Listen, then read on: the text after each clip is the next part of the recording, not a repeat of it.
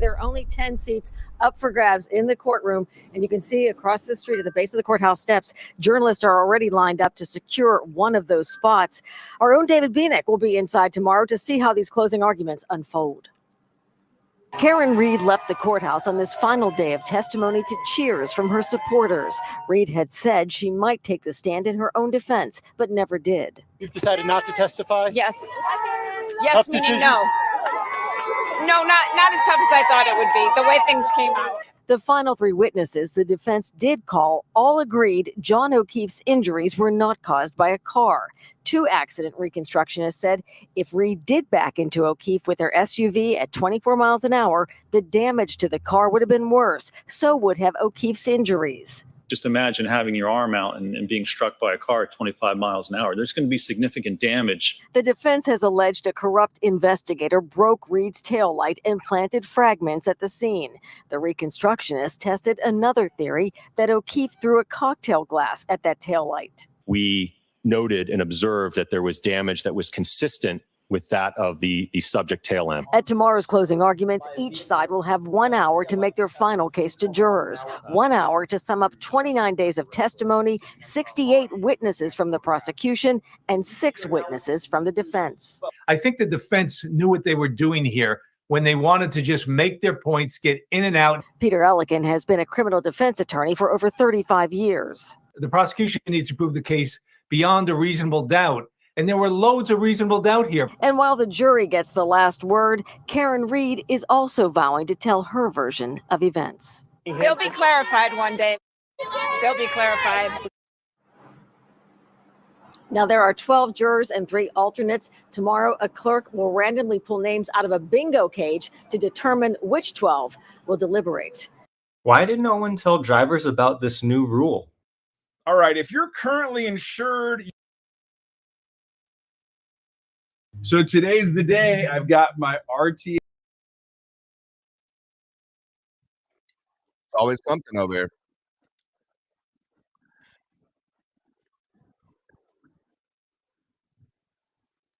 All right, James, what do you think of that one? That's an interesting clip there. Yeah, it's just the part that I thought was interesting that I put in last night was that there's people sleeping out there all night because there was only 10 spots to be inside the courtroom to hear this, the verdict and the closing arguments.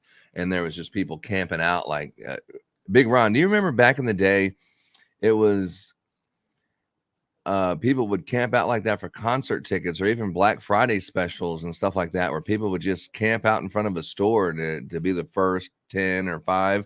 And that's how they're treating this murder trial. It's crazy. Well, unfortunately, guys, I'm about to get back to my workshop. And I'm going to have to log out of this for just a little bit while I clock out, and I'll be right back.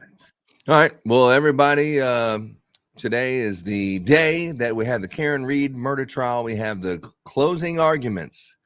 And then we'll also have the verdict. And our buddy James over here believes it's going to be less than 46 minutes. I don't know if he's taking into consideration that it's going to be over a lunch break that has historically been a 45-minute lunch break that the jury takes. So I think it's going to be 46 minutes exactly when they come back. I think an hour and 15. Let them at least act like they did something. 15 minutes worth of work and that, but then they're going to come back not guilty. But we'll talk about that later. Thank you, Mr. James. Big Ron, you still in the house? We're going to play a little video for you. And this is the one I was going to play yesterday. And this is the Turtle Boy video where he, I don't know, got assaulted, apparently, allegedly. You can be the judge of this one. I think if you were in New York, this would not be fault. But in Boston, apparently, if you look at someone the wrong way, it's assault. But here's how it is. Really, dude? Come on. What's up, man? Really? Yeah. Really? Really?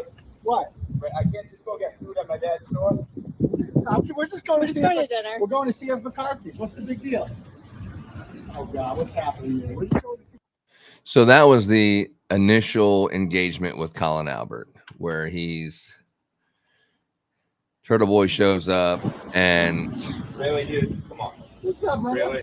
and then you got Colin Albert. That's him right there, Colin Albert. Look, really, man, I'm sitting here trying to, get some food at my dad's store, and then, really, man, you have to bother me. Yeah. Really? That's where it all started. Really? What? I can't just go get food at my dad's store. We're just going to see. Going to dinner. We're going to see if McCarthy. What's the big deal?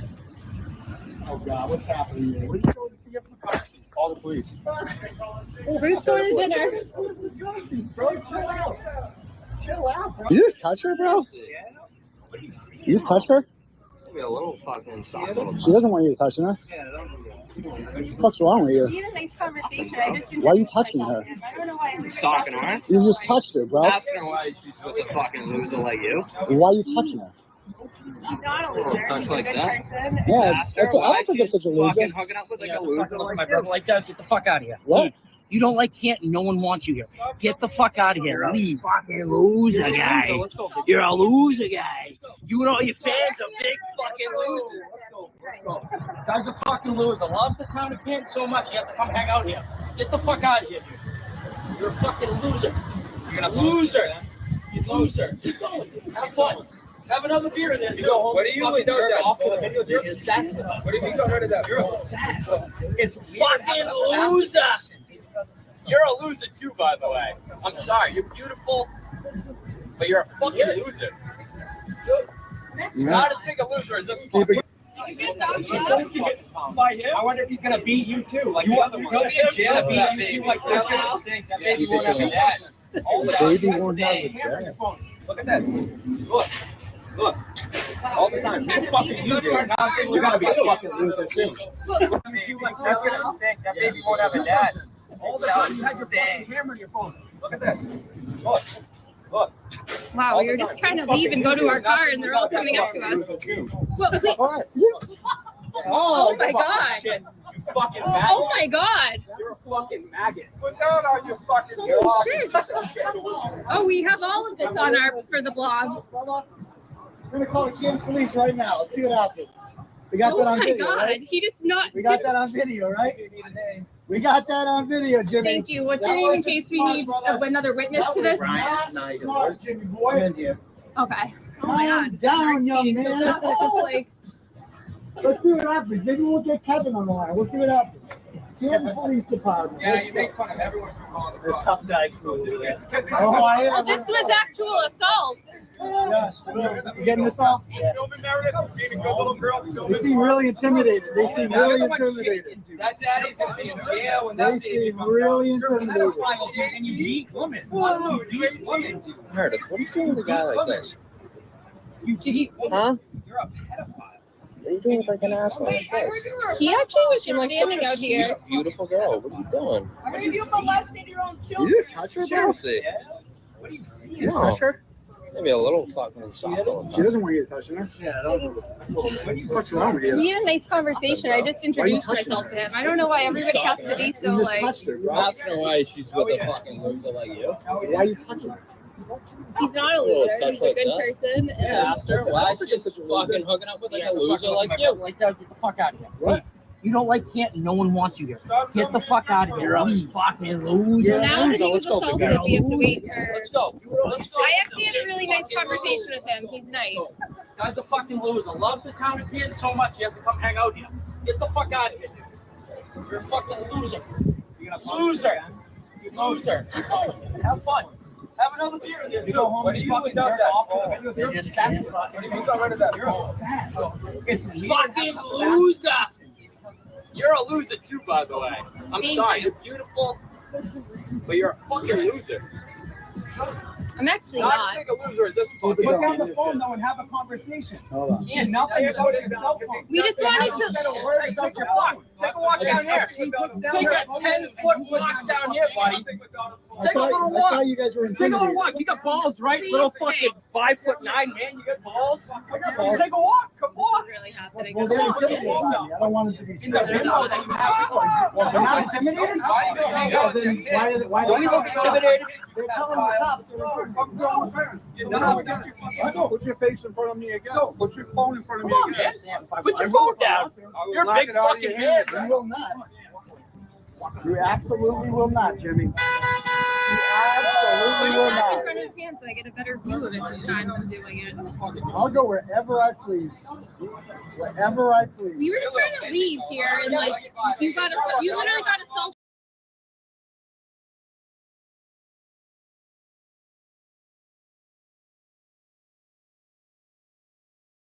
This is what you're dealing with right here in Canton.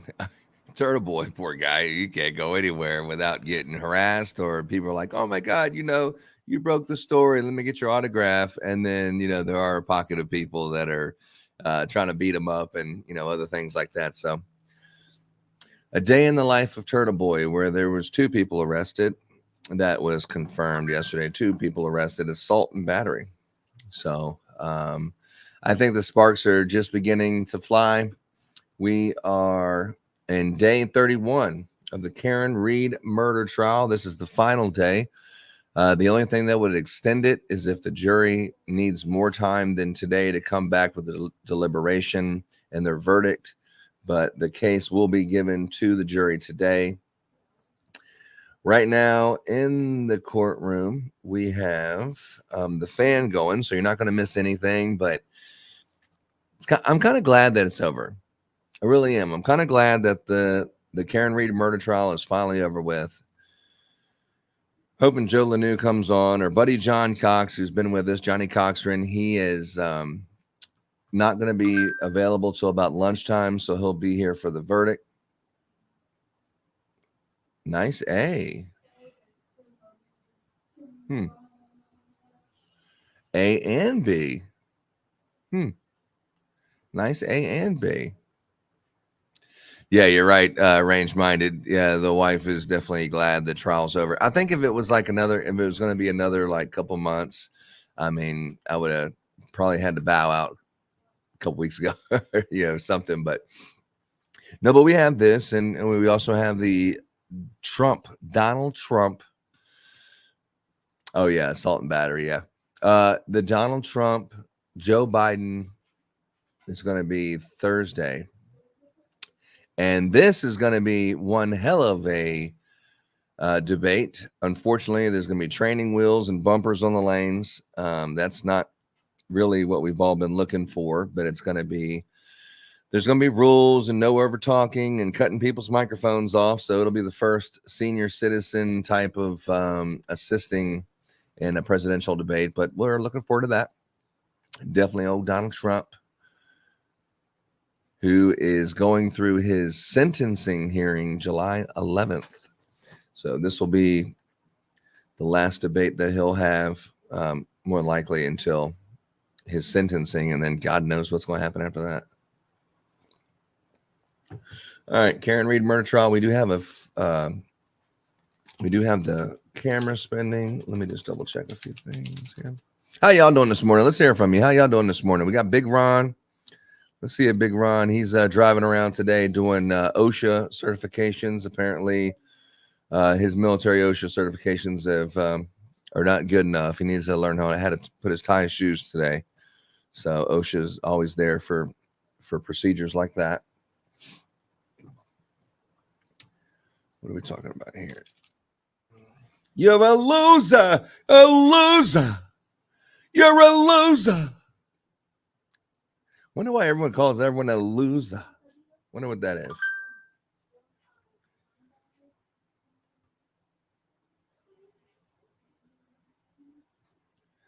And didn't know always Texas now. Here we go. We're going to go with the NBC Boston.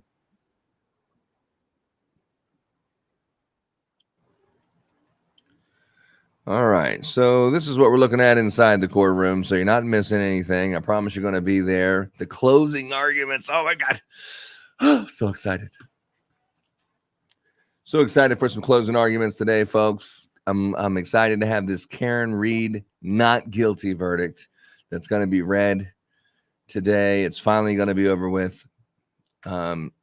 Yesterday, I thought something that was interesting yesterday, when you look at the closing arguments, well, not closing arguments, excuse me, the final witnesses before the prosecution, they rest their case. They're calling Celebrite experts to say that Jennifer McCabe didn't Google search at 227. That was like their grand finale after 9 weeks, that their best witness is this accident reconstruction guy that looks like Mork and Mindy Nanu, where he's out there, conehead looking ass dude, talking about, I don't know how the accident happened.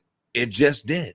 I don't know how the drinking glass made it all the way over to where his body was. And I think he was maybe sideswiped. And I don't know the mathematical formulas of how it happened. It just did. It just did. And you're like, oh, okay. And then you move on a little past that and you see the 227 debunk people from the experts for cellular phone and extractions.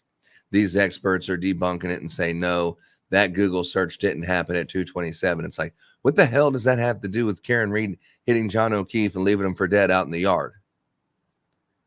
I mean, that's defense for one of the 1,000 things that it just doesn't add up in the prosecution's attempt to put guilt on Karen Reed. It just doesn't make sense. Obviously, the police planted this evidence, and then you see the defense took 3 days to bring their case.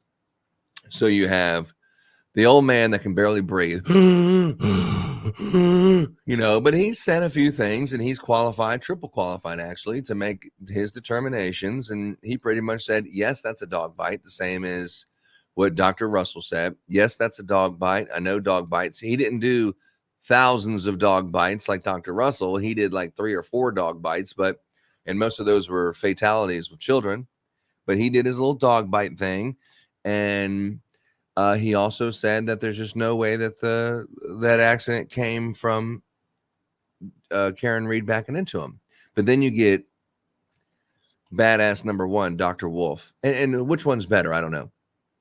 But badass number one, Dr. Wolf, who all but said there's just, it's science. You know what I mean? It's physics. I don't care that you found a DNA on the bone. None of that matters. This did not happen. Where he is in this evidence, none of this lines up with what you said. We actually simulated a cannon, or maybe if you threw the glass at a drinking glass, a rocks glass at the taillight, and then it broke the taillight, whatever. None of this stuff makes sense, what you're talking about. And then the next guy I thought was probably the best, the other doctor, he probably had the best lines out of all the lines. I mean, I've never in my life ever seen something like this. This was straight out of a movie where he's just saying that there's just no way it happened. I mean, if you hit your arm, and he's talking about your center of mass, the center of gravity and your mass is right there at your belly button. So that is going to be like the starting point of all the momentum. And if you hit your arm, if that's what you're saying, if you hit your arm, there's no way that you had enough force to move your body. There's no force there. And even less force if you were sideswiped. There's no way that your body went 30 feet in the air airborne. It just didn't happen. And right there's like kind of a case closed. The jury, in my opinion, shouldn't even have the opportunity to even rule on this. You're allowing potential these 12 citizens. I know that they're supposed to be judge and jury over here for your fate and decide your fate, of your 12 people of your peers, a jury of your peers.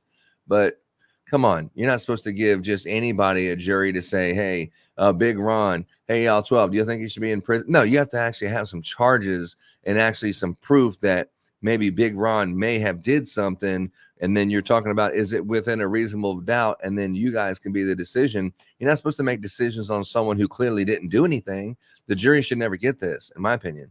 But we have a contest, and we have a contest right now. It's a little over under. I think if you're looking on X, because X gonna give it to you. Don't give it to you. On X, we have, what is it? How fast is, there's a poll over here on X, is how fast is the jury going to come back? The over-under is 1 hour and 45 minutes, considering lunch break. And James says it's going to be 46 minutes. Let's bring James in here. What's up, James?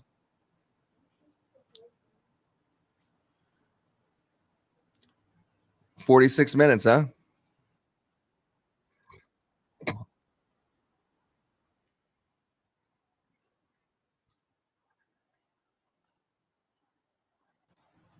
What's the party out here, man?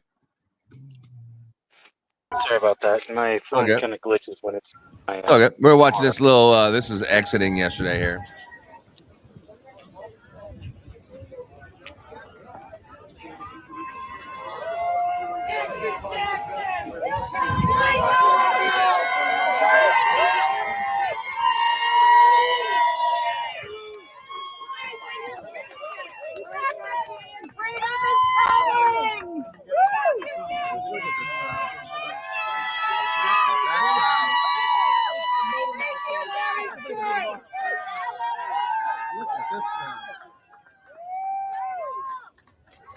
Liza, how do you feel about your chances with the jury? I feel really good about reaction. Excellent.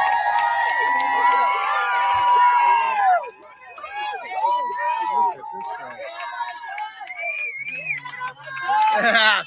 Look at this crowd. Almost. Tamara.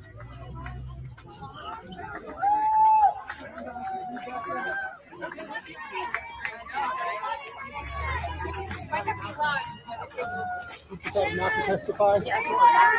Yes, we need What's happening? Yes, thank you. You survived.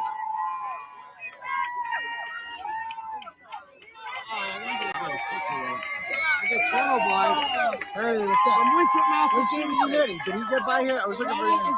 Oh, he's in the mob. All right.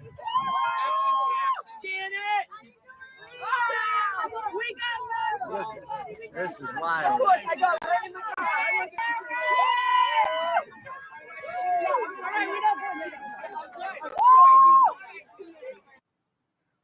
Well, I mean, just think about that, dude. This is outside of a cop killer. Someone's accused for killing a cop, Boston police officer John O'Keefe, and this is the hero's welcome as they're leaving the court yesterday. It's like, man, that shit just doesn't make sense, bro. Just doesn't make sense. James, he's there now?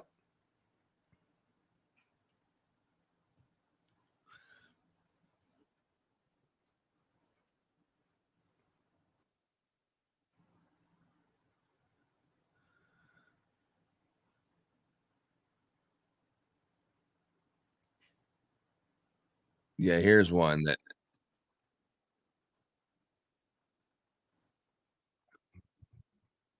The testimony? Yeah, they proved that that body wasn't hit by my car. Do you think anything was particularly strong today in testimony? Yeah, they proved that that body wasn't hit by my car. Do you think anything? Yeah, this thing is crazy, dude. All right, let's hear from you. Let's hear from you. We got Big Ron and we got James. Oh, here's Big Ron.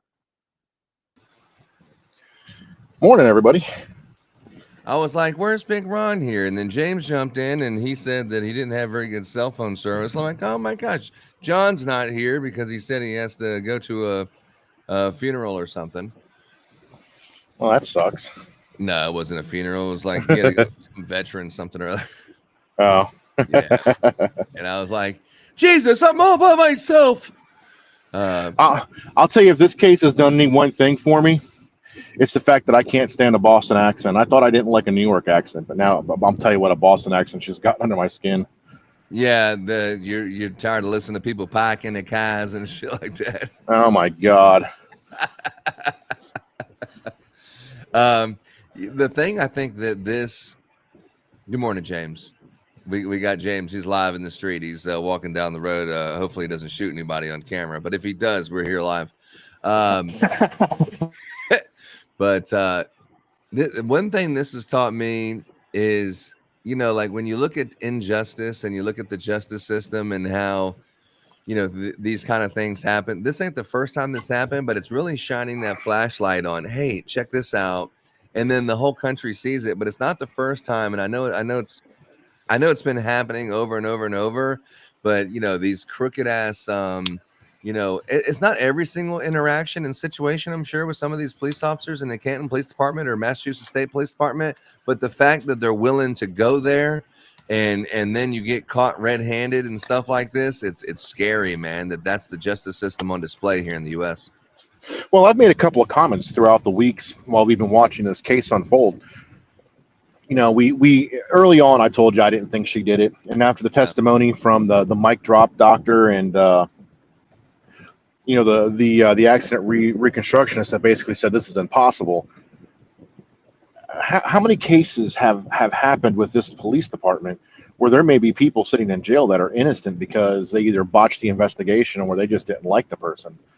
You know, I really do think there needs to be a state or even a federal investigation into the entire police department. We had an issue here where I live, and this has been 20 years ago. We had a police department that was so crooked, especially when it came to speeding fines, that it eventually came down to where they shut down the entire police department, fired everybody, and had a different district cover that city.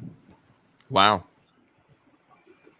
I mean, you almost have to kind of gut this one out because this one isn't at the sergeant level. And this one's not even at the lieutenant level. This is at a higher level than that, is the people who have awareness and have knowledge that the Sally Port video has been deleted and altered. The library video has been deleted and altered. The ring camera video from Karen Reed has been deleted and or altered.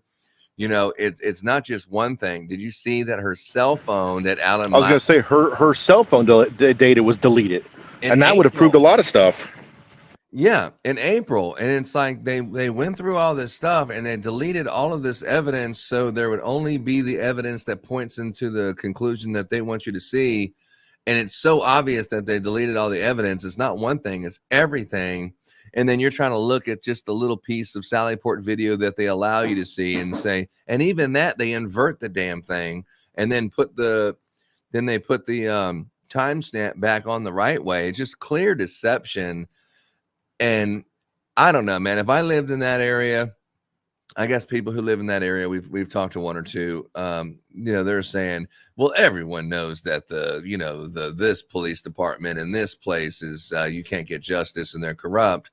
But for the whole world to see it, does that change anything? It should change a lot. If everybody knows that whole system there in that town is corrupt, then something needs to be done. And I think that leads into of why a sheriff's department is better than a police department, at least in my personal opinion, is because the sheriff is voted in the office by the people in the area versus, the chief of police for the most part is normally installed by a politician or the mayor. Yeah, because I don't know because from the experts that I've been listening to and some lawyers and stuff, it's like, yeah, we all know that something needs to be done, but who's going to do it? Who's going to do it? Who's going to step in there and do it? Because it's not going to be the police department. They're not going to police themselves. It's not going to happen. You know, I mean, now that you know what's going on and what the problems are, who is going to be the person who steps in and takes this person to jail? Who's going to hold these people accountable for what they're doing? Who's going to bring the charges on them and bring them into some kind of hearing or disciplinary? Who's going to do it? And the answer is, I don't know. I mean, that's just the consensus of what I've been hearing people say. And it's a good point. I mean, is it not the FBI's job, is it? Yes and no. They don't have jurisdiction of the local police, or do they? Or how does that work? The FBI has jurisdiction over every U.S. citizen while they are in the United States. I thought it would be the Attorney General that would do it. And that's actually what I was going to say is with the yes and no, it's the Attorney General that would be the actual yes.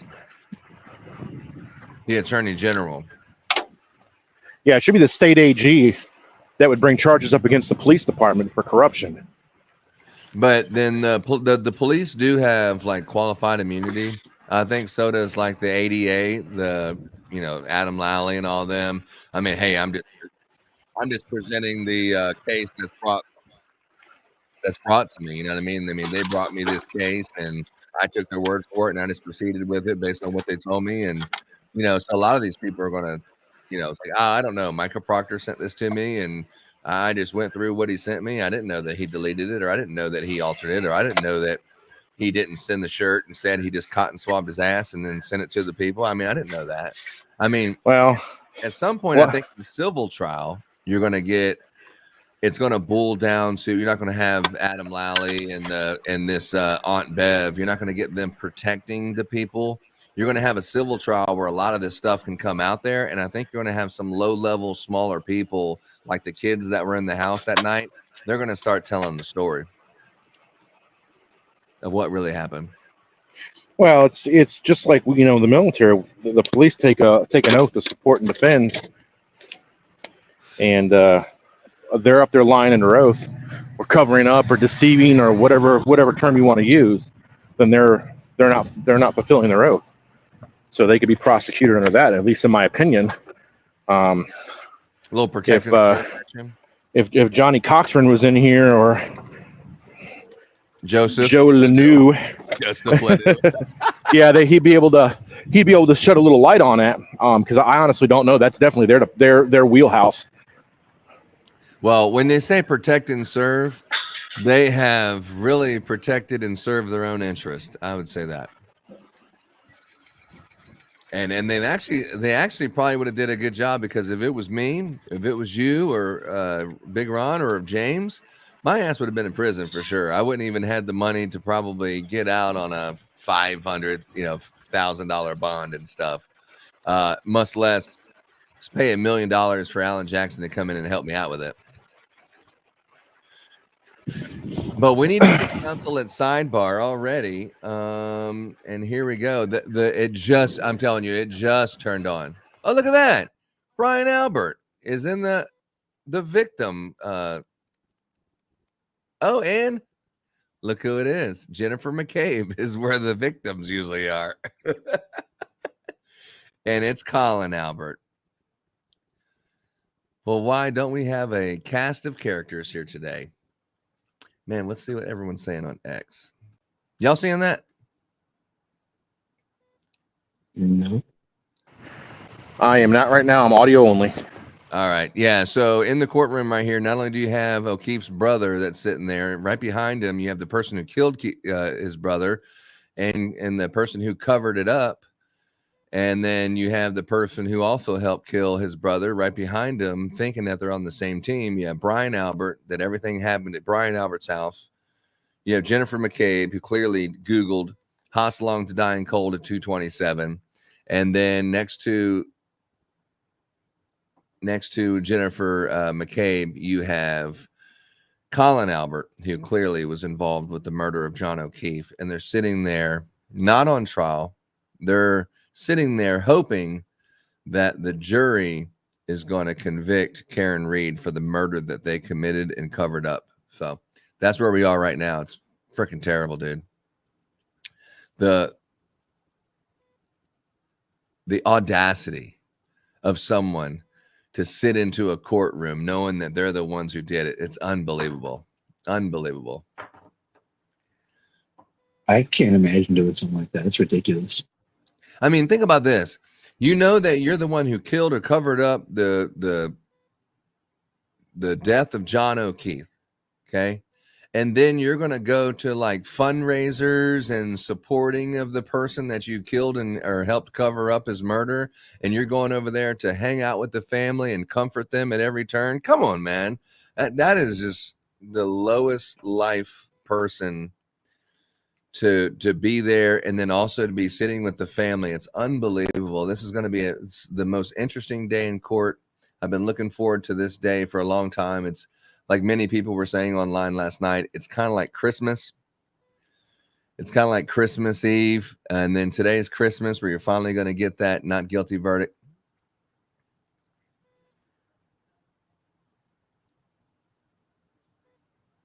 It's like Hanukkah. Yeah, put on your yarmulke. So what do you think the likelihood is of the jury coming back and saying she's guilty? 0. You think it's 0? 0. There's no chance. There allegedly, the person who was complaining last time, remember they kicked out that juror number 5. Apparently, what the is unconfirmed too, but even the lawyers and the people in the know said that's what they think it is, but it's unconfirmed. But that person was going around telling the jury members that, hey, I think Karen Reed's guilty, and guys, we really need to start looking at this like Karen Reed's guilty. And then one or two of the jury members told the judge about it. Hey, she's trying to poison the jury, and she's telling everyone about this and this. And so they got rid of juror number 5, who was caught on camera, but they got rid of juror number 5. And then they, looks like that's already back to the fan. They got rid of juror number 5. Then they called 3 other jurors up to the stand that day, and they questioned them about what was going on. And then they sent that one jury member home, which is juror number 5. And then we have, those 3 went back. But something interesting about the jury that in Massachusetts, the way that it works is you're not like in Texas or other states. You know that you're one of the 12, and then the other people know that they're an alternate. You're alternate 1, 2, 3, and things like that. So if you're an alternate, you're not really paying attention that much because you know that it's probably for nothing. The original 12 juror members, they're the ones who are paying attention. But in Massachusetts, it's not like that. You have all of your juries, and no one knows if you're actually going to be a jury member or if you're going to be an alternate. No one knows. They select them today and let them know who's going to be the actual jury member and who's an alternate. They don't know that even to today, they don't know that. It kind of makes you pay attention the way the process works. I thought that was interesting. I like it. It's different for sure. So online, everyone's saying stuff. Turtle Boy saying, think of what a psychopath you have to be to murder someone and then sit with their family in court in the vain hope that an innocent woman will go to jail for the rest of her life for a crime you committed. That is what is unfolding in front of me right now. He's right behind him. I mean, absolutely. That's the craziest thing to see. Brian Albert, Jennifer McCabe, and Colin Albert sitting there with the family. It's unbelievable, unthinkable.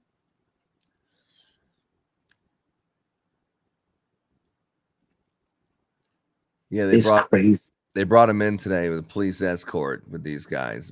Just low life piece of shit people, man. Just unbelievable. And the whole thing is you're a cop killer. You're not just a killer. You're a cop killer.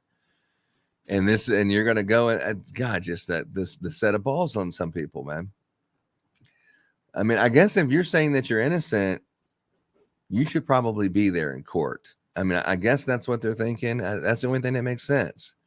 Hey, if you're really innocent, you should be at the fundraiser supporting the family. You should be there supporting the family when they do this and this, and when they have their candlelight visual and they're trying to raise money. You should be participating in all that and make it look like you're not guilty. Jennifer McCabe, you need to put John O'Keefe's badge number and stencil it on the back of your car, and that's what she has. Support. And then, hey, that's not even enough. If you really want to look like you're not guilty, put these 2 blue lights in your front yard and have them shining like the World Trade Center illumination ones in support of backing the blue. I thought blue lights in your front yard meant something completely different. I thought red light. That's it. It's red light. My bad. No, the red light means just go ahead and pull up and pull out. You know what I mean? Pull up and pull out. That's the red light special. No, the blue lights, yeah, back in the blue. It's like, dude, me personally, I understand what looks like you're guilty and what looks like you're not guilty. But God, dude, if I was wrapped up the way that they're wrapped up, I don't know if I would be showing my face, especially around people like James, where, one day you might be their friend and he has a gun, and then the other day you might not be his friend and he has a gun, especially when you find out the hard truth of, I didn't realize it at first, but now after hearing all this evidence in this trial, it's pretty clear that you were involved in killing my brother. And knowing that I'm hanging around some people that have a firearm and now have the knowledge that I was involved in the death of their brother and covering it up and then pretending to be your friend and hanging out with you this whole entire time. And then this whole entire time you've been a wolf in sheep's clothing, and you really had something to do with it, trying to actually give my support, and trying to support me and comfort me. But really you're the one that's just trying to keep me at bed so I don't turn against you and all that. I mean, just a whole another level of evil. But yeah, I mean, I know the itchy trigger finger of our friend James here. I'm sure he'd be definitely shooting somebody over that situation. I mean, if my life was threatened, absolutely. No, I'm saying, have you found out that someone killed your family member? Oh, well, yeah, no. If someone killed my brother, so there are going to be bodies being dropping. Yeah, no, yeah. If you killed my brother and then all of a sudden we're like, hey, it wasn't me, it was this person over here, and then they're buddy palling around with you, and then the moment of clarity just kind of comes over you and you realize, oh shit, it actually was this person who's pretending to be my friend. This is the person who actually was involved in killing my brother. I mean, at that moment, the moment of reality when that happens, God, I don't know, man. I tell you what, for me, it would be tough for me to say I forgive you. Maybe if you had done it, but the fact that the fact that you did it and you've been trying to be my friend for so long, it would be even tougher for me to say I forgive you for that. It looks like James is about to go grab his gun right now just at the thought of that. What do you mean go? It's right here in front of me. Oh, okay. I see the camera move. I said, oh shit, someone's getting shot. You never know with James. He'll pull one out there on you fast. So the fan's still turning. The court comes back, and then of course we have, I promise you, this is gonna be the last sidebar of the trial. And then all of a sudden, the very fucking first thing she does, like the first second of court, there's a fucking sidebar. So I guess they're gonna try to figure out. We already know who's going first, right?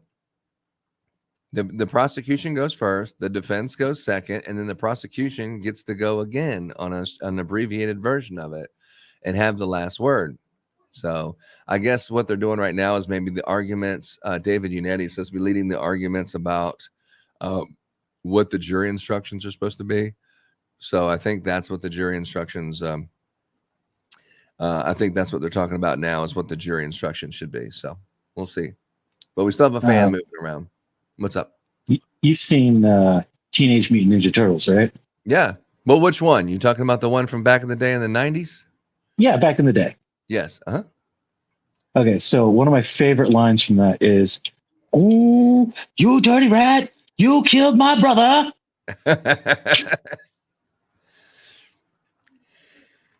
Yeah, I'm telling you, man.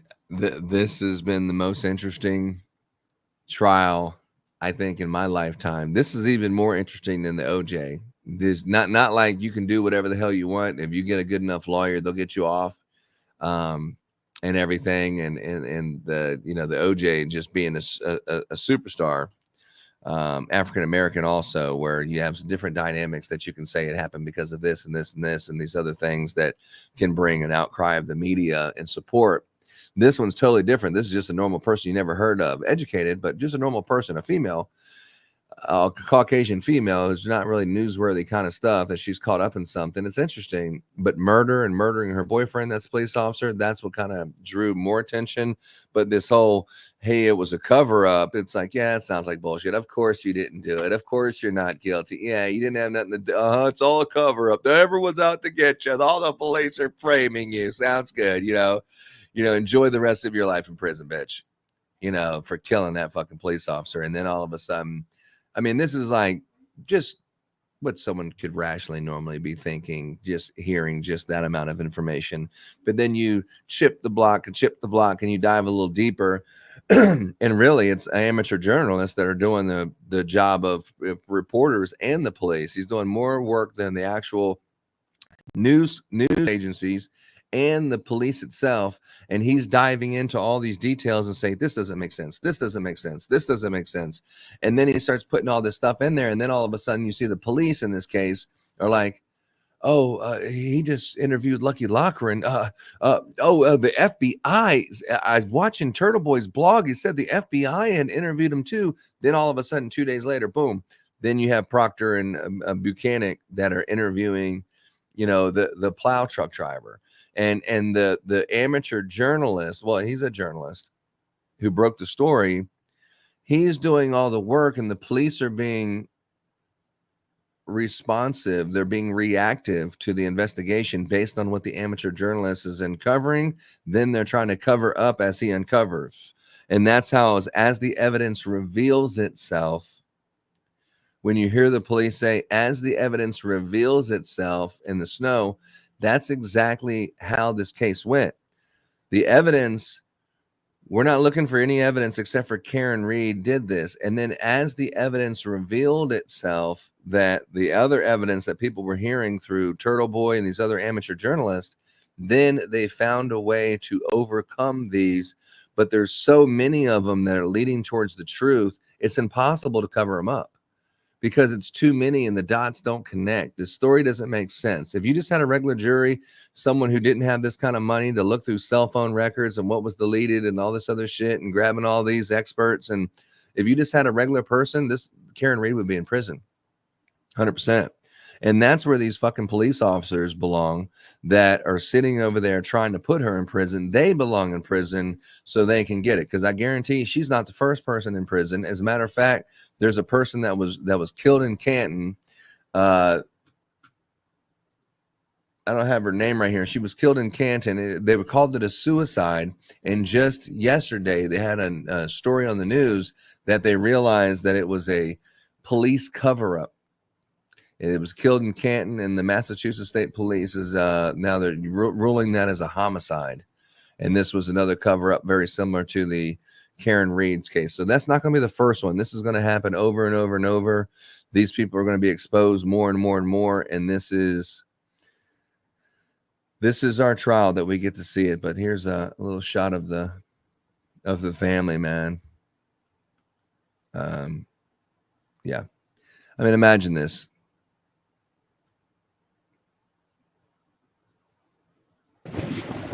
So I guess the next question being is once she's found not guilty, which is how most of everybody thinks this is going to go, is there a new investigation that's going to start to figure out who killed him? God, there has to be, right? I think if it was any other case, I think it's just a cold case and whatever, and who the hell's going to pursue it. But I think now that you have FBI, like here's a question that I'm not even sure I even have the answer. The FBI does a federal grand jury. So a federal grand jury means that is before you bring upon a case, right? You don't just do a federal grand jury for no reason, right? Technically, yes. Federal grand jury would be before the actual case. You would be bringing the evidence that you have before them to say, hey, is this enough to actually charge? So if you going through the process of a federal grand jury, they're going to use the testimony that was made in this case. I mean, they did offer both of those witnesses, and let's be clear, they offered both of those witnesses equally to the prosecution and the defense. They just so happen to be great defense experts, but they were offered to the prosecution also to anyone. So it's not like it was a favoritism there. But after this is done, the federal grand jury that happened, when was that, in April or something?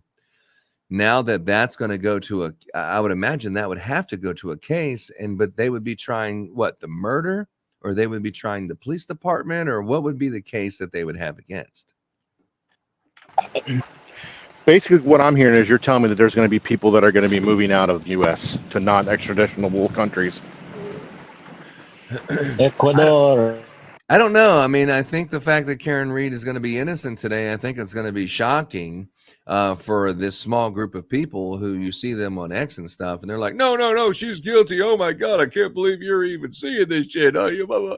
It's like, what the fuck trial are you watching, dude? I mean, are you not listening to the same shit I'm listening to? I mean, they're you're getting your ass whipped in there every single day.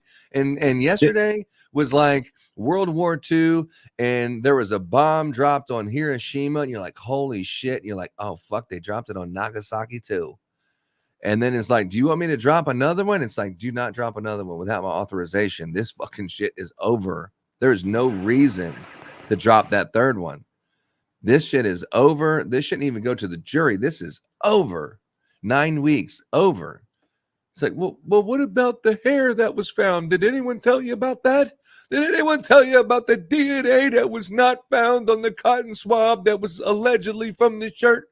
Did anyone tell you about, she said, I did it, I did it, I did it? No?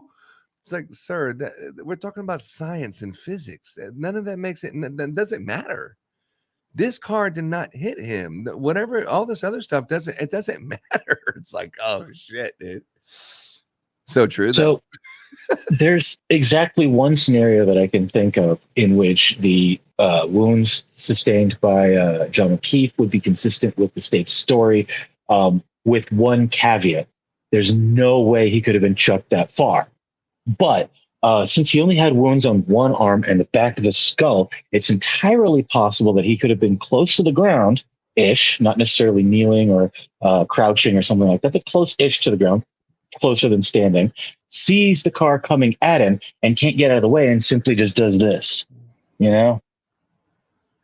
That way it hits his arm hits his head, it produces slightly less damage because it's now dampened.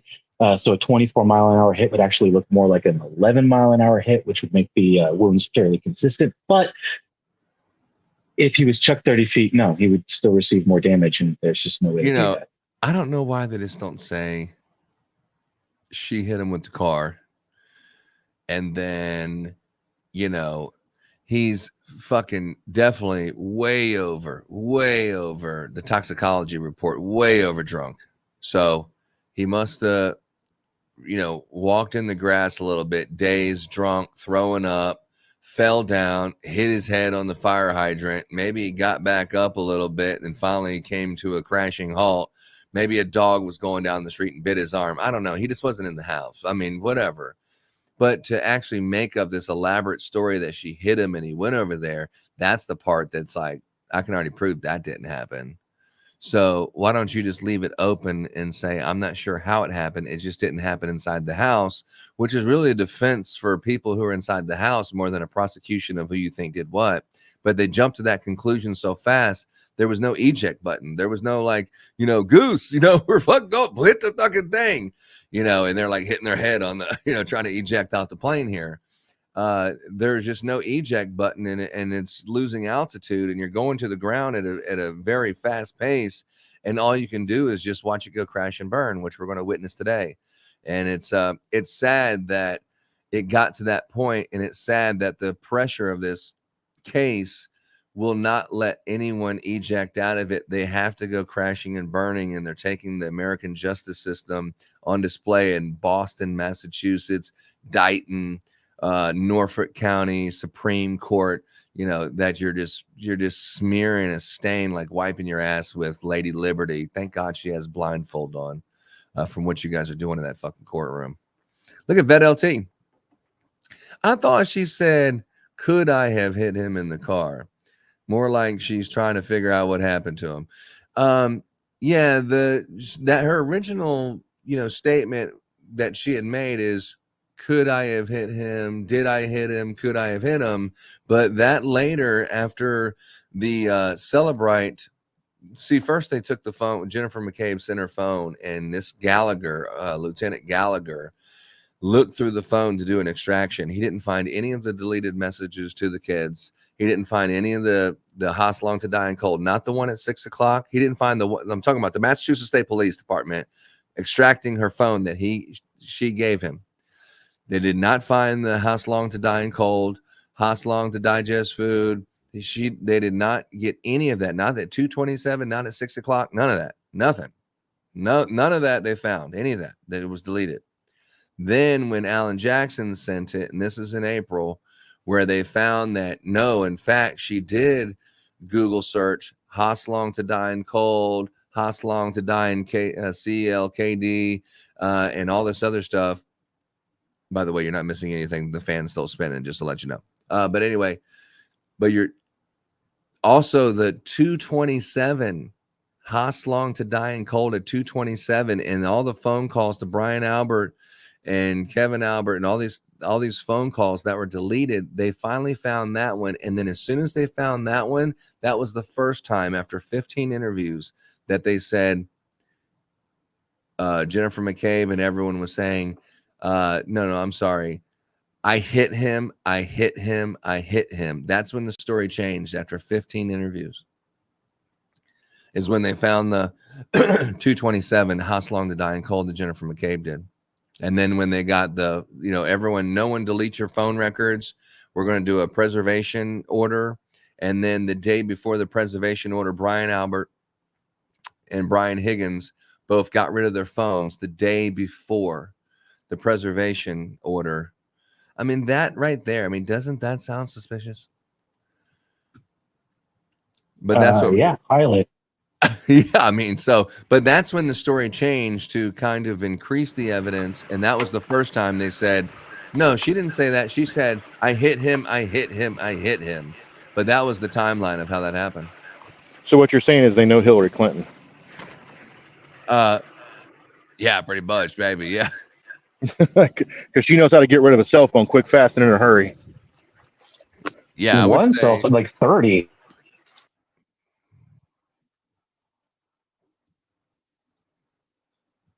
Sorry, I didn't mean to step on. No, you're not stepping on anything. I'm sitting over here looking at some other stuff, seeing if we have some cool stuff from people walking out of the courtroom, or see if we have any kind of information going on right now. No, you ain't stepping on me. I'm using my headset to mute. Yeah, stop stepping on people. James. All right, anyway. Yeah, so inside the courtroom, this is just a freaking show, man. It's a show. Where's Chloe? Where's Chloe? That's a good one.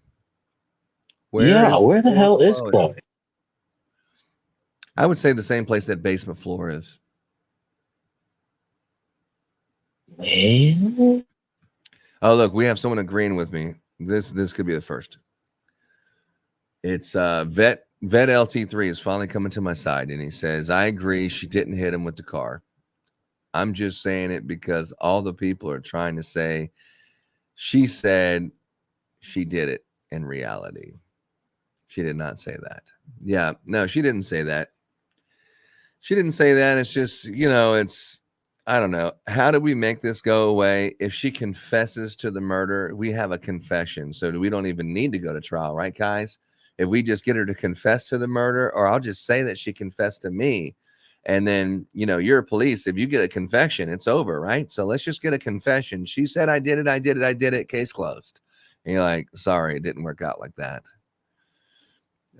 She is not just some average person that you usually discard like a piece of garbage by the flag. You take them out of your basement after you beat the shit out of them, left them for dead, and discard this police officer like a fucking piece of garbage on the curb, waiting for the trash man to pick it up, right under the flag. It was a very honorable funeral that you gave for that police officer. No, this one ain't going to work like that.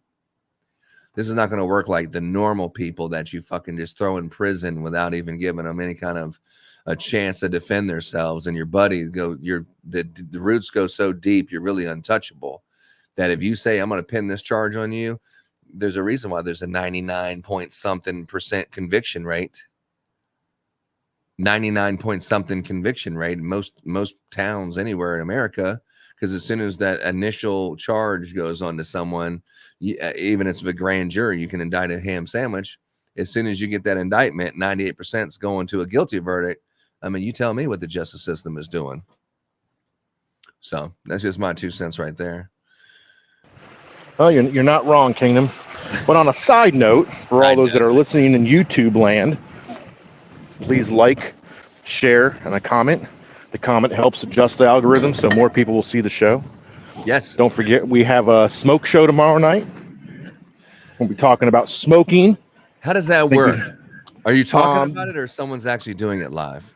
Yes, both. Well, it's recorded because live it would just be a boring show, especially when you're doing 11 hours worth of smoking. But I think Vet LT, okay, one of our night show co-hosts with Joe Lanou, rotisserie chicken. He did 2 chickens. He did a cherry smoke on one, and then he did another one last night that looks like he beat it with a baseball bat. So we'll be doing both those. We've got video and pictures and all that, so it should be a good show. So anybody that wants to get into smoking or wants to see what it's like to smoke, make sure you jump into the show tomorrow night. Should be a good show. I did a brisket over the weekend, so there's some pictures of that, and we'll go from there. Wow. And we have range-minded contest, range-minded podcast said, I don't think she did it. I still can't figure out how deep the conspiracy goes, but I don't think she did it. Yeah, I mean, she didn't do it. Come on, give me a break here. Yeah, she didn't do it. But you're right about the deep conspiracy. I have a hypothesis on what actually went down. Okay, let's hear it. So John gets to the party. He's already pretty drunk. Gets inside, finishes his drink, gets another drink, gets a bit frisky with one of the other guy's women, and he'd already been told before, don't fucking do that. And he went and did it. So the guy went off on him, and the dog is there getting all antsy about all this energy, starts biting at John, and then John falls, and they're like, oh shit, what the hell is this? Threw him out into the snow. Yeah, he didn't make it out into the snow until after 4 o'clock. Something like that, if lucky is to be believed. So definitely after those wounds to his arm happened. Yeah, so I'm thinking the altercation probably happened in the first 30 minutes he was in the house. I don't know at the beginning there. I thought James may have been describing me on a typical Friday night for our police reviews. Friday night, I got me some bourbon. Cigar. I'm getting belligerent. You're like, it sounds like a Saturday night to me. But I'm already drinking scotch. Oh, you are? Well, yeah, this is my night because I work nights. So yeah, it's his evening. So when I'm drinking coffee, he's drinking scotch. I don't think it's fair. Like the beginning of a George Thorogood song. That does sound like the beginning of a good song. Yeah. But yeah, so Vet just wanted to let me know that he was agreeing with me from day one. I know there was some banter back and forth, and I may or may not have been calling this person and that one, you lying piece of shit. I mean, I've been kind of saying that from the very beginning, and I've been getting a little heat for that. But this is one of those moments that a gentleman really doesn't like to say, but sometimes it's necessary. Told you so. One of those I told you so moments. I mean, as soon as I saw that arm and his sweater and the perfectly round holes in it that looked very much like dog canines, I was like, there's no fucking way this story holds up. It's just not possible. Why don't you just tell him that it's from a dog? Why do you keep lying through it that it came from a taillight on his arm? And that part was like, when you get caught in a lie, adjust. Don't just stick to your story when it's it's going to be the death of you. But yeah, they killed themselves on that one. But we're back on the trial.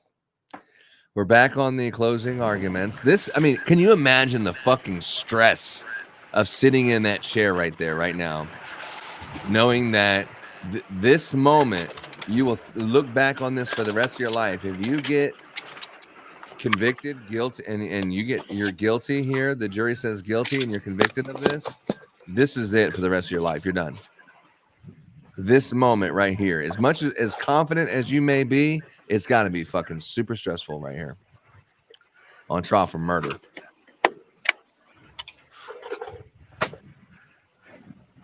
Can't imagine. mean, I'll probably be there eventually, but still can't imagine. Yeah, I'm sure we'll all be facing the Piper at some point in our life. But yeah, just the stress. She doesn't have the big fucking smiles on her face today. Well, considering she's like 3 hours from a verdict, I'm not surprised. Yeah, I'm pretty sure they said, hey, all that snarky type of looks that you're giving and the little facial expressions and acting like we have this thing won, don't give that jury any reason to not like you. The evidence already says you didn't do it. Don't give them a reason to not like you. That's why we don't want you testifying. There's no reason. All you can do is mess it up because you have a kind of a weird personality that could rub someone the wrong way. So just sit there with a blank stare on your face for 12 hours. Just like Jennifer McCabe is sitting there right there in this picture behind us with like she has taken a bunch of, I don't know, medication or something. And she's just like a zombie over there on whatever medication. She's got like 2 or 3 Xanax in her, that's what it seems. Yeah, a couple bars. Yeah, she's just out there, out to lunch. But the fact that they're in this courtroom, that is just unbelievable. What does Bettero say? I would go after Jennifer McCabe after her 12 times. I may have hit him, morphing into I hit him and her denials.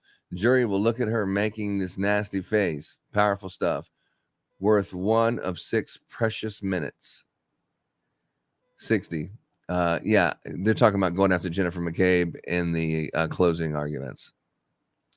It's worth 1 minute of the 60 minutes. Yeah. Man, if you only have 60 minutes, it seems like 60 minutes is it may seem like an hour is a long time, but if you're talking about 9 weeks of testimony and you're trying to talk about all the details, it's very difficult to bring up 9 weeks of testimony and condense it into something that's saying that your client is not guilty within a 1 hour, 60 minutes. That's not a lot of time. What's up, Fidgy? Fidgy baby. It's not Willy Wonka. Good morning. Good morning. We do have James and Big Ron on here.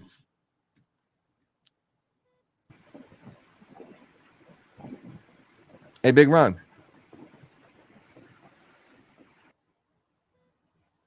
There he goes. Yes, sir.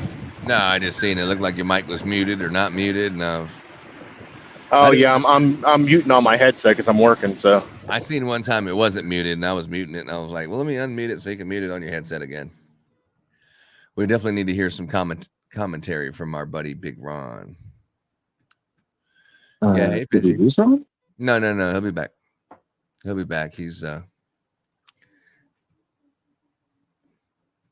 come on, Karen Retrial. Let's go here. There he is. I know, right? Been at this for an hour already. Come on. Yeah. can't hit the back button too many times on an Android, otherwise it takes you right out of StreamYard. Yeah. All right, so yeah, we're still sitting in the courtroom. We still got, man, it is a packed courtroom. People, can you imagine the people who stayed there all night? They camped out there just to have one of the precious 10 spots that people can first come, first serve, be there. Can you imagine what them fucking people smell like? They've been sleeping out there on the courthouse steps all night. You're like, oh shit, you know, man, thank you. Welcome. Do you have to sit so close to me?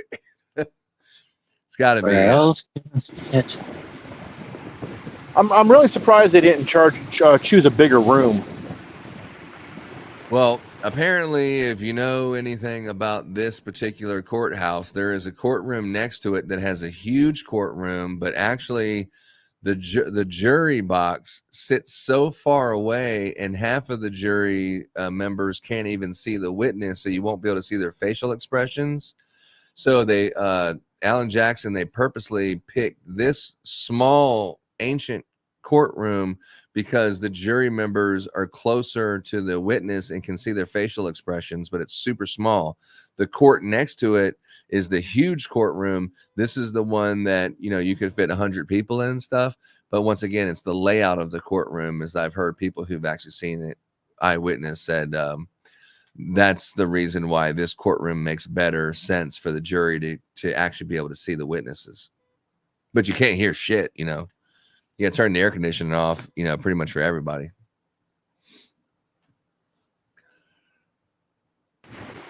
That surprised me that air conditioner is that loud. You know, I've been around some pretty loud air conditioners, and you'd figure with today's modern technology they'd be able to have speakers in that courtroom, the microphones and lapel mics for the counsel. It just makes no sense to me. Yeah, and you don't have like, if the jury can't hear, you know, what we can hear, there's a microphone they're speaking into, put like a little small monitor, like where the jury can hear what's coming through the microphone. I mean, they have duct tape all over the place, so you know they have electronics. You know, see all the fucking cords that are duct taped to the wood and stuff. You know, like you know what you would do in your apartment, or if you live in Boston and you know in your apartment. So we're back to the fan. I don't know what the hell is going on in here, bro. I don't know what's going on right now in the courtroom. Are they going for a mistrial? What are we doing here? Well, if they go for a mistrial, they can retry her, right? Yes. Maybe that's what they're doing. They know they're going to lose, so they're going to try to do a mistrial so they can retry her and put her through this whole thing again.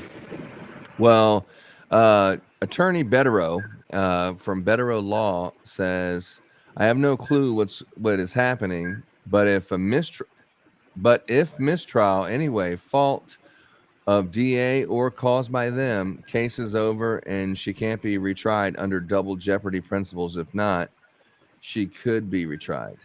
So I guess they're talking about if it's a mistrial, she can be. Oh, if it's the fault of the DA, she can't be retried. If it's the fault of the defense, then she can be retried, is what Attorney Betterow saying. Yeah. And considering the last couple of witnesses, when the defense went to cross-examine, it really seemed like they were kind of nailing themselves in the foot. No, you'd lose this trial and you can't retry. I don't know that they would want to retry this. I mean, God, you barely got some of those people off the stand. And now that you know more information, well, some people knew it, but then other people found out while it was being said in the trial. And that was not just all of it, but most of it.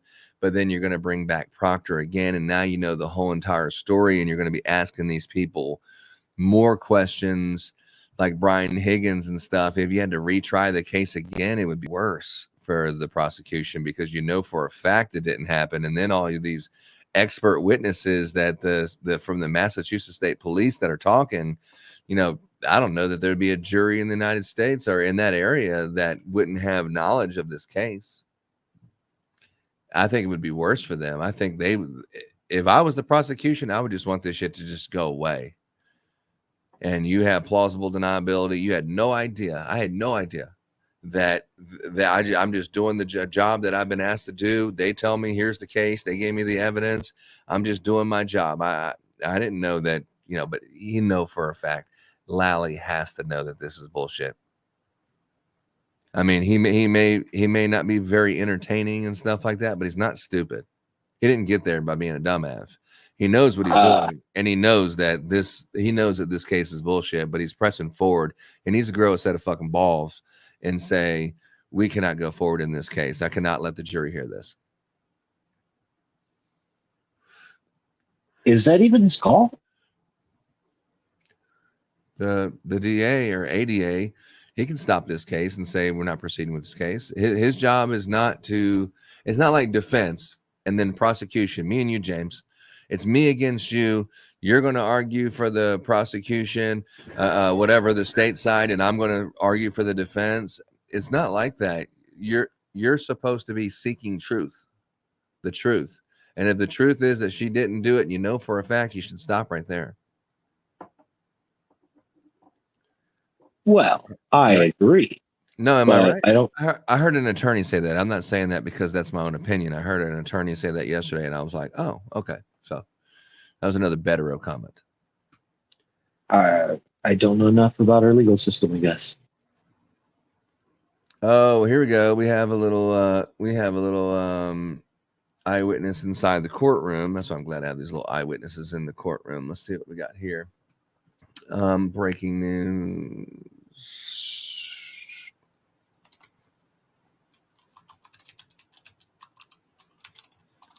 Shit.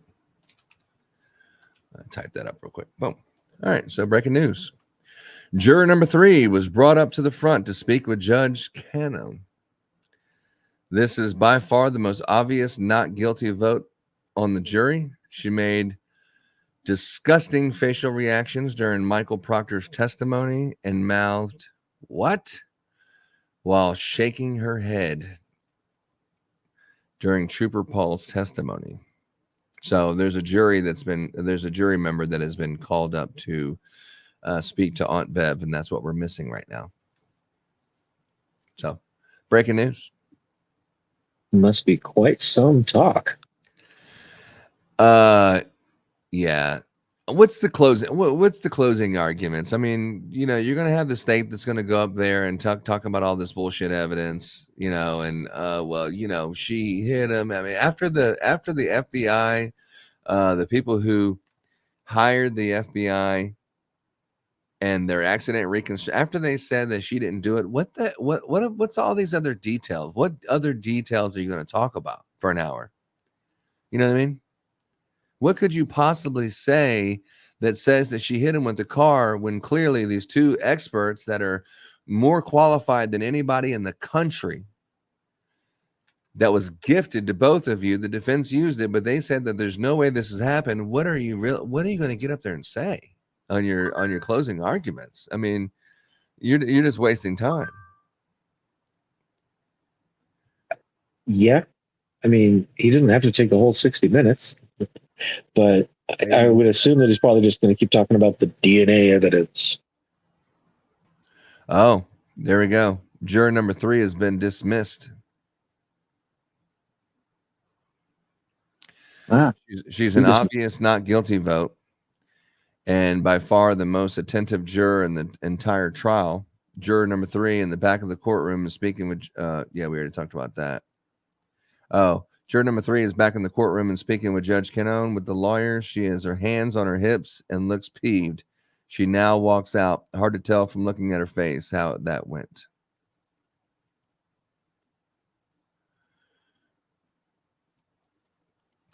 If the McAlbert's goal is to intimidate Karen Reed by being there, they have failed. She looks unshaken. She's not afraid of them. And then another report says Jennifer McCabe just whispered something in Paul O'Keefe's ear and they laughed. Earlier, she was rubbing Aaron O'Keefe's shoulders. Jennifer McCabe, just fucking ridiculous. So they definitely kicked off juror number 3, who's a clear Karen Reed supporter. Not that she supports Karen Reed, but she is going to be a clear and obvious not guilty vote according to eyewitnesses in the courtroom. And she's off. Now let's see what happens. Damn, that's interesting. The day of the trial and where you're going to have a closing arguments and a verdict, you tell the jury member who seems like they're probably the most attentive and not guilty verdict after 9 fucking weeks of wasting all of your time in this murder trial. You tell this person on the very last day, not like on the first week or the first day, like, hey, I got, appointments with my kids, just don't pick me for jury. I don't need 9 weeks sitting in this courtroom. I got a family. I got to support my family. I don't really have time. But you go through 9 weeks and on the last day, you tell them, I'm sorry, we don't need you. Like, come on, dude. At least let me sit here with my dignity. But I guess she must have done something that they think is going to poison the jury, or this is that last ditch effort, or I don't know, man. I don't know why Jennifer McCabe and Brian Albert would be in the courtroom, with the exception of to put some pressure. But yeah, this is crazy. This is crazy what's going on here.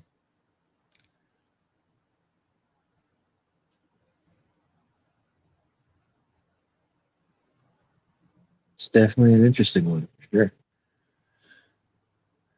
Yeah. The witnesses who obliterated the DA's case were not hired by the defense and were equally available to both sides. They were not paid. They were called by the defense because they destroyed the entire theory of the DA's case. This isn't complicated. What are we waiting on? What is taking so long? Get to the closing arguments and let's get this thing over with.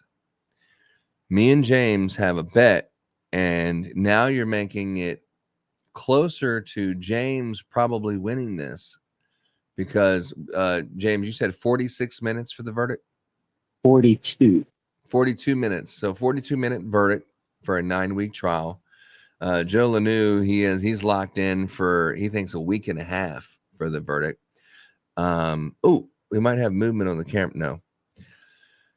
A week and a half. I think, and I was saying yesterday, an hour and 15 minutes, but I forgot that more than likely, if they only have an hour to speak, it starts at 9 o'clock Eastern time.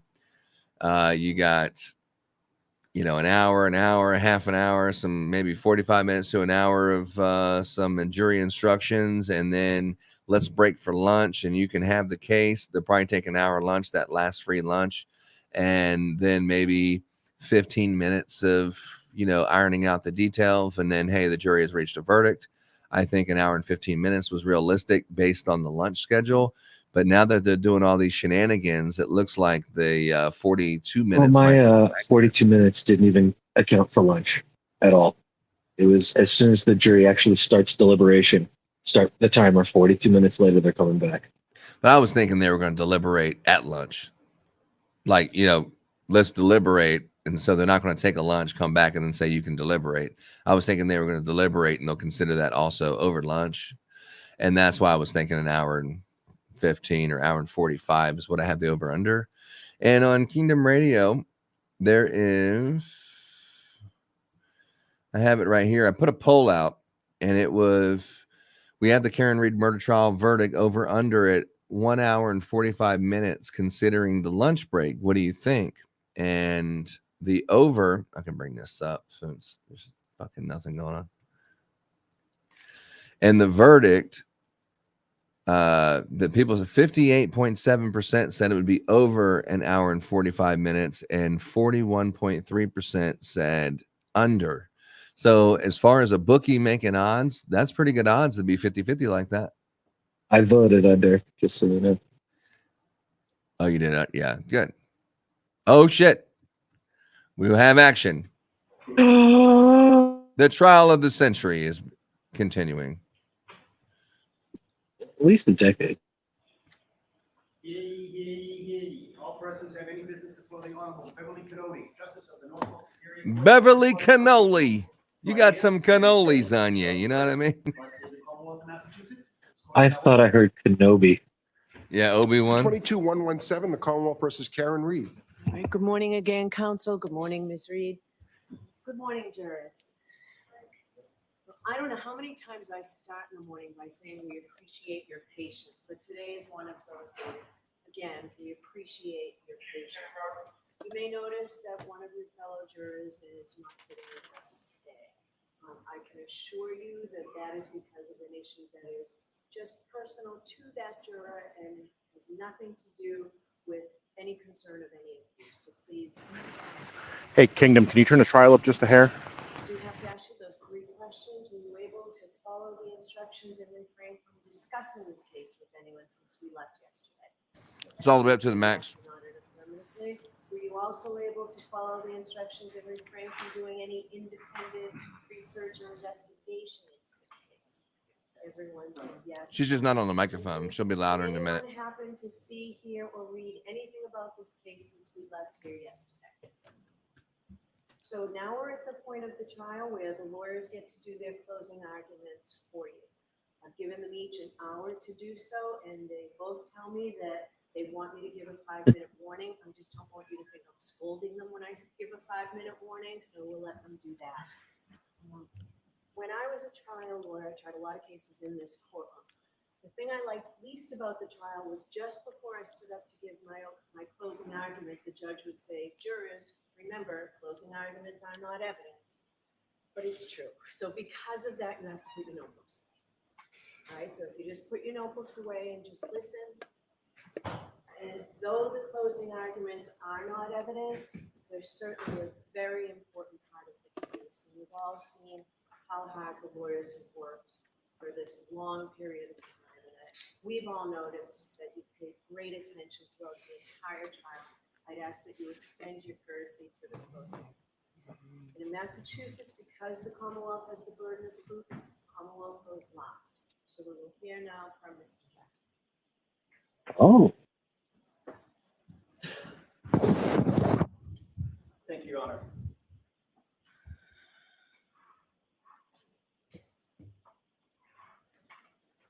Look the other way. Look the other way. 4 words that sum up the Commonwealth's entire case. 4 words that sum up the hopes of those who have tried to deceive you. Conflicts of interest? Doesn't matter. Just look the other way. Magic hairs, magic glass. Look the other way. Late night calls and Google searches, falsified affidavits, inverted videos, and butt dials galore. Just look the other way. That's what they want. That's what they're counting on, but the uncontrovertible fact is you have been lied to in this courtroom. And your job is to make sure you don't ever, ever look the other way. Your singular duty is to stare down the evidence and do it unflinchingly and do it unwaveringly. You see, you're the only thing standing between Karen Reed and the tyranny of injustice.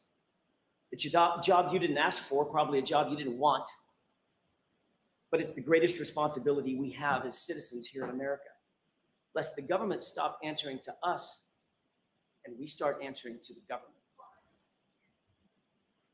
And woe betide any one of us who might find ourselves in the crosshairs of a Michael Proctor. Preparing for today, I was reminded of a quote. It's a quote about the truth, and I want to share it with you. It is of great importance to set a resolution never to tell an untruth. There is no vice so mean, so pitiful, so contemptible, and those who permit themselves to tell a lie once find it much easier to do it a second time and a third. This falsehood of the tongue leads to that of the heart, and in time, it depraves all its good dispositions. What does that mean? It means that it's been observed that to tell an untruth, to exaggerate, to make a false claim, it's a cancer. One lie begets another, and it's a malignancy that grows over time. And that, folks, is how a cover-up is born. That's how a Massachusetts state trooper says in whispered tones to his friends when he thought no one was looking or listening, how he would make a case, how he would make it cut and dry, no matter the truth, how he would make sure to put, quote, serious charges on the girl. In other words, pin it on the girl. You may ask yourself, how does this happen? How could this happen? It's 2024. Surely people aren't going to come to this courtroom, this hall of justice, and lie to us, just give us false information. They wouldn't do that. They wouldn't try to cover up the truth. The Alberts, the McCabes, Higgins, Lank, Michael Proctor, Yuri Buchanan, Brian Tully. You don't have to wonder if they would lie to support their narrative. You need only wonder how many times they did lie. Over and over and over, they and others were caught deceiving you. Big things, small things, it didn't really matter. They feared nothing. They'll look you in the eye and deny phone calls. They'll deny secret meetings. They'll claim that calls are butt dials and butt dials are answered. They'll show you a video and tell you left is right and right is left. They'll magically turn 3 pieces of plastic into 5 right before your eyes. And even when they're caught with their own lies, they won't blink, they don't sweat.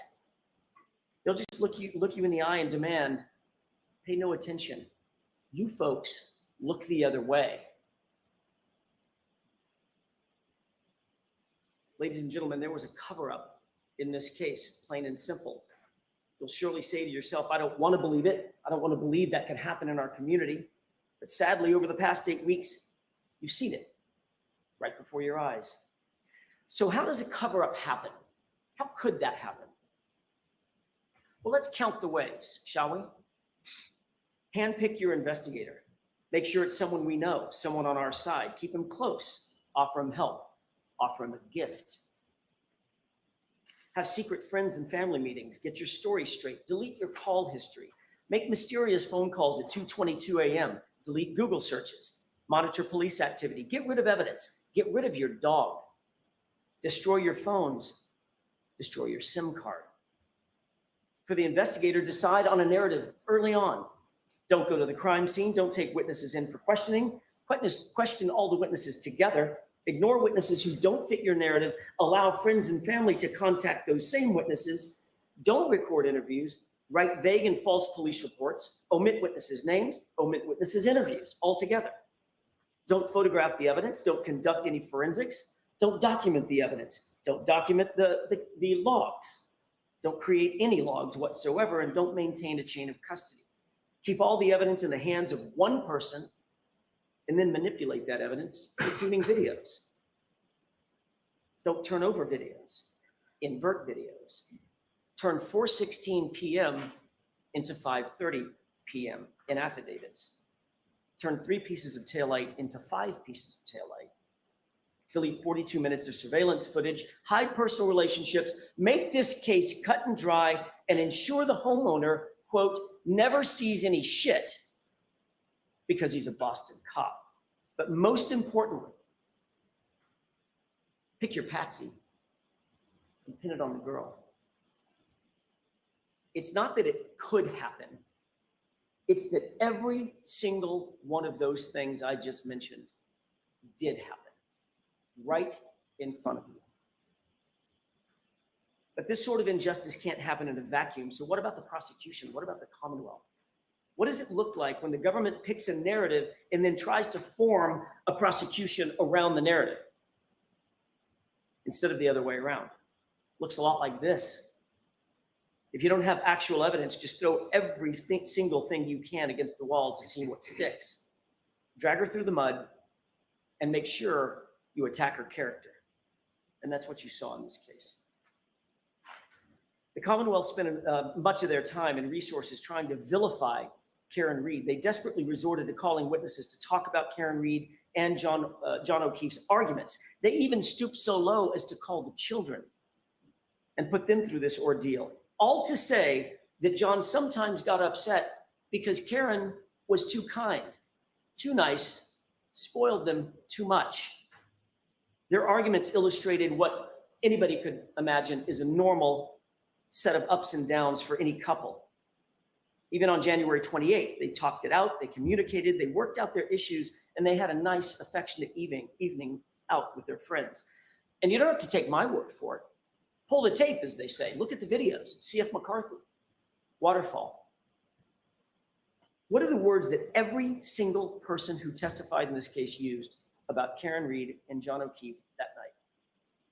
Getting along, no issues, good mood, happy, affectionate, even lovey-dovey. No issues, no toxicity. They were a loving couple right up until the time Karen Read dropped him off and he walked into 34 Fairview. If an argument with a loved one is a motive for murder, folks, we're all in trouble. Speaking of which, what is the evidence that John went into the house?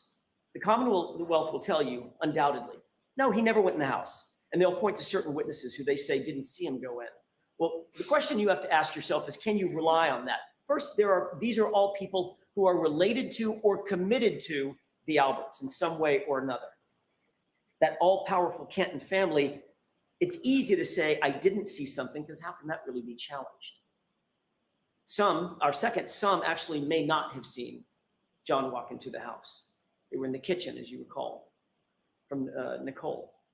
Third, at least one witness, Brian Higgins, forgot his narrative, at least for a second, and he admitted a man did, in fact, come into the house. And when he was caught and asked to describe that man, he had to. It was a little bit vague. You remember what he said. He was tall with dark hair. That was a telling slip of the tongue by Brian Higgins.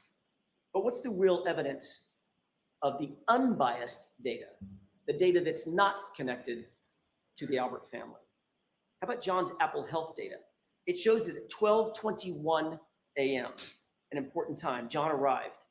That's established by the monotonic time clock that you heard about in this trial that was on his phone, and that represents a huge problem for the Commonwealth. It shows that he took 80 steps and ascended or descended 3 flights of stairs at that time. And that makes perfect sense, doesn't it? It matches. Walks into the house, goes directly to the basement. There's your 80 steps and your descending flights of stairs. The big problem for the Commonwealth is he wasn't outside at the car ascending and descending stairs, wasn't climbing on top of the car. So they'll tell you, wait, don't look at the Apple Health data. Look at this other thing called Waze. But Rick Green explained that if you apply the 3-minute offset that is built into that monatomic time, it aligns perfectly. They don't want you to see that. They don't want you to pay attention. They want you to look the other way. But even more importantly, at approximately 12:32 a.m., someone holding John's phone takes another 36 steps and travels 25 meters. Why is that so important? Because by 12:32 a.m., Karen Reed was gone. She had already left the location. She left at 12:30. Trooper Garino told you that Karen Reed's phone connected to John's Wi-Fi at what time? 12:36. It is undisputed in this case that it's a 6-minute drive on a good day from 34 Fairview over to One Meadows. She was gone by 12:30, and John's phone was taking 36 steps and logging 25 meters at 12:32 after she'd left. So don't be fooled. John walked into that house, after which Karen drove away, and the scientific data all prove it. But also, Ryan Nagel and Heather Maxson prove it. In addition to the Apple Health data, Ryan and Heather both independently testified that they passed Karen's SUV as they drove away after talking to Julie, and Karen was alone in the SUV. John was not with her. He wasn't in the car. He wasn't standing outside the car. He wasn't sitting beside the car. He wasn't laying on the ground beside the car. He was nowhere in sight. There's only one other place that John could have been, and that's in the house. Exactly where the Apple Health data places him. So it all fits. And Ryan was right behind her, remember, staring at her taillights, undamaged, brightly lit. That brings up another difficulty for the Commonwealth, and that's their star witness, Jennifer McCabe. You'll recall that Jennifer McCabe claimed that she was looking out the door, staring at that SUV over and over and over again from 12:29 to 12:50. She was very specific about that time frame. But we know that the SUV was gone from 34 Fairview by about 12:30. Had to be in order to connect to the Wi-Fi at 12:36. So unequivocally, Jennifer McCabe was lying about watching that SUV, and it makes you wonder why. And to add to that deceit, she was also blatantly lying about the calls to John's phone. You remember that colloquy back and forth. She said that every single one of those calls to John's phone during that time was a butt dial. How are those lies connected? And why are they connected? Jennifer McCabe knows. Was she butt dialing John over and over? Or was someone looking for John's phone that went missing? Let's talk for a second about what actually happened in the time leading up to everyone going to 34 Fairview. Brian Albert, Brian Higgins show up drunk at the waterfall. They'd been drinking in the afternoon. You know about the flirtatious texts that were sent between Karen Reed and Brian. Higgins was clearly pining over Karen, but for her, the flirtation had ran its course. It was done.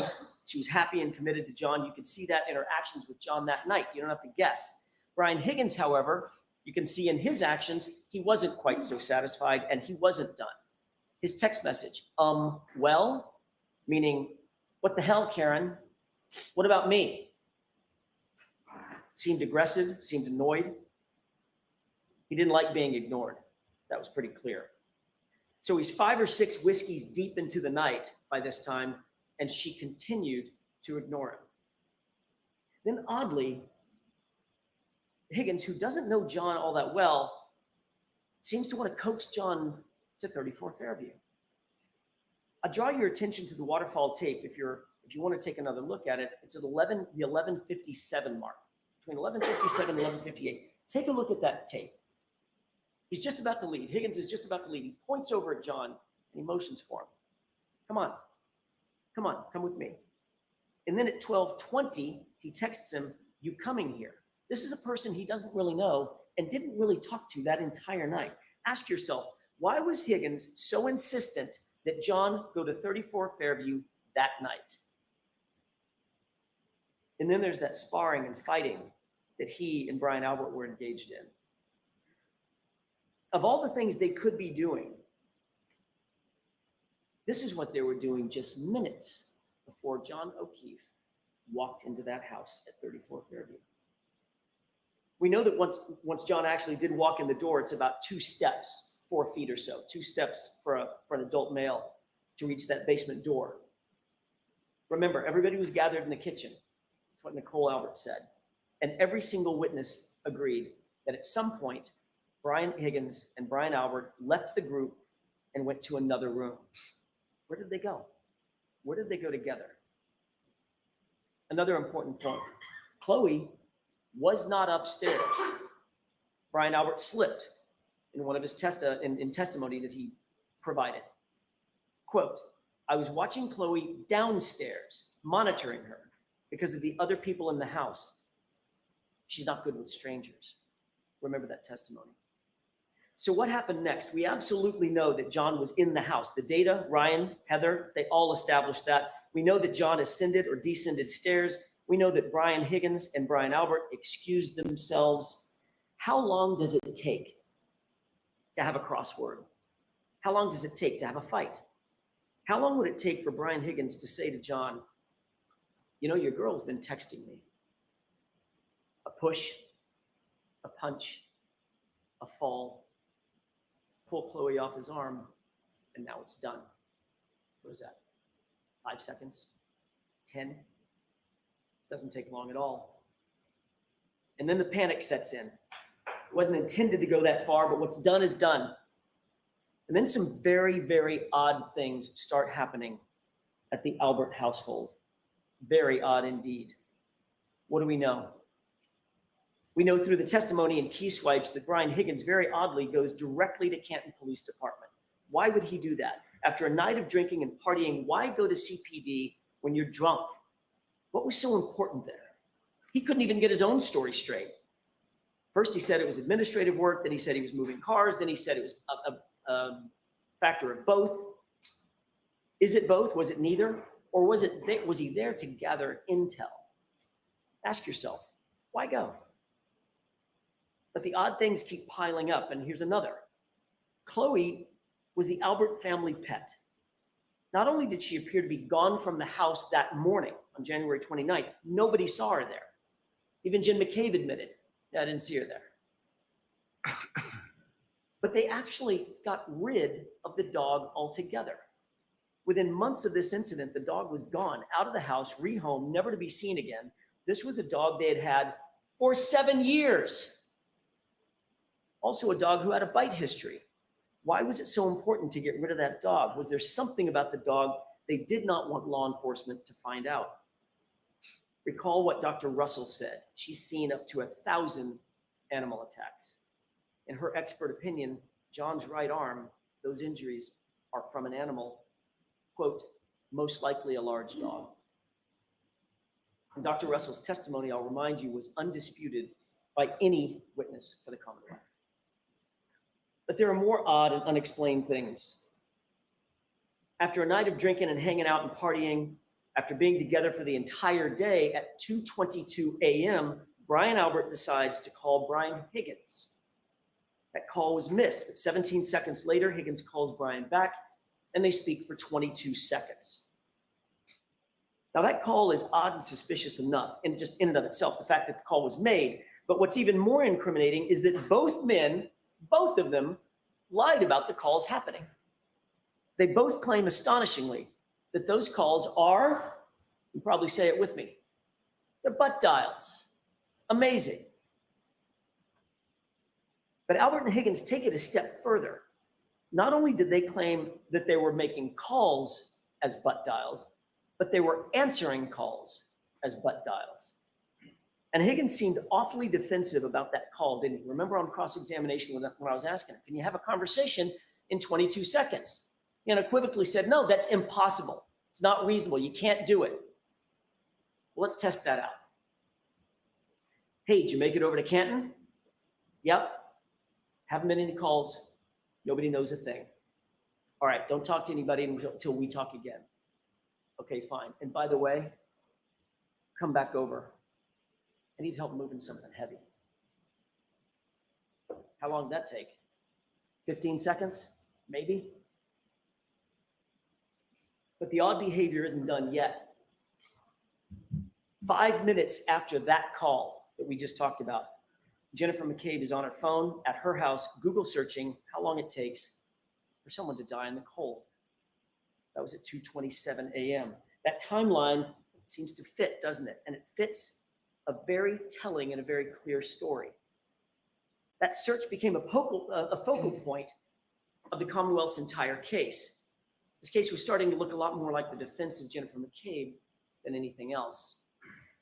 That's probably because there is no innocent explanation for that Google search at 2:27 a.m. None.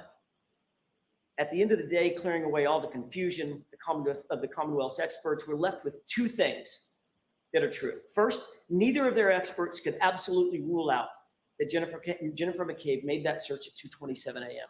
Neither. And second, the only person to use the actual phone model, the actual data, and the actual precise operating system was Rick Green. And he was clear. That search was at or before 2:27 a.m. And then it was deleted. So what else was going on at or around this same time when all this suspicious activity was happening at the Albert house and the McCabe house? 3 minutes after that search and 8 minutes after the Albert Higgins 2:22 a.m. call, Brian Loughran drives down the street in his snowplow.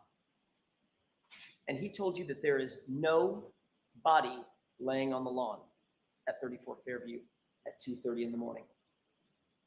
Importantly, he didn't just simply say he didn't see a body, he wasn't paying attention. He said there was no body there. He knows the property, he knows the owners, he's grown up with these folks, he passes by all the time, not once, not twice, 3 passes. There was no body on that lawn, period, at 2:30 a.m. And what other suspicious thing happened that night? By 3:30 a.m., someone moved a Ford Edge in front of the very area that would obstruct the view of where John's body would ultimately be discovered. Who's the only person in this case that you've heard about with a Ford Edge? Brian Albert.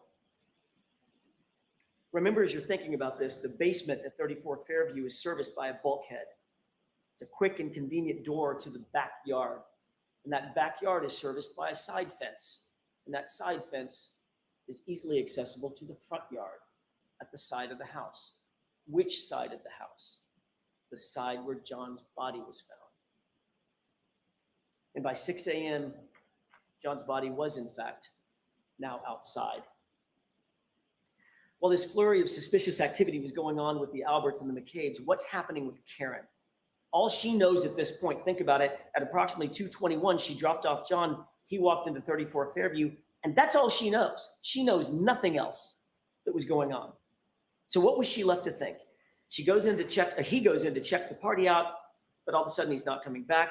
He's not responding. Minutes start to pass. 1 minute turns to 2, 2 turn to 10. Where is he?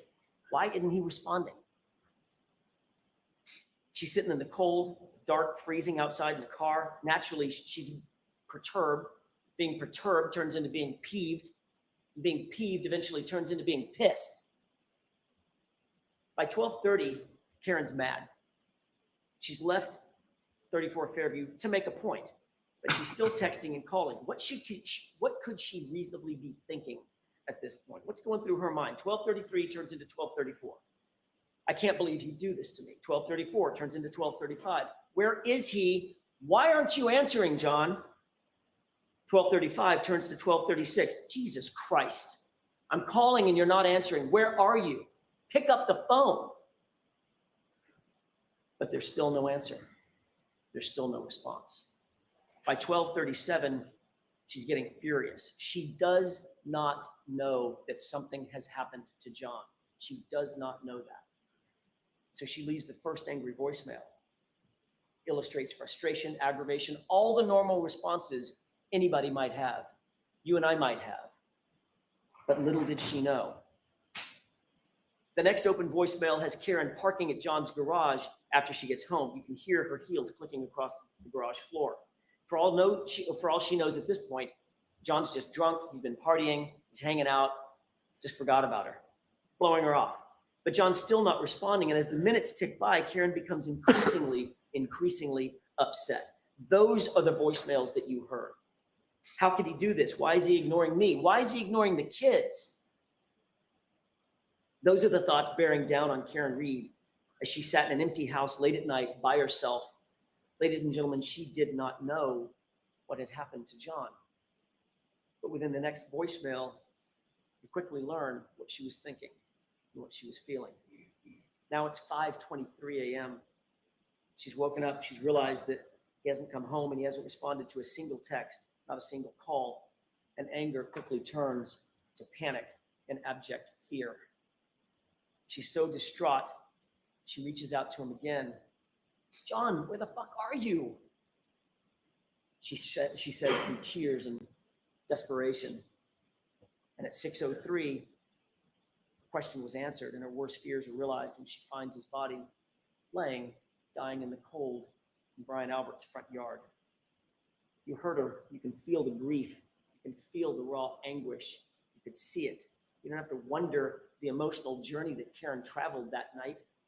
You can see it in the video. You can hear it in the audio. From the time he left her and walked into 34 Fairview and she called, she reached out 53 times. She called him 53 times before finding his body. Think about that. The Commonwealth wants you to believe that she murdered this man. And then after that murder, she called him not once, not twice, 53 times. It makes no sense. What does make sense is that she emotionally moved from anger, then to panic, then to grief. So back at 5:07, when she began her search looking for John, she backed out of the garage, and what would happen next would change the entire course of this case. As she backed out of that garage, she hit John's Traverse and cracked her right rear taillight. Folks, the Commonwealth has one job to do in this courtroom. It's an immutable responsibility to provide you with the truth. That's it. Not to win the case, but to seek justice and to do it through the truth. Ask yourself, did you get that truth from the Commonwealth?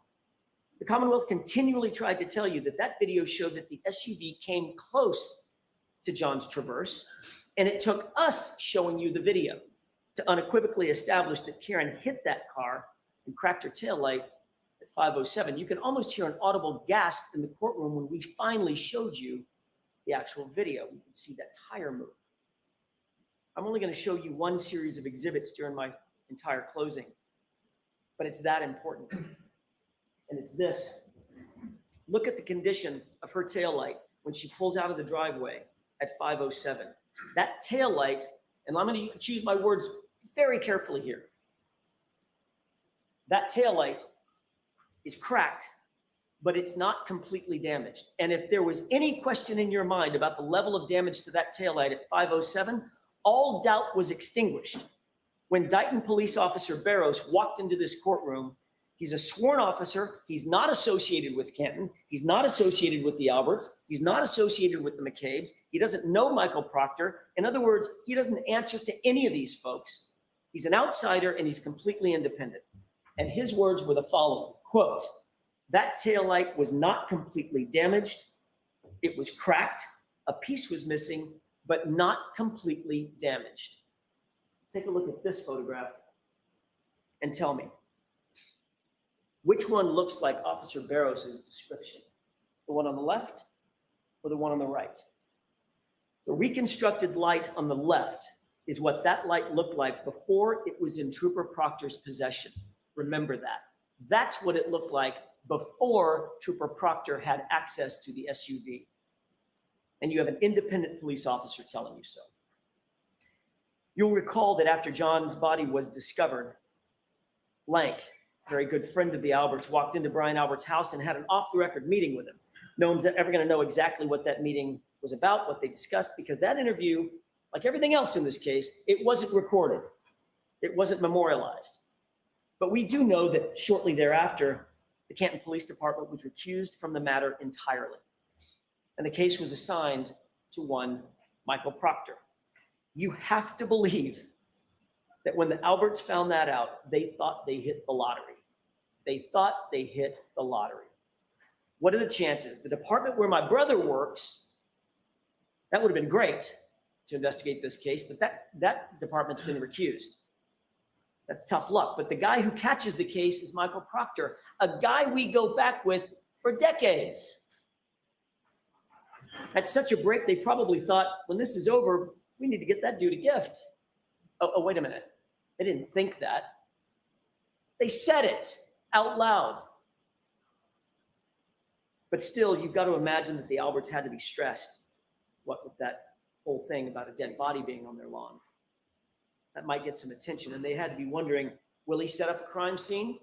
Is he going to come into the house? Is he going to search the house? Is he going to send in a forensics team? Is he going to interview witnesses? Is he going to take us to the station? Will he take our phones? Will he look at our communications? Will he look at our Google searches? Will he look at our early morning phone calls? Is he going to look in the basement? And Michael Proctor answered every single one of those questions resoundingly. Nope. He's a Boston cop too. And with that, Michael Proctor didn't draw a thin blue line. He erected a tall blue wall. A wall that you can't scale. A wall that Karen Reed certainly couldn't get over. A wall between us and them. A place you folks are not invited. We protect our own. It's us or it's them. And by the way, who's she after all? Nobody. An outsider. This is going to be easy. Or so they thought. Let's look at what Michael Proctor actually did and did not do in this case. One of the consistent issues that's come up throughout this trial is how evidence always seems to be changing and evolving when in Michael Proctor's hands or somebody in his orbit. If it happens once, let's chalk it up to a mistake. Twice, it's starting to look a little bit like incompetence. If that happens every single time, it becomes intentional, which means it becomes corruption. The defense spent some time, we spent some time discussing the tow time that Michael Proctor swore to in affidavits. There was a reason that we believed it was so important, and I want to talk about that for just a quick second. Because this was a concerted effort by Michael Proctor to falsify the time the car was seized so that no one would know that he actually had possession of the car before the first pieces of taillight were ever discovered at the scene. But he got caught. And when he did, the best he could come up with was it was a typo. Like a dozen times, a typo. You'll remember what that testimony was. The truth is that car was in Michael Proctor's possession from about 4:12 in the afternoon. He said it was 4:16 when he finally had to tell the truth or some version of the truth. Those first pieces of taillight were not found until after 5:45 p.m. That is the very fact that Michael Proctor was trying to hide by those falsified affidavits, saying he didn't seize the car until 5:30. But that wasn't Michael Proctor's only manipulation of the investigation. What about Brian Loughran? You met him. Michael Proctor did his level best to not just hide evidence, but to hide human beings from you and from us. Michael Proctor was informed that the plow drivers were out that night. There would be a witness, potentially along 34 Fairview, at the exact times in question. Even Michael Trotta expressly told Michael Proctor that 34 Fairview had in fact been plowed that morning, and by whom. Proctor not only did not interview Brian Loughran, he never disclosed his name in a single report. He hid him. This is a witness who was literally on 34 Fairview at the time in question where a body was found on the lawn. Wouldn't you want to get the truth from an eyewitness? Wouldn't you want to seek that out? Not if you're Michael Proctor, a close friend of the Alberts. If it were up to Proctor, you literally never would have heard of or from Brian Loughran. That's a scary prospect. I want to touch briefly on the additional physical evidence, or some additional physical evidence presented by the Commonwealth in this case. You'll recall Christina Hanley. She established to a scientific certainty that the glass on the bumper, which was told to you in opening statement, was going to have something to do with this case. The glass on the bumper was going to match that cocktail glass. She told you unequivocally the glass on the bumper did not match the cocktail glass. They came from two different sources. The glass on the bumper has nothing to do with the cocktail glass. So that glass on the bumper had to get there somehow. It didn't get there by being broken from the cocktail glass. See the point? It had to get on the bumper somehow. It didn't jump up there by itself. And what's really interesting is that there was one piece on the bumper, only one, that matched something else in the case. It was a perfect match to a piece of glass that was supposedly found at the scene. Who do you think had possession of that matching glass? Michael Proctor. So the glass on the bumper had to be placed there. And the only person who had anything close to matching the pieces that had to be placed there is Michael Proctor. You do the math. That leads us to the magic hair. The Commonwealth spent a lot of time bringing in experts about mitochondrial DNA and maternal DNA lines and comparative analyses, and all that sounds really great and really sciencey, except for the fact that it just doesn't matter. Why? Because you would have to believe that that little hair, tiny, tiny little hair, barely perched on the side of that SUV survived nearly 75 miles of a raging blizzard outside. That would be a magic hair indeed. That magic hair means nothing. The DNA means nothing, and that's because the hair was from somewhere else. It certainly was not from a motor vehicle incident at 34 Fairview on January 29th. That hair was placed there. The DNA on the outside of the taillight housing also merits very little discussion. John's DNA would be expected to be found all over that SUV, inside, outside, the exterior, the interior, everything he touched would have had his DNA on it. Here's what's actually important about that DNA. No DNA was found on the interior of that taillight. The taillight that they now claim crashed into his arm and shattered. No blood was found anywhere on that taillight or any taillight pieces. And no tissue was found anywhere on that taillight or any taillight pieces. But we're to believe that that taillight literally exploded on John's arm at 25 miles an hour with 1,000 pounds of pressure. We talked about the evidence doing very funny things when in Proctor's possession or the possession of somebody in his orbit. Now think about the videos that you saw. How many videos appear to be somehow manipulated or altered? Just about every single one of them. Look at the video of the Sally port. Let's take that one, for example, that grainy one. It's missing the exact time that would show the condition of the taillight when it was pulled in to the Sally port. Pretty important time, wouldn't you think? Did someone not want you to see what the condition of the taillight was at that exact time? But the good news is there's a second video. It's much clearer. And it's from the same time frame. We didn't get that one for about 2.5 years into the investigation. Literally, it was after the trial started that one was turned over. And this is important. The Commonwealth introduced you to a person by the name of Yuri Buchanan. They presented video showing what was clearly the right side of the car. They asked questions about the right side of the car.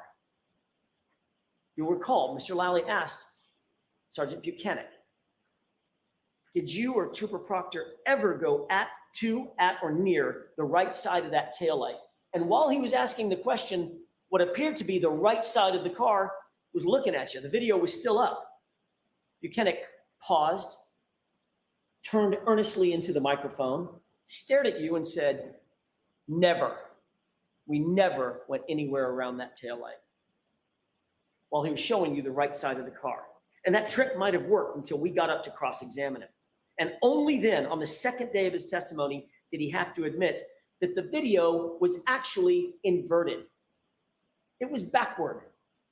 And it was cleverly inverted at that. The timestamp had the proper orientation, which means that timestamp had to be removed, the video inverted, and the timestamp placed back on it, which means that was done intentionally. That was not a mistake. And when caught in that obvious fabrication, Buchanan doubled down and said, it's exactly the same. You remember that back and forth. It's exactly the same, he said, as if we're stupid. Is it exactly the same, or is it exactly opposite? Ladies and gentlemen, you were lied to. There is no other way to say it. It's inexcusable. It's abhorrent. But it's also a paradigm of everything that the investigators have been willing to do in this case. Lie, obfuscate, manipulate, alter. And when they're caught, they just excuse it away. Doesn't matter. It's the same thing. What's the big deal? Just look the other way. And don't forget, Buchanan is Proctor's supervisor. And he was in that little group chat where Karen Reed's naked photos were being searched for. You know the saying about the apple falling from the tree. Ladies and gentlemen, we haven't even started talking about the taillight yet. You'll recall that at the very beginning of this case, you were introduced to no fewer than 5 CPD officers very early on who searched the scene. None of them, not a single one, found any taillight material at the scene. 0. Stephen Seraph, Sean Good, Stephen Mulaney, Michael Lank, Paul Gallagher, they were all there. They were all walking right around there. They were all looking. They were searching with their eyes. They were searching with their hands. Some said they were searching with their feet. They even used tools, a leaf blower. Not one piece of bright red taillight material was at the scene, not a single piece, but incredibly, over the course of the next 3 weeks, according to Michael Proctor, 47 pieces of taillight material would end up being found, some of which were the size of a salad plate. The CERT team shows up later on January 29th, and according to O'Hara, the first few pieces of taillight were found about 5:45. And here's some interesting testimony that you heard. Who else was there? Who did O'Hara say was there? Well, he said his team was there. We certainly expected that, but then he said there were others. These other mysterious figures, some from Canton PD, some from the Massachusetts State Police, that he could not account for. Heavy coats, big masks, hats. Even Lieutenant O'Hara could not tell who was who, but he did note Canton police officers were there who were unaccounted for. Massachusetts State troopers were there unaccounted for. And during that search that was overseen by Trooper Tully, Proctor's supervisor, 3 pieces of taillight material were found. That's super important, and I want to concentrate on that for a second. O'Hara said all 3 pieces were in an area about 12 inches square. That's an area about as big as your dinner plate. Tully, however, claimed that 1 red piece was found. About 3 feet away from that was a shoe. About 1 to 2 feet from that was a clear piece of plastic, and a few feet away from that was a red piece of plastic. So we have red, clear, and red over the span of about, added up, probably 10 or 12 feet. Ladies and gentlemen, both of those things cannot be true. Somebody is taking liberties with the facts. Then Lieutenant Tully comes to court and makes this big grand gesture of opening all these evidence bags.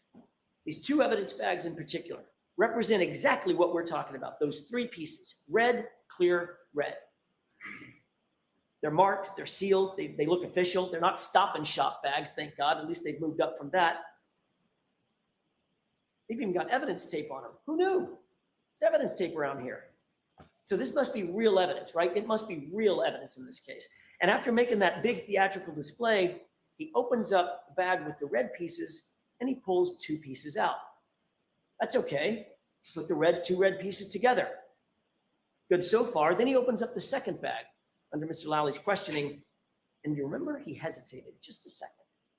Opened that bag and pulled out 1 piece of clear plastic then pulled out a second piece of clear plastic with no explanation as to how that could have possibly happened.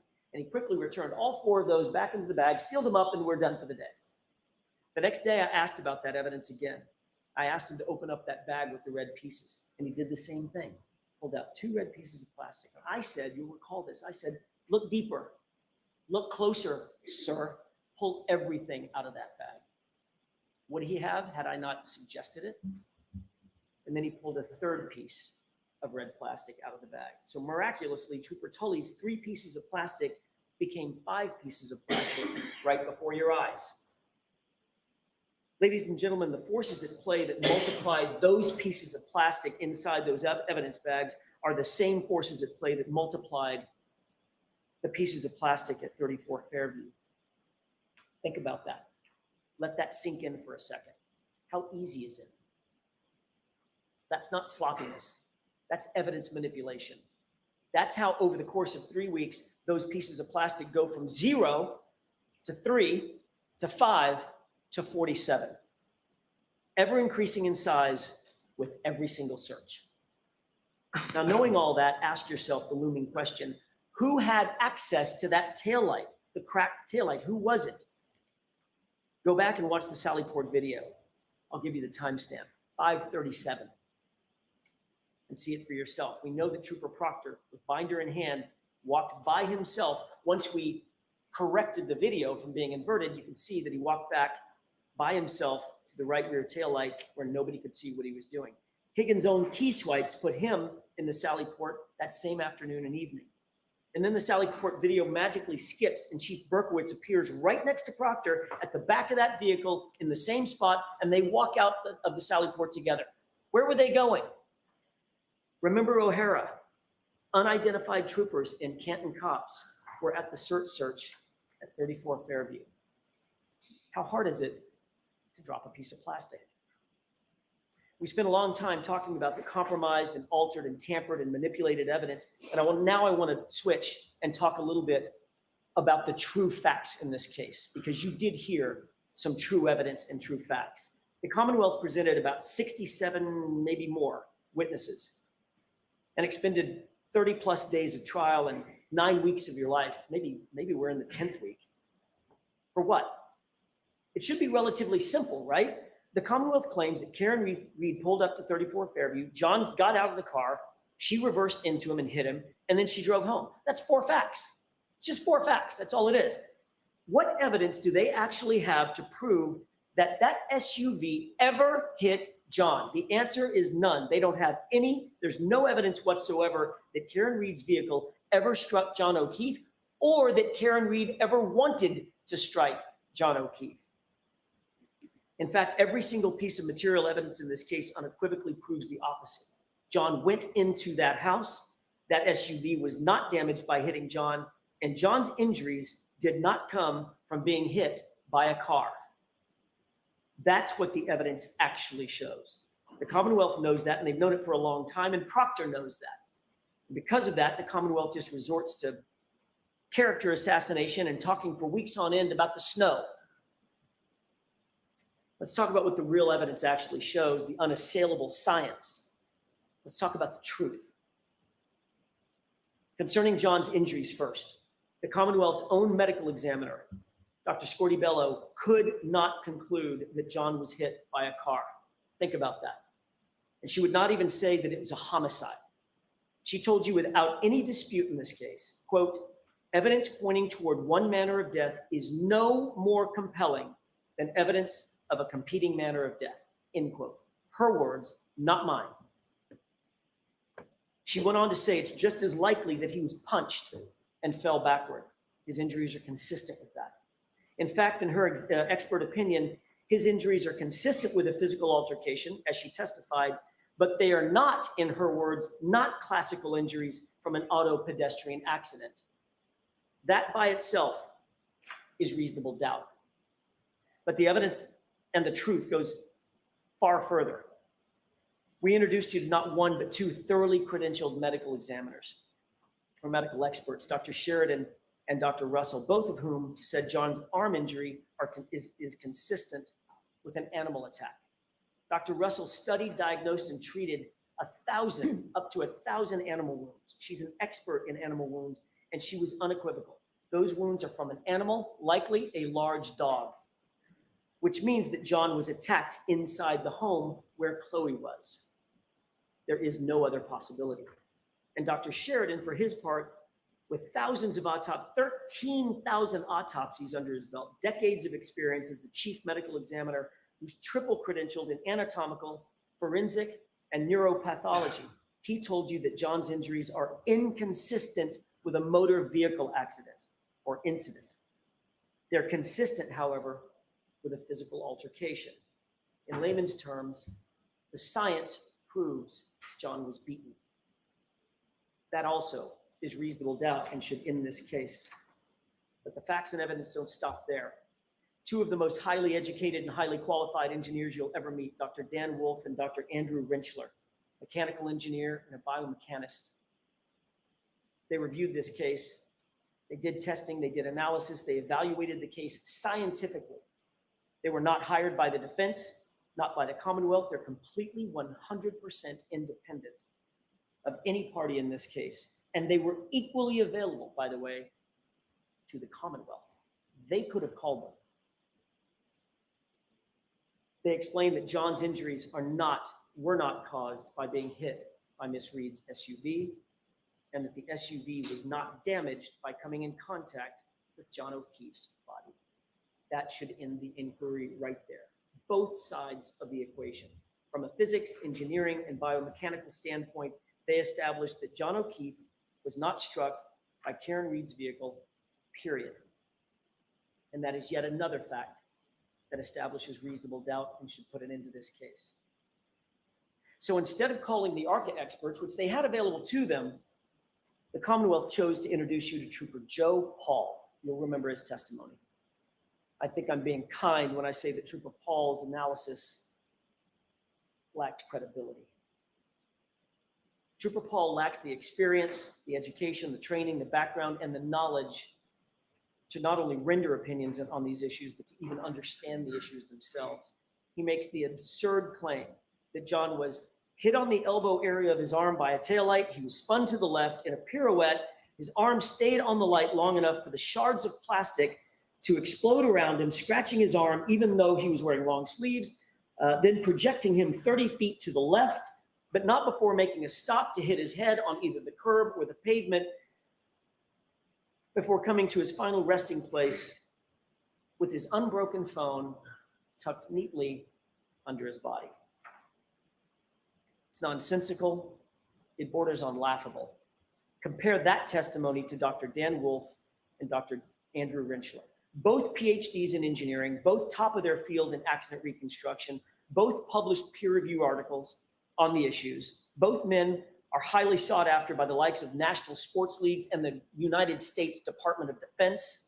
And these men are unrivaled in accident reconstruction. What did Dr. Rentschler say before he left the stand? This was even under cross-examination. He said that the physics and the science don't lie. His words were, you can't deny the science and the physics. John wasn't hit by that car, period. The Commonwealth cannot explain John O'Keefe's injuries. They can't explain his head wound.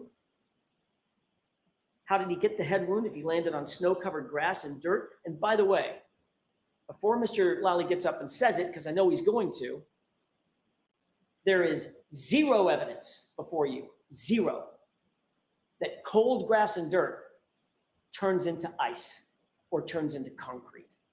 Zero. They can't explain the injury above his right eye, that laceration. They can't explain his nose. They haven't even tried to. They can't explain the injury to his tongue, the laceration on his tongue.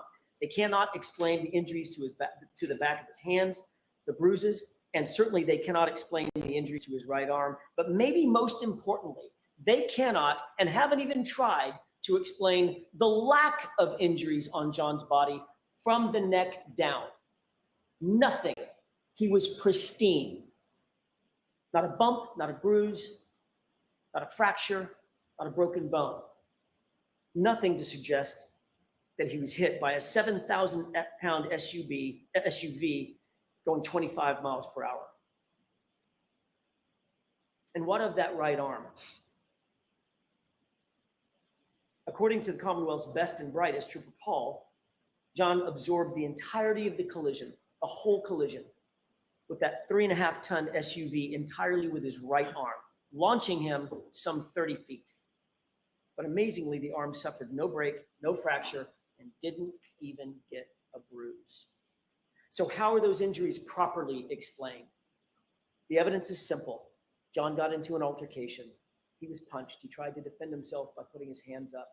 He may have even scratched his own nose by putting his hands in front of his face to defend himself. His hands were bruised and covering up. Five minutes, Mr. Jackson. Thank you, Your Honor. As he continued,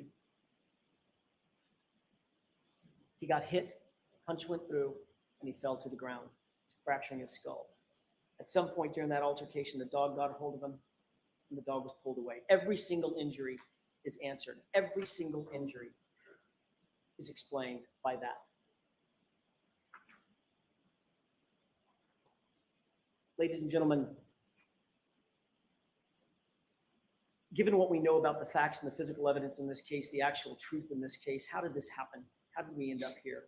We ended up here because of relationships, insider trading, playing the who you know game, and building a tall blue wall, which takes decades and generations. But the real question is it going to continue? Will this festering malignancy that allows a lead detective and his supervisor to gloat and sneer while looking over naked pictures or looking for naked pictures of the woman that they've targeted, will that continue? And the answer should be, not if you have anything to say about it. Michael Proctor is the lead investigator in this case, and much as the Commonwealth might try, they cannot distance themselves from the stench of him on this case and this investigation. Those secret group chats illustrate the quality and character of his investigation. Remind yourself how an, quote, unbiased and an objective investigator, someone who's supposed to be looking for facts. Ask yourself, how did he approach his job? Late at night, sitting there in his office, deviously looking for naked pictures of Karen Reed and talking about her like she's a piece of meat. Talking about her bodily functions, her medical conditions, calling her vile names. I don't even have it in me to repeat what he said about her. He reduced her to an object, and he went further by insulting her. He went further than insulting her, and he dehumanized her. And when he was done betraying that very humanity, he wished for her to commit suicide. That, ladies and gentlemen, is how you frame someone. That's how you dehumanize someone so viciously that you can just pin it on the girl and cover for the homeowner because he's a Boston cop. That's how you rip a person's life apart and sleep like a baby while doing it. And then further that by saying, I hope she kills herself. Ladies and gentlemen, I just began the discussion this afternoon or this morning with a quote about the truth, and I did that because that's what this case is about, top to bottom, tip to tail. It's about the truth, not hiding it or concealing it, but exposing the truth. The truth is immutable. It's not a feeling, it's not a whim. It's unflinching, it's unchanging, and it's everlasting. That's why the law is steady. That's why it's not captive to the whims of people drunk with power who think they're above the law, who think they're above scrutiny. That's why you stand as the guardian of justice and the protector of justice. The law demands the very integrity that Trooper Proctor and his investigation lacks, and it requires that you cannot convict Karen Reed unless the Commonwealth has met its incredibly high burden to prove every element beyond a reasonable doubt and to a moral certainty. And a moral certainty is defined as the highest degree of certainty possible in matters related to human affairs. It's the highest degree possible in your life. That's the level of certainty. And I'll leave you with this. You have the most powerful tool known to American jurisprudence because you have your vote. No one can take that away from you, not me, not the Commonwealth, not the court. You may not have asked to be here, but each of you have given something very special of yourselves. You've agreed to do that which is the highest calling a citizen can answer in any way. You've agreed to give your community your best. And my question to you is, what will you do with this moment? Ignore the lies and the manipulations, the misogyny, the bias, the lack of evidence? Could you ever do that? Would you ever do that? Or will you say with your verdict, I see the truth and I will not ever look the other way? When you stare the truth down, you'll see that the Commonwealth has not proven its case beyond a reasonable doubt into a moral certainty, not even close. Ladies and gentlemen, Karen Reed is innocent. Do justice and find her not guilty. Thank you. All right. Thank you very much, Mr. Jackson. All right, Mr. Lally. Wow. Thank you, Your Honor. That was good. Welcome, Big John, Big Ron. How we doing? What do you think about that? I mean, I think he laid the whole thing out for a not guilty for sure. I hit him. I hit him. I hit him. Well, I I was hit him. listening a little bit a while ago, and Those are the words of the defendant. back on. 4 times. You heard Yeah, I testimony think he from nailed 4 it different one little witnesses bit, I heard. who overheard and observed those statements from the defendant on January 29th, 2022. You heard testimony from firefighter Timothy Nuttall.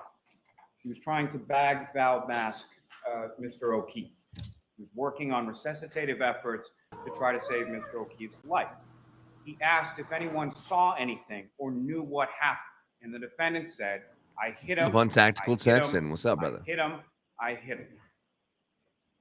Firefighter Morning. Anthony Flamati was asking if anyone had information on why Mr. O'Keefe was there in the snow.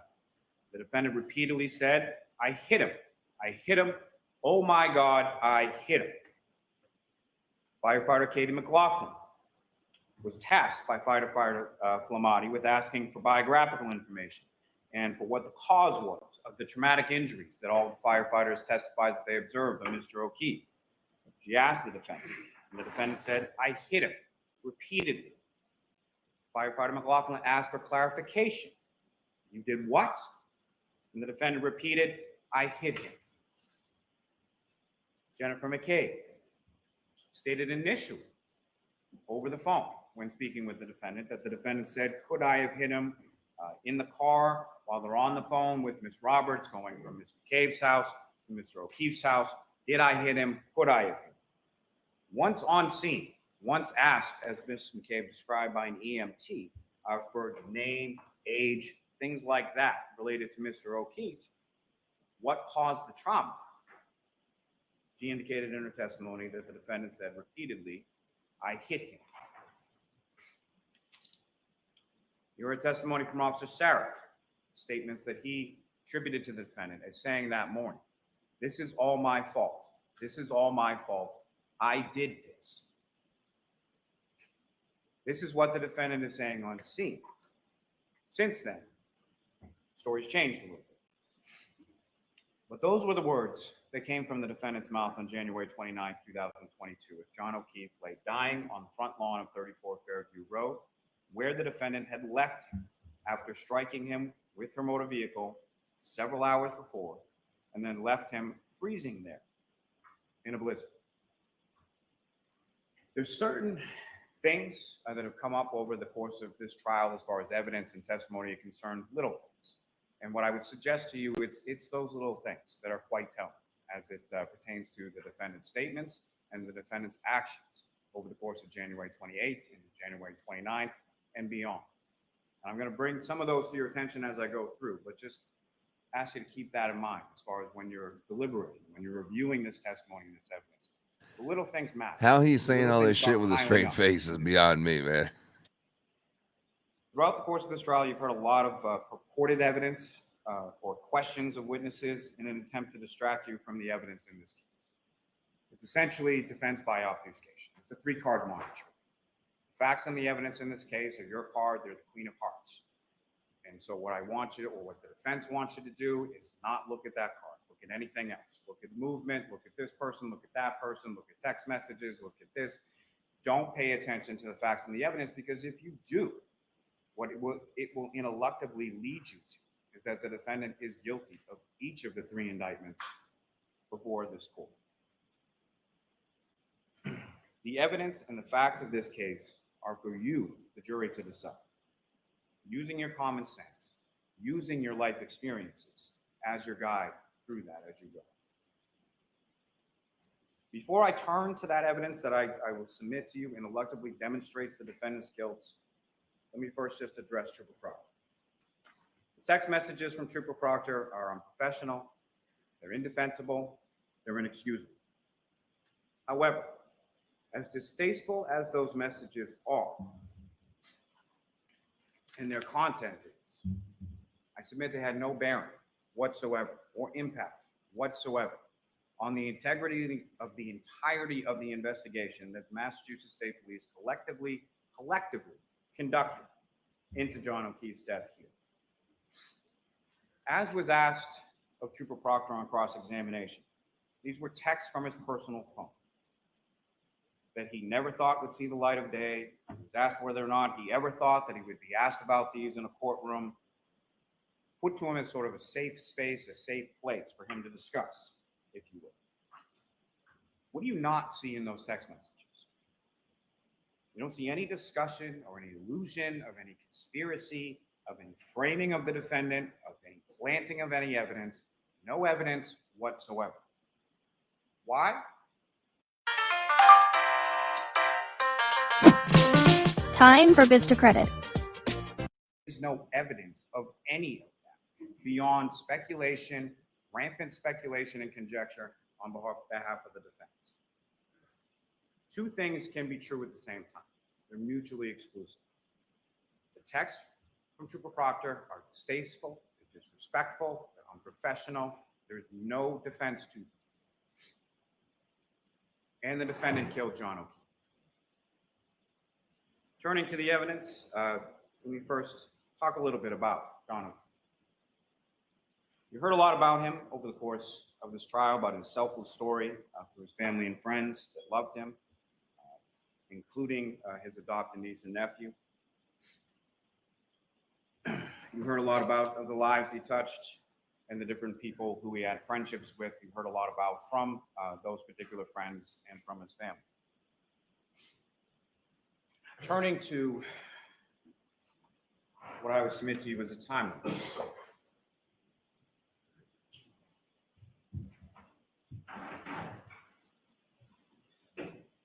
This may be a little hard to see up here. What I'm going to go is from left to right. January 28th, 2022, 9:49 in the morning, Karen and John begin fighting over text messages. 2:25 p.m. in the afternoon, the defendant texts Mr. O'Keefe, "Tell me if you are interested in someone else. Can't think of any other reason you've been like this." John texts back, "Nope." 2:25, Mr. O'Keefe texts the defendant, "Things haven't been great between us for a while. Ever consider that?" This is also testimony that you heard through multiple sources, whether it be phones, whether it be from the children, whether it be from other friends or family members as to the relationship in the months and weeks leading up to John's murder. 2:32 p.m. John texts the defendant, "Sick of always arguing and fighting. It's been weekly for several months now." He then texts the defendant, "OMG, stop calling." This is during the time frame that Trooper Garino was talking about, with 18 phone calls, most of which were rejected, some of which were missed, and a couple of which were answered over the course of this afternoon, as she's continuing to needle and try to engage him in a fight that he doesn't want to have. 2:33 p.m. The defendant texts John, "So you're not into this anymore." 2:34 p.m. John texts the defendant, "I am not answering. Stop calling." The defendant then texts John, "Then stop starting with me." 2:38 p.m. The defendant texts John, "I'm going to grab a drink in a bit." 2:38 in the afternoon. Around 3 p.m. is the testimony you heard from Erin O'Keefe in regard to the defendant texting her, asking if she can go out without her husband, Paul, asking to go out for a drink. This is while Erin O'Keefe testified she was waiting for one of her children at the bus stop, picking that child up around 3 o'clock in the afternoon. This is also the point in which the defendant says to Ms. O'Keefe, "Wish I didn't speak to another O'Keefe after 2004. 7:30 p.m., you have Mr. O'Keefe and Mr. Camerano arriving at C.F. McCarthy's, with the defendant arriving at 8:51. 8:58 p.m. is when the defendant receives drink number 1 at C.F. McCarthy's. Vodka soda, tall cylinder glass, lime, and a straw. 9:13 p.m., drink number 2. 9:20 p.m., drink number 3. 9:33 p.m., drink number 4. 9:57 p.m., drink number 5. 10:22 p.m., drink number 6. 10:29 p.m., drink number 7. 7 drinks from 8:58 p.m. through 10:29 p.m. when she receives that last drink at C.F. McCarthy's. The drink that she indicates to Sergeant Mechanic and several others on the next day that she did not take with her from C.F. McCarthy's to the waterfall, which several individuals at the waterfall testify that she produced from her coat when she walked in, and that you can clearly see on the C.F. McCarthy's video her walking out the door with the same tall cylinder glass in her right hand.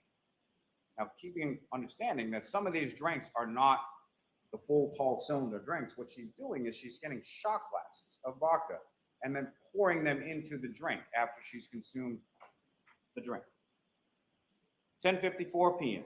The defendant and Mr. O'Keefe arrive at the waterfall, during the course of which, about an hour that they're there, the defendant receives drinks number 8 and drinks number 9.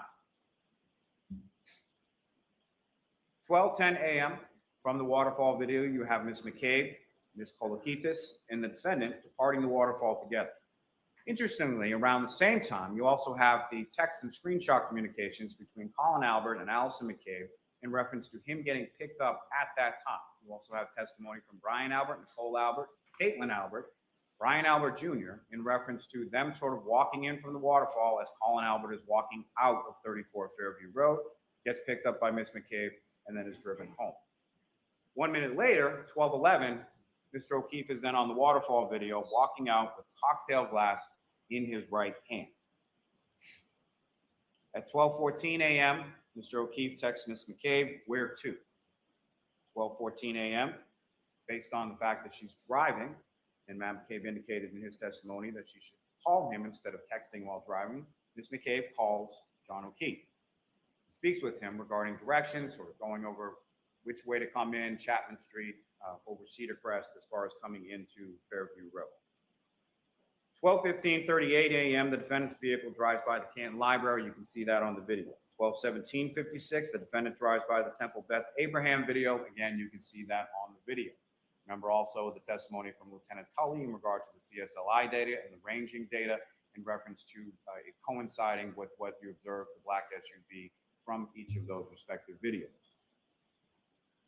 12:19:32, Mr. O'Keefe enters 34 Fairview Road into his Waze app on his phone.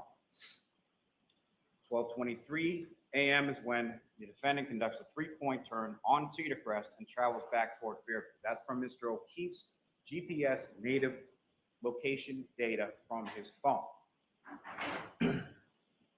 Around the same time at 12:23 and 12:24 is when you have that testimony from Ryan Nagel, Heather Maxon, and Ricky D'Antono pulling into Fairview Road around the same time and pulling in behind the dark SUV.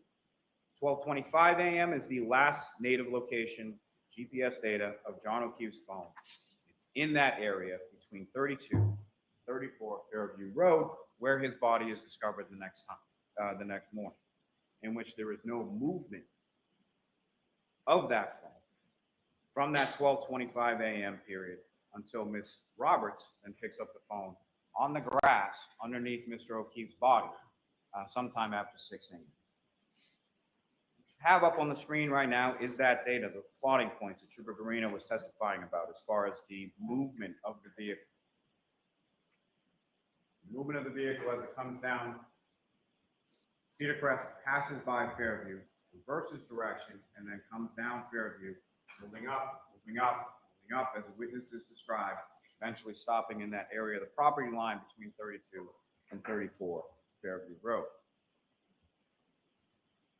which happens to coincide with the vehicle control history database information from the Toyota Tech Street, which you now have up on the screen before you here, indicating that following that 3-point turn, approximately 8 minutes after that, from Trooper Paul's testimony, as far as the mileage, 36 to 38 miles, matching up with the time that the vehicle is in front of 34 Fairview Road, that the vehicle travels in reverse, in a straight line, with 24.2 miles per hour for 62.5 feet with a minor steering angle change, which the trooper indicated was consistent with a pedestrian collision. At 12:30 a.m., you have that second triggering event 8 minutes after the 3-point turn when the vehicle is in reverse at 24.2 miles an hour. 12:35 is when the defendant calls John, and that's unanswered. 12:36 is around the time that the defendant's phone connects to the Wi-Fi at One Meadows Ave, Mr. O'Keefe's home. 12:37 is when the defendant leaves this voicemail.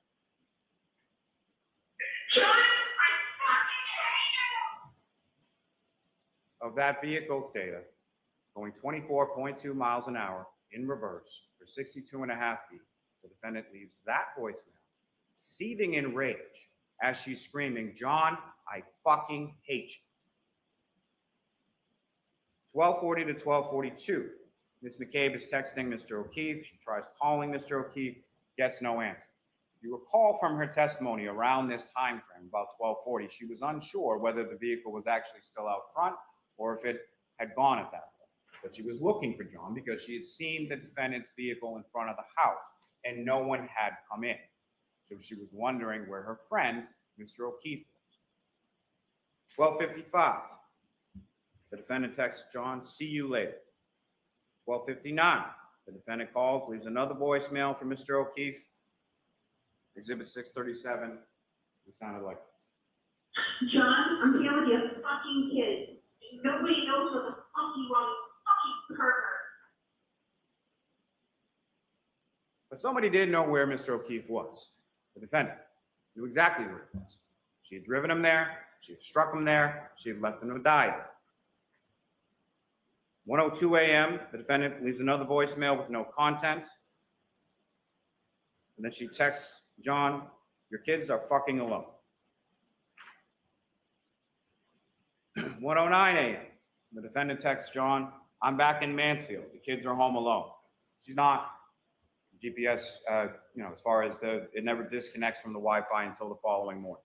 There's no indication that Ms. Reed left and went to her home in Mansfield at any point.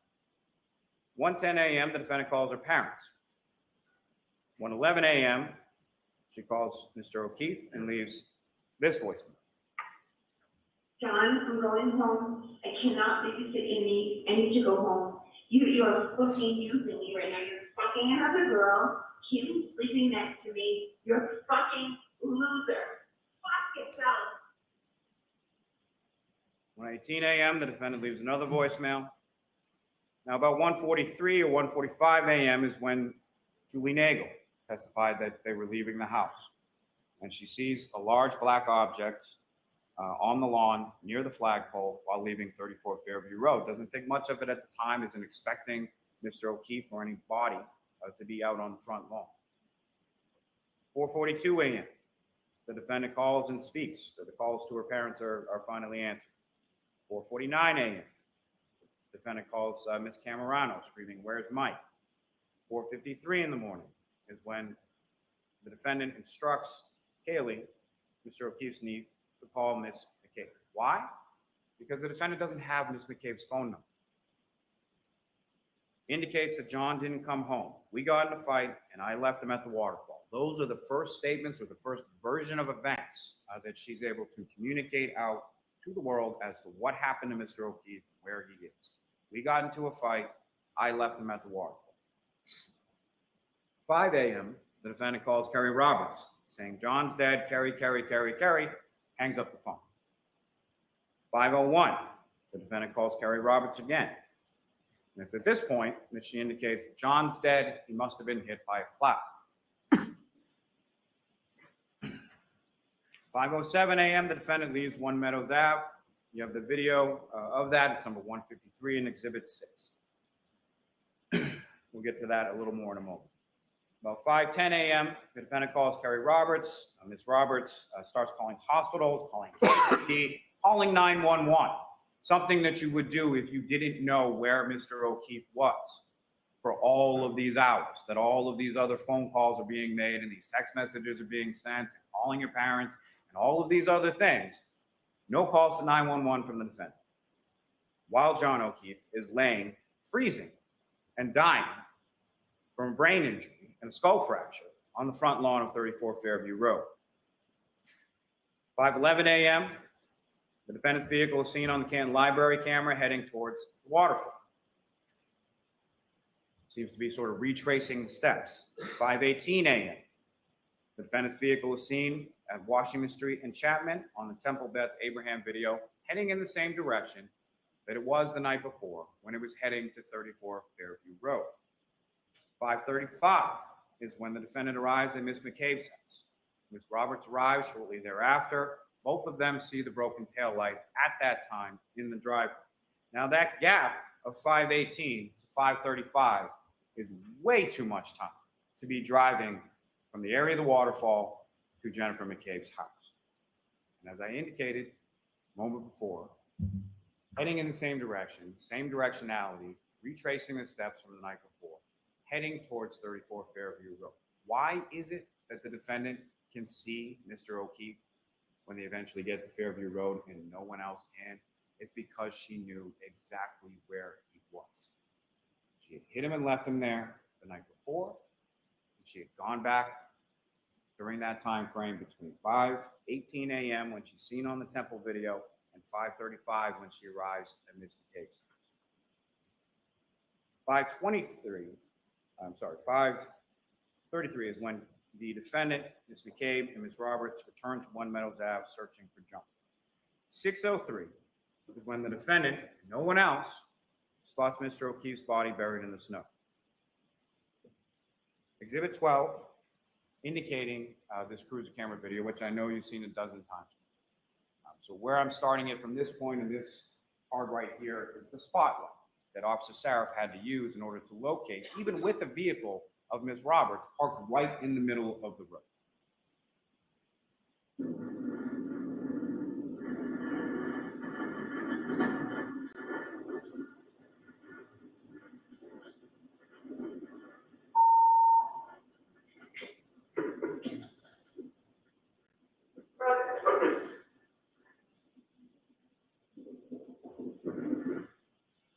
In the darkness, in the snow, in the blizzard, in those conditions, the defendant sitting in the back seat of the vehicle knows exactly where Mr. O'Keefe is, covered in snow, as you heard from all of the paramedics, from the civilian witnesses, from the first responders. The defendant knows exactly where he is. 6:07 a.m., Ms. McCabe calls 911. 6:08, the defendant leaves that 4 or 5 minute voicemail, leaving the phone in the car for some reason to Mr. O'Keefe's phone. 6:23 and 6:24 in the morning is when Ms. McCabe conducts those Google searches. 7:50 in the morning is when Mr. O'Keefe is pronounced deceased at Good Samaritan Hospital. 4:13 to 4:20 p.m. is when the defendant's SUV is towed from her parents' house in Dighton. 5:20 p.m. is when the search team arrives in the area of 34 Fairview Road to conduct the search for evidence. 5:30 p.m. is when the defendant's vehicle arrives at the Canton Police Department south. We circle back for a moment to Mr. O'Keefe, to his families, to his friends, and to his relationship with the defendant. You heard testimony from Paul and Aaron O'Keefe that they liked the defendant, that they thought he was good for John, thought he was good for the kids. All outward appearances of the relationship were good. You heard testimony from the children that that was not true behind closed doors. But Paul O'Keefe testified that he told the defendant's parents this, that he liked Miss Reed, that he thought that she was good for John, thought that she was good for the kids, weeks before John's murder. He even blew her a kiss in the emergency department at Good Samaritan as he was walking out and she was still being treated while they were there. Invited her over to John's house to grieve with him. Invited her to sit down with him while he explained to their nephew Patrick about John's passing. The defendant shows up at the house. Abruptly goes upstairs with her father for a period of about 15 minutes, which is about half of the time that she spent there that morning grieving with the family. She left with a bag of her belongings, drove with their family there, and then took an extra vehicle in the height of the blizzard, around 1 o'clock in the afternoon, drives that vehicle all the way from Canton, where it was parked at her boyfriend's house, where she stayed over on many occasions, drove that vehicle or felt the need to drive that vehicle from Canton all the way down to her parents' house in Dighton at the height of the blizzard. You heard testimony from Aaron O'Keefe of the text messages and the phone call on January 28th. You've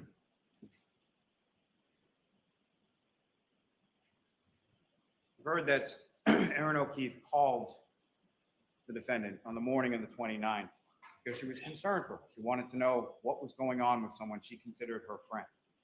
The defendant yells, "John is dead." Ms. Robertson grabs the phone and then updates Aaron O'Keefe as to what's going on with John. Aaron O'Keefe again calls back later because she's concerned for someone that she considered her friend. How does the defendant respond? These are some of the little things. Defendant indicates to Ms. O'Keefe that she just has to remember the bad times and indicates to her, "I don't think I'll ever see you guys."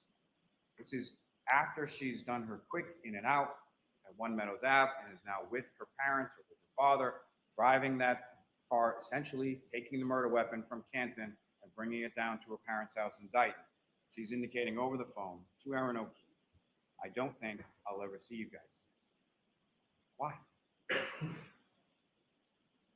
If she didn't kill John, why would she say that? You heard a lot of testimony about New Year's Eve in Aruba.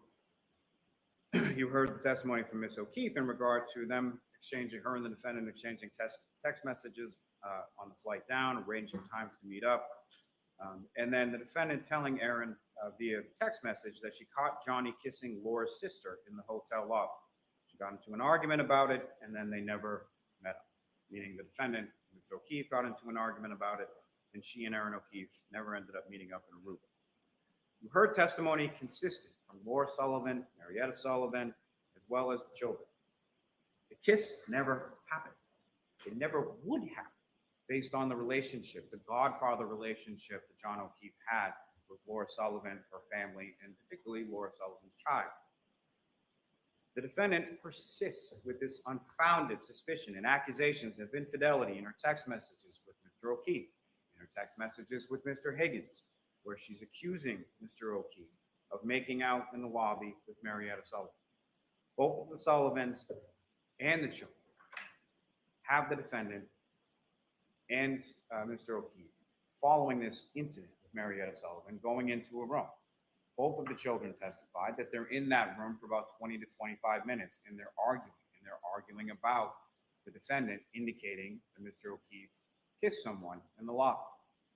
And you have Laura Sullivan's testimony about 20 to 25 minutes after her sister comes out and states her displeasure about the defendant. It's about 20 to 25 minutes before Mr. O'Keefe comes out, and then he and Ms. Sullivan have a conversation. Ms. Sullivan indicates that Mr. O'Keefe's phone is essentially blowing up, lighting up with calls and texts from the defendant. I would submit similar to the afternoon of January 28th. Mr. O'Keefe says she's crazy and he needs to take this and goes off from her. Ms. Sullivan has later conversations with Mr. O'Keefe on this Aruba trip, asks him if he's okay, asks him if he's happy. She indicated in her testimony that Mr. O'Keefe shrugs it off and says it is what it is. You heard testimony from the children about the arguments in the weeks and the months. And I know this is a displeasure to defense counsel that the children came in and actually testified as to what happened behind closed doors in the house. They both recall frequent fights. They both recall Mr. O'Keefe trying multiple times to break up with the defendant, asking her to leave the house, the defendant refusing to leave the house. His niece, Kaylee, John tried to diffuse, he tried to walk away, and the defendant would follow each time during each argument. They both indicated that Mr. O'Keefe had told the defendant that the relationship had run its course, similar to language within the text messages you have between the defendant and Mr. O'Keefe. That Mr. O'Keefe was sick of arguing, again, mirroring those text messages from January 28th, leading up into going out to see if McCarthy is eventually the waterfall, and the defendant killing Mr. O'Keefe in the early morning hours of January 29th. We have the testimony in regard to the ring camera. Kaylee indicated in her testimony that John had had that for about a year. So during the course of 2 years or so of the relationship with the defendant, he got it while he was dating the defendant. The defendant had the security codes to the garage. Neither of the kids had access to the camera. Trooper Garino checked the laptop and the desktop that were left after the defendant did the quick cleanup upstairs with the father, upstairs in the home. Neither of those devices had access to the ring cameras. John had access on his phone. The defendant indicates, if you recall, in some of those text messages in regard to the romantic kiss that she placed on Mr. Higgins earlier on January, whatever it was, during the Patriots. Mr. Higgins and Mr. Jackson was indicating weren't very good friends with Mr. O'Keefe, but had been invited over to his home for a Patriots game, at which time the defendant escorted Mr. Higgins out of the garage and placed a romantic kiss on him. But during those text messages, when they're talking about that, if you recall, the defendant is saying something or joking about something that Mr. O'Keefe had been looking at the videos and had been asking her if there was something going on with her and Mr. Higgins. And what was her response to that? I know where the cameras are. There are only 2 videos missing from that ring system. One being the defendant getting to Mr. O'Keefe's house after murdering him, and the other when the defendant is showing Ms. McCabe and Ms. Roberts the broken taillight, both of which, both Ms. McCabe and Ms. Roberts testified as having occurred. No video. The variety of stories that the defendant tells on the morning of January 29th. There were text messages and voicemails from the defendant to Mr. O'Keefe, 53 phone calls from 12:33 a.m. to 6:03 a.m. 0 phone calls to 911. The defendant calls Katie Camerano. The defendant calls her parents at 1:18 in the morning, 4:38 in the morning, 4:42 in the morning. The call then from Kaylee's phone to Ms. McCabe, because the defendant didn't have Ms. McCabe's phone number. Both Kaylee and Ms. McCabe indicate that the defendant initially indicates or says that she got into a fight with Mr. O'Keefe and left him at the waterfall. From this information, Ms. McCabe then testifies she starts to call her Julie Albert, because Chris Albert, Julie Albert, they live close by the waterfall. Maybe that's where he went. As the phone is ringing, this is a phone call that both Ms. Albert and Ms. McCabe testify was never answered. As the phone is ringing, her husband Matthew McCabe reminds her that they saw the defendant and Mr. O'Keefe and the car outside of 34 Fairview. So she hangs up. During this call, or during these subsequent calls, the defendant indicates to Ms. McCabe, maybe I hit him, did I hit him? She then calls Ms. Roberts at 5 a.m. on the dot, indicates John's dead, hangs up the phone, calls back a minute later, indicates that Mr. O'Keefe was now hit by a plow and that he's dead. And then indicates further that she's drunk and doesn't remember. She tells Ms. McCabe about the cracked taillight before they even get in the vehicle and go anywhere, as you recall the testimony of Matthew McCabe, indicating that he had some concerns about them driving around in a vehicle with a damaged taillight in the middle of a blizzard. Ms. Roberts' testimony that she saw the broken taillight in the driveway at Ms. McCabe's house, and that it was consistent with what she observed in the photographs that were shown to her of it later in the Sallyport at the Canton Police Department garage when the search warrant is executed on February 1st. You have the text messages between the defendant and Laura Sullivan from January 29th, in which the defendant indicates to Laura Sullivan that John is dead, indicates that we found him in the snow at 5 a.m. And every indication is that he was found in the snow by the defendant, Ms. McCabe, and Ms. Roberts around 6 a.m. 5 a.m. would be about an hour before. 5 a.m. would be between that time of where the defendant is unaccounted for, heading in the direction of 34 Fairview Road, 5:18, 5:35. Little things. The defendant asked Ms. McCabe to Google how long to die in the cold. She did so at 6:23 and 6:24 in the morning. You have the testimony of Ms. Hyde and Mr. Whitford as to SQLite databases, P-list databases, Knowledge C databases, state DB tabs, as far as all of that. Also from Trooper Garino as well. These searches were unequivocally done at 6:23, 6:24 in the morning, and not at 2:27 and 40 seconds in the morning. They were not deleted by a user. That is not what deleted means. Frankly, Mr. Green, the last question that I asked Mr. Green is, was he aware that Cellbright, and by Cellbright, the person who designed that being Mr. Whiffen, had to alter exactly how their software worked because of people like Mr. Green misinterpreting the data as he did in this case. And what did Mr. Green say? Yes. But those questions, as far as how long to die in the cold, I would submit mirror the questions that the defendant asked firefighter Whitley in the back of the ambulance, if you recall those. She asked firefighter Whitley how long to die in the cold without a jacket. She knew how Mr. O'Keefe was dressed.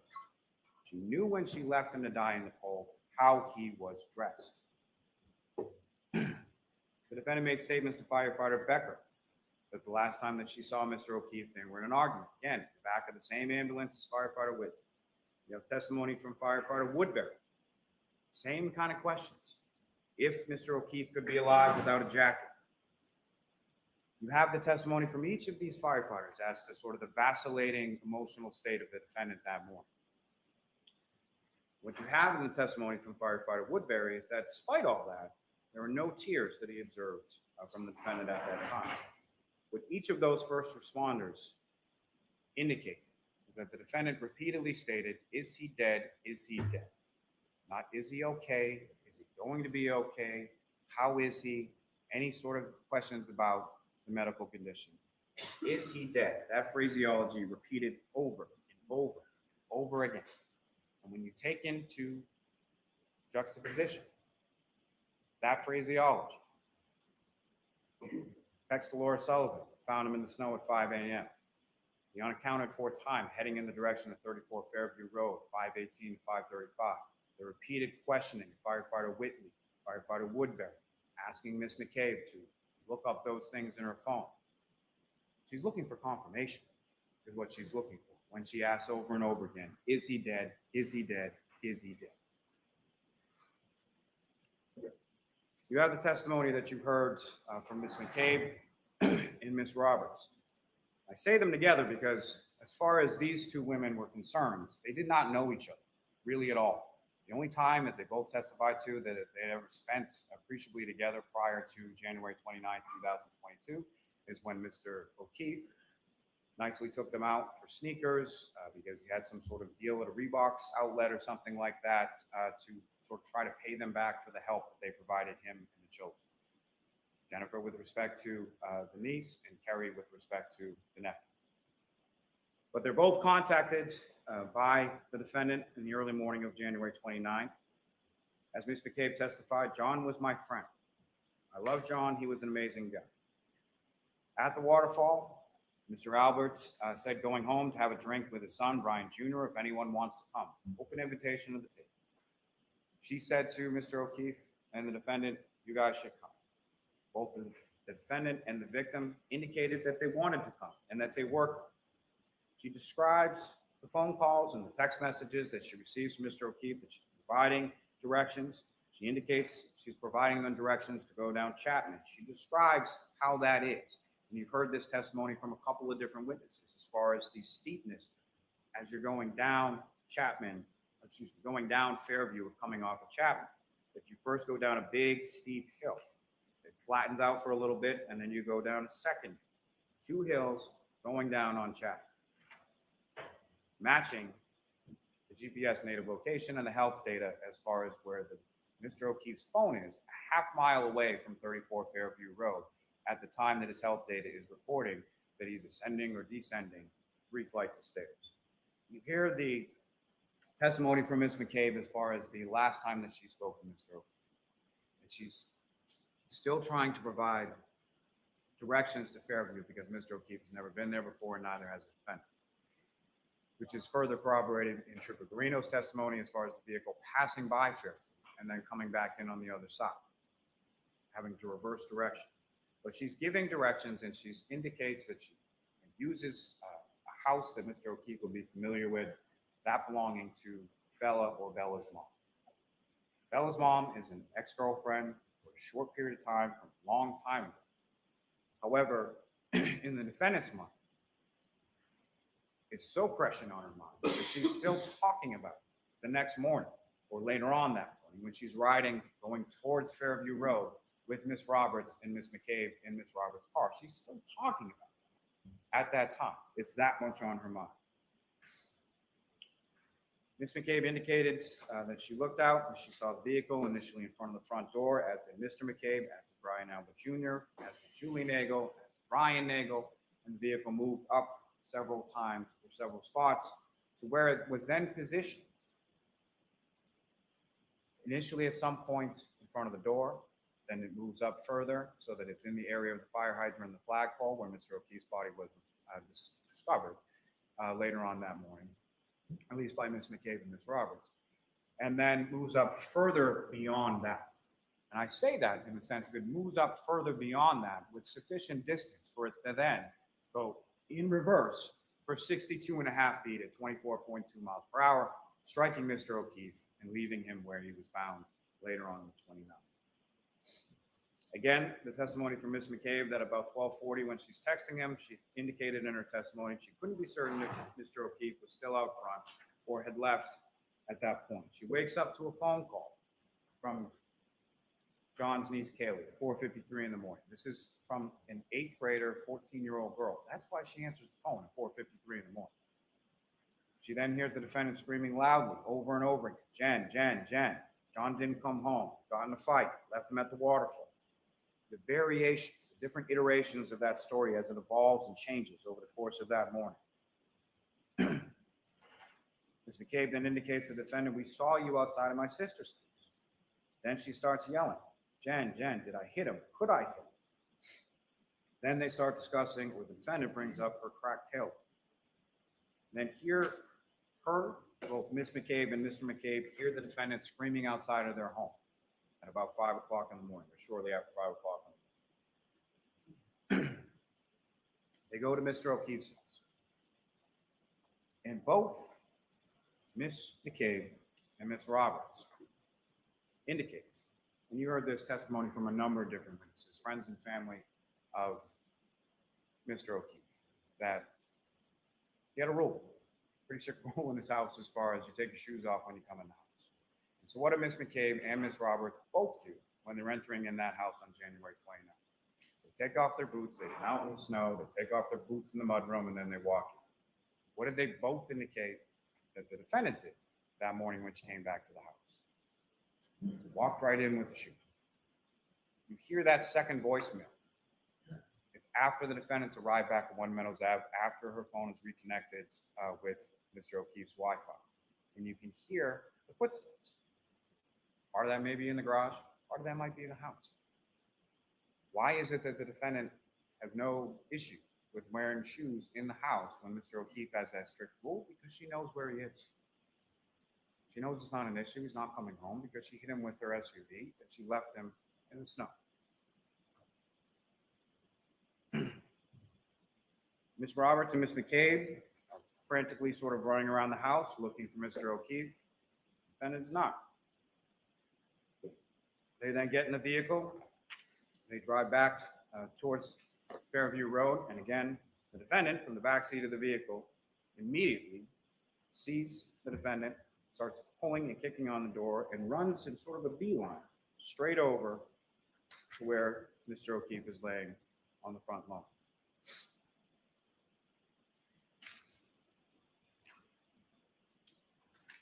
We have the testimony from Ms. Roberts as far as John's phone.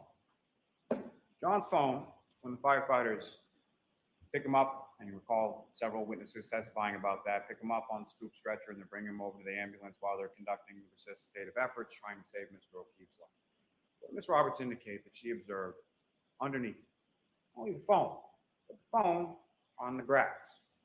On the grass in the area that is completely covered in snow in every other area except under Mr. O'Keefe, which I would submit indicates how long Mr. O'Keefe has been there. Now recall, around 12 o'clock or so is when it starts to snow and it starts to stick a little bit. You heard all that testimony. And I know it was a lot of testimony about snow and a lot of testimony about weather, but there's a purpose to that. There's a point to that, okay? As far as the grass underneath Mr. O'Keefe's body, where his cell phone was, Ms. Roberts observed some 6 hours later after it starts snowing, is still visible only under Mr. O'Keefe where his body is, which I would submit as evidence to you as to how long he's been there. Now, on top of that, you also have hours of ring videos of the driveway as far as shoveling and Paul O'Keefe and other people snow blowing and shoveling and all those kinds of things. There's a purpose to that as well. If you look at those, if you look at the video of the defendant crashing into Mr. O'Keefe's vehicle at a speed of anywhere from 0 to 5, which even Dr. Wolf would indicate would not cause the damage to the taillight that was observed in this case.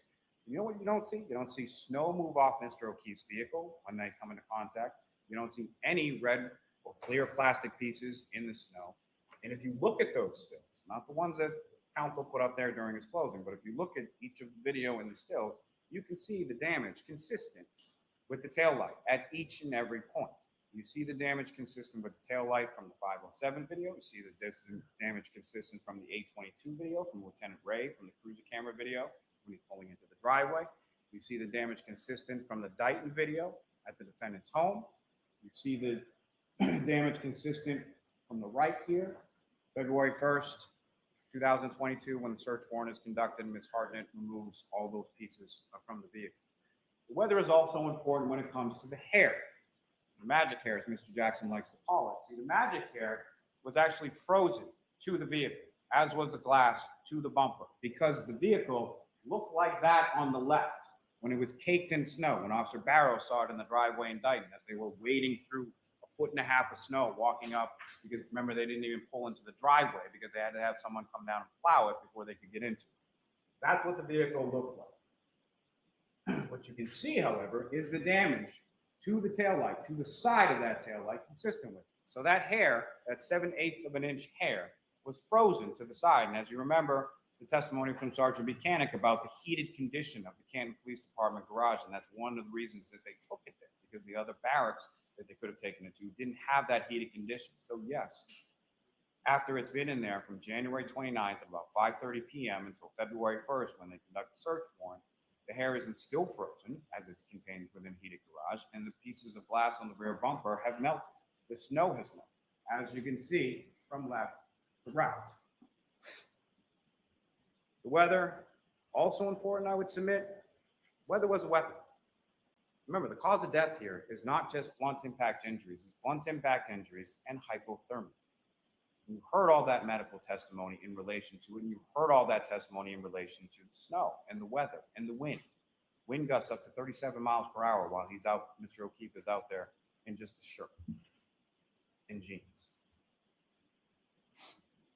Now, you heard also testimony from Ms. Roberts in relation to the injuries she observed to Mr. O'Keefe, that initially on scene, there was one eye that was swollen, not the other. That's indication of the swelling that Dr. Scortibella was testifying to, with no indication of physical altercation. And then both eyes being swollen when Ms. Roberts viewed Mr. O'Keefe's body after his passing at the Good Samaritan.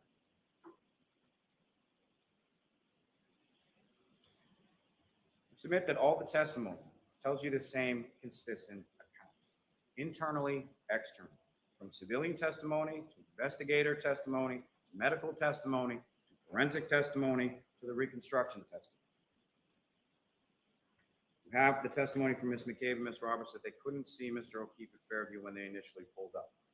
You can see that from Officer Saraf's cruiser. You have Mr. O'Keefe being covered in snow from the storm. You know where Mr. O'Keefe's body was. It's clearly visible on the cruiser camera from Officer Saraf. You have the testimony from each of the responding officers, anywhere from 5 to 12 feet off the roadway, and from the civilians as well. Ms. McCabe, Ms. Roberts, Officer Mullaney has 6 inches of snow on Mr. O'Keefe when he first sees him. Firefighter Kelly says that he couldn't even see Mr. O'Keefe until he was 5 feet away, in the darkness, in the snow, in the blizzard conditions. There's no footprints around the body. There's no drag marks around the body. There's no evidence of anything in relation to Brian Albert and Brian Higgins. Brian Albert and Brian Higgins spent January 28, 2022, traveling to New York City to go to a funeral for another police officer, for another department, who they didn't even know. Traveled all the way down to New York and then came back before the blizzard, only to come back from that to go out drinking, to come back to Mr. Albert's house, to then murder another police officer who they did know, who worked for the same department as them. And then criminal mastermind genius that Brian Albert is, 28 years on the Boston Police Department, he's then going to just leave Mr. O'Keefe's body on his front lawn? Really? That's the conspiracy? What evidence do you have of that? You have statements that the defendant made to Sergeant Buchanan on January 29th. She was willing to speak, but didn't want to give too much detail. Conversational tone throughout. She indicated that the night before, they had gotten into an argument, something about what was fed to the children, nothing about the detailed arguments and incessant phone calls and everything else that you saw from the defendant and Mr. O'Keefe's phone on the 28th. She indicated that she got to CF McCarthy's around 9 p.m., started drinking vodka sodas. The men were drinking beers. When asked where she parked her vehicle, she said she parked on Washington Street across from CF McCarthy's, facing northbound on the side, same side as Waterfall. Same testimony that you heard from Ms. Kolakithis, observing the defendant going over to her vehicle, getting in the driver's seat, and the victim, Mr. O'Keefe, getting into the passenger seat. She said they were left the Waterfall, were invited to her residence. She drove her and John to the location in Canton. She dropped Mr. O'Keefe off, did not see him walk into the home. She, being the defendant, stated she made a three-point turn and then left. When asked about the damage to her vehicle, she indicated to the troopers, "I don't know, it happened last night."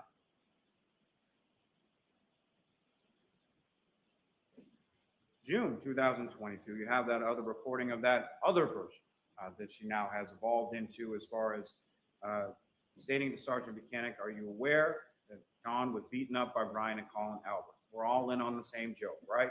John was pulverized and my taillight was cracked." What evidence do you have of that? Mr. O'Keefe never went in the house. You have testimony from Nicole Albert, Brian Albert, Jennifer McCabe, Matthew McCabe, Caitlin Albert, Brian Albert Jr., Sarah Levinson, Julie Nagel, all indicating never went in the house. John O'Keefe's phone never went in the house, from the testimony and the data points that you have from Trooper Green. You know how Mr. O'Keefe was dressed, and you know the defendant knew that. You have the testimony from Kurt Roberts, Jennifer McCabe, Matthew McCabe, Karina Kolakithis, Nicholas Kolakithis, Brian Albert, Nicole Albert, Brian Higgins, all indicated in their testimony, and the defendant knew, based on our questions to the firefighters the next morning, that Mr. O'Keefe was not dressed for the weather when he left the Waterfall. The weather was a weapon. You have the testimony about the car, the defendant's car being there in front of the house, moving multiple times. You have that from multiple sources. You have that from Matthew McCabe. You have that from Jennifer McCabe. You have that from Brian Albert Jr. You have that from Julie Nagel. You have that from Ryan Nagel. You have the testimony of Ryan Nagel, Ricky D'Antonio, and Heather Maxon. Ms. Maxon indicated she saw a male passenger, female operator, as the vehicle was turned. Remember, they're coming towards Fairview at the same time. The defendant, after conducting that reverse, a three-point turn on Cedar Crest, is then taking a right onto Fairview, while Mr. Nagel, Mr. D'Antonio, and Ms. Maxon are taking the left on Fairview.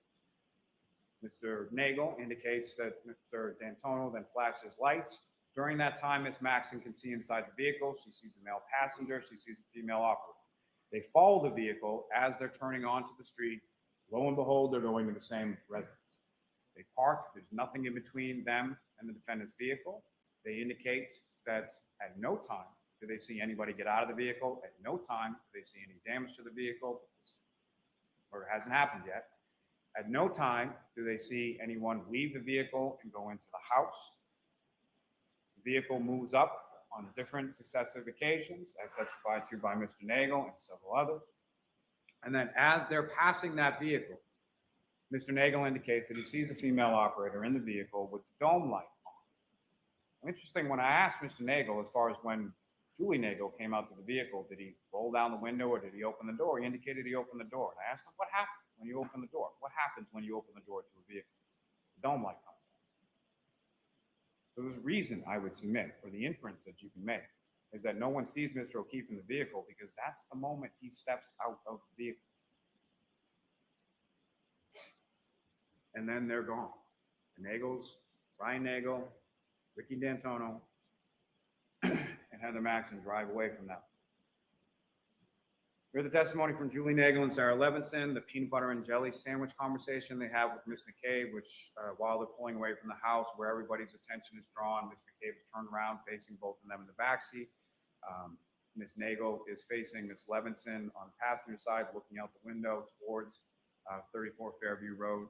Ms. Levinson is looking back at Ms. Nagel away from that area, in which Ms. Nagel indicates that she sees a 5 to 6 foot dark blob on the lawn near the pole in the hydrant, which is just where Mr. O'Keefe is discovered the next morning.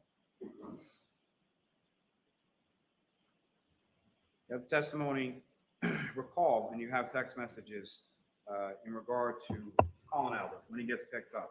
Mr. Lally, 5 minutes. Yes, sir.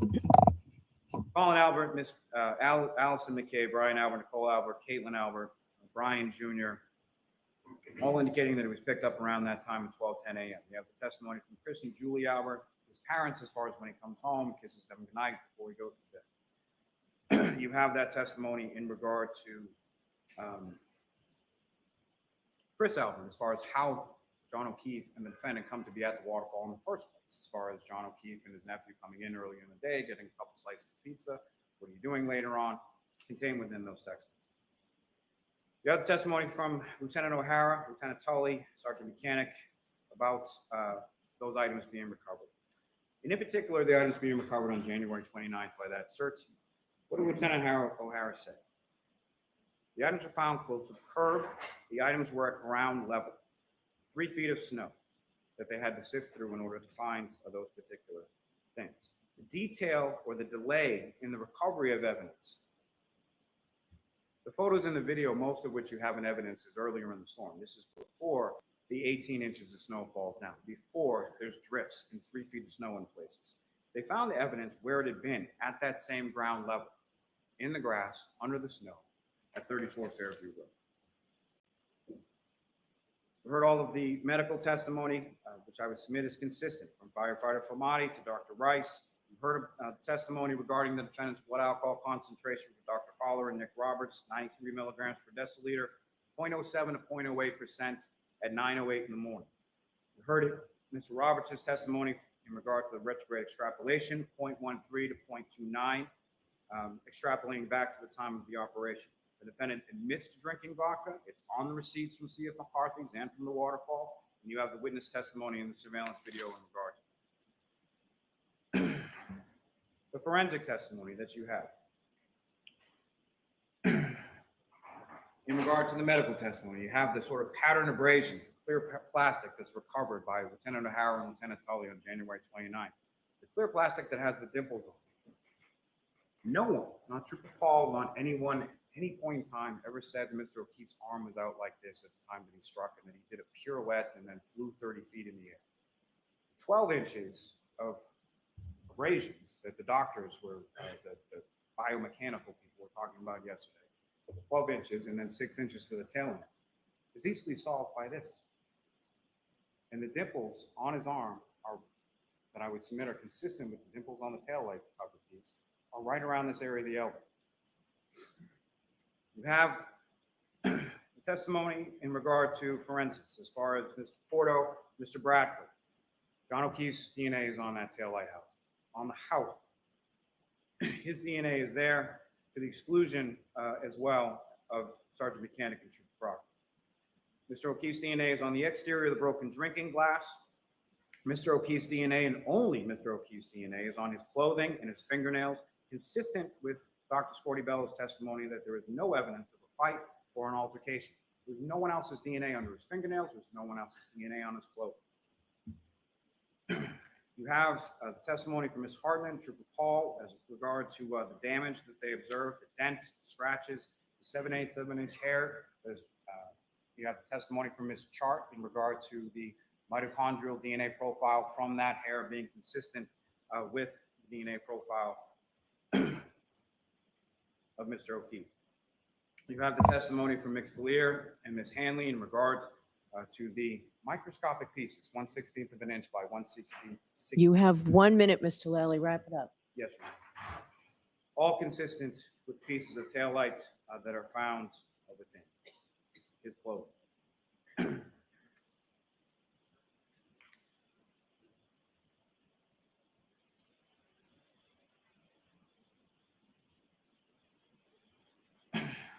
Ms. Gilman, if I could.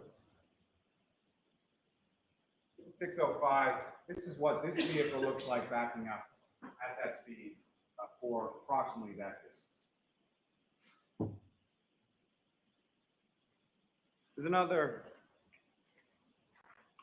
years and years ago, started practicing in Norfolk County in Braintree, what is now Quincy. I eventually became a far smarter man than myself, eventually became president of the United States. His name was John Adams. John Adams once wrote, "Facts are stubborn things. And whatever may be our wishes, our inclinations, or the dictates of our passions, they cannot alter the state of the facts and the evidence."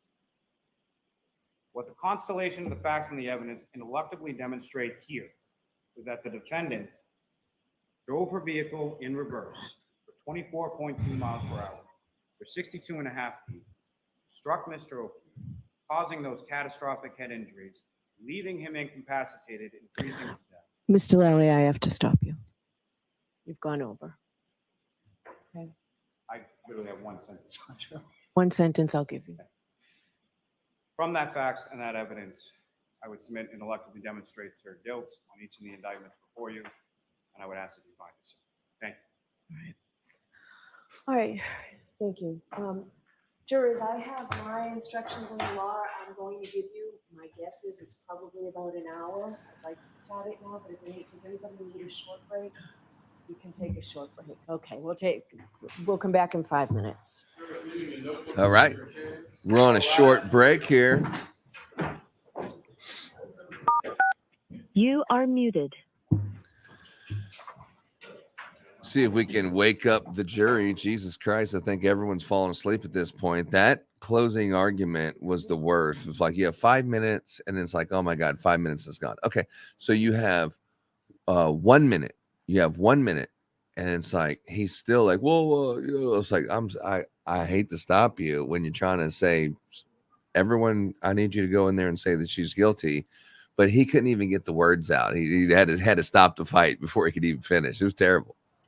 And that reminded me of like a college professor lecture or something like that. I think I nodded off twice. James, you still there, dude? He's asleep. He's drizzling. I fell asleep twice. Yeah. Oh, well, good morning. Good morning. Well, Good morning. James actually works all night, so this is technically the afternoon, 5 o'clock. It's 5 o'clock somewhere. James gives that a new description. Working that move. Yeah, what did you think of that one? While you were awake, what did you think about the closing arguments? I missed almost all of the prosecutor, but I caught the defense, and I loved it. Yeah. I mean, he did a great job. And the part I thought was really cool is as they were showing Alan Jackson in the corner, in the upper right-hand corner, you got to see Brian Albert and his reactions or lack of reactions as he was saying it. And oh my God, I cannot believe they have the balls to show up in court. Him, Jennifer McCabe, and Colin Albert sitting up there. I just couldn't believe it. Crazy. The set of cojones on these guys. I mean, I would say that's almost in a situation of what you would call witness intimidation, or jury intimidation. Like, let me sit there and stare lasers into the jury, and you know who I am, and go ahead and say not guilty and see what happens. I mean, I'm not saying that that's what's going on, but you could definitely point a finger in that direction. Why would they be there? Yeah. Unless they're trying to control the narrative, because I guarantee when the news cameras gets in their face when they're leaving, they're going to say no comment and keep it moving. 100%. They're not talking to the news or anybody really on the way out. But I think it'd be malpractice for any journalist not to put a camera in their face and ask them what they thought.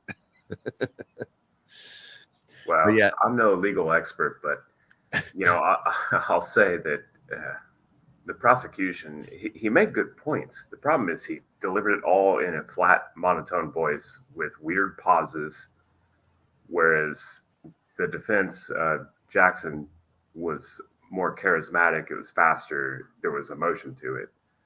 And I think it's hard to listen to that for an hour. I literally felt like I was at a lecture. Well, I mean, I think, you're there for justice for John O'Keefe. John O'Keefe, Boston police officers murdered. Okay, get to the fucking point where she hit him with the car, because that's what I need you to do. I mean, the fact that she's a bad person, or she was upset with him for not coming home and she stuck with the kids while he's out partying, or he was kissing some girl, or she had 3 drinks instead of 5 drinks, or all that. Who gives a shit? None of that matters. None of those details matters. Talk about the part where you have evidence that she backed into him and left him for dead. Not all this testimony of, well, this person said that she knew exactly where he was. It's like, yeah, I dropped untactical Texan off at this address, and then he never came home. So while I'm looking to find out where the hell he is, don't you go back to the place where you dropped him off? I mean, none of this shit's making sense. That's because you backed into me and ran me over. Yeah. And you knew damn well you did. And he was on the ground, and he was 100% dead. You left him for dead. That's why when you went back to the house, you knew exactly where you backed into him. Inside. So the one part of that where he's saying, oh yeah, he's covered in snow, but the ground underneath him is not covered in snow. If you take a body at 98 degrees and put it on snow, the snow is going to melt. Yes. It's going to melt under that body. The body heat's going to melt that snow. So of course the ground under him does not have snow. That's not indicative of how long he's been there. I found that kind of a weak and then another thing is there was only 2 inches of snow at 6 a.m. So it was barely snowing. If you look at the library videos when she was passing by, it wasn't even hardly even sticking to the roads at that point. It sticks to the grass first. But like you said, a warm body on an inch of snow, and it's, until the body actually gets, you die and you go to the temperature of the snow, which he wasn't even dead when they put him out there. And he wasn't necessarily completely dead or passed when they took him to the hospital. They were still showing a 10% chance of him living. I mean, there was still blood flowing from his nose and his mouth. So, they definitely left him out there to die in the cold, and Haslong to die in the cold. How do you get around that, man? I don't even know. I don't even know how he fucking gave that closing argument with a straight face. It was like, dude, this is unbelievable. And now look at Fidgety. Kingdom's right. I love it when people say I'm right. Let me just start with that. I love it when people say I'm right. But anyway, she says none of that crap matters because it wasn't some planned event to end him. Or was it? Or was it? Because if you listen to the defense when they did their closing arguments, he definitely drew the line that Brian Higgins had motive. This wasn't really said. It was implied, and maybe we said like, oh, there's motive. But you're messing with this girl. He caught there are better ways. I have a list. But Brian Higgins is macking on John O'Keefe's girl, and he got a smooch from her, and John O'Keefe had seen Karen Reed walking John out to the car, and they were sitting there, staring at this, and Karen Reed showing him in Brian Higgins' testimony of, John really kind of, he's really been looking at that video of me walking you out to the car, and he's asking, hey, is there something going on? So there's obviously something there. Brian Higgins is at the bar. They're play fight, grab ass, whatever they call, play fighting with each other. He's motioning them, hey, why don't you come over to the house? That's one person who has motive. 2, the dog. The dog definitely is aggressive to strangers. So the dog has definitely a motive to attack, just for whatever reason. And then the other one is Colin Albert, this kid that they just swore that he's just not there. Colin Albert was not there. Just forget it. And then all of a sudden, people start testifying he was there. Colin Albert drives a Ford Edge, but not a dark one like Lucky Loughran or Brian Loughran said. There's a dark Ford Edge that's in the driveway that belongs to Brian Albert. Colin Albert drives a light color Ford Edge, and he was there at the party, and he has motive to kill because John O'Keefe had reported multiple times that Colin Albert was acting obnoxious, harassing him, throwing beer cans in the driveway and stuff like that. That is a motive. Plus, one of the neighbors, it was in the Canton Select Board just the other day. I played it on our Kingdom Radio Texas X page. We're in the Canton department. The chief of police went up there and said it's absolutely true. This was in August. It's absolutely true that not just John O'Keefe was reporting Colin Albert's activities, but also the neighbor was reporting the drug activity that was in there, and they were scared for their family, a wife and kids sitting in the house, scared for their family that their neighbor, Colin Albert, and his buddies were all into dealing drugs, and they were being very obnoxious out in front of the house of his dad, which is Chris Albert, that owns D&E Pizza, that's right next door to the CF McCarthy's, where Turtle Boy was over there in this little confrontation the other day. So the whole family's connected. Colin Albert was definitely into it. He had the freaking bruises up on his hand and boom, boom, boom, that he's going to beat him up and all this kind of stuff. So this is how the family acts. You've seen that on display the other day with Colin Albert and Brian Higgins. They both have motive. All it took was a drunk person to come in there and say the wrong thing. The dog gets on you. You didn't realize Colin Albert was going to be there. He's like, hey, man, you're going to try to get me in trouble and call the police and try to get me in da-da-da-da-da. And then, hey, you got your friends with you, so you're acting a little bit tougher than you normally would after a couple of beers. They're having a party with Brian Albert Jr. in the basement. It was his birthday. And then, bam, you get a couple hits, sucker punch, and then that's it, dude. It's it. And then it goes out of hand. You're like, oh, shit, he's not dead, is he? I don't know. But then he's throwing all up over himself. And then you drag his ass out there. You don't know about the taillight. You drag his ass out there with the cup, with the broken cup. And you figured, I don't know, maybe he got an altercation, but let's make it where he's outside. There's no blood. He's like gushed all his blood out of his head, but there's no blood on the snow. I mean, all this evidence is like, what are y'all talking about? He got his ass whipped. You brought him out there on the lawn. You had no idea about the taillight. They came out there at 6 a.m. with 2 inches of snow. You didn't find no taillight. Then all of a sudden you hear that that Karen Reed broke her taillight when she was backing out of the driveway, told Jennifer McCabe. Then they said, oh, she said, did I hit him? So why don't we just try to blame it on her? Then later that night at 6 p.m, you finally, for the first time, find one of the 42 pieces of taillight that they couldn't find during the day when there's 2 inches of snow. But now that there's 18 inches of snow, you find all the taillight. They fucking called to impound her vehicle on the way there before even seeing it, and called the Dighton Police Department guy to meet him over there so they can tow the vehicle when they hadn't even seen the vehicle yet. They haven't even seen the taillight busted out. They already knew it was busted out and they want to tow it.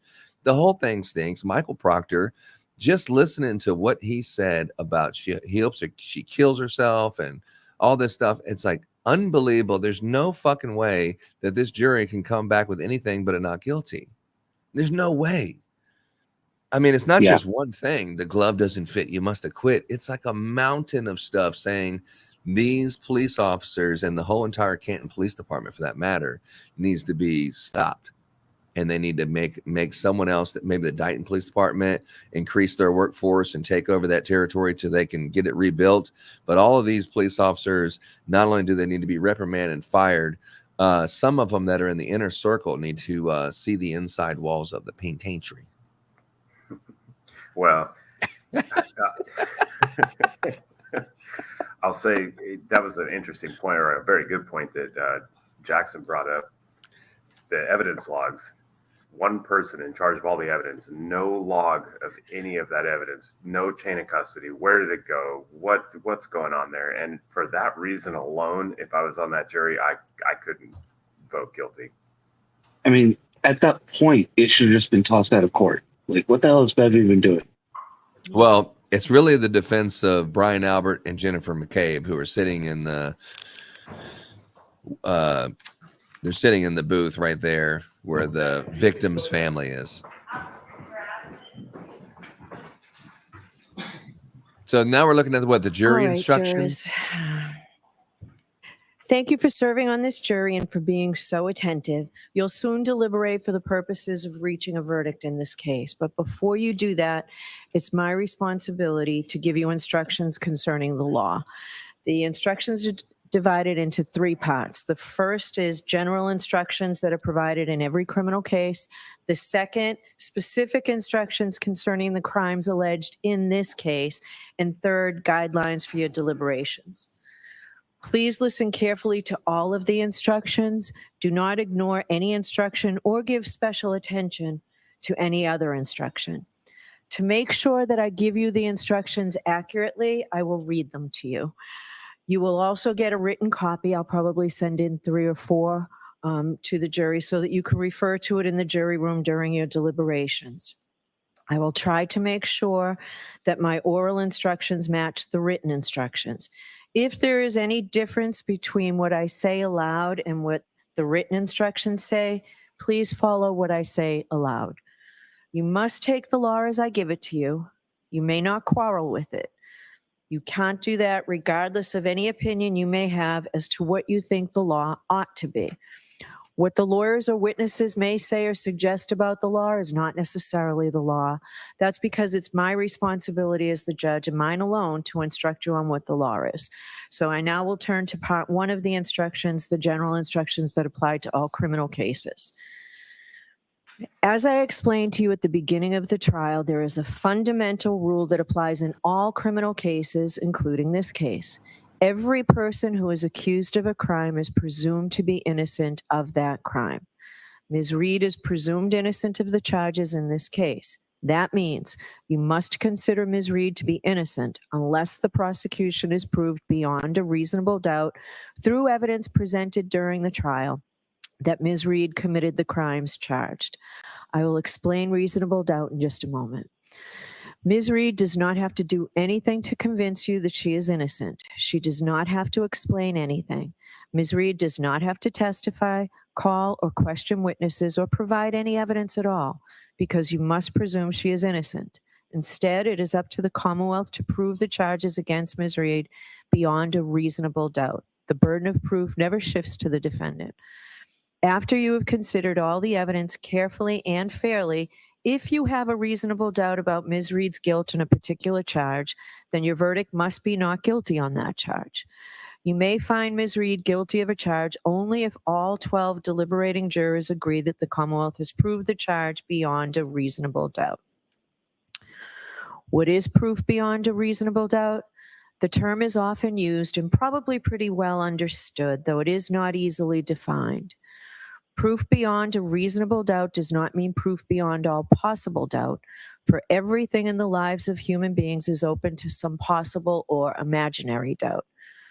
A charge is proved beyond a reasonable doubt if, after you have compared and considered all the evidence, you have in your minds an abiding conviction to a moral certainty that the charge is true.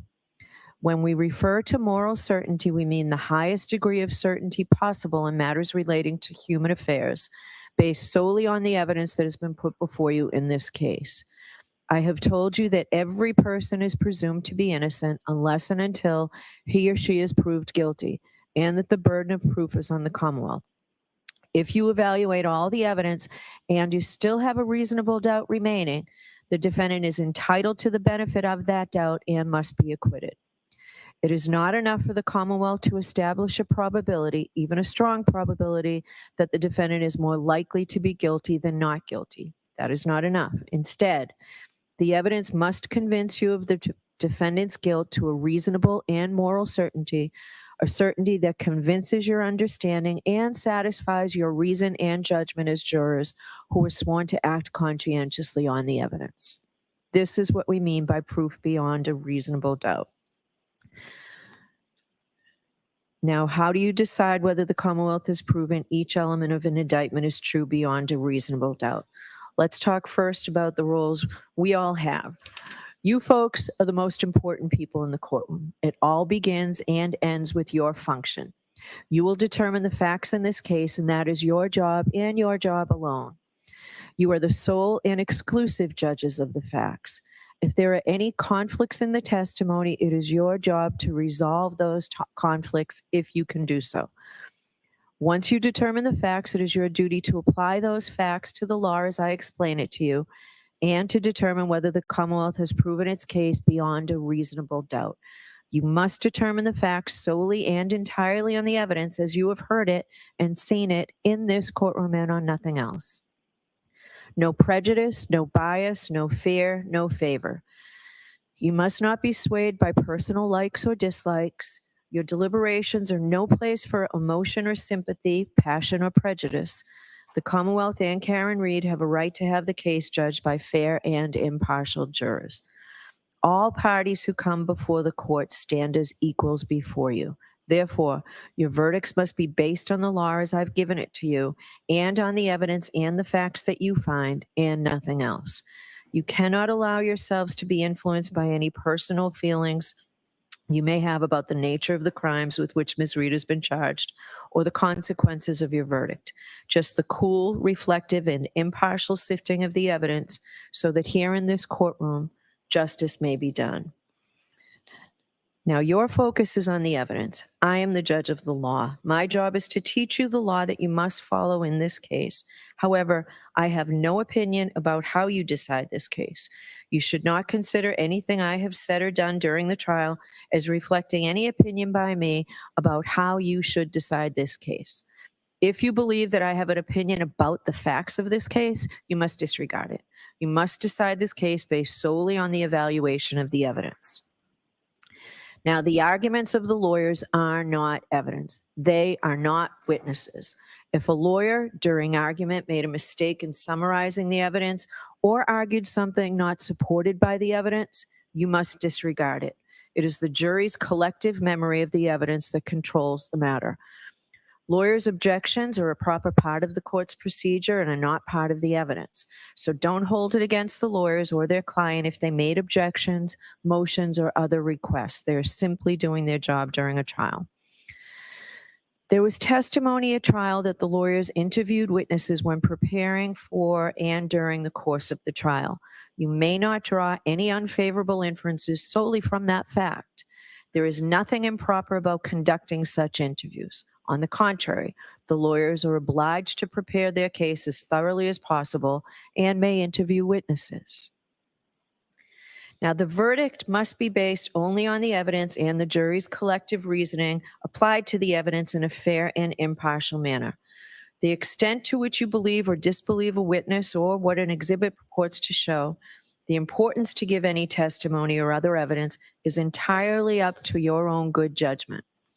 The evidence consists of the testimony of the witnesses and the exhibits in the case. There are some things you have heard about that have not been introduced into evidence, such as written statements by witnesses, police reports, autopsy, and accident reconstruction reports.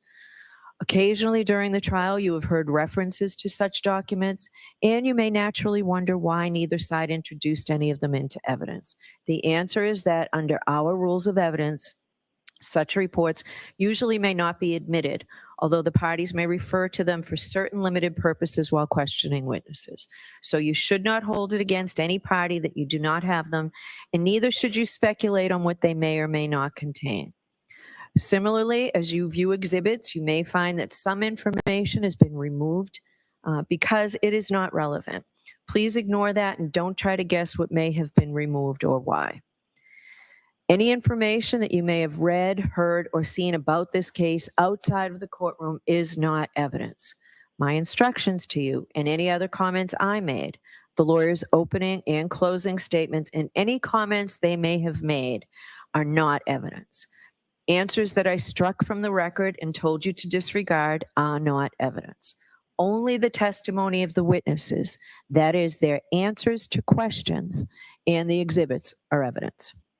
It is important to remind you folks that the verdict cannot be based on emotional reaction or sympathy for any person or side of this case. Certain of the testimony and exhibits may have provoked an emotional reaction in all of us. You may feel sympathy for the family of Mr. O'Keefe, and you may feel sympathy for the defendant as she sits here in this courtroom. But your job is to decide the case without bias, fear, sympathy, or favor, to view the evidence with a certain clinical detachment, and to decide the case based solely on the evidence and the application of the law to that evidence. I have allowed you to take notes during the trial, and you may refer to those notes during your deliberations. But remember, They are not evidence or a substitute for the evidence and your recollection. They are for your personal use. Please do not share them with other jurors. Consider the evidence as a whole. Do not make up your mind about what the verdict should be until after you've gone to the jury room to decide the case and you and your fellow jurors have discussed the evidence. Please keep an open mind until then. You'll remember that we took a view in this case. The purpose of the view was to help you better understand the evidence that you heard during the trial and to help you appreciate the locations and their surroundings. Your responsibility in the view was to see the places, observe them carefully, and remember what you saw. The view is part of this case. You may use and consider the observations that you made while on the view in your deliberations in reaching a verdict. The same is true about the demonstration we saw from the witness stand. The demonstration was done simply to help you understand the evidence, and you may consider it in your deliberations. It is the jury's job to earnestly seek the truth of the matter. In doing that, the jury must decide questions of credibility and reliability. The jury must decide how truthful or reliable or convincing any part of the evidence is. In deciding questions of credibility and reliability, you may rely on your common sense and reasoning powers and your life experiences. Consider a witness's testimony in the context of all the other evidence, not in isolation. You may consider the demeanor, candor, and appearance of the witness in testifying. Who was the witness? What relationship do they have to the case or to the other witnesses or the parties? Did the witness have any bias, reason, or motive to give false or shaded testimony? If so, you may consider that bias or motive in your deliberations and ultimately as to whether or not it impacts the credibility of the witness and the assessment of the evidence presented. Is the witness someone likely to give an honest and impartial account?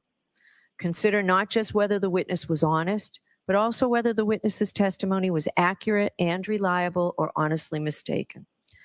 A prior statement by a witness, if inconsistent with his or her trial testimony in any way, may be considered on the witness's credibility and reliability, and only for that purpose.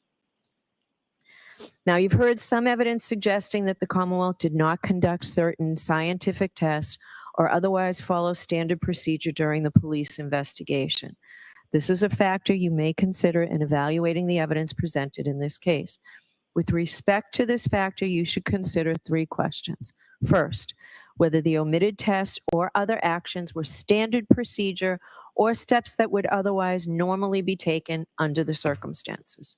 Second, whether the omitted test or actions could reasonably have been expected to lead to significant evidence of the defendant's guilt or innocence. And third, whether the evidence provides a reasonable and adequate explanation for the omission of the test or other actions. If you find that any omissions in the investigation were significant and not adequately explained, you may consider whether the omissions tend to affect the quality, reliability, or credibility of the evidence presented by the Commonwealth. All of these considerations involve factual determinations that are entirely up to you, and you are free to give this matter whatever weight, if any, you deem appropriate based on all the circumstances. Now, during the trial, I gave you some limiting instructions on how you were to consider some of the evidence you heard, and importantly, how you are not to consider the evidence. I am going to summarize those limiting instructions here. Ms. Reed is not charged with committing any crime other than the charges contained in the indictments. You have heard evidence about interactions that Ms. Reed had with Mr. O'Keefe and other witnesses in Aruba. The evidence was admitted solely for your consideration as evidence of the nature of the defendant's relationship with Mr. O'Keefe and whether it goes to her knowledge or intent or motive on January 29th, 2022. You may not consider that evidence as proof that she has a criminal personality or bad character.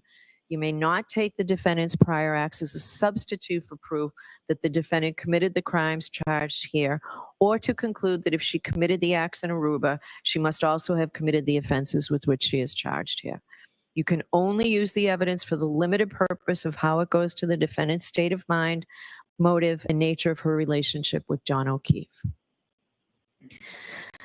Before you consider any electronic communication in your deliberations, you must first find that it is more likely true than not that the persons who authored them were in fact John O'Keefe, the defendant, or the witnesses who testified about their communication with John O'Keefe and or the defendant. If you do not find it is more likely true than not that John O'Keefe, Karen Reed, or the witnesses who testified here before you were the persons who authored or transmitted the electronic communications, then you may not consider the electronic communications in deciding the case. Now, the Commonwealth has introduced photographs into evidence. The photographs may be graphic and unpleasant. As I told you when you first saw them, your verdict must not in any way be influenced by the fact that these photographs may be graphic or unpleasant. The defendant is entitled to a verdict based solely on the evidence and not one based on pity or sympathy. Consider a photograph only as it may show a medical condition, the nature of the injuries, or the details of the incident itself. You've heard evidence of statements made by John O'Keefe. These statements were admitted only for a limited purpose of establishing John O'Keefe's state of mind. You are not to consider this testimony as proof that the defendant has bad character or propensity to commit crimes. The testimony of witnesses recounting conversations with Mr. O'Keefe or messages the defendant's cell phone received from him can only be used as they go to the defendant's motive or intent on January 29th, and only if you find that the defendant was aware of John O'Keefe's state of mind at the time of the crime and would be likely to respond to it. There need not be direct evidence that the defendant learned of Mr. O'Keefe's state of mind, so long as you reasonably can infer from the evidence that she did learn of it. You've also heard testimony about statements allegedly made by Ms. Reed. Before you may consider any such statement, you are going to have to make a preliminary determination whether it can be considered as evidence or not, and for what purpose it may be used. You may not consider any such statement in your deliberations for the truth of any such statement unless, from all the evidence in the case, the Commonwealth has proven beyond a reasonable doubt that the defendant made the statement that she is alleged to have made, and that she made it voluntarily, freely, and rationally. In determining whether or not any statement made by the defendant was voluntary, you may consider all of the surrounding circumstances. You may consider any evidence that you have heard about the defendant's physical and mental condition, her intelligence, age, education, and experience. Your decision does not turn on any one factor. You must consider the totality of the circumstances. Some testimony came from witnesses who saw or heard something. Some witnesses also told you about opinions or conclusions they reached based on some special training or experience. But special training or experience does not necessarily make the witness's testimony any more believable or important than any other evidence. So you should consider the same questions about witness testimony that I mentioned earlier, including any bias or motive these opinion witnesses may have had to testify in a certain way. You may also consider the witness's level of experience and training, and whether they base their opinions on the facts that you find to be true. There were hypothetical questions asked of some of these witnesses. You may give whatever weight you deem appropriate to the opinion based on the hypothetical, but only if, after careful consideration, you find that all the assumed facts are true. Remember that witnesses, even those with special training or experience, do not decide cases. Juries do. It is up to you whether to accept or reject, in whole or in part, any opinion or conclusion that a witness offered during the trial. Now, you have the same powers with respect to the exhibits that you have and the testimony of the witnesses. Look them over and decide the weight, that is the value they deserve to receive in helping you resolve the case as you make your ultimate judgment about whether the Commonwealth has proved its case beyond a reasonable doubt. You do not have to believe something simply because it is written on a piece of paper or appears in a photograph. You are not, of course, required to disbelieve it because it appears there. You decide whether to believe what the exhibit purports to show and how much weight, if any, you give each exhibit. Now, you've heard me talk about the sources of evidence in this case. Those are the tools that we have to decide the case. Now, with the evidence in mind, what can you do with it? As jurors, you may bring to bear all your knowledge and experience. You don't check your common sense at the door to the jury room. Just the reverse. I instruct you to use your common sense. Give the evidence a reasonable and fair construction in the light of your common knowledge and experience. In determining the facts in this case, you may draw reasonable inferences from the evidence that you believe, because you are entitled to rely upon both direct and indirect or circumstantial evidence. Direct evidence is evidence of what a witness claims to have seen or heard or touched or somehow perceived with their own senses. Circumstantial evidence exists where a witness does not testify directly to the fact that is sought to be proven, but you are provided with evidence of other facts and then asked to draw reasonable inferences from them about the fact that is sought to be proved. Such inferences may be considered with all of the other evidence in reaching your verdict. Circumstantial evidence is competent to establish guilt beyond a reasonable doubt. Now, what do I mean by an inference? An inference is a logical deduction or conclusion that you may, but are not required to draw from evidence that you have accepted as believable. Inferences are little steps in reasoning, steps in which you take some known information, apply your experience in life to it, and then draw a conclusion. Sometimes you can draw more than one inference. You have to decide which inferences are reasonable and decide which seems more reasonable to you. Remember, when you are dealing with inferences, you never have to infer anything. You may, but do not have to draw any inferences whatsoever. An inference drawn from circumstantial evidence need not be necessary or inescapable, but any inference which you do draw must be reasonable and possible. It must be logical. It must be a natural one, which is not too remote in the ordinary course of events. You may not guess. You may not speculate. You may not engage in surmise. You should not pile inference upon inference until the pile gets so high that it tips over logically, or the chain gets so weak that it doesn't hold together anymore. When you run through your inferences, check the starting point and the ending point to make sure that they're still reasonable. Further, when the evidence tends equally to give rise to either of two inconsistent propositions, the Commonwealth has established neither proposition. In order to convict the defendant, you must find that all the evidence and the reasonable inferences that you have drawn, taken together, prove that she is guilty beyond a reasonable doubt. Let me give you an example of an inference. Suppose that the issue you must decide is whether the U.S. Postal Service delivered the mail today. If you go home and someone in your household, a child, roommate, or spouse, hands you the mail and states that he or she observed the letter carrier deliver the mail and retrieved it from the mailbox, this would be direct evidence that the U.S. Postal Service delivered the mail. The witness perceived the event with his or her own senses and told you what he or she observed. The issue you would have to decide is whether the witness is credible. On the other hand, if you go home from court and find mail in the mailbox, you may infer that it was delivered by the U.S. Postal Service today. You draw this reasonable inference based on the following known facts. The mailbox was emptied yesterday. You know that the mail is delivered by the U.S. Postal Service Monday through Saturday. The letters in the box are postmarked. You have exactly the same power in this case, not the power to speculate or to guess, but the power to draw reasonable inferences warranted by the evidence in the fashion I have just described.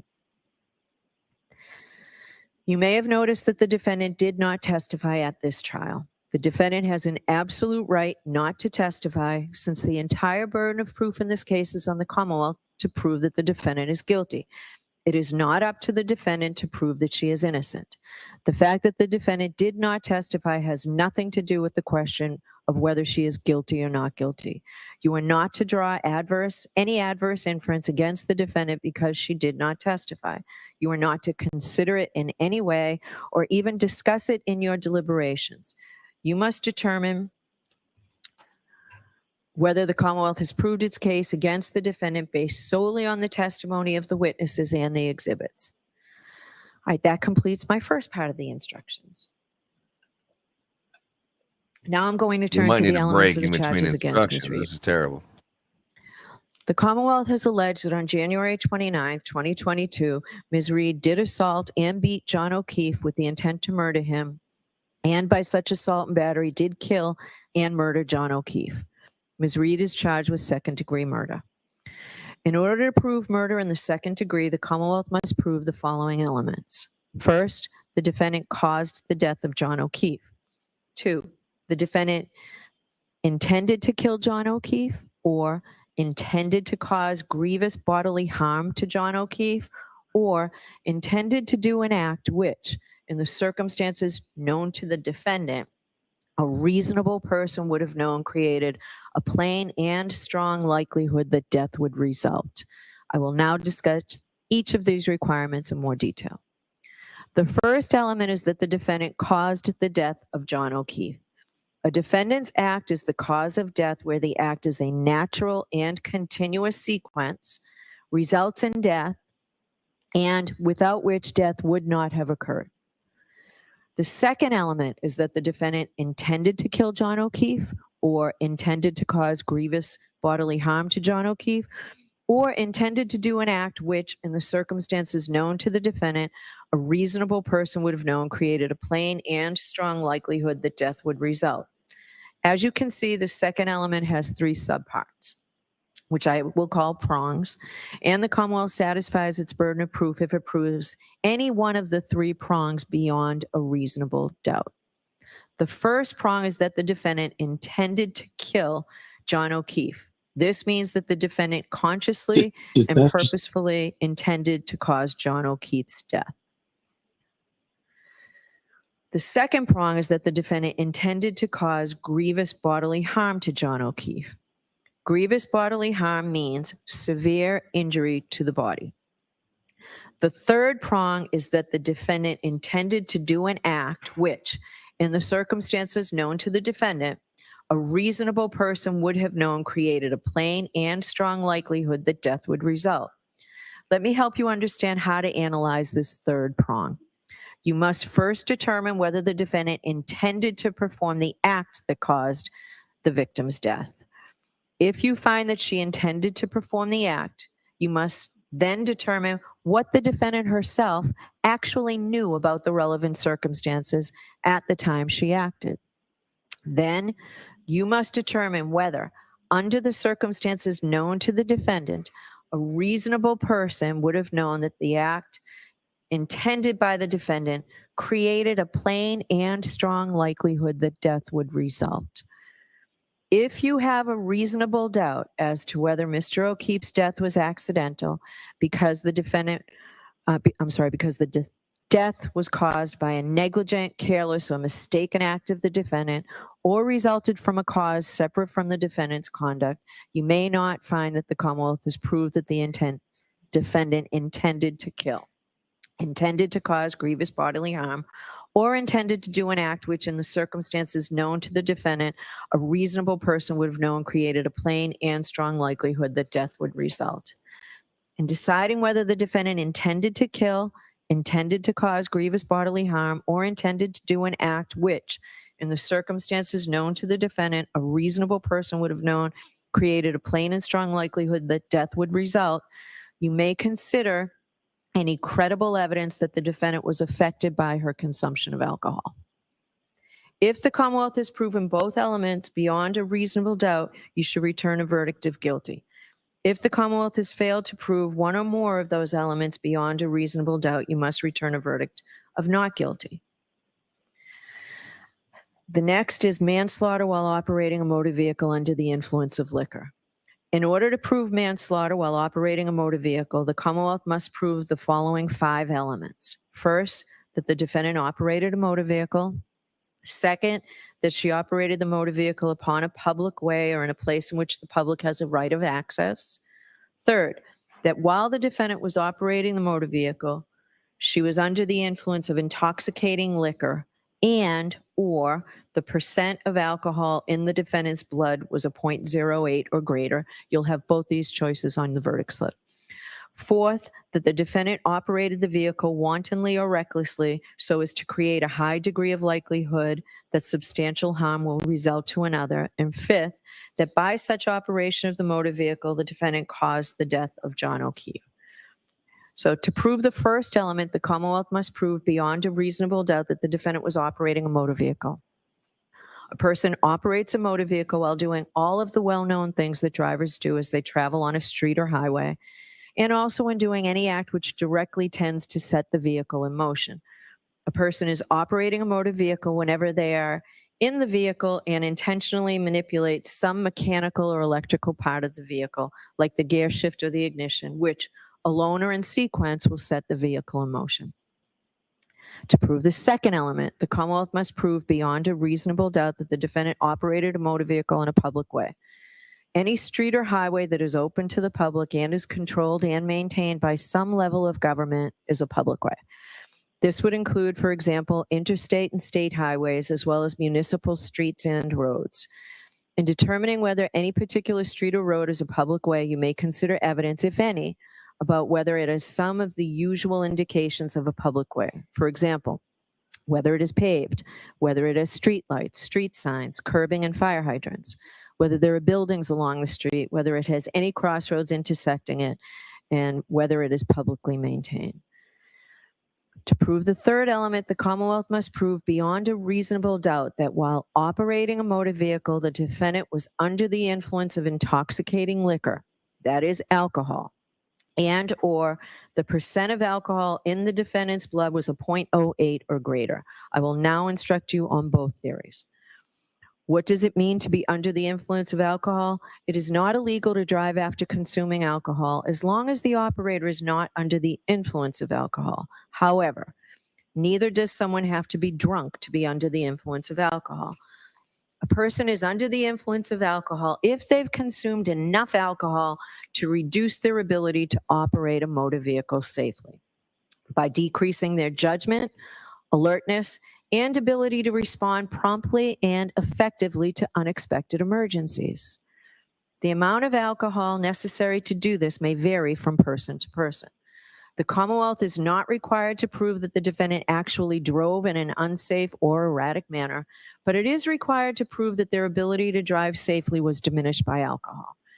You may rely on your experience and common sense about the effects of alcohol. You should consider any believable evidence about the defendant's alleged consumption of alcohol, as well as the defendant's appearance, condition, and behavior. In deciding this first theory of whether the defendant operated a motor vehicle under the influence of alcohol, you may also consider whether a blood test showed that the defendant had consumed any alcohol. However, no matter what the reading is, the blood test is not sufficient itself to prove that the defendant was under the influence of alcohol. Now, under the second theory, and again, both will be on the verdict slip and you should decide each one. The Commonwealth must prove beyond a reasonable doubt that at the time of operation, the percent of alcohol in the defendant's blood was a 0.08 or greater. The Commonwealth may prove a person's blood alcohol level by a chemical test or analysis of their breath or blood.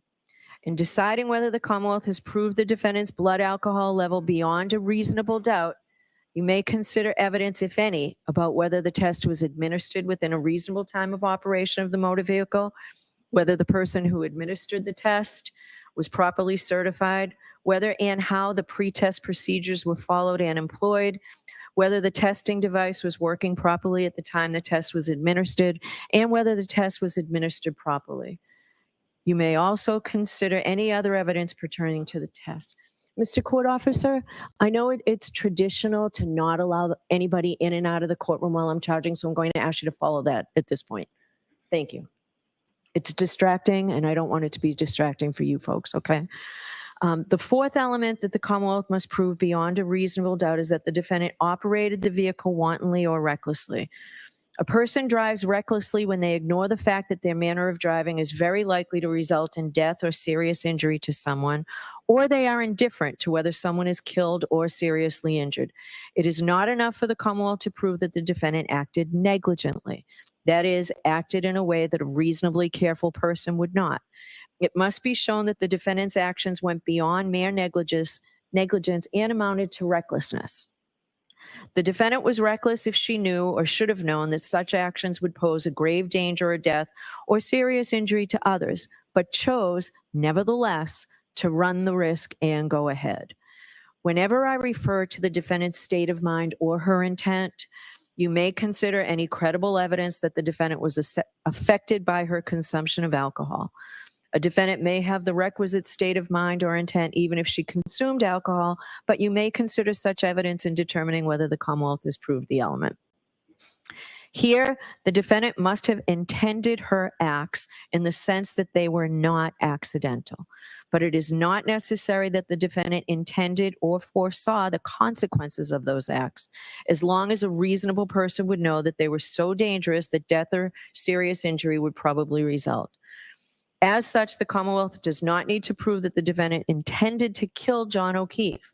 Rather, this is in the category of cases where public safety requires each driver, once they know what the situation is, to determine and to adhere to an objective standard of behavior.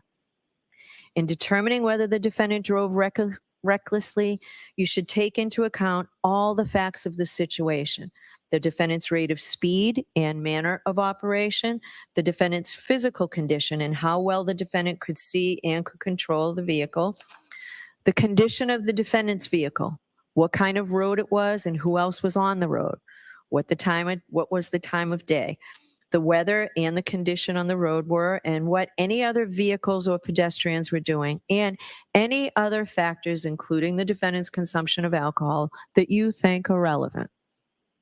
The fifth element that the Commonwealth must prove beyond a reasonable doubt is that the defendant, by her actions, caused the death of John O'Keefe. The defendant caused the death if her actions directly and substantially set in motion the entire chain of events that produced the death. A defendant's act is the cause of death where the act, in a natural and continuous sequence, results in death, and without which death would not have occurred. If the Commonwealth has proven all five elements beyond a reasonable doubt, you shall return a verdict of guilty. If the Commonwealth has failed to prove one or more of these elements beyond a reasonable doubt, you must return a verdict of not guilty. Now, the lesser offense of manslaughter while operating a motor vehicle under the influence of liquor includes the lesser offense of involuntary manslaughter. As a matter of law, the indictment that is before you, which charges the defendant with manslaughter while operating a motor vehicle under the influence of liquor, also charges her with the lesser included offense. The Commonwealth may prove the lesser included charge of involuntary manslaughter, even if it fails to prove the greater charge of manslaughter while operating a motor vehicle under the influence of liquor. So I will define involuntary manslaughter. To prove that the defendant is guilty of involuntary manslaughter because of wanton or reckless conduct, the Commonwealth must prove the following elements beyond a reasonable doubt. First, that the defendant caused John O'Keefe's death. Second, that the defendant intended the conduct that caused John O'Keefe's death. Third, that the defendant's conduct was wanton or reckless. I will now discuss each element in more detail. The first element is that the defendant caused the death of John O'Keefe. Remember, Ms. Reed caused John O'Keefe's death if her actions directly and substantially set in motion the entire chain of events that produced the death. A defendant's act is the cause of death where the act, in a natural and continuous sequence, results in death and without which death would not have occurred. The second element is that the defendant intended the conduct that caused the death. The Commonwealth is not required to prove the defendant intended to cause the death. You may consider any credible evidence that the defendant was affected by her consumption of alcohol. The third element is that the defendant's conduct was wanton or reckless. Wanton or reckless conduct is conduct that creates a high degree of likelihood that substantial harm will result to another. It is conduct involving a grave risk of harm to another person that a person undertakes with indifference or with disregard of the consequences of such conduct. Whether conduct is wanton or reckless depends either on what the defendant knew or how a reasonable person would have acted knowing what the defendant knew. If the defendant realized the grave risk created by her conduct, her subsequent act amounts to wanton or reckless conduct, whether or not a reasonable person would have realized the risk of grave danger. Even if the defendant herself did not realize the grave risk of harm to another, the act would constitute wanton or reckless conduct if a reasonable person, knowing what the defendant knew, would have realized the act posed a risk of grave danger to another. It is not enough for the Commonwealth to prove the defendant acted negligently, that is, in a manner that a reasonably careful person would not have acted. The Commonwealth must prove that the defendant's actions went beyond negligence and amounted to wanton or reckless conduct, as I have defined them. In deciding whether the defendant knew or should have known her conduct created a high degree of likelihood that substantial harm would result to another, you may consider credible evidence that the defendant was affected by her consumption of alcohol. A defendant may have the requisite knowledge even if she consumed alcohol, but you may consider such evidence in determining whether the Commonwealth has proved this element.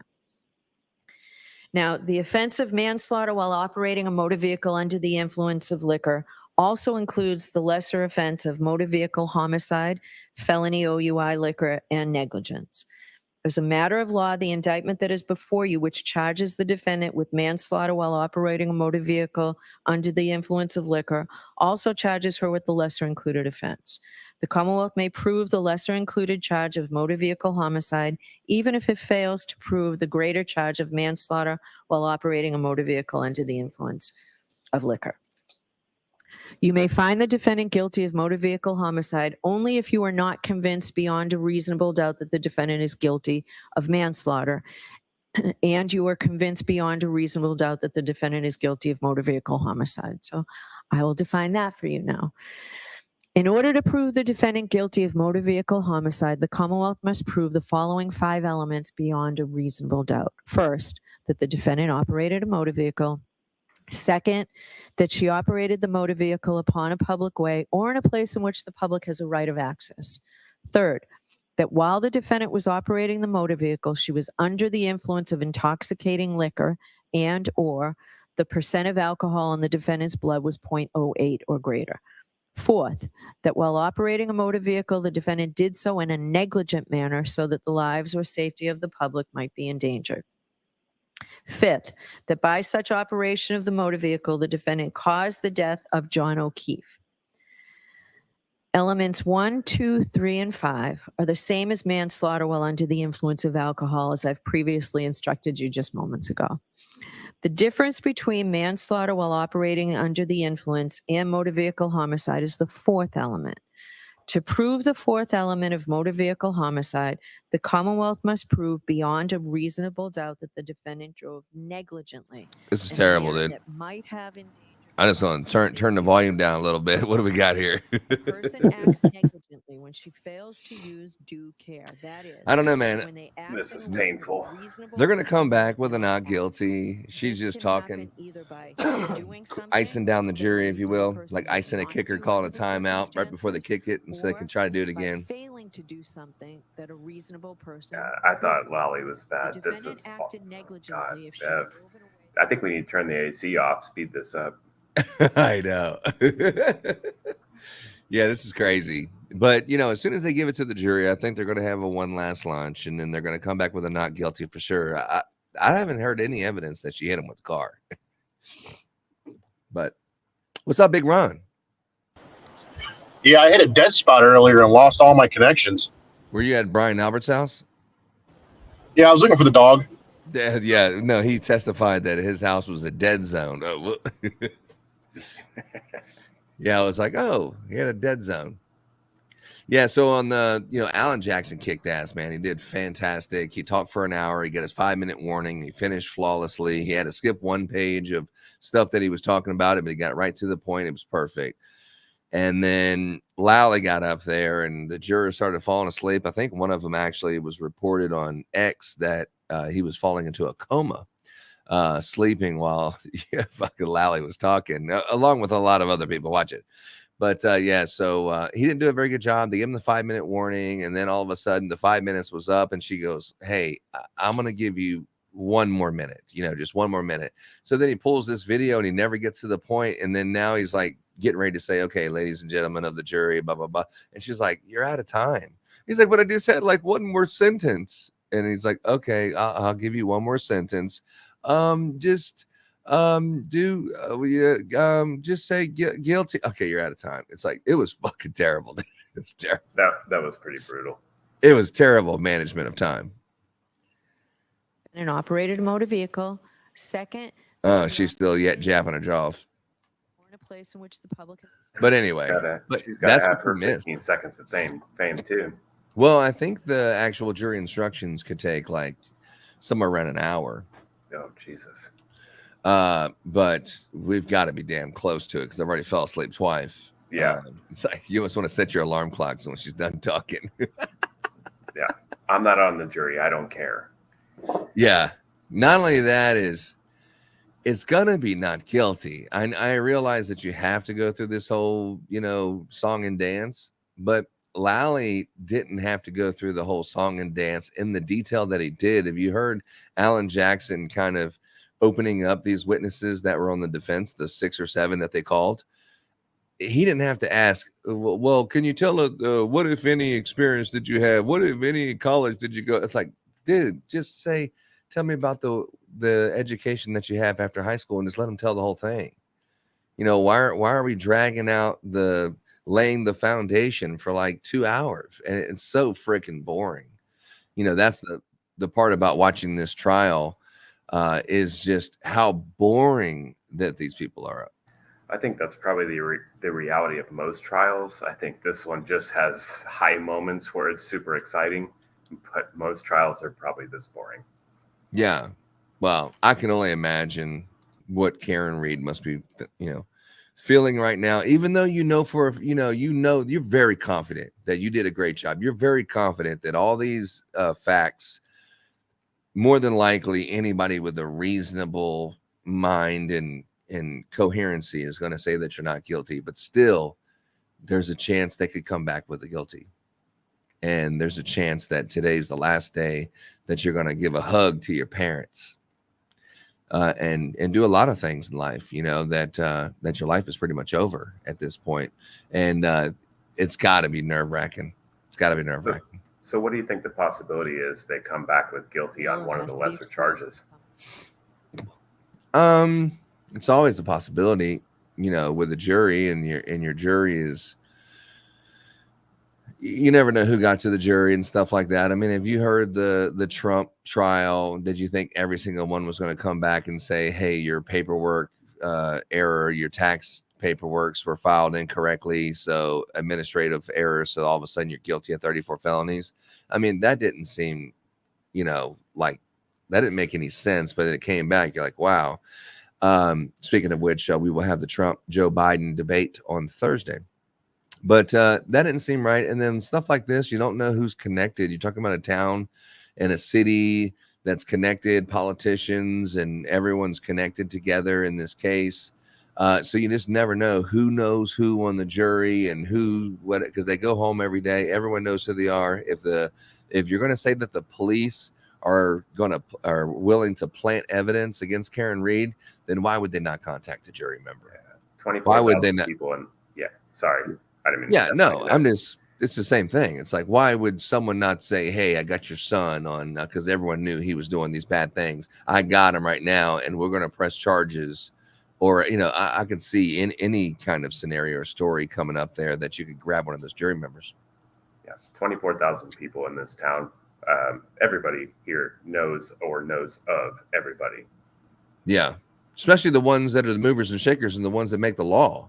The ones that, even if they don't make the law, if you got pulled over, I know exactly who it is, and I know who his family is, and I know who his friends are. And, as a matter of fact, his boss is my friend, and I went golfing with his boss's boss last Thursday. So everyone knows everyone, and I wouldn't put it past that someone could have got to the jury. As far as it's going to be a unanimous not guilty, it's hard to say, but definitely I think it's going to be a hung jury or not guilty. To deliberate, the court officers will deliver to you all of the exhibits in this case, as well as the verdict slips that you will use in returning your verdict.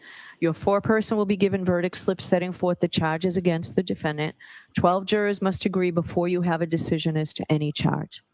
That means that to find the defendant guilty, all 12 must agree. To find the defendant not guilty, all 12 must agree. You should continue deliberating until you have reached a final verdict on each charge. You should not begin deliberating until all 12 jurors are together in the jury room and should cease deliberating if any one juror is not present in the jury room.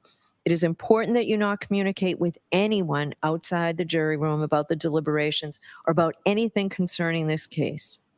Further, I instruct you that no juror is better qualified to determine the truth of the facts in dispute or to deliberate on a verdict solely because of education, background, or experience. The parties and I have chosen each of you as fair and impartial jurors, and your voices have equal weight. To reach a unanimous verdict, each juror must agree. Jurors have a duty to consult with one another and to deliberate with a view to reaching an agreement if it can be done without violence to individual judgment. At the same time, each juror must decide the case for himself or herself, but only after impartially considering the evidence with his or her fellow jurors. Don't hesitate to re-examine your views and change your opinion if convinced it is wrong. But no juror should surrender an honest conviction to the opinion of fellow jurors simply for the purpose of returning a verdict.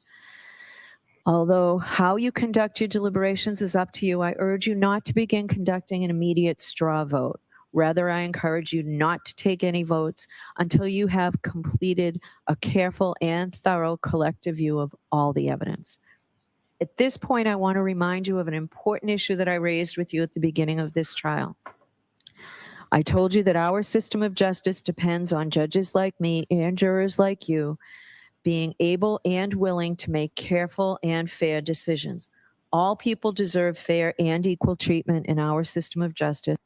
Oh, The man. fastest run from home to first, 3.3 seconds. Or any other personal characteristic. I Just also in case you were pointed falling out that asleep, we all have wake our you up own with a car. built-in expectations and assumptions, even if we are not consciously aware of them.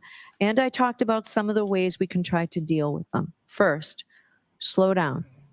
Do not rush to a decision. Do not come back in Hasty 5 minutes decisions with are the a not most likely guilty. to reflect stereotypes or hidden biases. Take time to consider all the evidence. Second, as you start to draw conclusions, consider what evidence, if any, supports the conclusions you are drawing and whether any evidence casts doubt on those conclusions. Double check whether you are actually using unsupported assumptions instead of the evidence. Third, as you think about the people involved in this case, consider them as individuals rather than as a member of a particular group. Fourth, I might ask myself, would I view the evidence differently if the people were from different groups, such as different racial, ethnic, or gender identity groups? Fifth, listen to your fellow jurors. They may have different points of view. If so, they may help you determine whether you are focusing on the facts or making assumptions, perhaps based on stereotypes. Of course, your fellow jurors could be influenced by their own unstated assumptions. So don't be shy or hesitate to speak up. You should participate actively, particularly if you think the other jurors are overlooking or undervaluing evidence you find important. In fact, when you explain your thoughts out loud to other jurors, you are also helping yourself to focus on the evidence instead of assumptions. If you use these strategies, then you will do your part to reach a decision that is as fair as humanly possible. That is your responsibility as jurors. Now, during the course of your deliberations, you might have a question concerning the law in this case. I'm not suggesting that you will, but you might. Perhaps I said something you did not understand. Isn't it interesting when she says the law, she says the law, like the law with and then an R on the end? This is the instructions on the law are like, which is so weird because Bostonians don't generally pronounce their R's. Suspicious. She's a plant. She's from California too. No one in California says law like that. So so today's the last day, but yesterday there was a record-breaking crowd out in front. There was 300 people. That's what they said. 300 people were outside.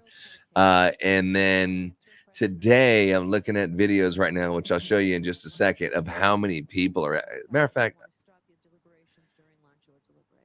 Let me see what she's saying. I just want to make sure I don't miss nothing. We're gonna have some I'll time. send in a note asking if you want to continue deliberating or break for the day and return tomorrow morning. Don't tell anyone, including me, how the jury stands numerically or otherwise. She said that when they're going to lunch or something or whatever, she'll just kick them out a note and see if you want to keep going or you want to stop for the day. You were going to notice shortly that So they're going to lunch officers are going to there, take an oath, James. and you will So hear I from think the that 45 minutes might be a little they quick. too, as well as all other persons, are forbidden to communicate. No, in see, any it way I wasn't counting the lunch. So after lunch is over, 42 minutes later, boom. So if the lunch is 45 minutes long, then we're talking about an hour and a half. That's still under the hour 45 you said. That's true. That's true. That's why I changed it to an hour and 45. Just to say 42 minutes plus an hour of lunch plus 3 minutes, give or take. So I was going with your dead on. I stand by my 2 hours. It's going to be today, though, right? I don't know. The jury may If it's need not a today, nap. we all owe Joe a bottle. Wow, that's No. Or a bag of coffee. 4 cups of coffee. Yeah, 4 cups of coffee. Yeah, there you go.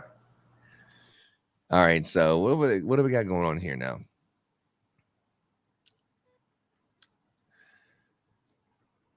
She said pretty much she's gonna release it to the jury, and they're talking about what? I missed it.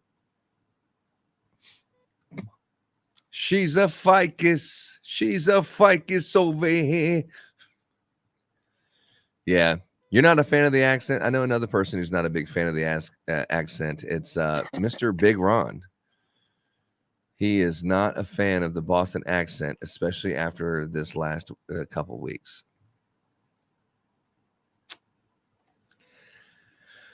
All right. Well, while they're doing something, I don't want to miss anything. I don't want to miss anything. But I do want to show you some videos of outside. I think I might just pause this one just in case we miss something, and I can play it if we missed it. But let's go to something a little bit more entertaining.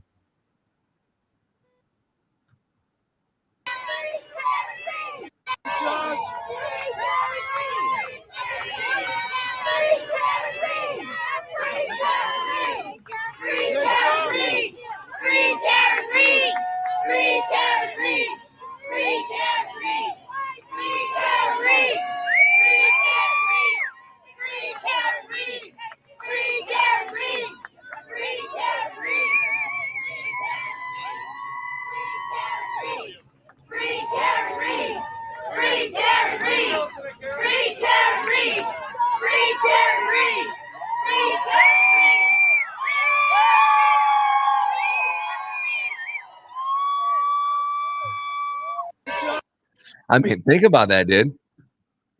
People travel from all over the freaking country just to be there for a moment where she's walking past where they can sit there and chant. It's like, wow, dude. Well, the biggest damage to the prosecution's case is Proctor talking about balloon knots. You pissed off a bunch of women. Oh, dude. Yeah, to say the least. Yeah. To say the least. There's another one. That one's from yesterday walking out. There's another one from... You are unmuted. All right. So, Mr. Clerk, will you choose the alternates, please? Oh, they're choosing the jury now.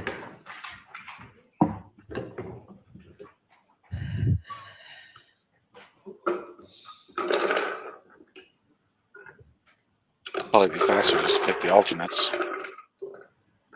Could the juror sitting in seat number 3, who is juror 79, step down and take your place as an alternate?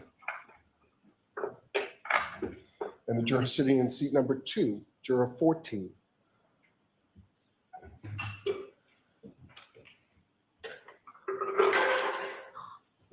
All right. So, ladies and gentlemen, we need to swear in the court officers. They're going to be in charge of you during your deliberations. I suggest that you listen to the oath that they are taking so that you can be aware of their responsibilities. Now you can swear them, Mr. Clerk. You swear that you will keep this jury and alternates in some separate but convenient place until they agree, that you not suffer any person to speak to them, nor speak to them yourselves, nor ask them if they are agreed, nor suffer them to disperse until they're discharged of their verdict, except by further order of the court, so help you God. Thank you. All right. So, Jurors, I need not remind you that you have an important responsibility, but I believe that you will bring to bear all the wisdom and the judgment and conscience that you possess in reaching your verdict in this case. All that we can expect from you is that you decide the case with integrity and with principle. We all expect you to reach an impartial verdict dictated by your logic, without bias, without prejudice or sympathy, and not prompted by any facts except those that you have heard here in the court during trial. We are looking for impartial judgment dictated by your reasoning and the fullest discharge of your oaths as jurors. You may now retire and deliberate your verdict. All right, mark time, dude. Mark time. All rise, follow me. All rise and follow me. What time do we got there, Dante? I got 12:26 Central Standard.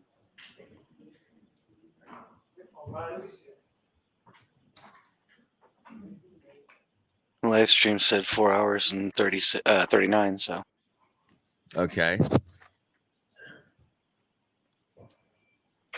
And I started a stopwatch. So that means we have, what time is it?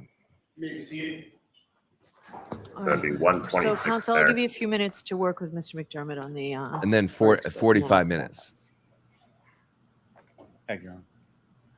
So an hour and 45 minutes from now would be. So it's 12:30. It'd be 1:30. 2:15. Yeah. So it should be 2 o'clock, or give or take a couple minutes, right? Yeah. Well, I mean, I think they'll say, "Hey, there's a verdict announced" or something. But yeah, check. This is outside the courtroom right now. Let's take a look at this. All right. Yeah, there's definitely more sidewalk with shade down there.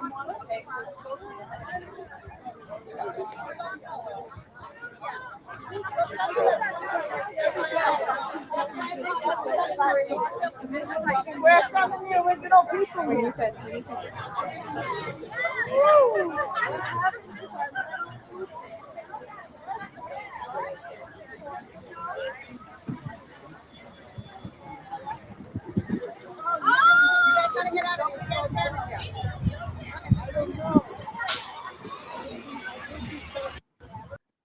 I mean, what do you think about that? That's quite a production there. Yeah, that's just where some people are allowed to stand. It also hooks around the right there, but they have it sectioned off where the First Amendment's not allowed in the front part of the courthouse. As soon as you walk out of the courthouse in the front, there's no body allowed to gather there. It's only around the corner a little bit when people are allowed to start gathering, so they can be ready for this not guilty. And we're on the clock. We are on the clock, and as time ticks down, we have an hour and 43 minutes to see what's going to happen with this little over-under. So anyway, let's talk about some other stuff. We got Karen Reed. She's in there. James is 100% thinking it's going to be not guilty, but we have our buddy Dante. Dante is looking for a guilty verdict in 2 hours. Dante thinks that she shot him. So, Yeah. I mean. Yeah, 12 gauge. Yeah, this whole thing's a freaking joke, man. You heard what Aunt Bev said? Look, jury, whatever you do, I'm suggesting do not go back there and do a straw poll and say who thinks she's guilty or not, and then come back here really quick. Don't do that. Go over all the evidence. It's like, yeah, whatever. So that might add another 15 minutes to the time is what I was thinking. Been sitting in that courtroom for how many weeks? That's the first thing I'm doing. Hey, who thinks she's guilty or not? Are they taking a lunch first, or are they just going straight back to deliberate? They're just deliberated. Yeah, but they're going to deliberate over lunch, maybe not. So I think it's maybe a 45-minute lunch break, and then they're going to go into the deliberation room or whatever. So it's what it sounded like to me. Anybody start the timer so we can see how close they are? We did. So we got a 2:15 Central Standard, so 3:15 your way. Did I say that right? 12:30, 1:30. Yeah. So 2:15 will be the hour and 45-minute over under. So we should hear something by 2:15. Where's our buddy Joe Lanou?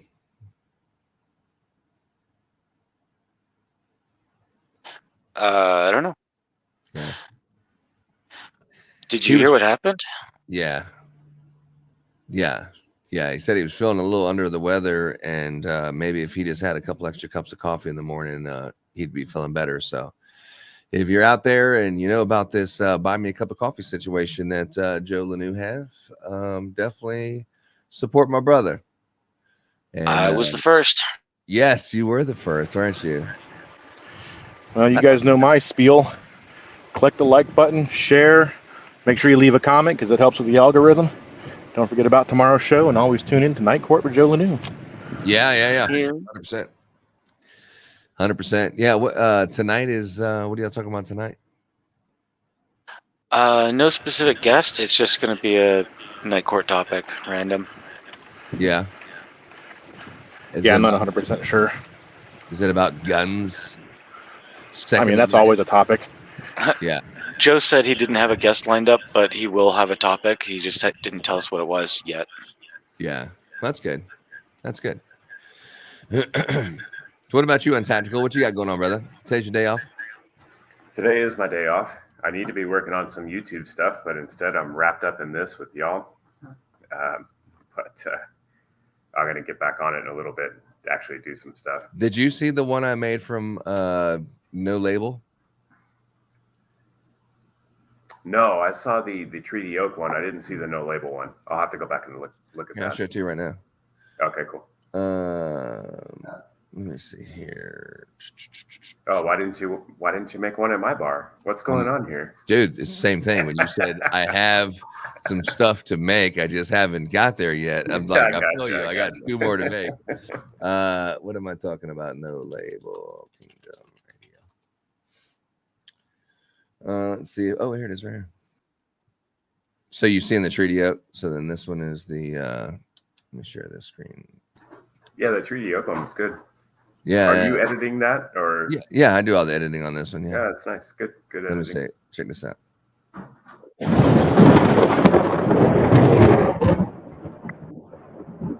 You're listening to Kingdom Radio. What's going on, friends and fam? We're over here at No Label Brewing in Katy, Texas. I love my occupation. If you don't like your life, then you should go and change. July 18th. That's Thursday, July 18th. We're going to have a Christmas in July celebration, and it's going to be awesome right here at No Label Brewery in Katy, Texas. Every single day. Every single day. Every single day. We're definitely going to be there July 18th. Every single day. Every single day.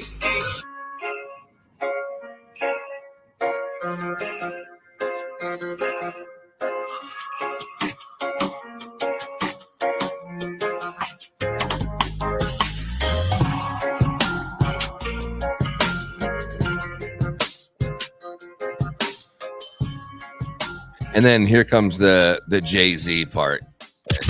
Jay-Z.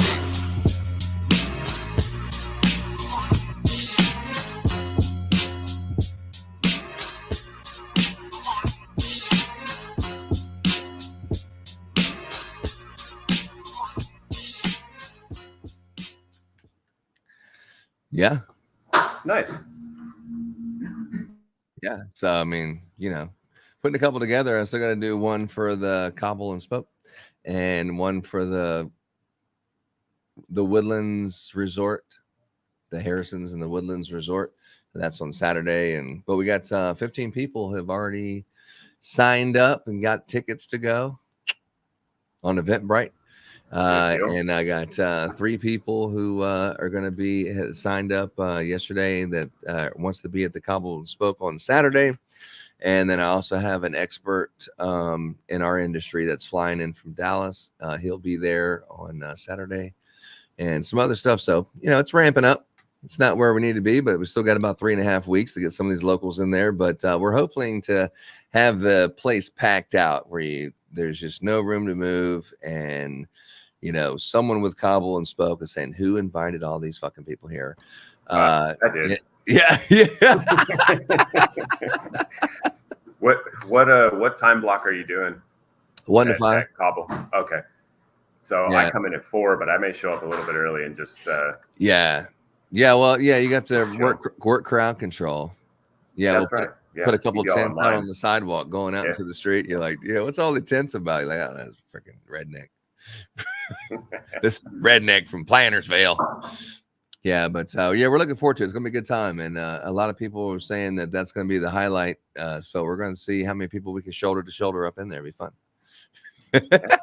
You can get about 60 people in there pretty comfortably. Hey, man. Well, plus this is in addition to the people who are already there anyway, which already has it filled up, so it's always nice to have a business filled up like that. And not only that, but have videos of the place completely filled up. That's the other one. When you're saying, hey, check out my, the bar or whatever like that, and it's showing it's just wall to wall people, videos like that make you want to say, what the hell is going on there? There's so many damn people.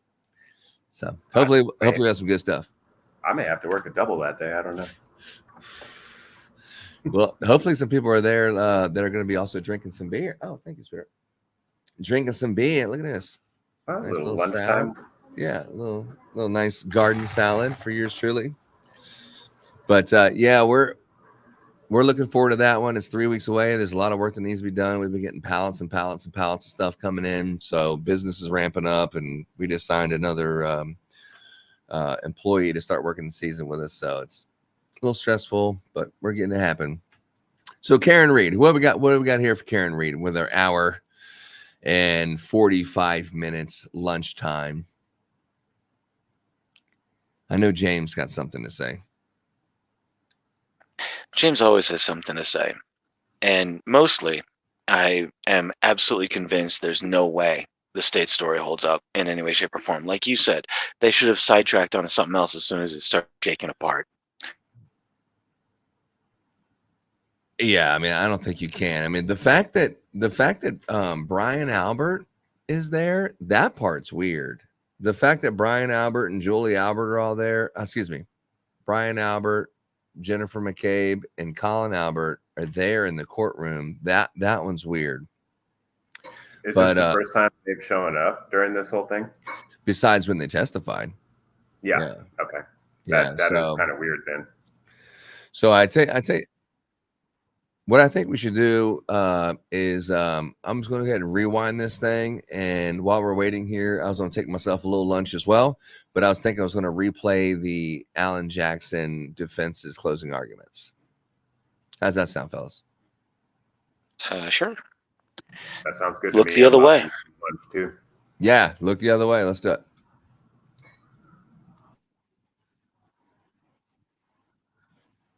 Share this instead. For this long period of time. Great attention.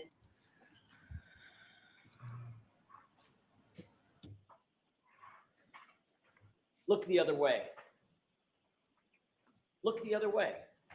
4 words that sum up the Commonwealth's entire case. 4 words that sum up the hopes of those who have tried to deceive you. Conflicts of interest? Doesn't matter. Just look the other way. Magic hairs, magic glass. Look the other way. Late night calls and Google searches, falsified affidavits, inverted videos, and butt dials galore.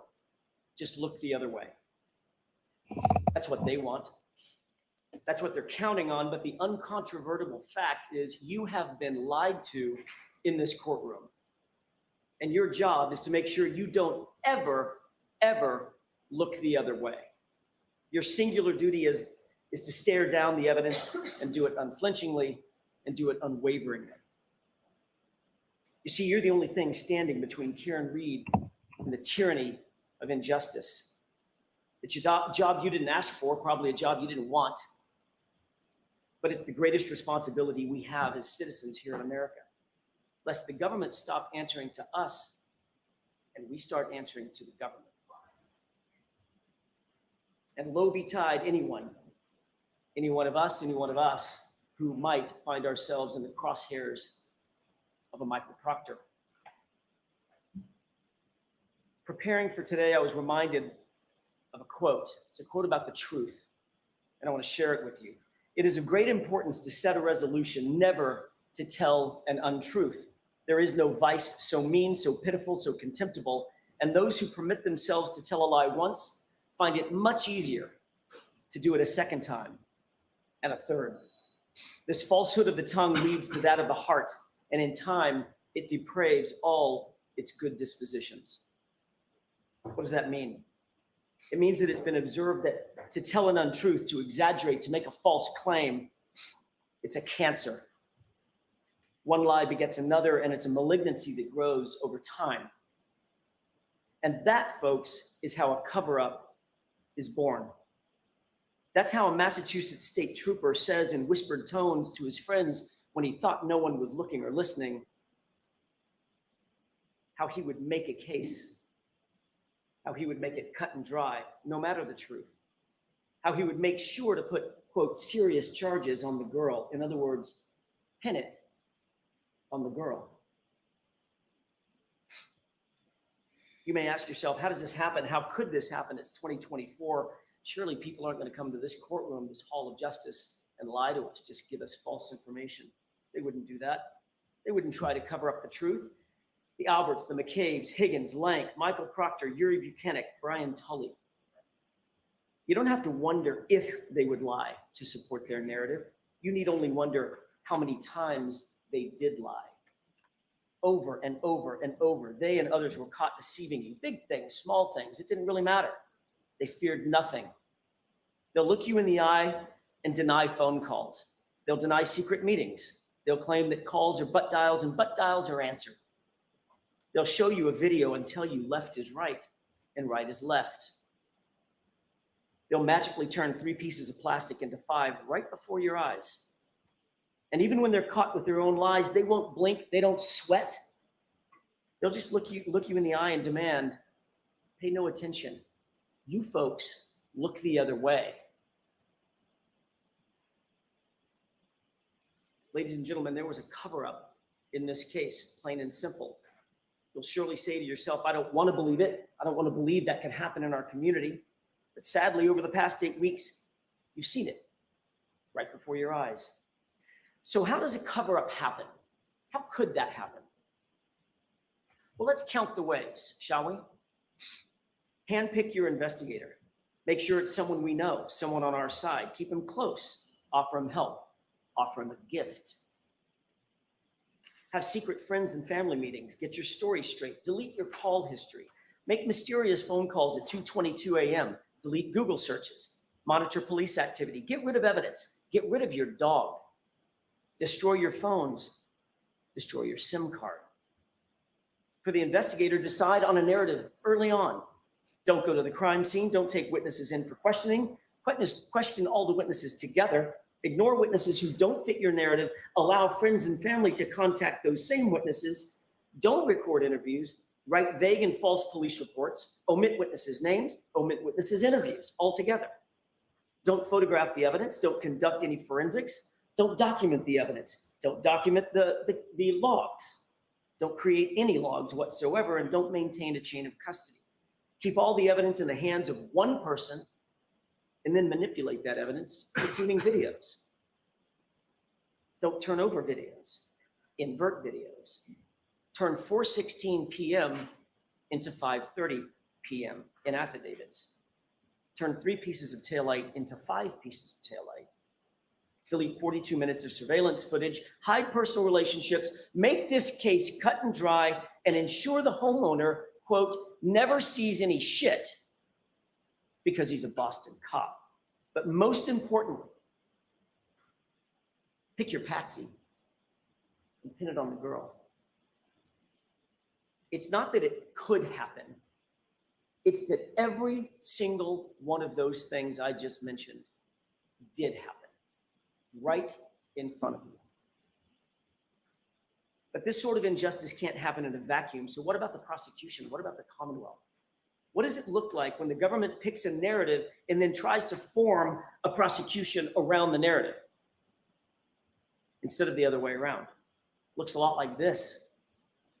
If you don't have actual evidence, just throw every single thing you can against the wall to see what sticks.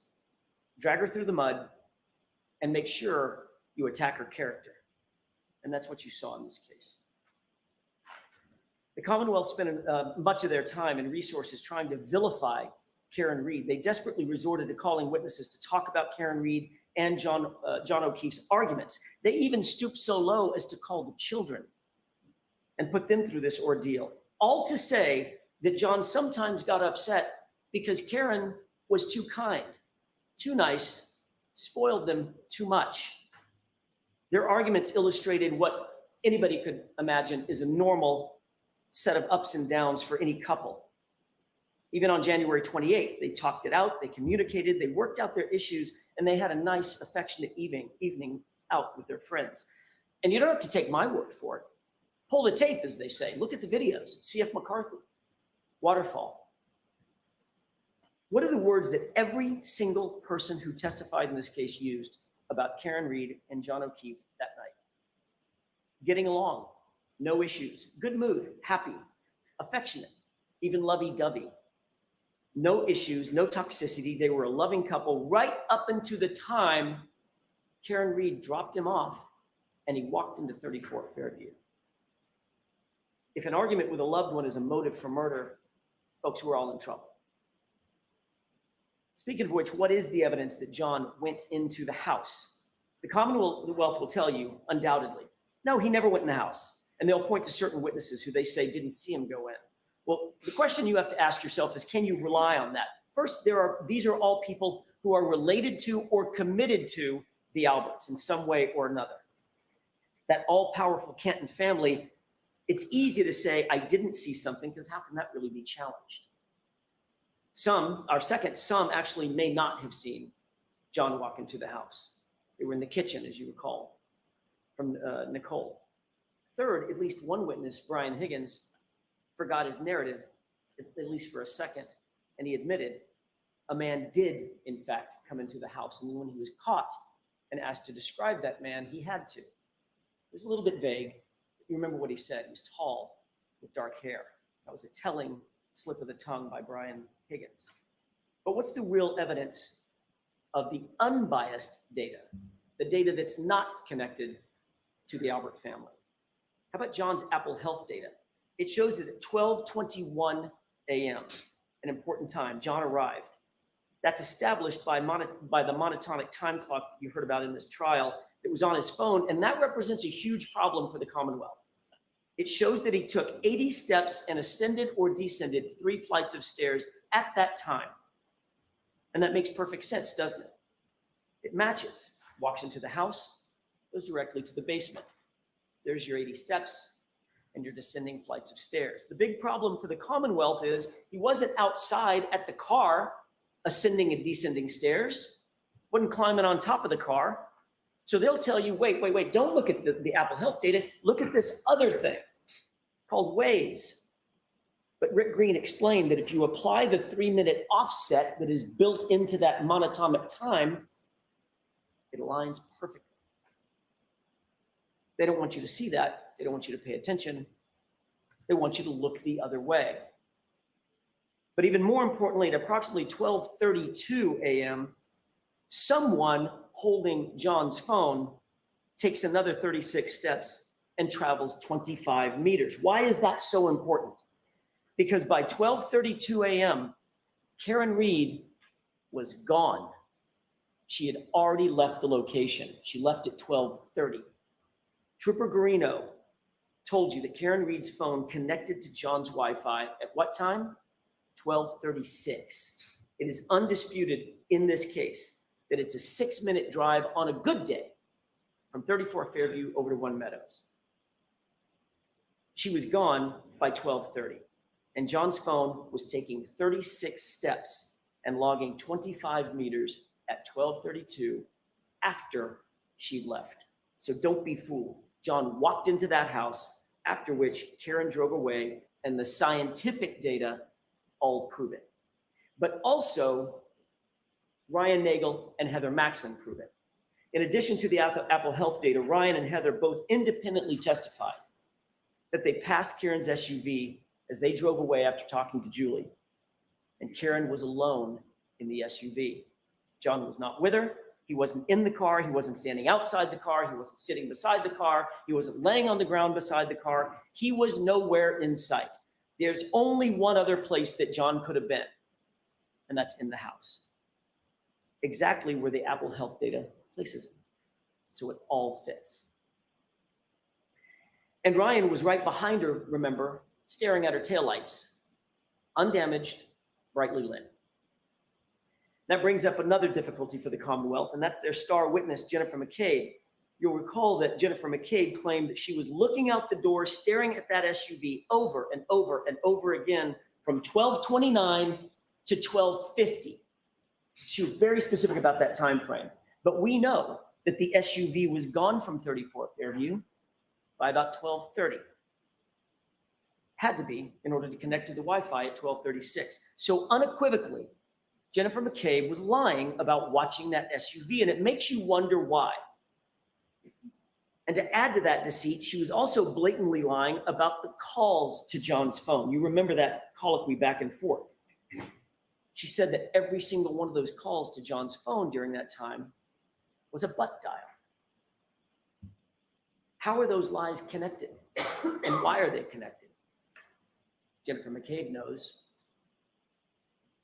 Was she butt dialing John over and over? Or was someone looking for John's phone that went missing? Let's talk for a second about what actually happened in the time leading up to everyone going to 34 Fairview. Brian Albert, Brian Higgins show up drunk at the waterfall. They'd been drinking in the afternoon. You know about the flirtatious texts that were sent between Karen Reed and Brian. Higgins was clearly pining over Karen, but for her, the flirtation had ran its course. It was done. She was happy and committed to John. You could see that in her actions with John that night. You don't have to guess. Brian Higgins, however, you can see in his actions, he wasn't quite so satisfied and he wasn't done. His text message, well, meaning, what the hell, Karen? What about me? Seemed aggressive, seemed annoyed. He didn't like being ignored. That was pretty clear. So he's 5 or 6 whiskeys deep into the night by this time, and she continued to ignore him. Then oddly, Higgins, who doesn't know John all that well, seems to want to coax John to 34 Fairview. I draw your attention to the waterfall tape if you want to take another look at it. It's at the 11:57 mark, between 11:57 and 11:58. Take a look at that tape. He's just about to leave. Higgins is just about to leave. He points over at John and he motions for him. Come on, come with me. And then at 12:20, he texts him, you coming here?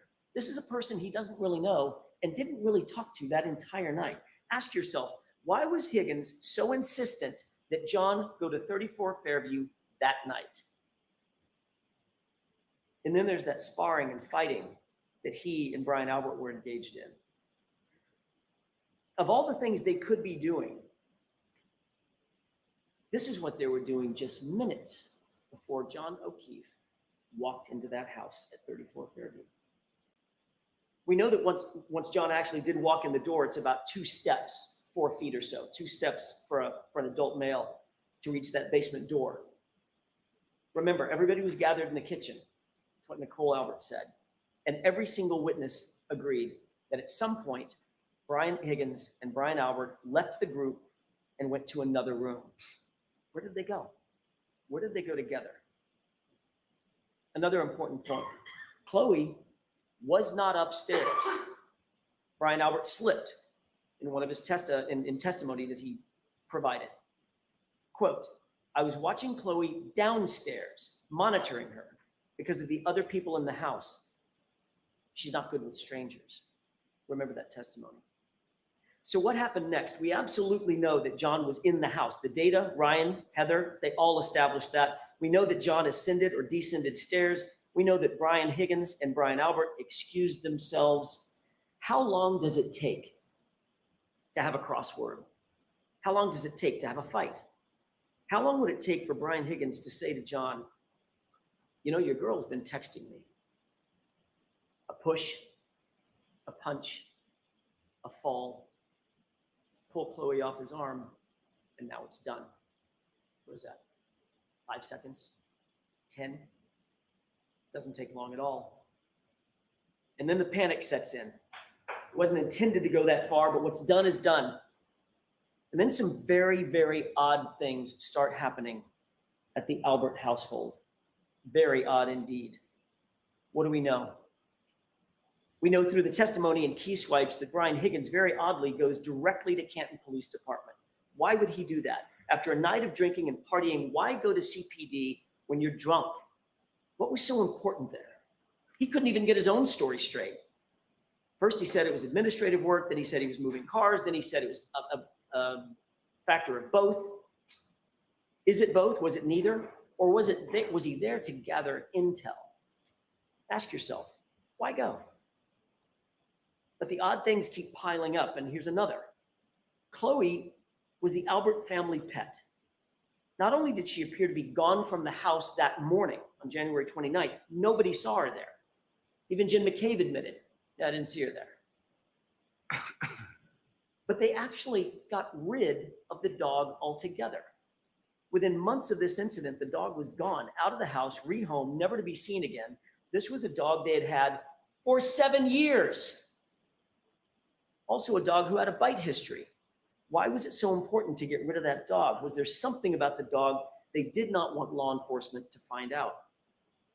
Recall what Dr. Russell said. She's seen up to 1,000 animal attacks. In her expert opinion, John's right arm, those injuries are from an animal, quote, most likely a large dog. And Dr. Russell's testimony, I'll remind you, was undisputed by any witness for the Commonwealth. But there are more odd and unexplained things. After a night of drinking and hanging out and partying, after being together for the entire day at 2:22 a.m., Brian Albert decides to call Brian Higgins. That call was missed, but 17 seconds later, Higgins calls Brian back, and they speak for 22 seconds. Now, that call is odd and suspicious enough, and just in and of itself, the fact that the call was made. But what's even more incriminating is that both men, both of them, lied about the calls happening. They both claim astonishingly that those calls are, you probably say it with me, they're butt dials. Amazing. But Albert and Higgins take it a step further. Not only did they claim that they were making calls as butt dials, but they were answering calls as butt dials. And Higgins seemed awfully defensive about that call, didn't he? Remember on cross-examination when I was asking him, can you have a conversation in 22 seconds? He unequivocally said, no, that's impossible. It's not reasonable. You can't do it. Well, let's test that out. Hey, did you make it over to Canton? Yep. Haven't been any calls. Nobody knows a thing. All right, don't talk to anybody until we talk again. Okay, fine. And by the way, come back over. I need help moving something heavy.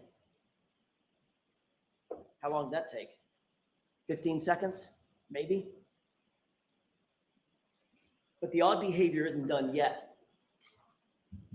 5 minutes after that call that we just talked about, Jennifer McCabe is on her phone at her house, Google searching how long it takes for someone to die in the cold. That was at 2:27 a.m. That timeline seems to fit, doesn't it? And it fits a very telling and a very clear story. That search became a focal point of the Commonwealth's entire case. This case was starting to look a lot more like the defense of Jennifer McCabe than anything else. That's probably because there is no innocent explanation for that Google search at 2:27 a.m. None. At the end of the day, clearing away all the confusion, the Commonwealth's experts were left with two things that are true. First, neither of their experts could absolutely rule out that Jennifer McCabe made that search at 2:27 a.m. Neither. And second, the only person to use the actual phone model, the actual data, and the actual precise operating system was Rick Green. And he was clear. That search was at or before 2:27 a.m. And then it was deleted. So what else was going on at or around this same time? when all this suspicious activity was happening at the Albert house and the McCabe house. 3 minutes after that search, and 8 minutes after the Albert Higgins 2:22 a.m. call, Brian Loughran drives down the street in his snowplow. And he told you that there is no body laying on the lawn at 34 Fairview at 2:30 in the morning. Importantly, he didn't just simply say he didn't see a body, he wasn't paying attention. He said there was no body there. He knows the property, he knows the owners, he's grown up with these folks, he passes by all the time, not once, not twice, 3 passes. There was no body on that lawn, period, at 2:30 a.m. And what other suspicious thing happened that night? By 3:30 a.m., someone moved a Ford Edge in front of the very area that would obstruct the view of where John's body would ultimately be discovered. Who's the only person in this case that you've heard about with a Ford Edge? Brian Albert. Remember, as you're thinking about this, the basement at 34 Fairview is serviced by a bulkhead. It's a quick and convenient door to the backyard. And that backyard is serviced by a side fence. And that side fence is easily accessible to the front yard at the side of the house. Which side of the house? The side where John's body was found.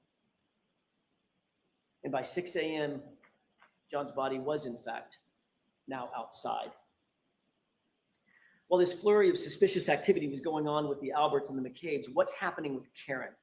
All she knows at this point, think about it, at approximately 2:21, she dropped off John. He walked into 34 Fairview, and that's all she knows. She knows nothing else that was going on. So what was she left to think? He goes in to check the party out, but all of a sudden he's not coming back. He's not responding. Minutes start to pass. 1 minute turns to 2, 2 turned to 10. Where is he? Why isn't he responding? She's sitting in the cold, dark, freezing outside in the car. Naturally, she's perturbed. Being perturbed turns into being peeved. Being peeved eventually turns into being pissed. By 12:30, Karen's mad.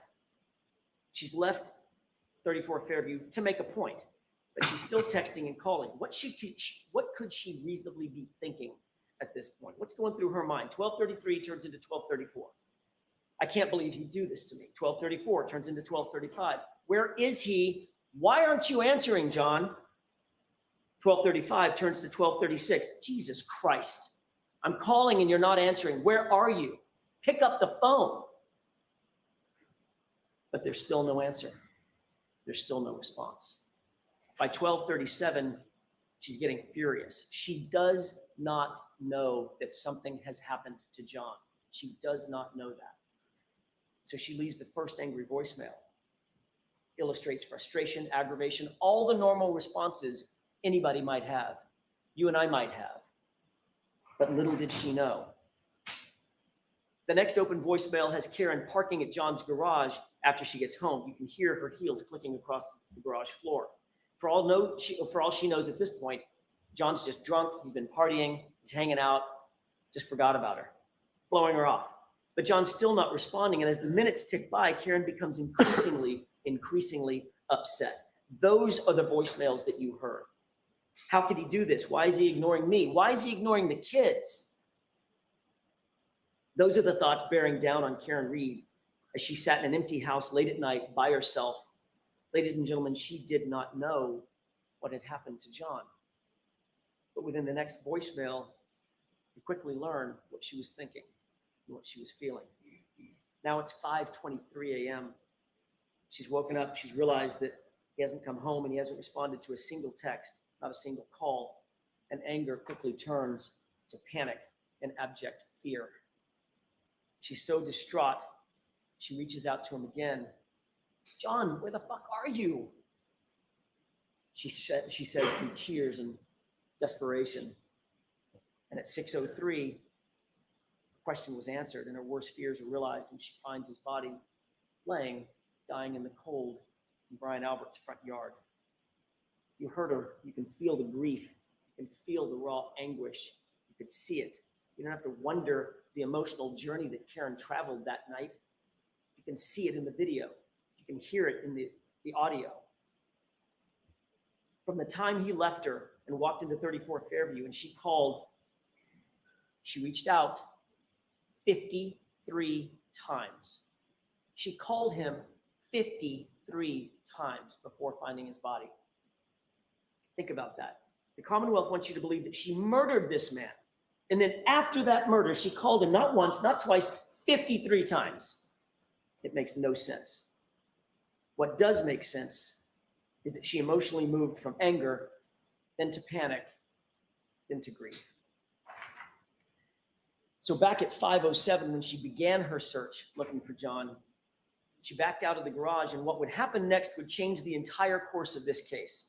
As she backed out of that garage, she hit John's Traverse and cracked her right rear taillight. Folks, the Commonwealth has one job to do in this courtroom. It's an immutable responsibility to provide you with the truth. That's it. Not to win the case, but to seek justice and to do it through the truth. Ask yourself, did you get that truth from the Commonwealth? The Commonwealth continually tried to tell you that that video showed that the SUV came close to John's Traverse, and it took us showing you the video to unequivocally establish that Karen hit that car and cracked her taillight at 5:07. You can almost hear an audible gasp in the courtroom when we finally showed you the actual video. You can see that tire move. I'm only going to show you one series of exhibits during my entire closing, but it's that important. And it's this. Look at the condition of her taillight when she pulls out of the driveway at 5:07. That taillight, and I'm going to choose my words very carefully here. That taillight is cracked, but it's not completely damaged. And if there was any question in your mind about the level of damage to that taillight at 5:07, all doubt was extinguished when Dighton Police Officer Barrows walked into this courtroom. He's a sworn officer. He's not associated with Kenton. He's not associated with the Alberts. He's not associated with the McCabes. He doesn't know Michael Proctor. In other words, he doesn't answer to any of these folks. He's an outsider and he's completely independent. And his words were the following, quote, "That taillight was not completely damaged. It was cracked. A piece was missing, but not completely damaged." Take a look at this photograph and tell me, which one looks like Officer Barrows' description? The one on the left or the one on the right? The reconstructed light on the left is what that light looked like before it was in Trooper Proctor's possession. Remember that. That's what it looked like before Trooper Proctor had access to the SUV. And you have an independent police officer telling you so. You'll recall that after John's body was discovered, Lank, very good friend of the Alberts, walked into Brian Albert's house and had an off-the-record meeting with him. No one's ever going to know exactly what that meeting was about, what they discussed, because that interview, like everything else in this case, it wasn't recorded. It wasn't memorialized. But we do know that shortly thereafter, the Canton Police Department was recused from the matter entirely. And the case was assigned to one Michael Proctor. You have to believe that when the Alberts found that out, they thought they hit the lottery. They thought they hit the lottery. What are the chances? The department where my brother works, that would have been great to investigate this case, but that department's been recused. That's tough luck. But the guy who catches the case is Michael Proctor, a guy we go back with for decades. At such a break, they probably thought, when this is over, we need to get that dude a gift. Oh, wait a minute. They didn't think that. They said it out loud. But still, you've got to imagine that the Alberts had to be stressed, what with that whole thing about a dead body being on their lawn. That might get some attention. And they had to be wondering, will he set up a crime scene? Is he going to come into the house? Is he going to search the house? Is he going to send in a forensics team? Is he going to interview witnesses? Is he going to take us to the station? Will he take our phones? Will he look at our communications? Will he look at our Google searches? Will he look at our early morning phone calls? Is he going to look in the basement? And Michael Proctor answered every single one of those questions resoundingly. Nope. He's a Boston cop too. And with that, Michael Proctor didn't draw a thin blue line. He erected a tall blue wall. A wall that you can't scale. A wall that Karen Reed certainly couldn't get over. A wall between us and them. A place you folks are not invited. We protect our own. It's us or it's them. And by the way, who's she after all? Nobody. An outsider. This is going to be easy. Or so they thought. Let's look at what Michael Proctor actually did and did not do in this case. One of the consistent issues that's come up throughout this trial is how evidence always seems to be changing and evolving when in Michael Proctor's hands or somebody in his orbit. If it happens once, let's chalk it up to a mistake. Twice, it's starting to look a little bit like incompetence. If that happens every single time, it becomes intentional, which means it becomes corruption. The defense spent some time, we spent some time discussing the tow time that Michael Proctor swore to in affidavits. There was a reason that we believed it was so important, and I want to talk about that for just a quick second. Because this was a concerted effort by Michael Proctor to falsify the time the car was seized so that no one would know that he actually had possession of the car before the first pieces of taillight were ever discovered at the scene. But he got caught. And when he did, the best he could come up with was it was a typo. Like a dozen times, a typo. You'll remember what that testimony was. The truth is that car was in Michael Proctor's possession from about 4:12 in the afternoon. He said it was 4:16 when he finally had to tell the truth or some version of the truth. Those first pieces of taillight were not found until after 5:45 p.m. That is the very fact that Michael Proctor was trying to hide by those falsified affidavits, saying he didn't seize the car until 5:30. But that wasn't Michael Proctor's only manipulation of the investigation. What about Brian Loughran? You met him. Michael Proctor did his level best to not just hide evidence, but to hide human beings from you and from us. Michael Proctor was informed that the plow drivers were out that night. There would be a witness, potentially along 34 Fairview, at the exact times in question. Even Michael Trotta expressly told Michael Proctor that 34 Fairview had in fact been plowed that morning, and by whom. Proctor not only did not interview Brian Loughran, he never disclosed his name in a single report. He hid him. This is a witness who was literally on 34 Fairview at the time in question where a body was found on the lawn. Wouldn't you want to get the truth from an eyewitness? Wouldn't you want to seek that out? Not if you're Michael Proctor, a close friend of the Owls. If it were up to Proctor, you literally never would have heard of or from Brian Loughran. That's a scary prospect. I want to touch briefly on the additional physical evidence or some additional physical evidence presented by the Commonwealth in this case. You'll recall Christina Hanley. She established to a scientific certainty that the glass on the bumper, which was told to you in opening statement, was going to have something to do with this case. The glass on the bumper was going to match that cocktail glass. She told you unequivocally the glass on the bumper did not match the cocktail glass. They came from two different sources. The glass on the bumper has nothing to do with the cocktail glass. So that glass on the bumper had to get there somehow. It didn't get there by being broken from the cocktail glass. See the point? It had to get on the bumper somehow. It didn't jump up there by itself. And what's really interesting is that there was one piece on the bumper, only one, that matched something else in the case. It was a perfect match to a piece of glass that was supposedly found at the scene. Who do you think had possession of that matching glass? Michael Proctor. So the glass on the bumper had to be placed there. And the only person who had anything close to matching the pieces that had to be placed there is Michael Proctor. You do the math. That leads us to the magic hair. The Commonwealth spent a lot of time bringing in experts about mitochondrial DNA and maternal DNA lines and comparative analyses, and all that sounds really great and really sciencey. except for the fact that it just doesn't matter.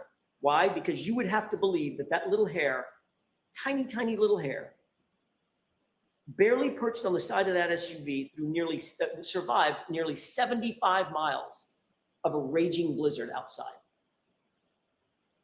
That would be a magic hair indeed. That magic hair means nothing.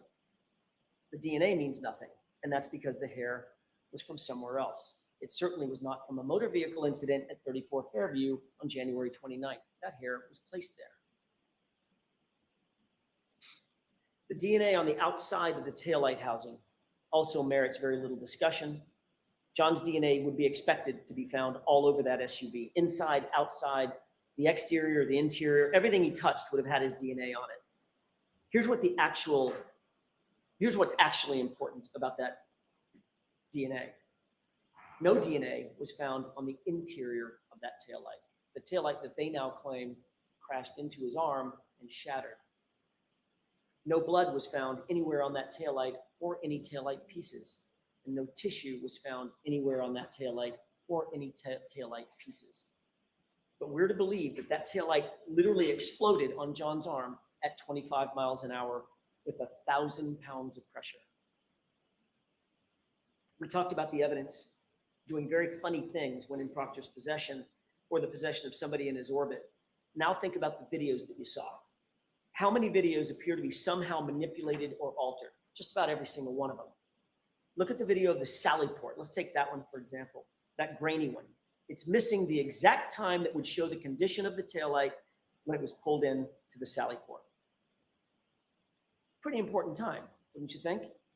Did someone not want you to see what the condition of the taillight was at that exact time?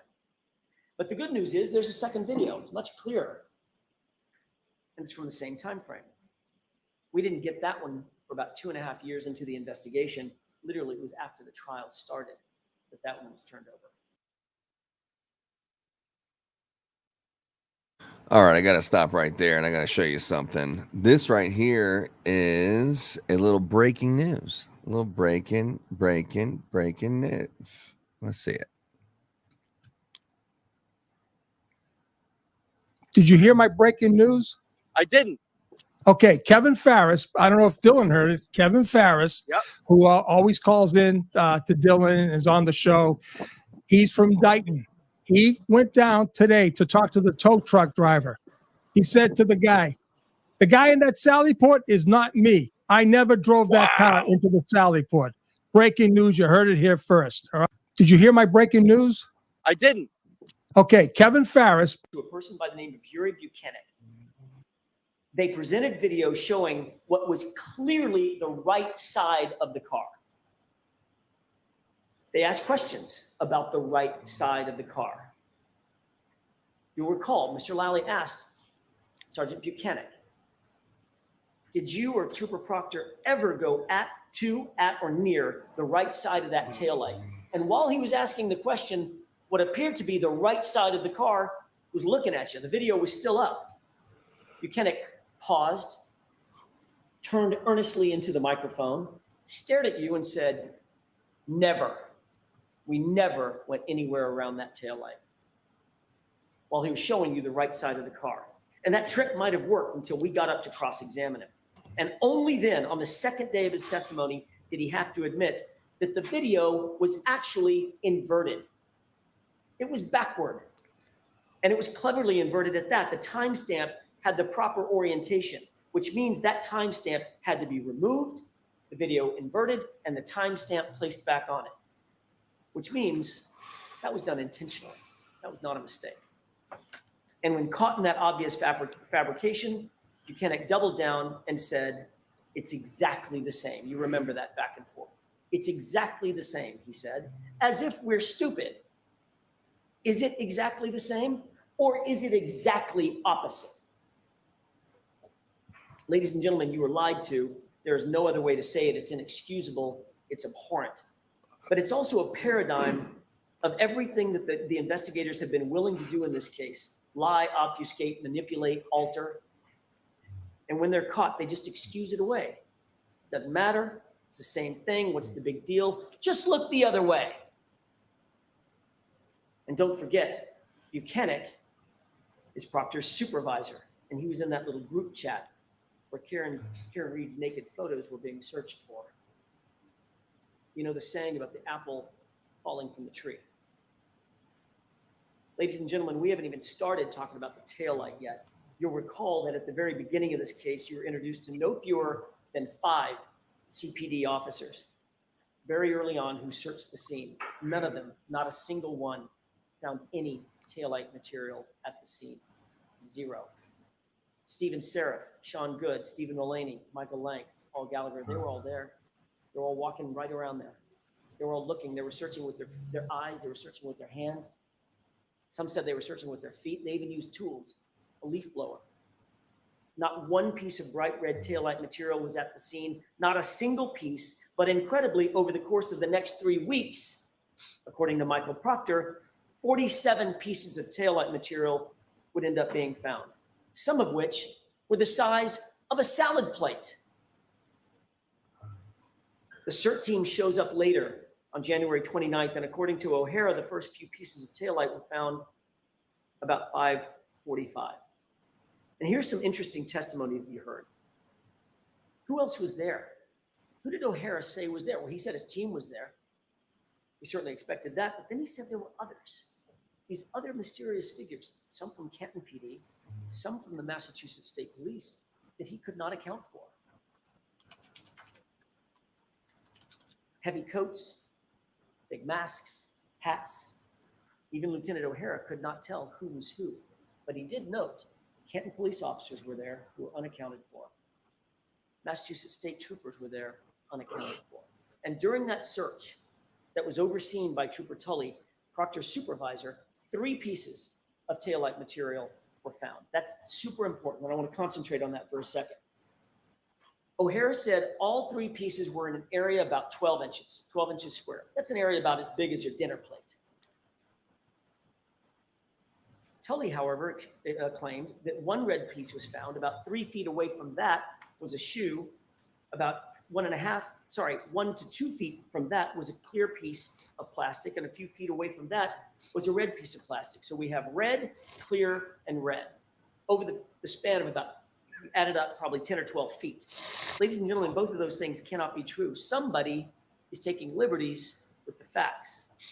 Then Lieutenant Tully comes to court and makes this big grand gesture of opening all these evidence bags. These 2 evidence bags in particular represent exactly what we're talking about. Those 3 pieces, red, clear, red. They're marked, they're sealed, they look official. They're not Stop and Shop bags, thank God. At least they've moved up from that. They've even got evidence tape on them. Who knew? There's evidence tape around here. So this must be real evidence, right? It must be real evidence in this case. And after making that big theatrical display, he opens up the bag with the red pieces and he pulls 2 pieces out. That's okay. Put the 2 red pieces together. Good so far. Then he opens up the second bag under Mr. Lowley's question. And you remember, he hesitated just a second. Opened that bag and pulled out 1 piece of clear plastic, then pulled out a second piece of clear plastic with no explanation as to how that could have possibly happened. And he quickly returned all 4 of those back into the bag, sealed them up, and we're done for the day. The next day, I asked about that evidence again. I asked him to open up that bag with the red pieces, and he did the same thing. Pulled out 2 red pieces of plastic. I said, you'll recall this, I said, look deeper, look closer, sir. Pull everything out of that bag. Would he have had I not suggested it? And then he pulled a 3rd piece of red plastic out of the bag. So miraculously, Trooper Tully's 3 pieces of plastic became 5 pieces of plastic right before your eyes. Ladies and gentlemen, the forces at play that multiplied those pieces of plastic inside those evidence bags are the same forces at play that multiplied the pieces of plastic at 34 Fairview. Think about that. Let that sink in for a second. How easy is it? That's not sloppiness. That's evidence manipulation. That's how over the course of 3 weeks, those pieces of plastic go from 0 to 3 to 5 to 47, ever increasing in size with every single search. Now, knowing all that, ask yourself the looming question: who had access to that taillight, the cracked taillight? Who was it? Go back and watch the Sally Port video. I'll give you the timestamp, 5:37, and see it for yourself. We know that Trooper Proctor, with binder in hand, walked by himself. Once we corrected the video from being inverted, you can see that he walked back by himself to the right rear tail light where nobody could see what he was doing. Higgins' own key swipes put him in the Sally Port that same afternoon and evening. And then the Sally Port video magically skips and Chief Berkowitz appears right next to Proctor at the back of that vehicle in the same spot, and they walk out of the Sally Port together. Where were they going? Remember O'Hara? Unidentified troopers in Canton Cops were at the search at 34 Fairview. How hard is it to drop a piece of plastic? We spent a long time talking about the compromised and altered and tampered and manipulated evidence. And now I want to switch and talk a little bit about the true facts in this case, because you did hear some true evidence and true facts. The Commonwealth presented about 67, maybe more, witnesses and expended 30 plus days of trial and 9 weeks of your life. Maybe we're in the 10th week. For what? It should be relatively simple, right? The Commonwealth claims that Karen Reed pulled up to 34 Fairview, John got out of the car, she reversed into him and hit him, and then she drove home. That's 4 facts. It's just 4 facts. That's all it is. What evidence do they actually have to prove that that SUV ever hit John? The answer is none. They don't have any. There's no evidence whatsoever that Karen Reed's vehicle ever struck John O'Keefe or that Karen Reed ever wanted to strike John O'Keefe. In fact, every single piece of material evidence in this case unequivocally proves the opposite. John went into that house. That SUV was not damaged by hitting John, and John's injuries did not come from being hit by a car. That's what the evidence actually shows. The Commonwealth knows that, and they've known it for a long time, and Proctor knows that. And because of that, the Commonwealth just resorts to character assassination and talking for weeks on end about the snow. Let's talk about what the real evidence actually shows, the unassailable science. Let's talk about the truth. Concerning John's injuries first, the Commonwealth's own medical examiner, Dr. Scortibello, could not conclude that John was hit by a car. Think about that. And she would not even say that it was a homicide.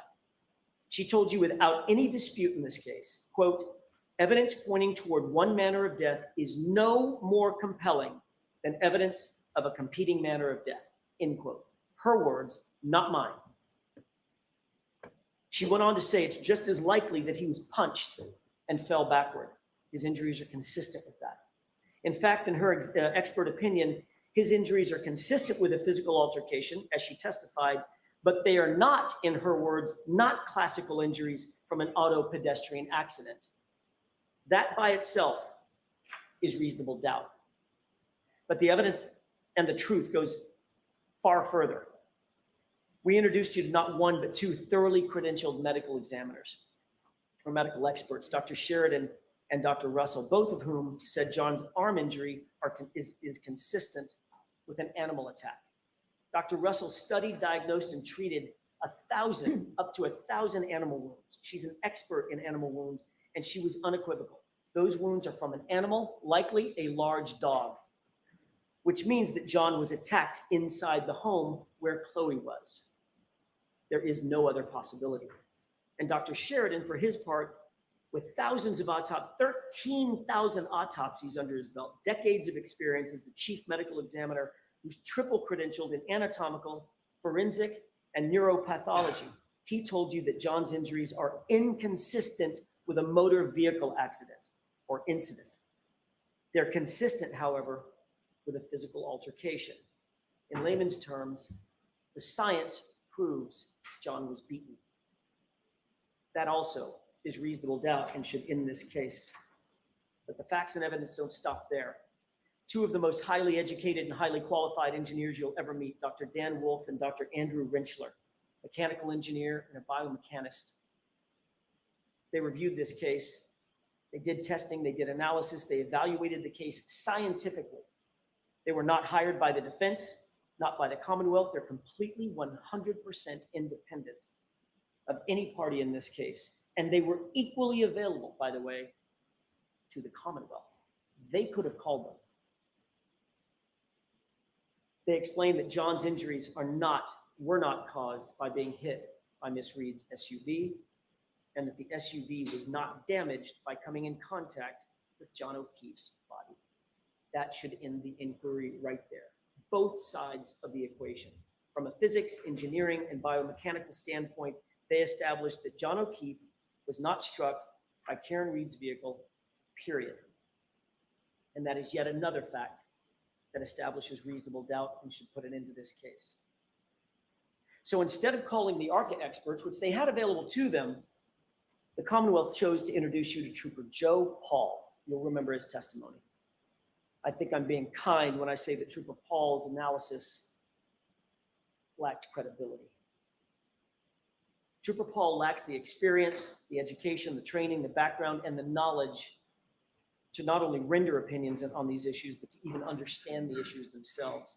He makes the absurd claim that John was hit on the elbow area of his arm by a taillight. He was spun to the left in a pirouette. His arm stayed on the light long enough for the shards of plastic to explode around him, scratching his arm, even though he was wearing long sleeves, then projecting him 30 feet to the left, but not before making a stop to hit his head on either the curb or the pavement, before coming to his final resting place with his unbroken phone tucked neatly under his body. It's nonsensical. It borders on laughable. Compare that testimony to Dr. Dan Wolf and Dr. Andrew Rentschler.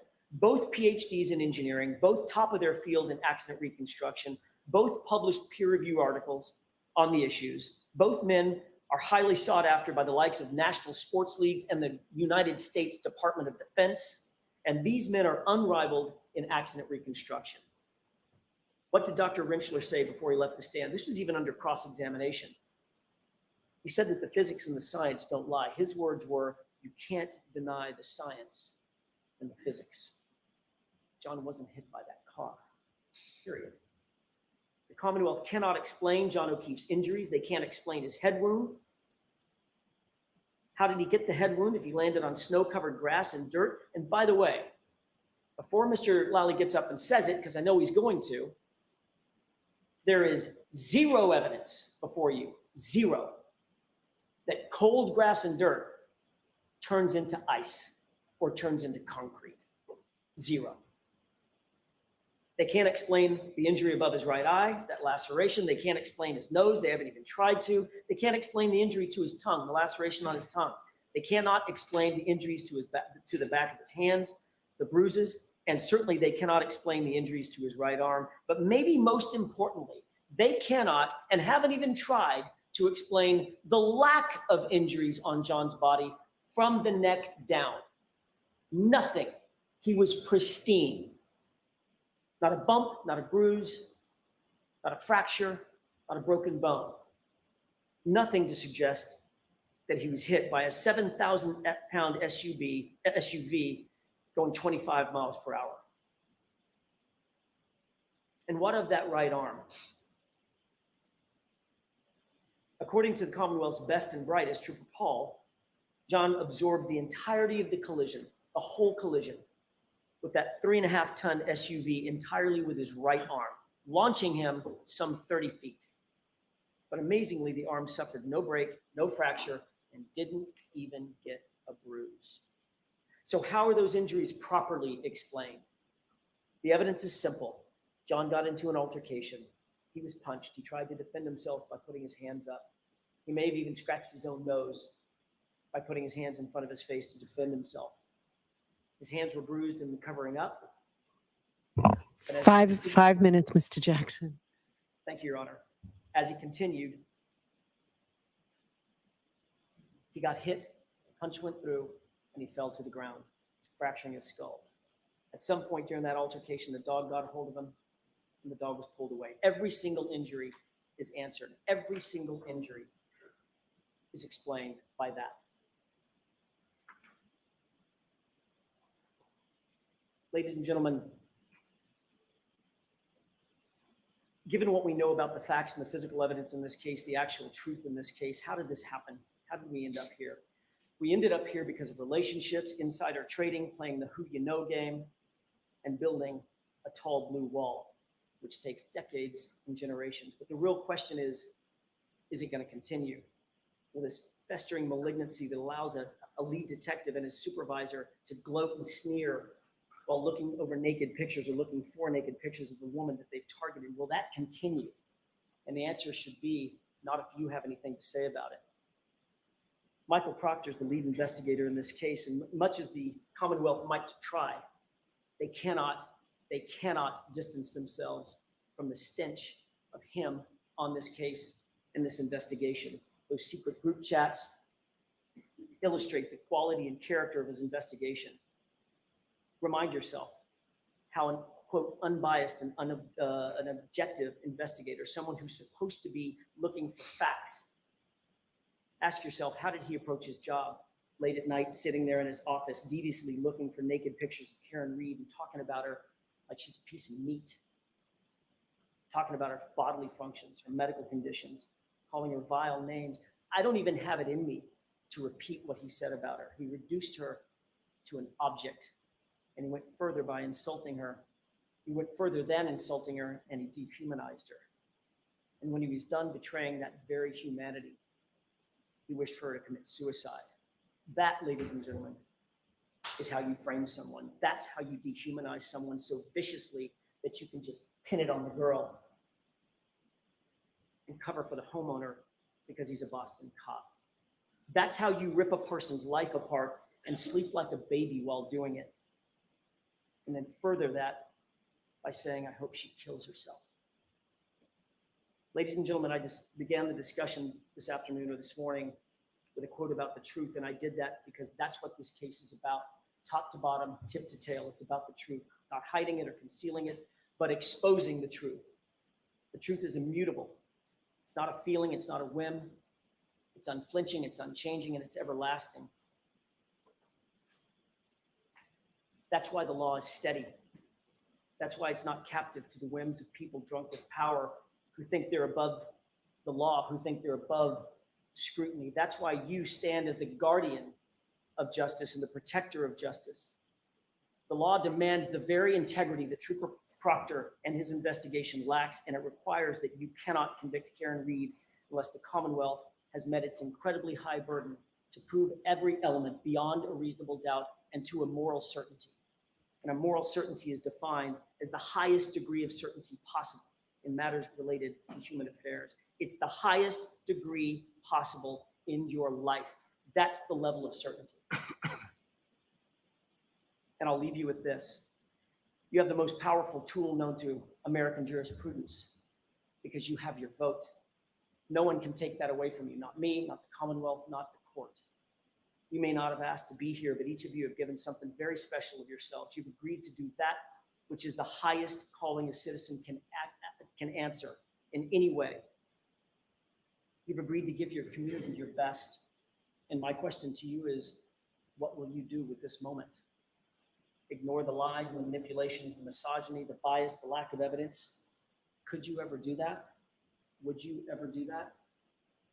Or will you say with your verdict, I see the truth and I will not ever look the other way? When you stare the truth down, you'll see that the Commonwealth has not proven its case beyond a reasonable doubt and to a moral certainty, not even close. Ladies and gentlemen, Karen Reed is innocent. Do justice and find her not guilty. Thank you. All right. Thank you very much, Mr. Jackson. Well, I'm sure that everyone is sitting out, but I do have something I'd like to share with you. What's going on, everybody? Thanks for staying with us as long as that you have. We still have a fan going, and there is a verdict watch party. Did I say verdict watch party? Yeah. A verdict watch party, and we're going to listen in, not live, but we're going to listen in right here. This is going through the motions, and we got the Glara just jumped on there. So let's sure. Oh, there's Untactical. I'm here.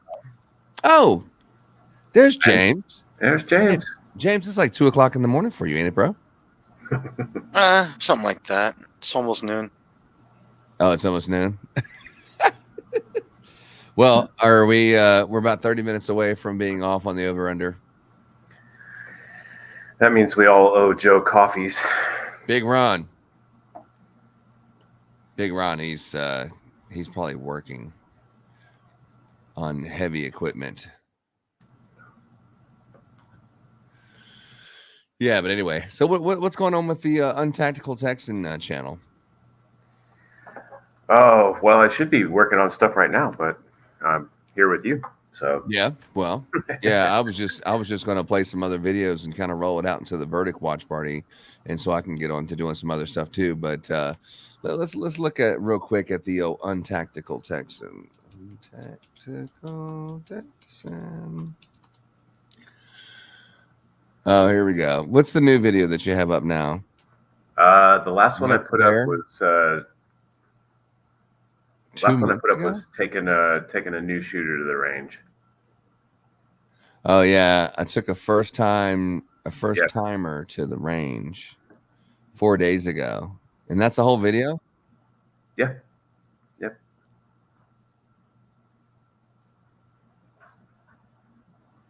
Tell you what, man. What I'm gonna do is I'm just gonna ride out some videos. I'm gonna play that video right there, your last one, and then I'm just gonna play a couple of videos that are online. And then if there is a verdict, maybe I'll give you a text message and we'll come back on. If not, I'll keep the live feed up and just play other people's feeds. But I'm gonna start with yours. That'll work. I appreciate it. Hell yeah, man. Happy working, man. And hopefully I'll see you today in just a little bit where we can go over some verdicts. Yeah, absolutely. And without further ado, here is the She has never shot before. Let's do it.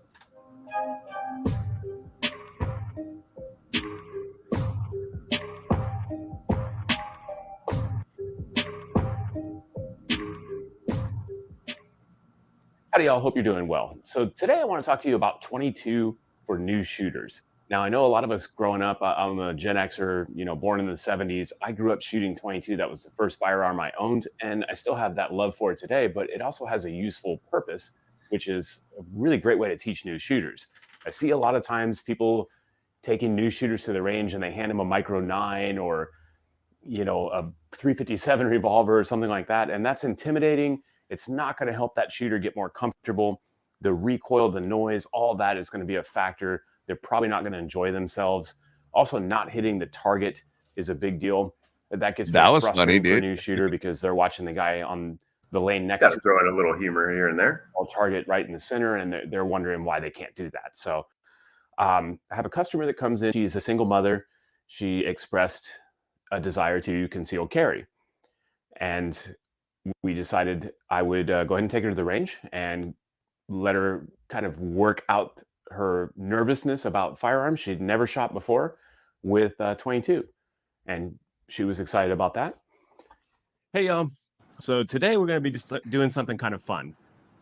We're taking our friend Nicole here to the range. She's never shot before. So she's got a little bit of nervousness about firearms, but she does want to conceal carry. So we're going to use the mighty power of 22 long rifle to get her acclimated and help her feel a little more comfortable and have some fun. Without a whole lot of recoil. Mrs. Untactical here is going to help me out on this video. We're going to do this all together. We're going to have a blast. So I brought 4 different things. We're just going to show her a good time, get her used to shooting. So let's get this started. All right. Yeah, go with this one first. This is the one you have to find the dot. As soon as you pick it up, the dot comes on. Okay. So your magazine will go in just like that. And then you can pull it back and let it round go forward. And then you're live. But I'm standing right here. So if you, like I said, if you get something where it, I'm sorry. Yeah. If you get something where it malfunctions, just set it down and I'll clear it. Pull your slide back. Now you're loaded. Okay. You're good to go. And then, up and then under. Perfect. I am NRA certified range safety officer. So I am qualified to give her safety briefing. I am not a firearms instructor by any means. For this trip, I showed her basic, battery of arms of 3 different firearms that we were taking and just got her kind of, acclimated to how they work. So we went off to my probably my favorite indoor range in the Houston area, Athena Gun Club. Very, very nice range, really clean, great acoustics, great ventilation. We showed up there. I did bring a .22 rifle as well, but the rifle range was closed for a private event. They do that sometimes. And it was probably for the best. Just, handling 3 different pistols was enough for the day. I took the TX22, the TX22 Compact, and the Ruger LCP in .22. I kind of wanted 3 different sizes to see what was more comfortable for her, what she shot best. Right off the bat, I started her out with the optics ready TX22 Compact with the Riton optic on it.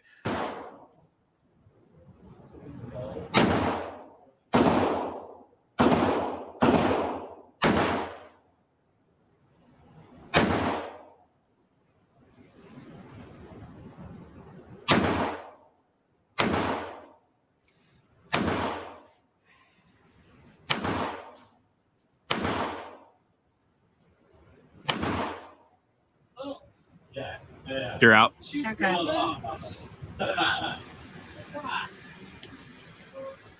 Nice. That was fun. It's a lot of power in my hands. I moved her on to the little LCP2, the LCP2 in .22 with the Viridian laser on it. Didn't like that as much as the TX22 Compact. I'll try this one. Okay. The small one? Yeah. All right. And on this one, remember you have the laser. You can use it, or you can just use the My hands, sights. I even laser, and my hand's a little shaky still. Yeah, that happens. Do you want to move it a little bit further out? Yeah, sure. Okay.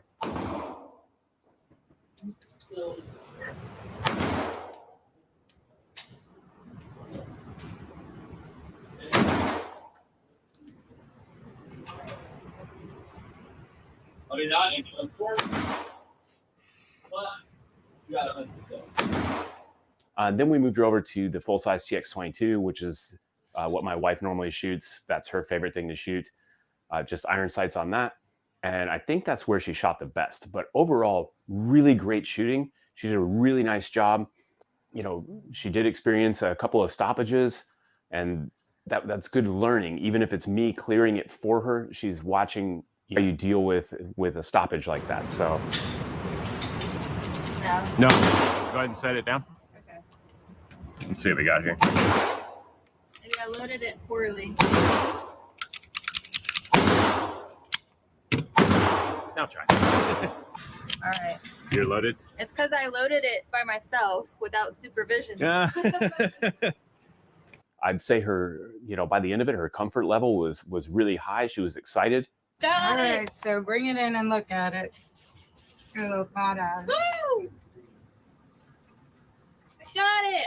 At least I got There you go. it. At 7 yards.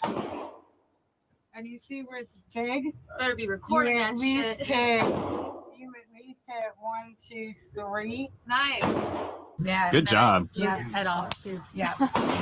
Yeah. No, you and look, you cross shot him. I Oh, told yeah. you. That's Favorite. multiple rounds to the same hole. They're gonna make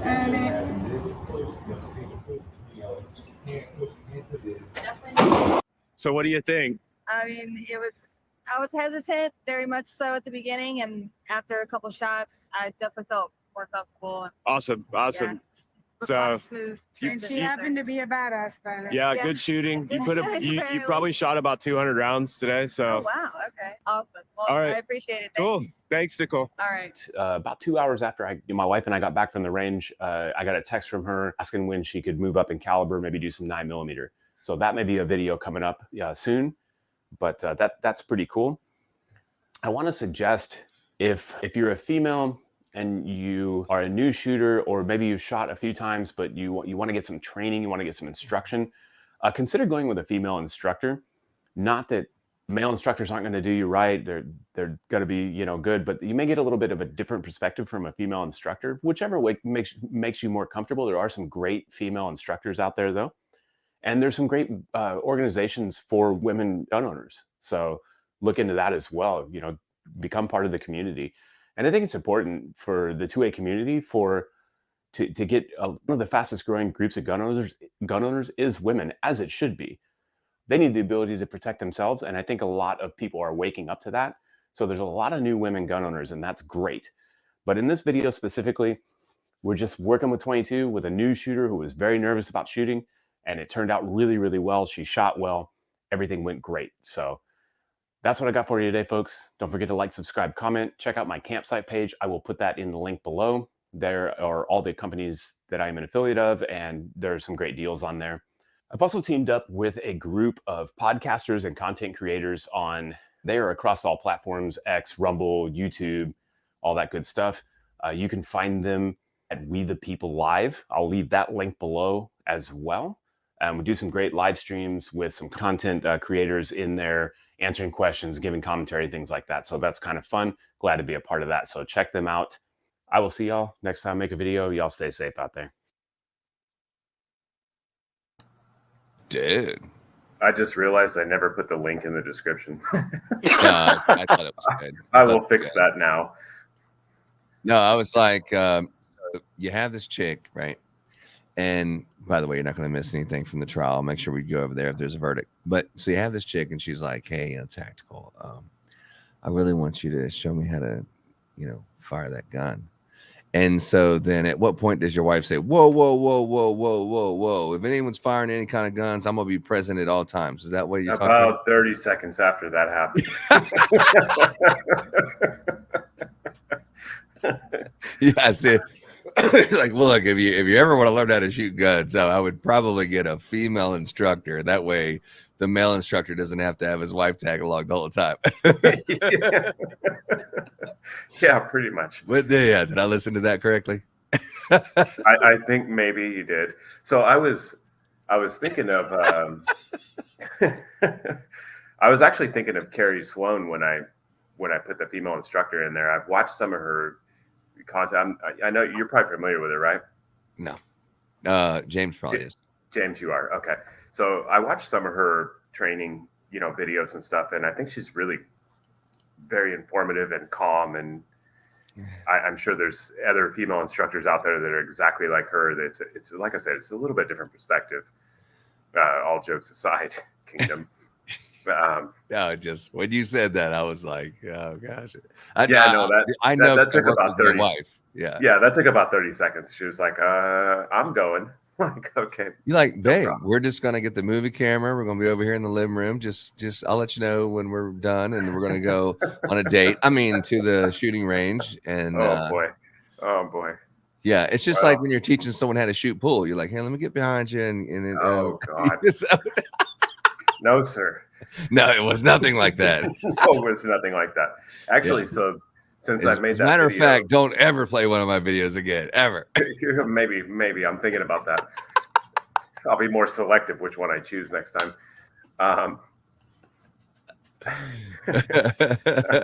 I'm messing with you. Go ahead. I know you are. So no, actually, we went back out last week, and she shot 9mm. Did an awesome job at it. I think she shot 9mm better than she did 22. So, how long does it take you to make that video right there? Longer than it should have. Yeah. I mean, you have, like, when you're talking, you basically you shoot the live video, and then you have a actual recording, like a nice camera, and then you have a cell phone also, right? Because I seen you put the camera down, then you had like another recording device. I shoot most of the things on my channel. I shoot on my Pixel 7. It's the same thing I have. Yeah, I use a GoPro for Google secondary shots, whatnot. So yeah, most of that was off my Pixel. Okay. A lot of it was I have a head mount for my GoPro, and I was wearing that. Yeah, I seen. And then you have a some kind of a microphone that clips onto your shirt. Yeah. So that's what you use when you're in the garage. You set up a tripod with your camera, or do you use your Pixel? No, I use my Pixel for the garage too. Mm-hmm. I see. 90% of what I do is done on the Pixel. And then when you write down your notes, what kind of notes are you writing down? Just topics, bullet points, or? I should write more notes. I do most of it off the cuff, which is why there's sometimes weird, awkward pauses where I'm like, "What the hell was I just saying?" Well, I seen you kind of talking, and then you kind of glance down at your notes, like, okay. That one I did write a few bullet points on that one. Yeah, that's how I do it too. Well, I try to. When I have a live video, I try to just make a couple notes as I'm editing the video part, and make notes of what I just edited and then come back and say something that's in the video. Because like whenever you're making videos, the last thing you do is you want to talk about something you don't have a video for, because then you got to go find the video. But yeah, I think the one where the gunshot where the chick fell on the ground, that one was definitely it was definitely good. If you've seen the whole clip for that, she does end up laughing pretty hard while on the ground. So she was at least having fun. Well, then there's that. I mean, I would play another one, but God forbid if there's anything that I can rouse you about at the end of it. No, it's okay. Play another one. I don't care. Yeah. So what about you, James? You have your own YouTube channel too? I do not have a YouTube channel yet. No. Okay. I may make one when I start building my smoker, though. Okay, so I thought you were like a gun activist, a gun enthusiast. Yeah, I'm a lighthearted 2A activist. I advocate for things. I talk to politicians. I try to make sure that our rights aren't trampled as much as I can without too much investment. Yeah. But at the end of the day, you'd rather be caught with one than without one, right? Yeah, absolutely. Yeah. And if there's ever a situation where someone touches you, like that video that we watched the other day, you'd be pulling a pistol on them right away. Well, I would make a snap decision as to whether or not I thought that was worthy of a direct threat to me. Yeah. Like if it's just a little shove, tap, whatever, it's like, hey, dude, cut that out. If they don't cut it out, well, then they're pursuing that aggression. And at that point, yeah, they're probably going to get two on them. Yeah. If you pull it out, you got to use it, right? Yeah. Oh, you don't necessarily have to, but generally speaking, if you draw your firearm, use it. Yeah. You're not pulling it out just to scare everyone. Hey, look, everybody, I got a gun, so y'all need to listen to what I got to say. I mean, if you pull it out, it's a moment where you take the safety off and we're ready to go.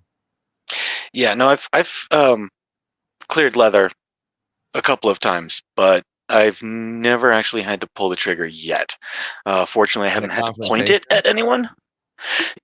Like there was this crazy drugged out dude who walked up to me demanding food while I was out cleaning parking lots with a vacuum truck.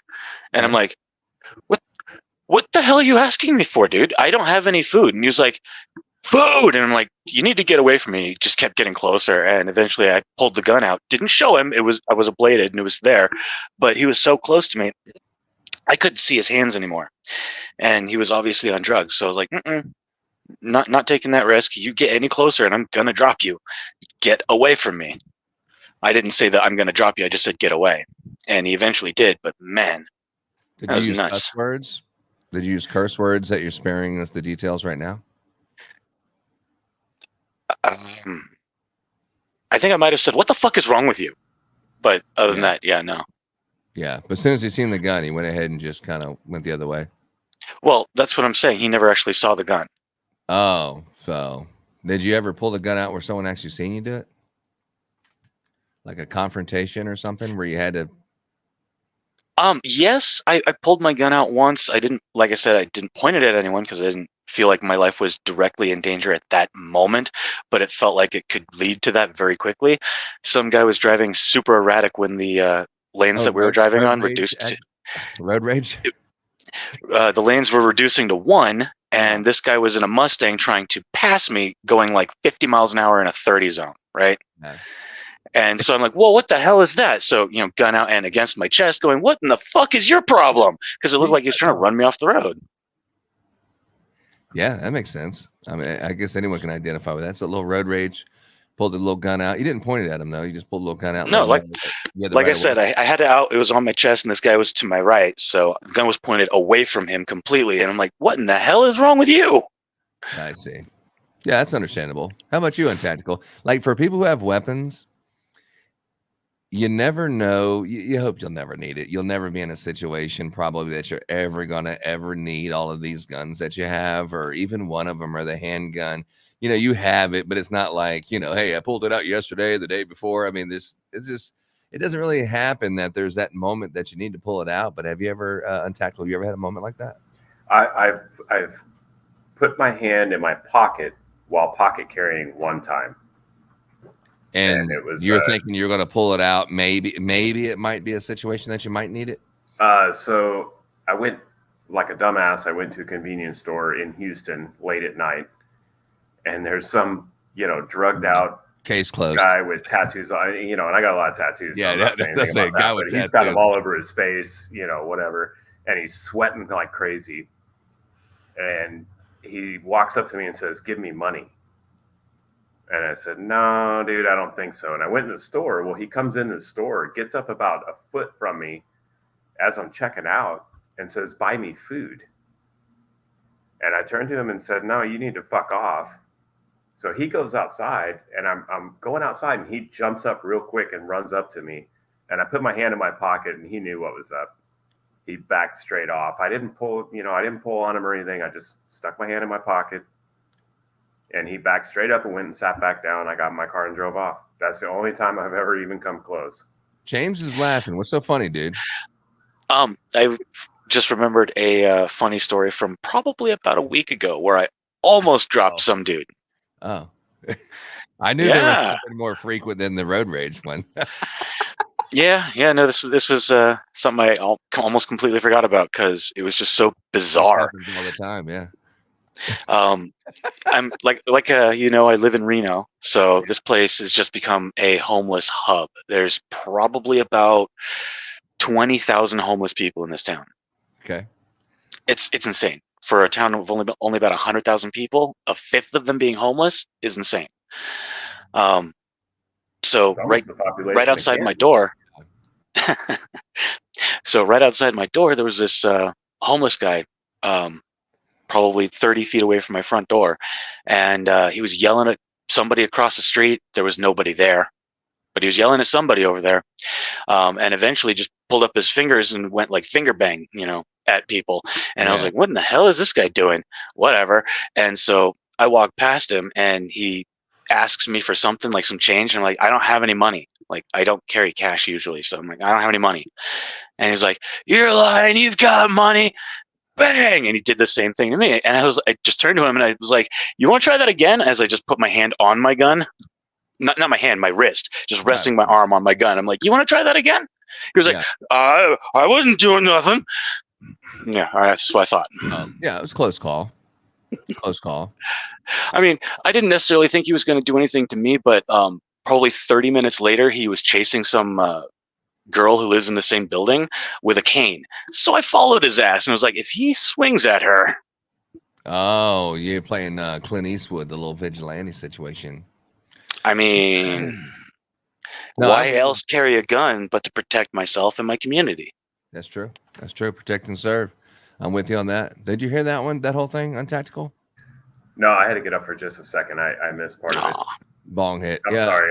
So yeah, what happened? what happened was James just remembered, just last week where he almost had to pull a gun on another person, but it didn't have to. But the guy was homeless and just being crazy. He deserved it.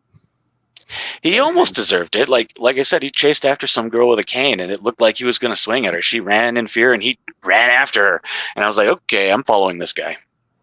If you were in a situation, this plays in my head all the time, believe it or not. So if you're in a situation where there's somebody with a gun, there's a shooter, you're not the fucking police, you know what I'm saying, or Captain Save-A-Ho, but there's someone, say it's someplace that's in a distance where you clearly can disengage and just go the other way because someone has a gun and something's crazy happening.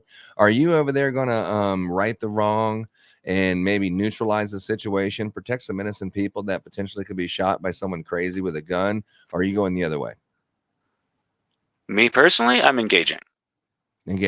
So if it's like maybe 100 yards away and you're, but you've seen someone with a gun or something going on, maybe a robbery or just something, you're going to go do something about it? I'm at least going to investigate. I'm going to get closer, try to put myself between other people if that's what is going down. But just looking at a situation where you see somebody with a gun, unless you see them actively shooting, you don't necessarily know what's going on. They could be shooting at another active shooter. So you don't want to just go in guns blazing shooting at people. You got to figure out what the hell's going on first. Let's say a robbery. You see someone go into a convenience store with a gun, and it looks like they definitely have some people at gunpoint or something, and you're far enough away. You're not even in there. You're just watching through the window. Are you going to try to get a little closer to, make this situation safer, so to speak? Or are you going to just kind of say, if I'm outside the convenience store and I see somebody with a gun holding up people, I'm going to see if I can get close enough to get a shot on him through the glass and just end it. That really? Wow. How about you, Untactical? What do you think? I think if there's innocent people that could be hurt, I need to get involved. Really? I think so. I mean, that mall shooting in where is that, Ohio? I think. Yeah. Oh, yeah. I mean, something like that. Who knows how many people that guy would have harmed or killed if that concealed carry holder had not stepped up. Yeah, I mean, if he had actually followed the fucking law and not brought a gun into a gun-free zone, so many people would have died. But no, he decided to ignore that, brought a gun in anyway, and saved lives. Fuck gun-free zones. Well, that mall notice is not a legal notice. All those Symington malls have that notice up. That's not a legal notice. Oh, good to know. That's so interesting that you guys share that same opinion. I mean, I can see I see the gun shootings in a church. Or a school or a church would be a good example. You're in the church or even a building, a movie theater. You see those too, where someone has a gun and something's going on where they're firing it, and there is no escape for you. If you try to exit the building, you could be shot. There's some shit going on. So you just for your own personal safety, it's only a matter of time, process of elimination for it's your turn, or it could be. I can see using force in those situations, but when you're not in danger whatsoever, but to put yourself in that, take away the gun part. If you see two people fighting, you can fight and probably defend someone, or you say, hey, that's between y'all and I don't want a part of it, or, getting involved when there really was an exit, but you got involved anyway. That's an interesting point of view.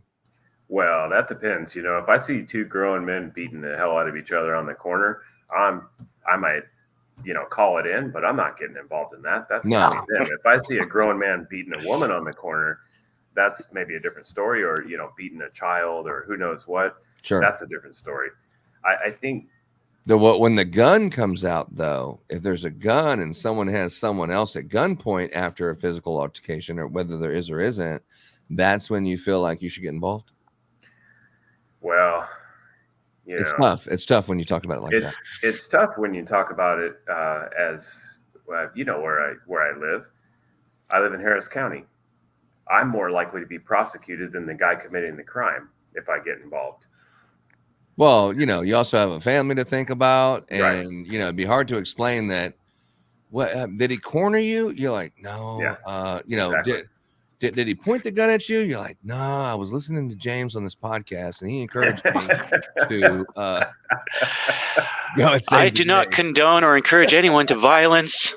Yeah, so we're going to name him in the lawsuit and see what happened was. Yeah.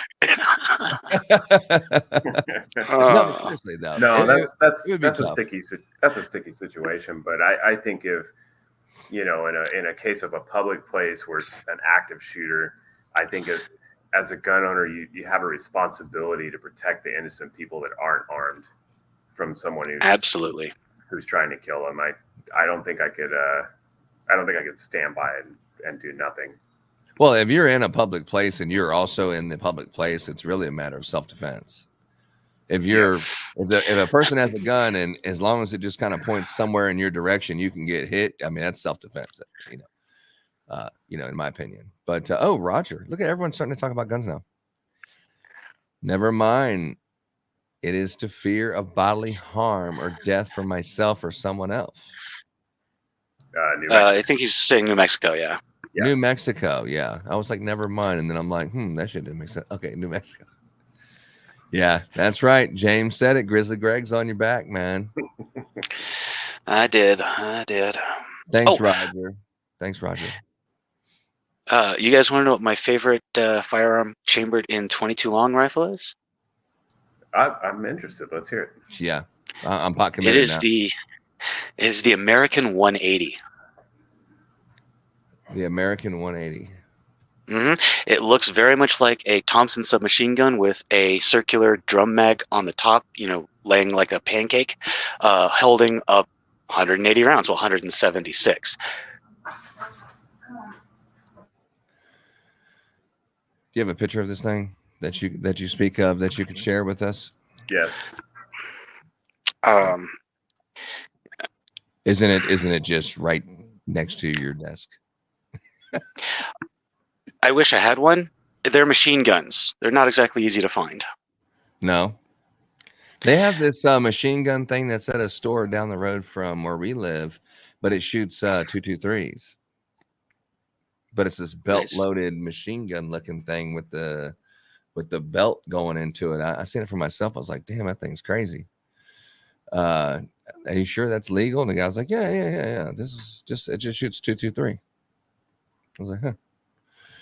All right. Anyway, what else we got going on? Any other cool gun stories from Untactical Texan and weapon expert? You think you're a weapon expert? Would you consider? Oh, absolutely not. No? Absolutely not. No, I'm just a collector, a hobbyist, and I happen to get into making YouTube videos mostly because my wife pushed me to do it. So To do the videos. Hey, look, James. Yeah, so a short story about how I got started on YouTube. I ordered a holster from a company out of Bryan, Texas. Okay. And when I got the holster, in the bottom of the box was a card that said, if you make a video review on our product, good or bad, we'll give you $150 store credit. So on my videos, my very first video I ever posted was that video. So I got $150 store credit, and my wife said, "Hey, you like free stuff. You need to keep doing this." Oh. So 2 years later, here I am. Do you still get free stuff? Oh, yeah. I get stuff to review all the time. Really? Mm-hmm. How about you, James? Anybody give you anything to review? No. Oh, well, you have to go to Bryan, Texas, apparently. Untactical has this story. He probably can point you in the right direction. I didn't go there. I just ordered it off their website. Oh, well, you can order off the website. That's a long drive for a holster. Yeah, it's actually not that far from us. We're in it's College Station. We're in about 45 minutes from there. Yeah, you're a long drive from me. Yeah, an hour. Yeah, it takes me an hour. That's why on Saturday, July 20th, from 1 to 5 p.m., we are going to be at the Cobble and Spoke in Houston, Texas, which is about an hour drive. And having about 5 or 6 beers is not very difficult. It's very easy. The beer is very good. The atmosphere is awesome. But the hour drive after said beers might put me into a road rage situation with James, where I might have to brandish someone who cut me off from when 2 lanes go into 1. That's what really, gets the firearms moving out the window. That's the danger zone.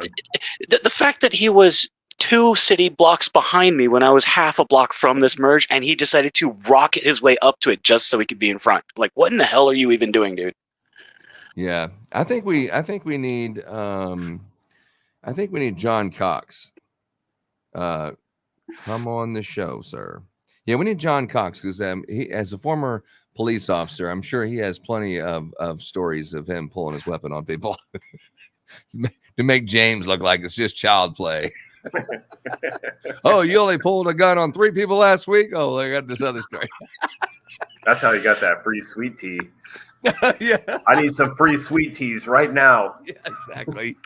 Or else. Yeah, I don't know how I can share the picture. Sorry. On the bottom it says present. Are you on Not your for cell me. phone? You on your cell phone? Yeah. Where's it at? Yeah, if you're on I just Googled it. What am I Googling?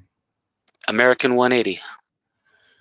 The American 180. So that's a 22 version of the I forget what it's called, but it has a larger brother caliber, right? I don't believe so. It was designed in the 1960s as a standalone for police. Oh, okay. Which one is it? Is this the one right here? Where it's on the right? Also, it'd be the one in the upper left. This one? Yeah, that's the American 180. also known as the dinner plate. The dinner plate, because it has Yep. that little round on the top. Yeah, and that can be either 180, 177, or 280, 274, I believe, rounds in the magazine. So this is where it looks like it's almost in the way of the sights a little bit. The sights are very high, but it would come really close to interfering. There's a little bit of clearance over it. So this is semi-auto? That's fully automatic. Fully automatic. Okay. They never made a semi-automatic version. I see. So that's a fully automatic 22? Mm-hmm. This is for squirrel hunting? Yes. Well, like I said, it was designed for the police because at the time 22 was thought as a less lethal round, but if you throw a whole crap load at somebody, you'll drop anybody eventually. You could punch holes in cars and stuff with it. Right. Swarm of bees. Swarm of angry bees. That is what it was nicknamed. Yeah, well, look at that. You learn something new every day. I love that gun. The American 180. What'd you say your experience was with this? You got to shoot it one time? No, I have not yet. I've seen a couple in person, but unfortunately the person who owned it said the firing pin broke on one of them and the bolt just wasn't even there on the other one. So couldn't shoot those. But I have seen them get shot in YouTube videos, like with Forgotten Weapons. Huh. I think Brandon Herrera has one up too. Brandon Herrera does. Yeah. Now you're gonna make me look at my Google Photos and show you some cool guns I seen the other day. But anyway, that is an interesting story about what it takes to pull a firearm out and how close you've actually gotten to using it in real life situation. And the one limiting factor, generally speaking, is, I mean, it's not even a limiting factor. It's just something that's always in the back of your mind anytime any situation like that comes up. You know for a fact if you pull that trigger, you're going to jail. I don't care if you're in the right. I don't care if police see you do it. You're going to jail. 100%. You're going to have to prove your innocence, unfortunately. Yeah. And here you'll probably be prosecuted no matter what. Yeah, especially if you shoot the wrong person, if you know what I mean. But yeah, that's sad, man. It's sad, but guns are important. In 6 years of carrying, that's the first and only time I've ever put my hand on my firearm while someone was kind of getting close to me. Yeah, my wife, she's a gun enthusiast, and she has quite a few, as a matter of fact. But she always acts like she doesn't need one, and then all of a sudden, I took her off on Martin Luther King Boulevard to go to the bathroom at McDonald's on purpose, and then halfway through that experience, she was very happy that she had a weapon with her. But it's just those situations, like even where we live, going to the gas station, and all of a sudden there was somebody that's clearly on drugs, and they're just going from gas pump to gas pump, hitting people up for money. Hey, what'd you give us money?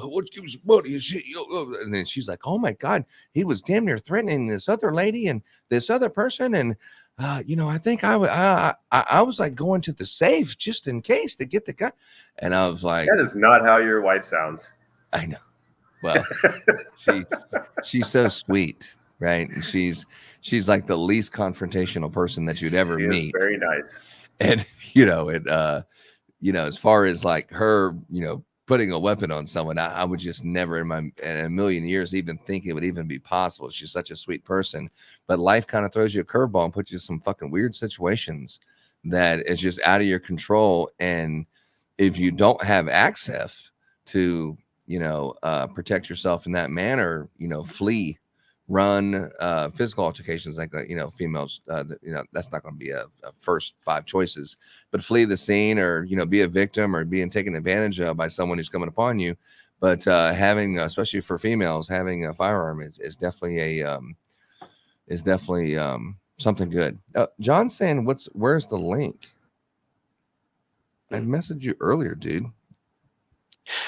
Well, I'll say that I'm responsible for a whole bar full of people that cannot carry in there because of Texas laws. Yeah. Which is why I do. So I'm responsible for the safety of everybody in there. Well, when you're at a bar, the chance, not the one that you're at, but let's just say a honky tonk bar fight bar type of thing where, hey, that's my girlfriend. Oh, that kind of bullshit. Where people are getting in, they're dancing, and you have those kind of interactions where people get drunk and you ask them to leave 4 or 5 times or altercations. I can totally see why you would need to be able to protect everyone in there. Well, because also criminals don't care about gun laws. No, they don't care what signs on the door. They don't care whether they're supposed to carry or not. Criminals are going to do what criminals do. So you can pass all the gun laws you want. Criminals will never obey them. it's just like legalizing marijuana. I'm like, oh my God, he's smoking a joint. How the hell did he get that? You're like, because no one gives a shit about it's illegal. So 2 things real quick. We passed the hour 45. Okay. And 2, I was reminded about a story of this dude who wandered up to me. This was right after I decided to start carrying a gun in the first place, right? And I was still kind of uncomfortable with it. I didn't have it on me at work. I put it in my backpack, but I didn't have a safe, so I decided to keep it at home one day instead of putting it in a locker or something at work. And that one day that I decided to keep it at home, I'm getting out on my bike. It's a nice $500 electric bike, putting my helmet on and all that stuff. This guy stomps up to me. He was like, give me the bike. And I just turned and looked at him and I said, I'll fucking stab you, because I still had a switchblade. And I just cranked my throttle because it's an electric bike, and whang! And he just looked at me like I just broke his brain with that. Yeah, so Grizzly Greg, I mean, I'm a little bit behind on the comments, but Grizzly Greg was definitely supporting you 100%, James, and saying road rage is real. So I think he is an avid supporter of the 2 lanes going into one, and he pulled a firearm out to get the right of way. So definitely have a supporter there. And then, dessert plate and dinner plate. Obviously, you're talking about that gun that we were showing earlier. And then Fidgety. Look at Fidgety. I was lax about carrying, but now I always carry but also carry a knife, pepper spray, pocket air horn. A pocket air horn. That's interesting. Good to have the right tools for the appropriate response. I mean, can you imagine her purse with the pepper spray? And then I'm surprised we don't have a taser in here. Fidgety. Yeah, she's missing a roll of duct tape too. Yeah, roll of duct tape, handcuffs. It makes for a good Saturday night, right? No, I'm joking. Yeah, look at that. She has the knife, the pepper spray, the pocket air horn. She has the whole survival kit. And then, of course, she's also carrying a firearm just in case it gets to get lethal. So I actually decided to pick up a non-lethal EDC, but it's not something that's physically painful in any way, shape, or form. Roger says she just has to swing her purse. Absolutely. It's like 70 pounds of. Yeah, like where grandma, you try to rob grandma, it's like, they hit you with the purse. Oh, she does have duct tape. She's a Southerner. Every good Southerner has duct tape. Yeah, and they don't eat instant grits. You know what I'm saying? That's right. So this little thing is a pocket flashlight. Can get fairly bright, whatever. But it has another mode where it's also a laser. And you can definitely blind somebody with this or something. Very handy to have. Fidgety said she's had to pull her gun out on someone twice, but she sounded like more than that. Come on, Fidgety, jump on here. What are we doing? How do we send? I gotta hear this story. It should be. I think you sent it. She's in that group. I do. I'm in that group, Fidgety. Jump on here real quick. Let me hear the story about you having to pull a firearm on somebody. Yeah. So if you go into the messages, and I believe, what is it? Which group is it? Let me look real quick. Hold on. Is it like-minded chat? No. I got Lanu's got me in so many chats over here.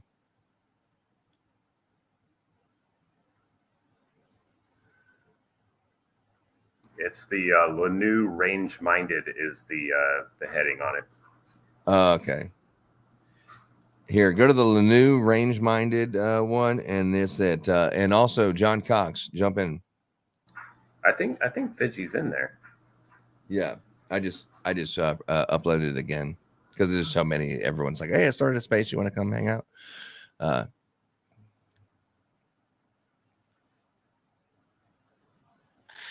So it looks like I'm gonna have to send some coffee to Joe here, at least in 2 minutes once we pass 2 hours. Well, it looks like we're all going to be sending some coffee to Joe.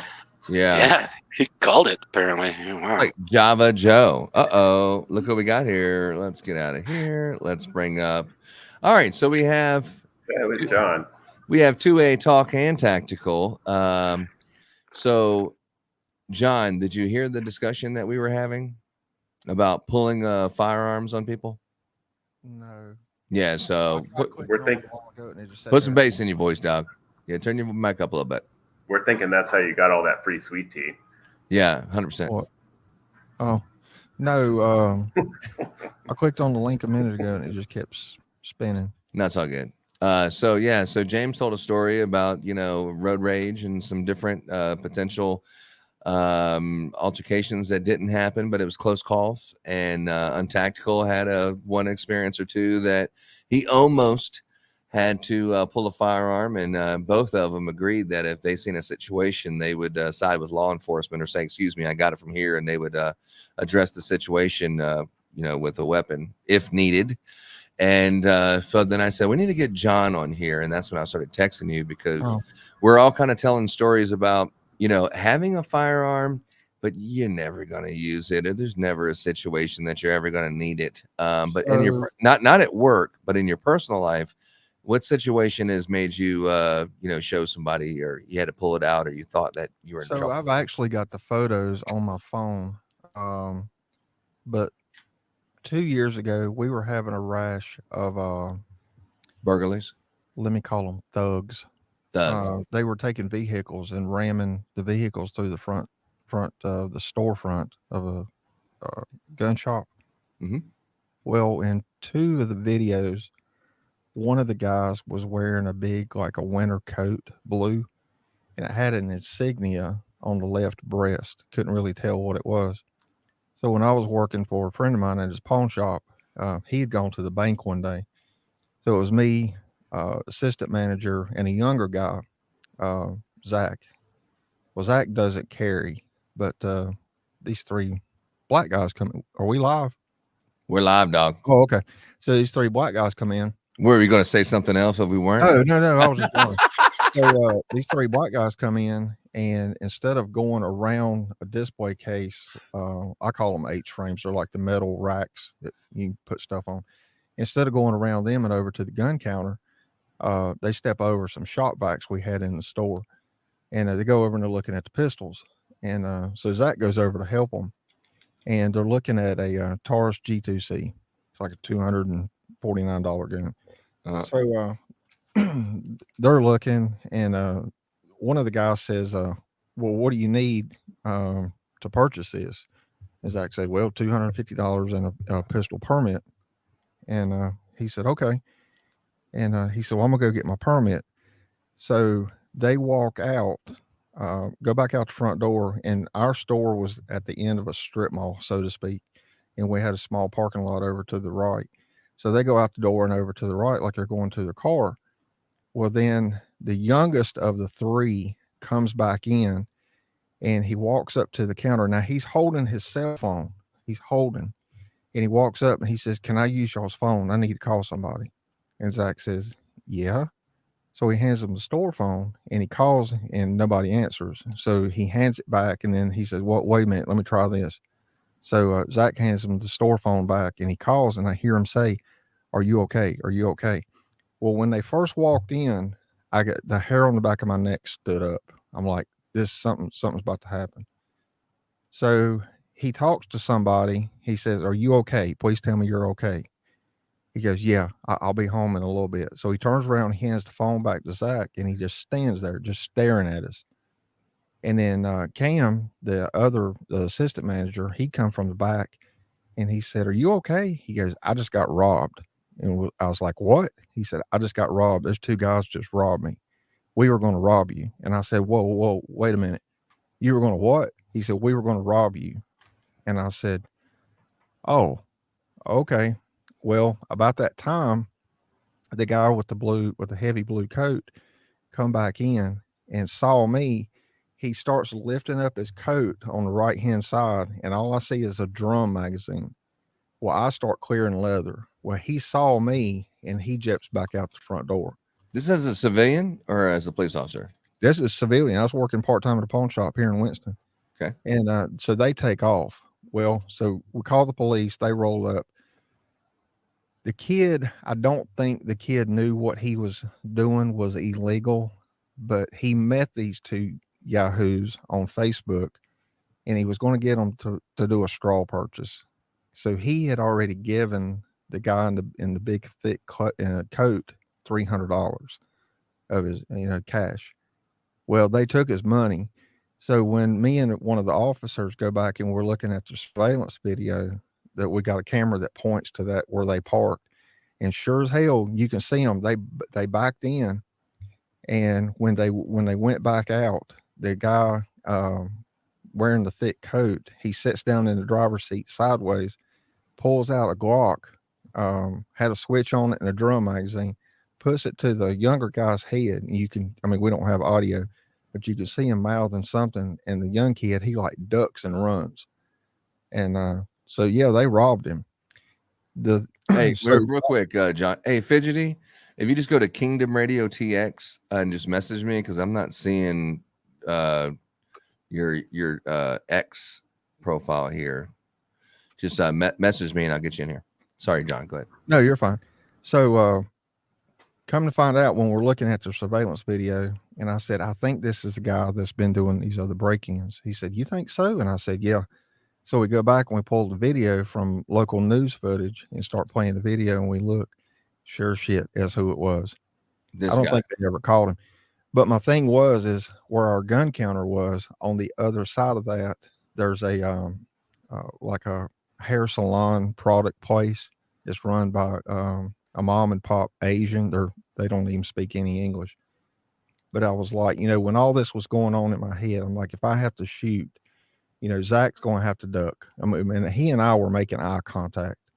And so he knew what I was getting ready to do. But my thought process was, what if my bullet goes through either one of them, or even I miss and it goes through the wall? Am I going to hit somebody on the other side? Because it's like I said, it's a strip mall. And as far as I know, the wall, what the walls are made out of is just like, I don't even think it's sheetrock. Not that that would matter. But, I was like, is my bullet going to go through and hit somebody over there? I don't even know what the hell's going on. Not that it mattered. But yeah, you think about that shit, and it rattled me. Rattled me pretty good. All right. So this is the same question that Untactical and James both answered in a very aggressive manner. Hey. I know. So basically, John, you're a civilian. There's a situation going on, like inside of a building, say a gas station. Maybe it's a holdup, or someone's got a gun, or something's going on. You're not in the building. You're in the parking lot, or you're far enough away where you can definitely just go the other way and just avoid the situation. Are you going well, I know former law enforcement, maybe you might have an obligation that these guys don't have, but are you going in there to investigate and possibly, diffuse this situation, or bring a settle to it, or are you walking the other way? If I see it going on inside. Yeah, you see that someone's got a gun and there's an altercation going on, or something's going on. They haven't shot anybody, but they're holding somebody up or something like that. It's a robbery in progress, probably, if the police would say it.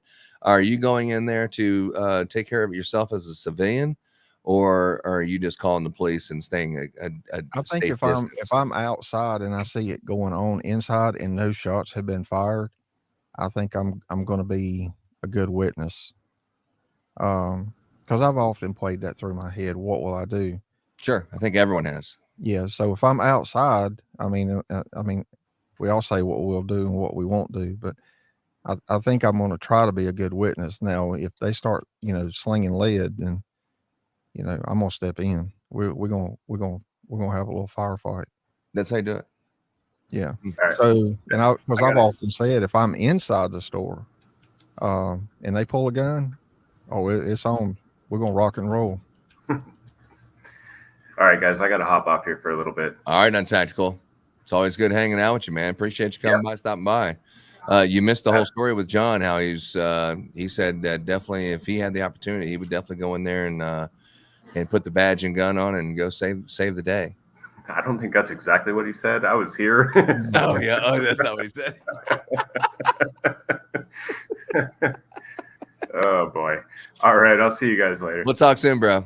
All right. Untactical texting, everyone. Follow him on YouTube. All right. So anyway, yeah. So you're being former law enforcement. Do you have an obligation, like a doctor, if you see someone that needs medical attention? Do you have an obligation? In that way? I actually had a situation like that come up one time, and every state's different. But in North Carolina, and this may or may not answer your question, but like if I ride by a vehicle accident, or something like that, I am officially not CPR certified. I know how to do CPR. There's a law, I forget the name of it now, but it's basically, do you have an obligation to render aid if you know how to do it? And there used to be a caveat where if you know how to do that, and you just go on by and somebody finds out about it, they can come back and sue you. But I'm wanting to say they done away with that years ago. It's like a Good Samaritan laws, I think is what it was called. But yeah, I'm just that kind of person. If I see something going on and I think I can help, I'm going to stop and help. I mean, I've done that with law enforcement even after I've retired. So you stop. So if you see some police in the middle of something, you'll stop by and help them out as a civilian. If it looks like they need help, yeah. Really? Yeah. Oh yeah. I've actually done that. Because you're former law enforcement. Yeah. Okay. And I mean, we see videos all the time where just the average citizen stops and helps an officer. Huh. Interesting.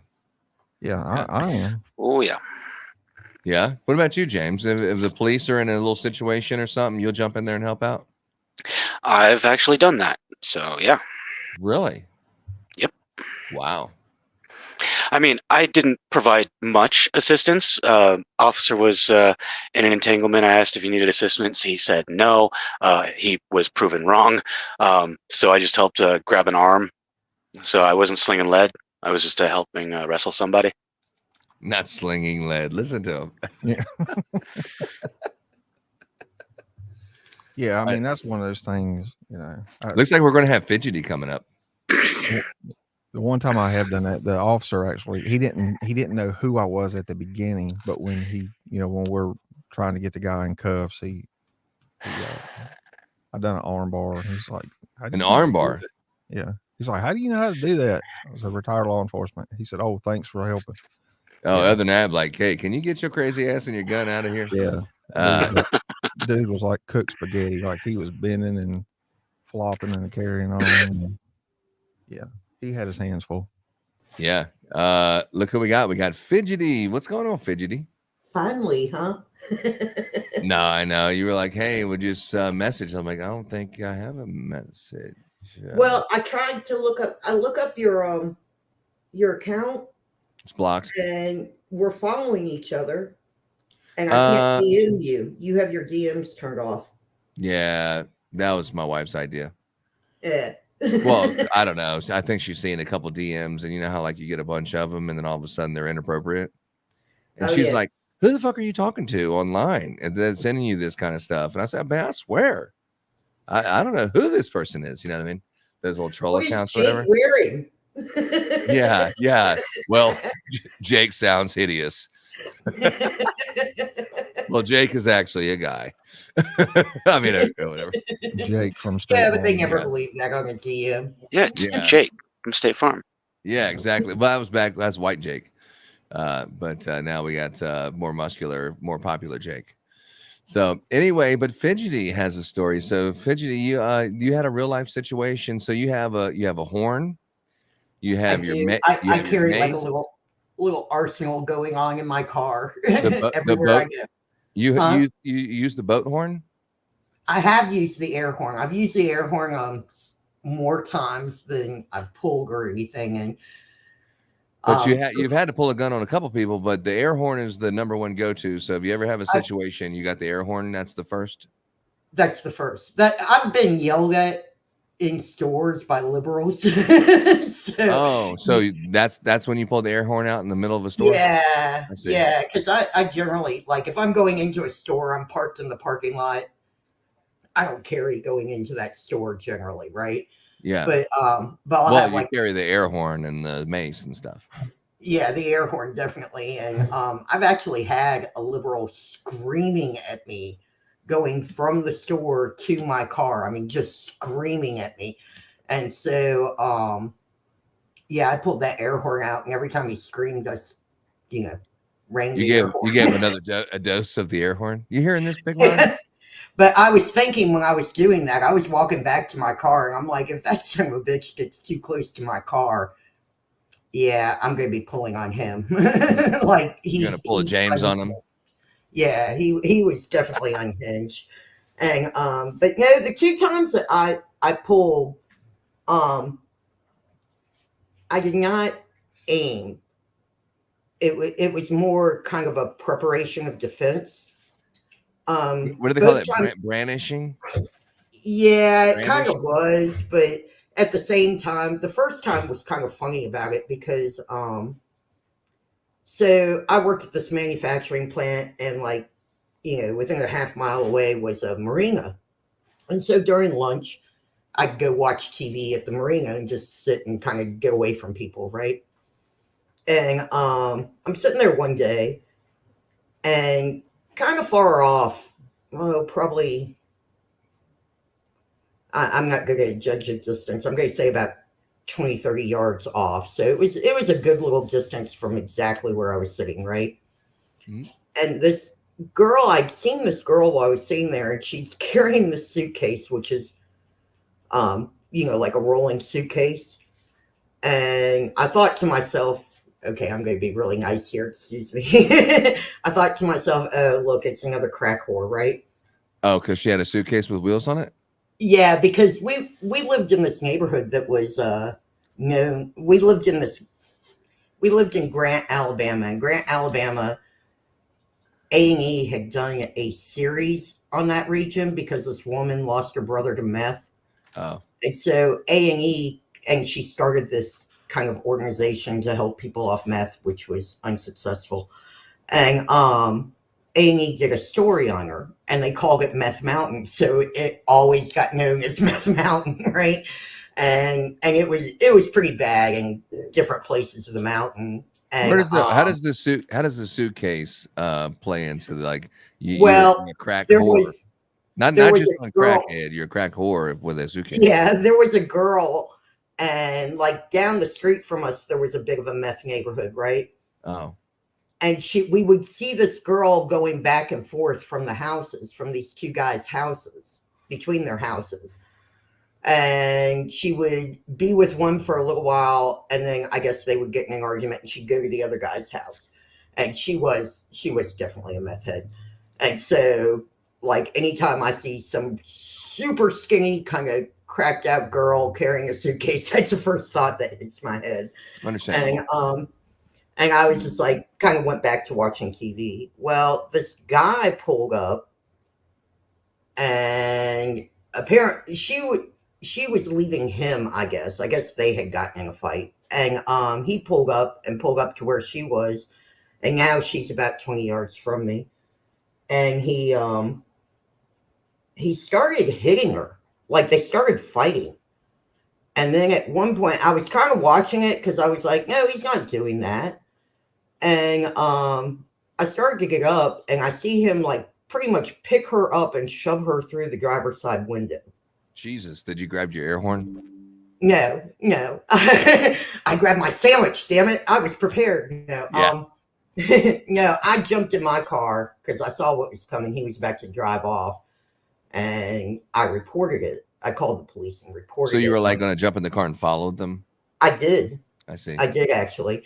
And you kind of see, you run into situations where you've seen women kind of getting beat up by these guys who were bad choices to begin with, and the women weren't great choices to begin with either. I'm not going there, but I've been in a few of those situations, and I don't tolerate that very well. I don't like a bully. Right. Especially a dude hitting up, beating a woman up. That's another level of bully. Yeah, it really is. And so so I called the police. I hopped in my car and holy crap, he almost outran me, and I was in a BMW and he was in some piece of crap. I'll never drive another BMW. So you're in a high-speed pursuit? Yeah, pretty much going through a marina, through a park, getting out onto a main road. And he's flying, I mean, he knows I'm following him. I've got the police on the phone in the car and I'm reporting it, and I'm trying to get close enough to see his license plate. And he turns down this one road and he kind of loses me. So I pull over and I'm talking to the police. I'm giving a description of the car and everything. And there's like a little store next to me.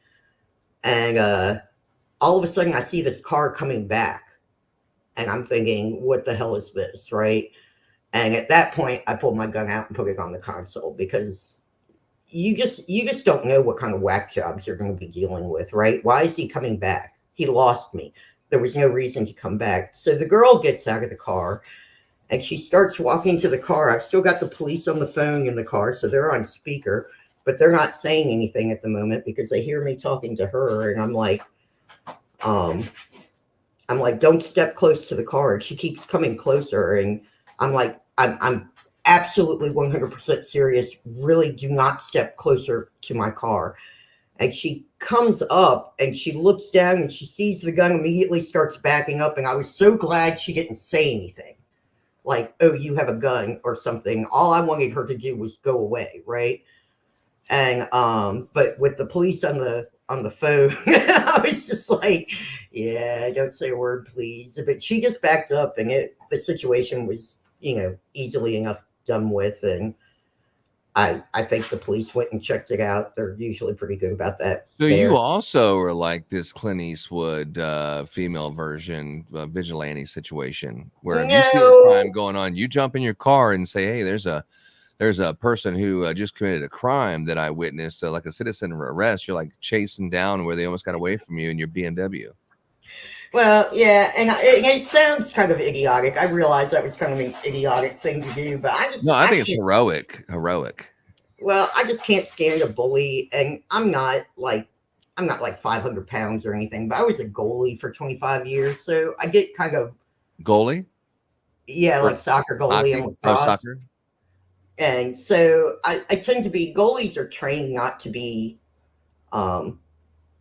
afraid. You have people coming right up to your face trying to intimidate you, and we just don't get intimidated, right? It's not in us. And so the second time was kind of the funnier time.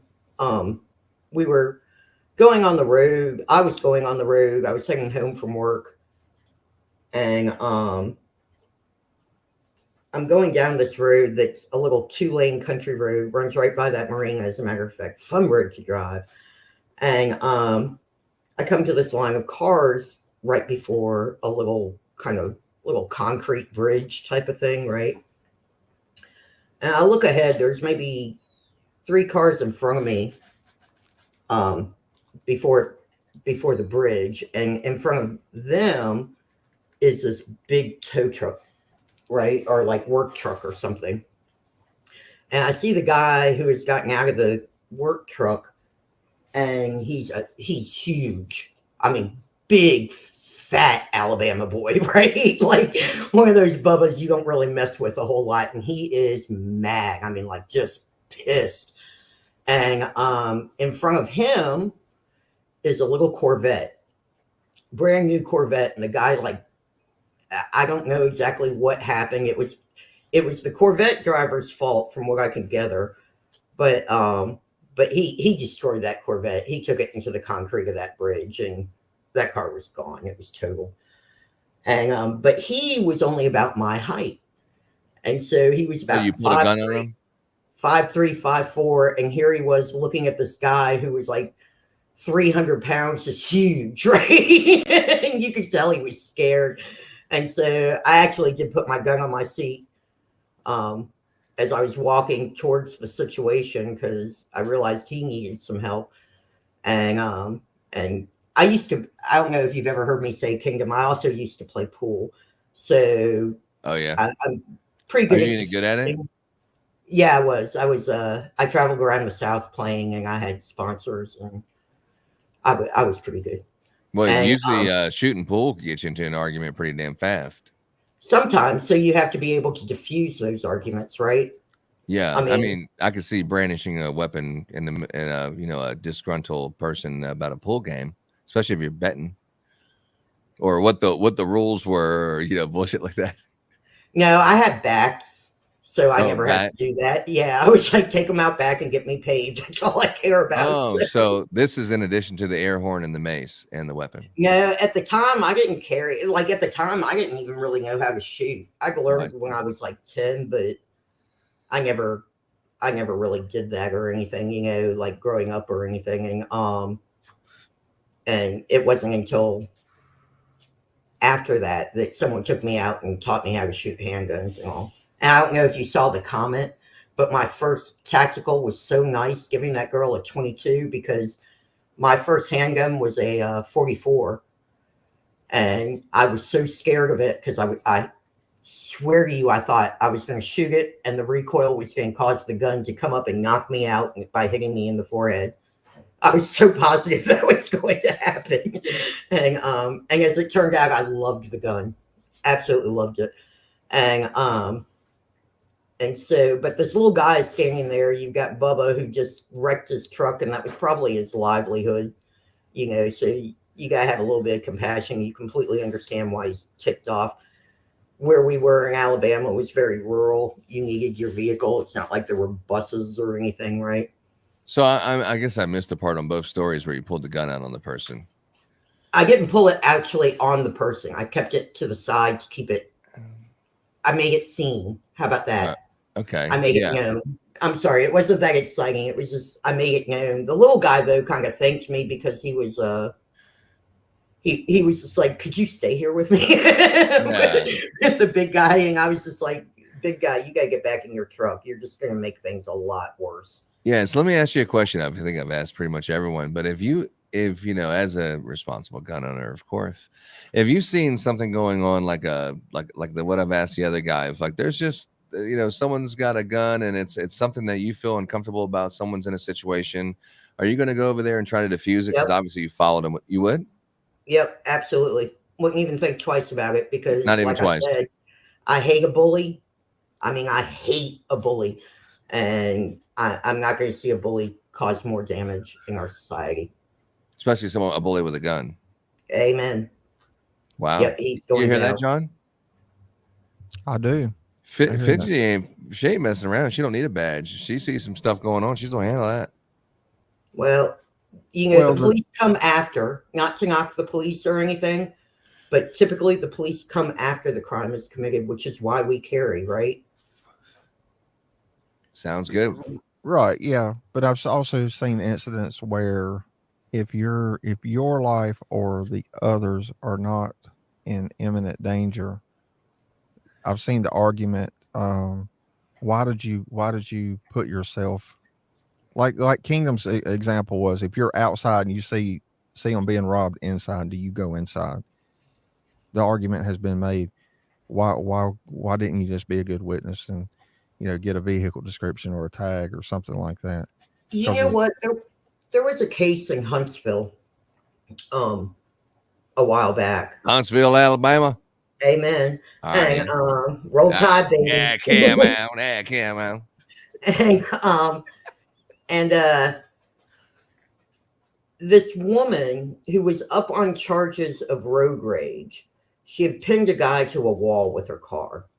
She was out of control with the road rage, which if you've ever driven in Huntsville, Alabama, you can pretty much understand. But she was awaiting trial on that. And sure enough, gets out on the road again and starts acting a fool, right? And this time it's with a woman. And the woman tried to get away from her. She went down on a bypass road and she tried to get away from her. And got to the light. And the other woman came up behind her and got out of her car and started screaming and everything else. And of course, this woman didn't know she was up on a road rage charge. She just saw this pretty much screaming beast coming at her, right? And she pulled a gun out and she shot her. And that all sounds like she was completely justified. But when she went to trial for that, the woman who shot the road rager, they actually found her guilty because they said she should have gone ahead and gone through the intersection and turned and gotten away from her. And I never agreed with that. I was like, if you're caught in a situation, and granted, if you're going into a store, you're kind of creating the situation. But if someone has their gun drawn, they mean business. You're not taking it like, oh, they're just threatening at that point. They've got it drawn, you know, and that puts people in a lot of danger. And I wouldn't be able to handle that. Well, that's why a lot of states, well, I say a lot of states, several states have adopted the stand your ground law. And not only that, but you have no duty to retreat. And we've seen a lot of that come after, what was that guy's name down in Florida that shot the black kid years ago? Can't remember his name now. But yeah, Florida adopted that stand your ground law and no duty to retreat. So it sounds like what you're talking about, she had a duty to retreat and could have retreated, but she didn't. Well, and I've seen people get hung up on that because they did not retreat. But like here in North Carolina, you have no duty to retreat. Yeah, in Alabama, that was a really weird thing, but it was because she was in Huntsville, and Huntsville is pretty liberal, actually. Even though Alabama is a very red state, Huntsville and Birmingham are pretty liberal areas, and I think that's the only thing that got her, because Alabama itself is actually very strong on the castle law, yeah, which includes your car or anything like that. Yeah. So she had every right to protect herself. Oh yeah, yeah. And I did not see that. Those intersections where they were talking about were extremely busy. I don't think I would have felt like I could run a light effectively and not get in an accident. Gentlemen and lady, we have passed 2.5 hours of deliberation. I know. I don't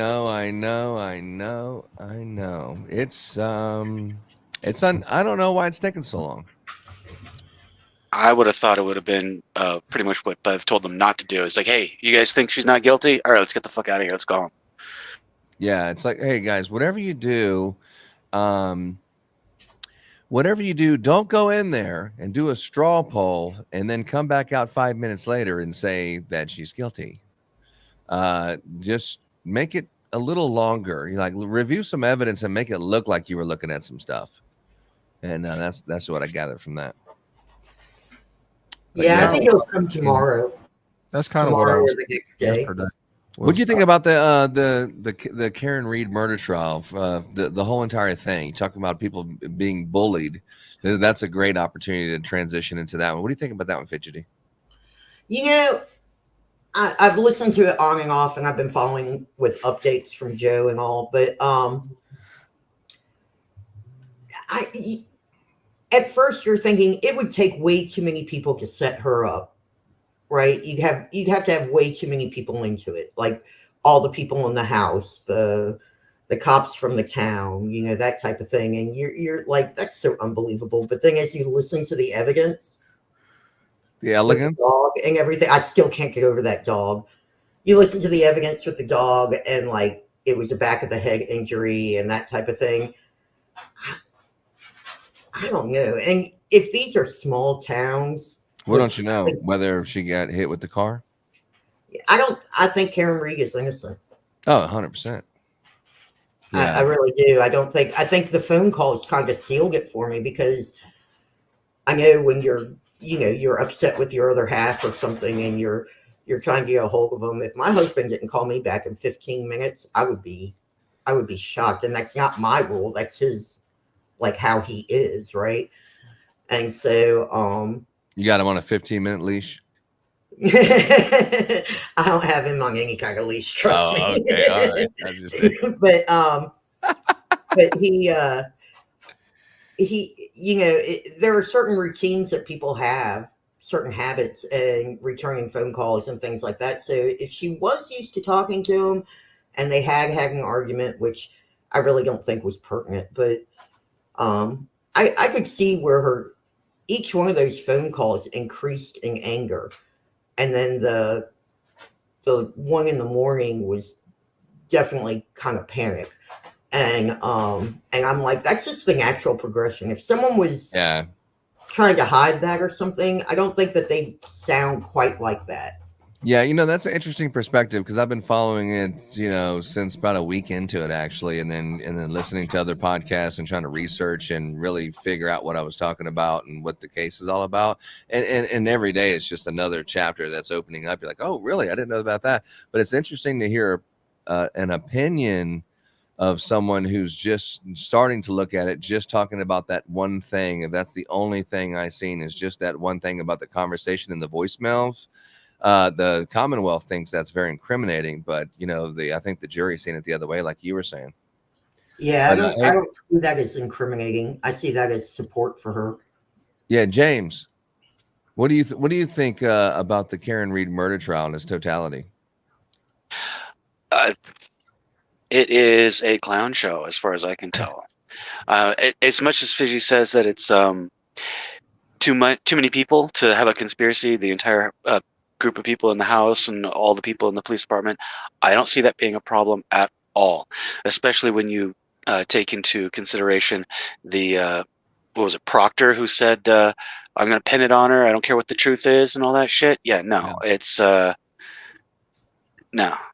that guy's got a leaky nut, that's for sure. Yeah. Well, yeah, once you go see the penitentiary, it'll be a definite leaky balloon nut. But yeah, what else about you think the cover up is no big deal? There's 10 people in there. 10 people a part of the cover up. That's not 10, maybe 12. That's pretty easy to cover up. Once you get into the 20, 30, 100 people, that's where it starts being impossible. But 20 people or a dozen people, you can keep a dozen people quiet, especially over a murder. Well, when you have a dozen people inside the house, it starts with everyone in the house knows what happened. That he goes into the house, and then an hour later, everyone's leaving the house, party over. Everyone knows what the hell happened in the house, and everyone's talking amongst each other. If I didn't know the details or I didn't see that first punch, I seen the end result. You're like, hey, here's what happened. At least a dozen people, just because a dozen people are in the house. And then you have the lead investigator, and he has a boss, and this person, it wasn't that person, it was their daughter or their son that was in the house. So therefore you have another person who knows the details, but they're protecting their loved one who was, involved. And then you have family members and investigators and my friend over here. And, if you just help me out with this one thing, or if you could just not tell them about that one video. And it's just just little things that people just could be incompetence, but just little roles in it. Not like I seen it, I'm covering it up. I mean, all I have to do is just say, I didn't talk to him about that one subject that one time. It just has to be quiet about that one thing. It's not like a complete murder cover up. It's just a white lie, I think, for some people's involvement. But I think there's probably about at least 20 people, or at least 12 people who were in the house and knows what happened. And they've told some people too, just because you can't shut up about it. And they've told a couple of their friends. So at this point, there's probably about 30 or 40 people who know the real story about what happened. And there's 12 eyewitnesses for sure. Well, and that's where it starts getting dangerous. Yeah, what do you think, Johnny John? I see him sitting there with his Mount Rushmore pose. I still stick to the idea that O'Keefe walked in the house. There was an argument with him and Higgins over Karen. Things got out of hand. He got knocked out. Whatever. Dog somehow or another got a hold of him. They took him outside and slung his phone out there. And then, did they intend to kill him? I don't think so. But then when he died, they're like, oh, hell. Yeah. You know, a piece of evidence that Alan Jackson brought up in the closing arguments that I don't think is mainstream, everyone talking about it, everyone pointing it out. And because I listened to about 3 or sometimes 2 and 3 podcasts about the Karen Reed trial a night, different people. And the thought I thought was interesting, he said, not just like when you say, hey, tell me about the Apple Watch or the Apple data for the phone. And you say, oh, he made this many steps and he went up 3 flights of stairs, right? I mean, that's what you're thinking. But Right. Alan Jackson broke it down. He said he made 28 steps and went down the 3 flights of stairs, which explains him going to the house and coming down. But then it says at this other time at 12:30 something, Karen Reed is not at the house. She's already went home and she's already connected to John O'Keefe's Wi-Fi at his house. She's not there. The evidence shows that she's not there. But then at that time, whoever's holding his phone took 30 more steps after she was already at home. So how did she run into him and then his phone took 30 more steps 10 minutes later, after she was already at the house? When he said that in closing arguments, I was like, damn, that's a good point. Not really a lot of people are talking to, but that is like another clear evidence that he didn't do it. Or she didn't do it. I wrote all that down. From 12:31 to 12:32, there was 35 feet was traveled. Yeah. What do you think about that one, James? Damn near impossible for the state to explain away. You have to ignore it, right? You just have to ignore it. That's exactly it. That's why AJ was like, just ignore that, Yeah. What other notes did you write down, John? Well, I've got all the Apple stuff. And into that too. And I was thinking about this today. I think, we've heard the saying before. What's that saying? Like, too much information can hurt you. I think with all these times and steps taken and floors traveled and all this, I mean, I hope the jury did this, but you got to write all this down and then go back over it a couple of times to fully understand it. Like, even I got confused when I was writing this stuff down. From like the milliseconds, 12:21 and 10 seconds and all that. I mean, yeah. Well, one of the things that what's happening is they did a Google search at this time and or the butt dials. It was this amount of time in this second, and then the call back was the same exact time, but just a different second. Right. And then so that Google search was done at what, 12:27? 2:27 a.m. Yeah. So from 12:21:14 to 12:24:37, 3 floors or equivalent to 3 floors were climbed. And then from 12:31 to 12:32, 35 foot was traveled. So she Googled that before. She Googled that, and Brian Albert and Brian Higgins are sitting here butt dialing each other, right? At 2:22. Right. 2:22, they're butt dialing. Jennifer McCabe goes to her house, and this is at 2:27 when she already went upstairs. She was in her closet. She was texting, or in her bedroom or whatever. She was Googling how long to die in cold. She wasn't at the party. She'd already took them kids home. She was at her house. And then it shows her nervously pacing back and forth inside the house all throughout the night, not sleeping at all, until she got the very first call from Karen Reed. Hey, where the hell's my man at? Oh shit. Let me come over and help you out and help you find him. Let me ride with you. That's how it went down. But that was 2:27. But at 2:22, 5 minutes before, that's when the butt dials allegedly happened between Brian Albert and Brian Higgins. But it's all right there at that time. I don't know. He went in there. There was an altercation. Within an hour, everyone's leaving the house. So I don't think they said, oh, shit, I seen this. I'm leaving. Whoa. Before you do, let's make sure we have our story straight. Hey, you two kids, let me give you a ride home, me and my husband, so we can make sure that you got your story straight. You didn't see a damn thing. You hear me? While he's taking these kids home and stuff like that. So, I mean, something happened. There probably was a talk. Here's the situation. We're going to take care of this, whatever, but this is what's up. I mean, something like that, right? Yeah, something along that lines. And you know, in jumping ahead, I was thinking about this It too. happened fast. I think As soon as you got there, I bet you. What Joe was talking about too, this investigation was, you know, it's been sealed.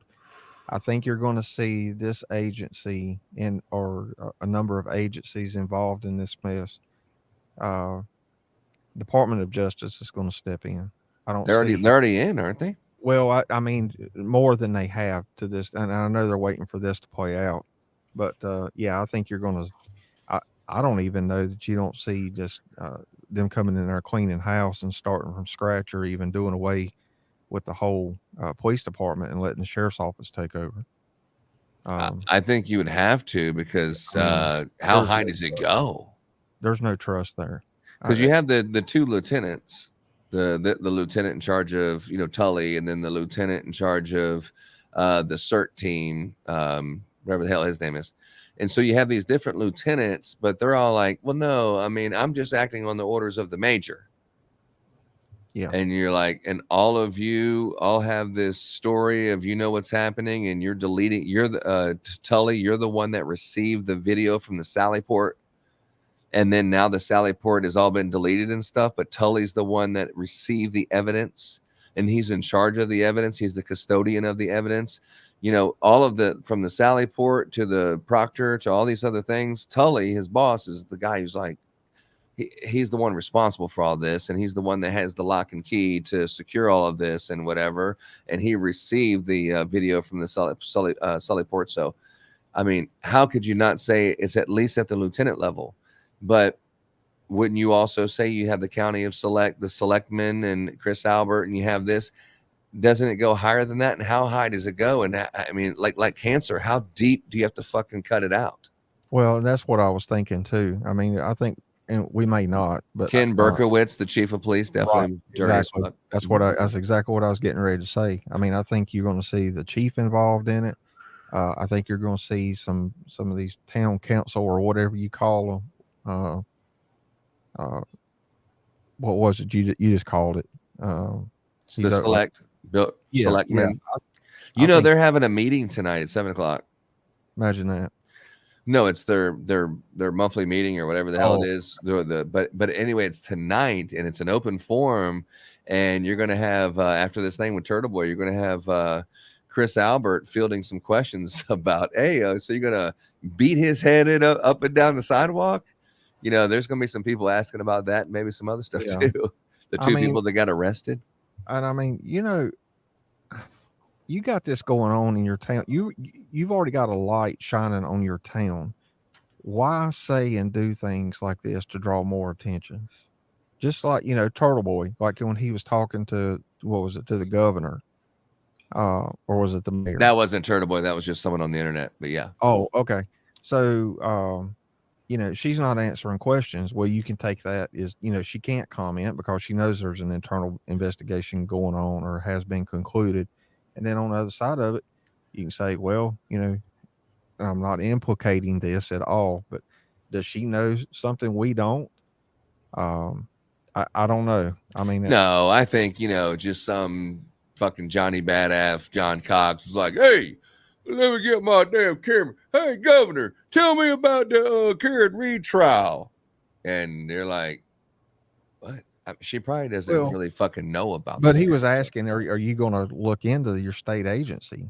I mean, oh, yeah, on that. It's like the governor, you're not going to do a press conference with that dude's camera. I mean, no. you might get in the car and say, what the fuck was he talking about? But it is a legit question. Yeah. Yeah, there is a right way to do it. No, yeah, I totally agree with that. But yeah, it's a legit question. I mean, I don't know. Yeah, but the whole thing is, do they have awareness of it? Or is the person who, whatever, how high it goes, and then it goes to her, is the person that reports to her, the person who's in the top in charge under her, are they telling her, oh, it's all bullshit, they're making this stuff up? You know, there's this little fucking journalist guy is just stirring everything up. He's got all these videos acting like we're corrupt, and I don't know, we have a restraining order against them, but as soon as this trial is over, it's going away, but we didn't do anything wrong. So then you have these little people, hey, you know, they may not have any awareness, but this trial, I gotta answer a phone call. Yeah, y'all go ahead.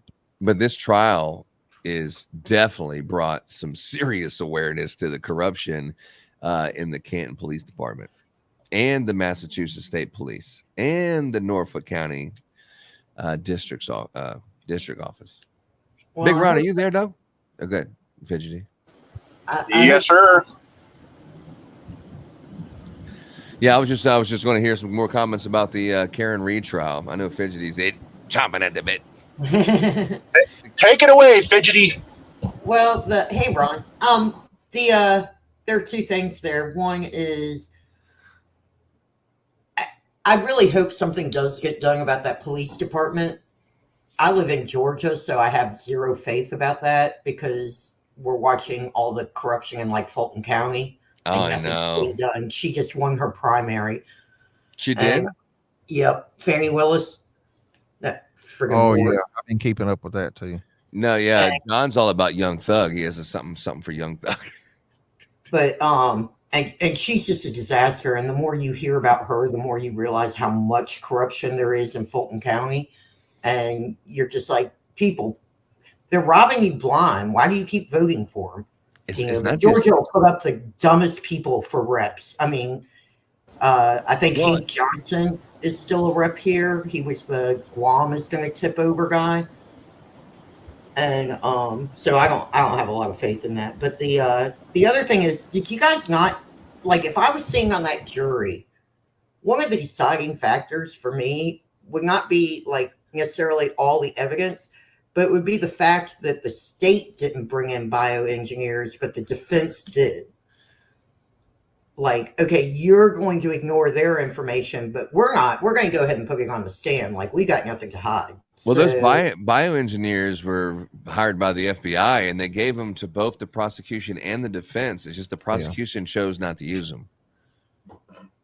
Yeah, the prosecution don't want to. Yeah, that would be. That was from a federal grand jury, which after this case is over, that federal grand jury is what they hired them for. And they did their accident reconstruction and the physics guy and all this other stuff. And they said, no, this didn't happen. And then that one stopped like in April. And a lot of the people who were testifying in this trial, they also testified in that federal grand jury. So they're saying, but they're not allowed to say that in this criminal trial. So they'll have a piece of paper and they'll say, didn't you say this? No. Well, and then they'll grab the paper. Well, let me put this in front of you. This is something you might recognize. Didn't you testify in another hearing? That's how they're referring to it as, but they're talking about the federal grand jury. So this is going to go further. There's just not going to be any TV in the courtroom, right? Right, Big Ron? I don't know. Do they allow TV for a federal grand jury? Not the grand jury. This will be for the actual trial. Assuming that the grand jury turns into a trial. That they don't cover federal. Oh, I'm sure someone's going to be covering it so we can stream it live and talk about it. Well, it'll be like the Hunter Biden trial. There's no cameras inside no. Yeah, me and Kingdom, we're gonna have to run up there and during break have to run outside. Yeah, we're both gonna run up there, but then as soon as he starts running, I almost will just have to tie my shoe for a second. I'll call you. Call me when you get there. Hey, on a side note, John, did you pick that smoker up completely put together? I did. So I forgot a friend of mine. Actually, I went to school with him, but it's one of my girlfriend's cousins. He is a manager at that Lowe's where I went, and I called him because, long story short, I called Lowe's corporate, and they said they wouldn't price match it. Home Depot because it was on sale. So I called him. And he goes, "Yeah, we will." And he said, "What's the model?" And he said, "I'll see if I got one." So he did. He said, "I've got one in the box. I've got one put together. Which one do you want?" I said, "Well, can I get the one put together?" He said, "Absolutely. It'll be up front." And when I got up there, it was up Only front. got 5 dings in it. No, that has no dings in it. I'm fucking with you, dude. Yeah. So if he had bought it from Home Depot, it would have had dings, but he bought it from Lowe's. People who shop at Lowe's don't ding shit. Actually, if I bought it from Home Depot, I wouldn't have got it. Only thing I would say, John, is go over all the nuts, bolts, and screws and make sure they're all tight. Yeah, I will. Wow, John, you're getting advice on how to buy a grill that's already been put together. Good advice. Well, actually, Good I advice, yeah. had read some reviews where people had gotten one already put together, and it was either missing some bolts and screws or it was leaking because or smoke was coming out everywhere because some bolts wasn't tightened. So yeah, I'll do that with anything. I go back over it. There's a gasket you can buy for it too. I was talking to Vet about it. That you can buy to go around that main door that'll seal that door back up a little bit better. I need to mention the vet. I need to mention the vet though if he's in the chat somewhere. Now that he's used that smoker a couple of times and thermal cycled it, he needs to check all of his nuts and bolts again. Wow. Yeah, I was wondering about that, and yeah, Where's I've the actually picture of this seen damn those thing? deals. You already got it now? Oh shit! What's going on here? Well, we got. Oh shit! What's going on here?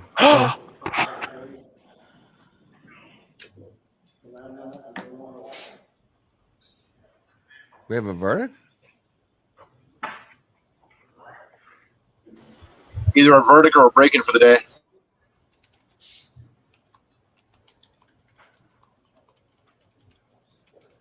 Well, it's 4:20. Come on, Lally. Holy God, I cannot believe the court's back. Holy shit. So what was it? Smoke 3 them hours? if you got them. What was it, James? 3 hours? 2:45, something like that. We started when the live stream was at 4:39, so 12:30 we're my time. almost at 3 hours. Okay. Yana.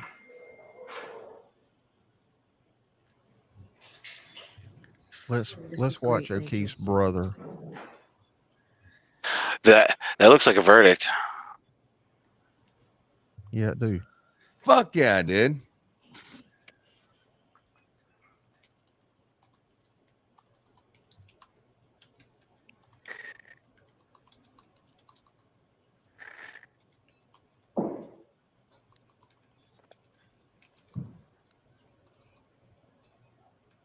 There's a mob of people outside, and they're not going a damn place until they see a not guilty.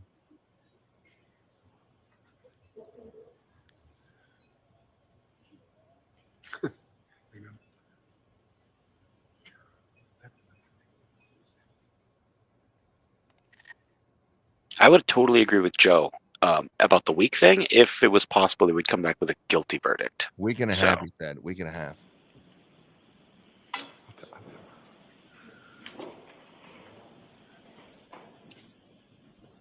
Karen Reed, I know this is very stressful being in this situation that they're about to read this. Even though you know it's going to be innocent, I know it's very stressful. I just need you to calm down, relax, chill out. You got this.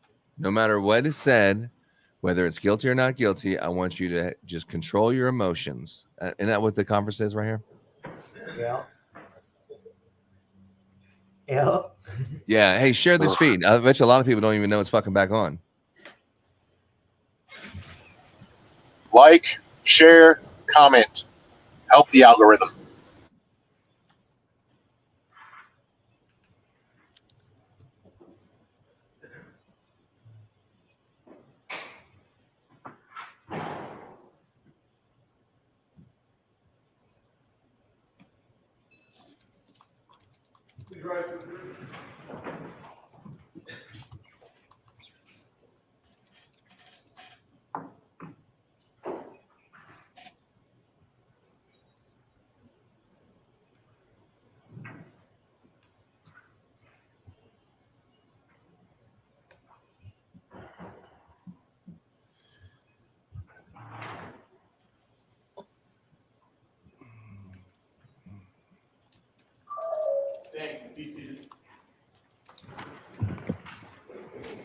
Let's hear All from the right, jury. jurors, so as you know, I sent you in a note at 4 o'clock asking if you wanted to go home and come back tomorrow. You said yes. I apologize. It took us so long to get. Oh, they're just going home. Ah, damn. I'm going to excuse you for today. When you come back tomorrow, you will start again after coming into the courtroom. So Who's the one person who's holding out? That's what I want to know. and the questions also concern the audience. 12 angry men. Do not discuss this case or any aspect of this case with anybody. Do not do any independent research or All right. investigation. I got into this, case. dude. I've got a If you dog happen eat to emergency. see, hear, or All right, read dude. anything about I will this catch y'all case, later. Please disregard it and let us know. You've all worked so hard for this last 8, 9, 10 weeks, however long it is. let's just make sure that you continue to be as secure in how you've done things as you can. We really appreciate it. So we will see you tomorrow morning. Have a good night. Good, all rise, jury up. Jim? Dude, we just went to like 1,400 people. Nice. Yeah, they're breaking for the day. I guess they sent the letter out and they said, yeah. So what does that mean? All right, we'll see everybody tomorrow. Thank you, Your Honor. Be a recess. There's like a couple of people holding out. Is that what we're talking about here? It's also possible that they really wanted to go over all of the evidence. You know, there could be a couple of people like, yeah, okay, that's great, but let's just go over this evidence one more time. And they may be on the fence and just really looking to dive deep into it. And 3 hours may just not have been enough. Yeah. I mean, I was thinking like less than an hour. I mean, what the hell do you need to hear? Karen Reed did not back into him. I mean, all this other stuff, what are we going over? You know what I mean? I just listened to it yesterday. But I guess. What do you guys think about it? Leave a comment. What do you think about it? I mean, literally at this point, when the guy came out and said there was no absolute way that she hit him, the car didn't do it, the injuries aren't concurrent with the car, that was the end of it. There's nothing else to deliberate at that point, because there's testimony that never happened. What are you deliberating at this point? Exactly. That's exactly my point. It's like, who in there is not sure that she is not guilty? You know, who's being hung up? And it's like, all I need to tell you about just what Big Ron just said, just these two things. Just these two things. There's no reason to talk about anything else. I think they're buying time because the judge told them they couldn't come back in like 5 minutes, take it seriously. So they have to go back and make it look like they're taking it seriously. I think it'll come tomorrow. Probably after lunch. Obviously. Yeah, obviously.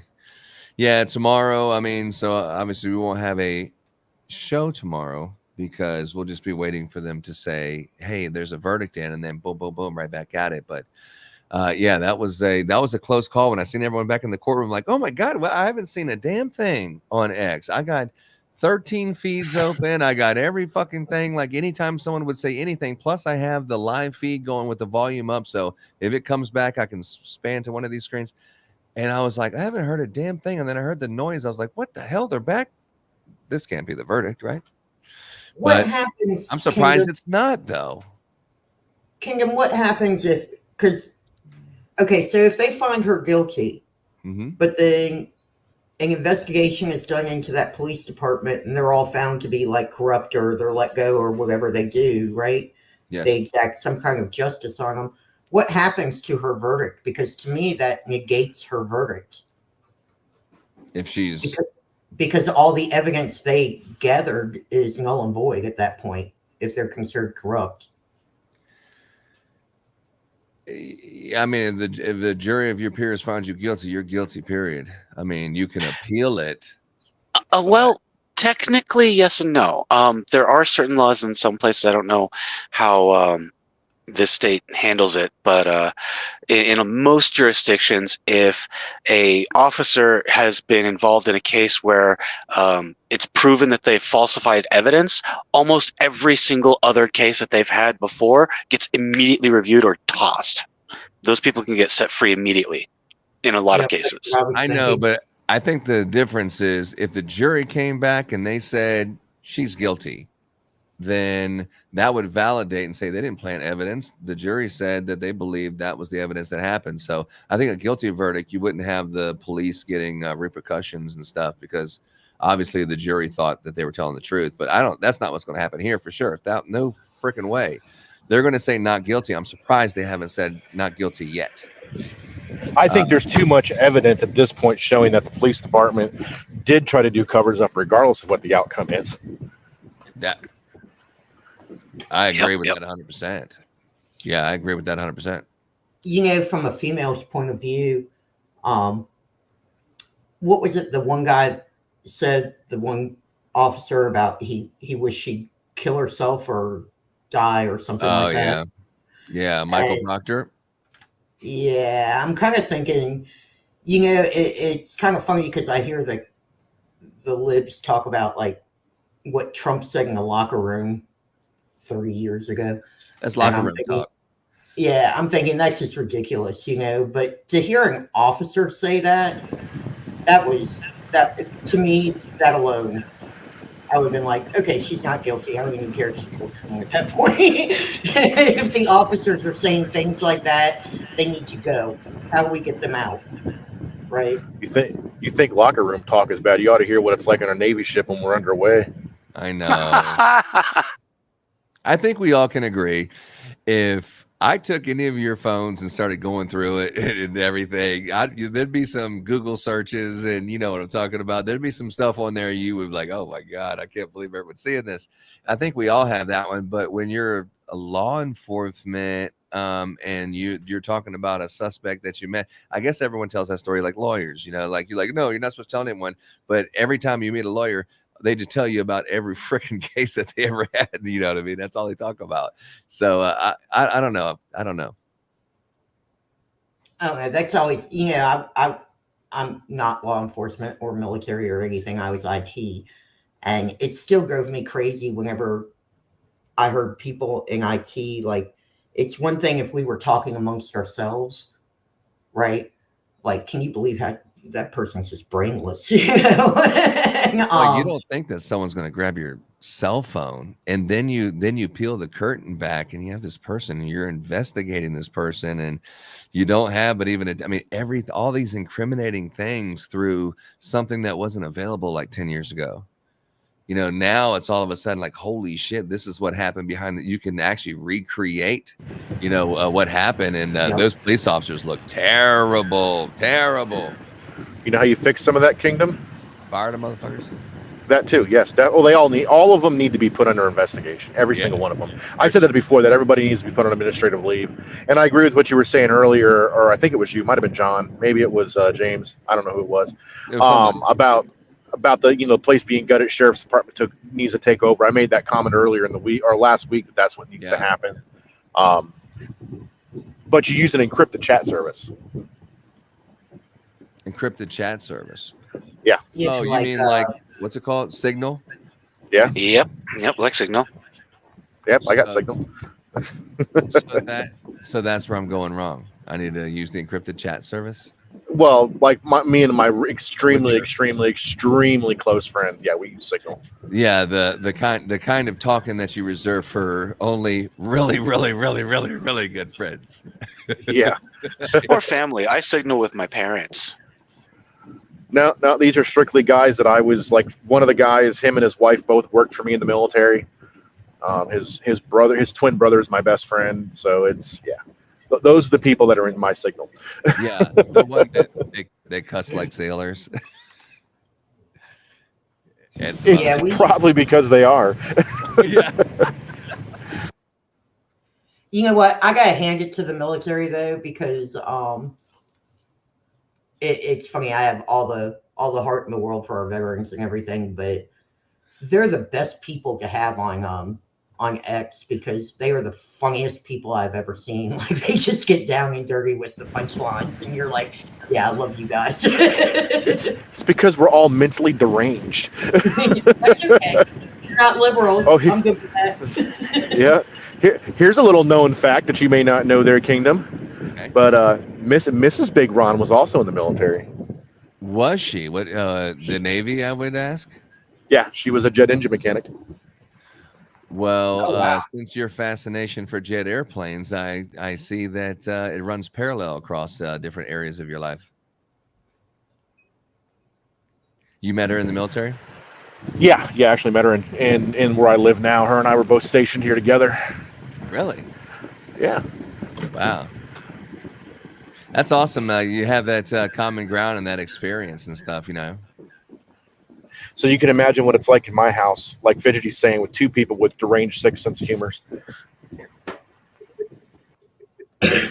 Okay, that's not just military, because I'll say this. My husband's favorite movie is Forrest Gump. And the reason is not because he actually likes the movie. It's because the kid gets hit with the brick as he's running, and so he can rewind it. And my favorite is Casino, because Sharon Stone takes a hot hit at the end, and I keep rewinding it, and I'm like, die, Sharon Stone. Oh, the Forrest Gump one, when the teacher goes over there, whatever it is, and then all of a sudden he comes out of the house like, yo, mama. He really cares about your education. Yeah. That was filmed here, by the way. Who? Forrest Gump. It was filmed in Savannah. Was it? Yes. Yeah. Well, there you go. I just thought that was kind of cool. We have 1,670 people just jumped up listening. Hey, welcome everybody. How you doing? You don't have to pay $5 to get a comment in there. Put a comment in there. Put on YouTube, put on X, and let's talk about this Karen Reed case or whatever you want to talk about. Got our buddy James on here from Nevada. He's originally from California. He's a self-proclaimed not a Joe Biden supporter, but he's definitely a free Karen Reed person. So there you go. Yes, sir. Yes, sir. And tonight there's going to be a juicy episode on Night Court with Joe Lanou, and Big Ron knows a little something about that. Open forum, I think. You're going to be talking about your grills and how to, if you're a man and you know how to smoke and smoke meat and cook and barbecue and you're into that manly kind of shit, they have a show about that. Barbecue, bourbon, and guns. Yeah, that'll get your testosterone going. Yeah, so definitely 2A, a Night Court, Joe Lanou, definitely.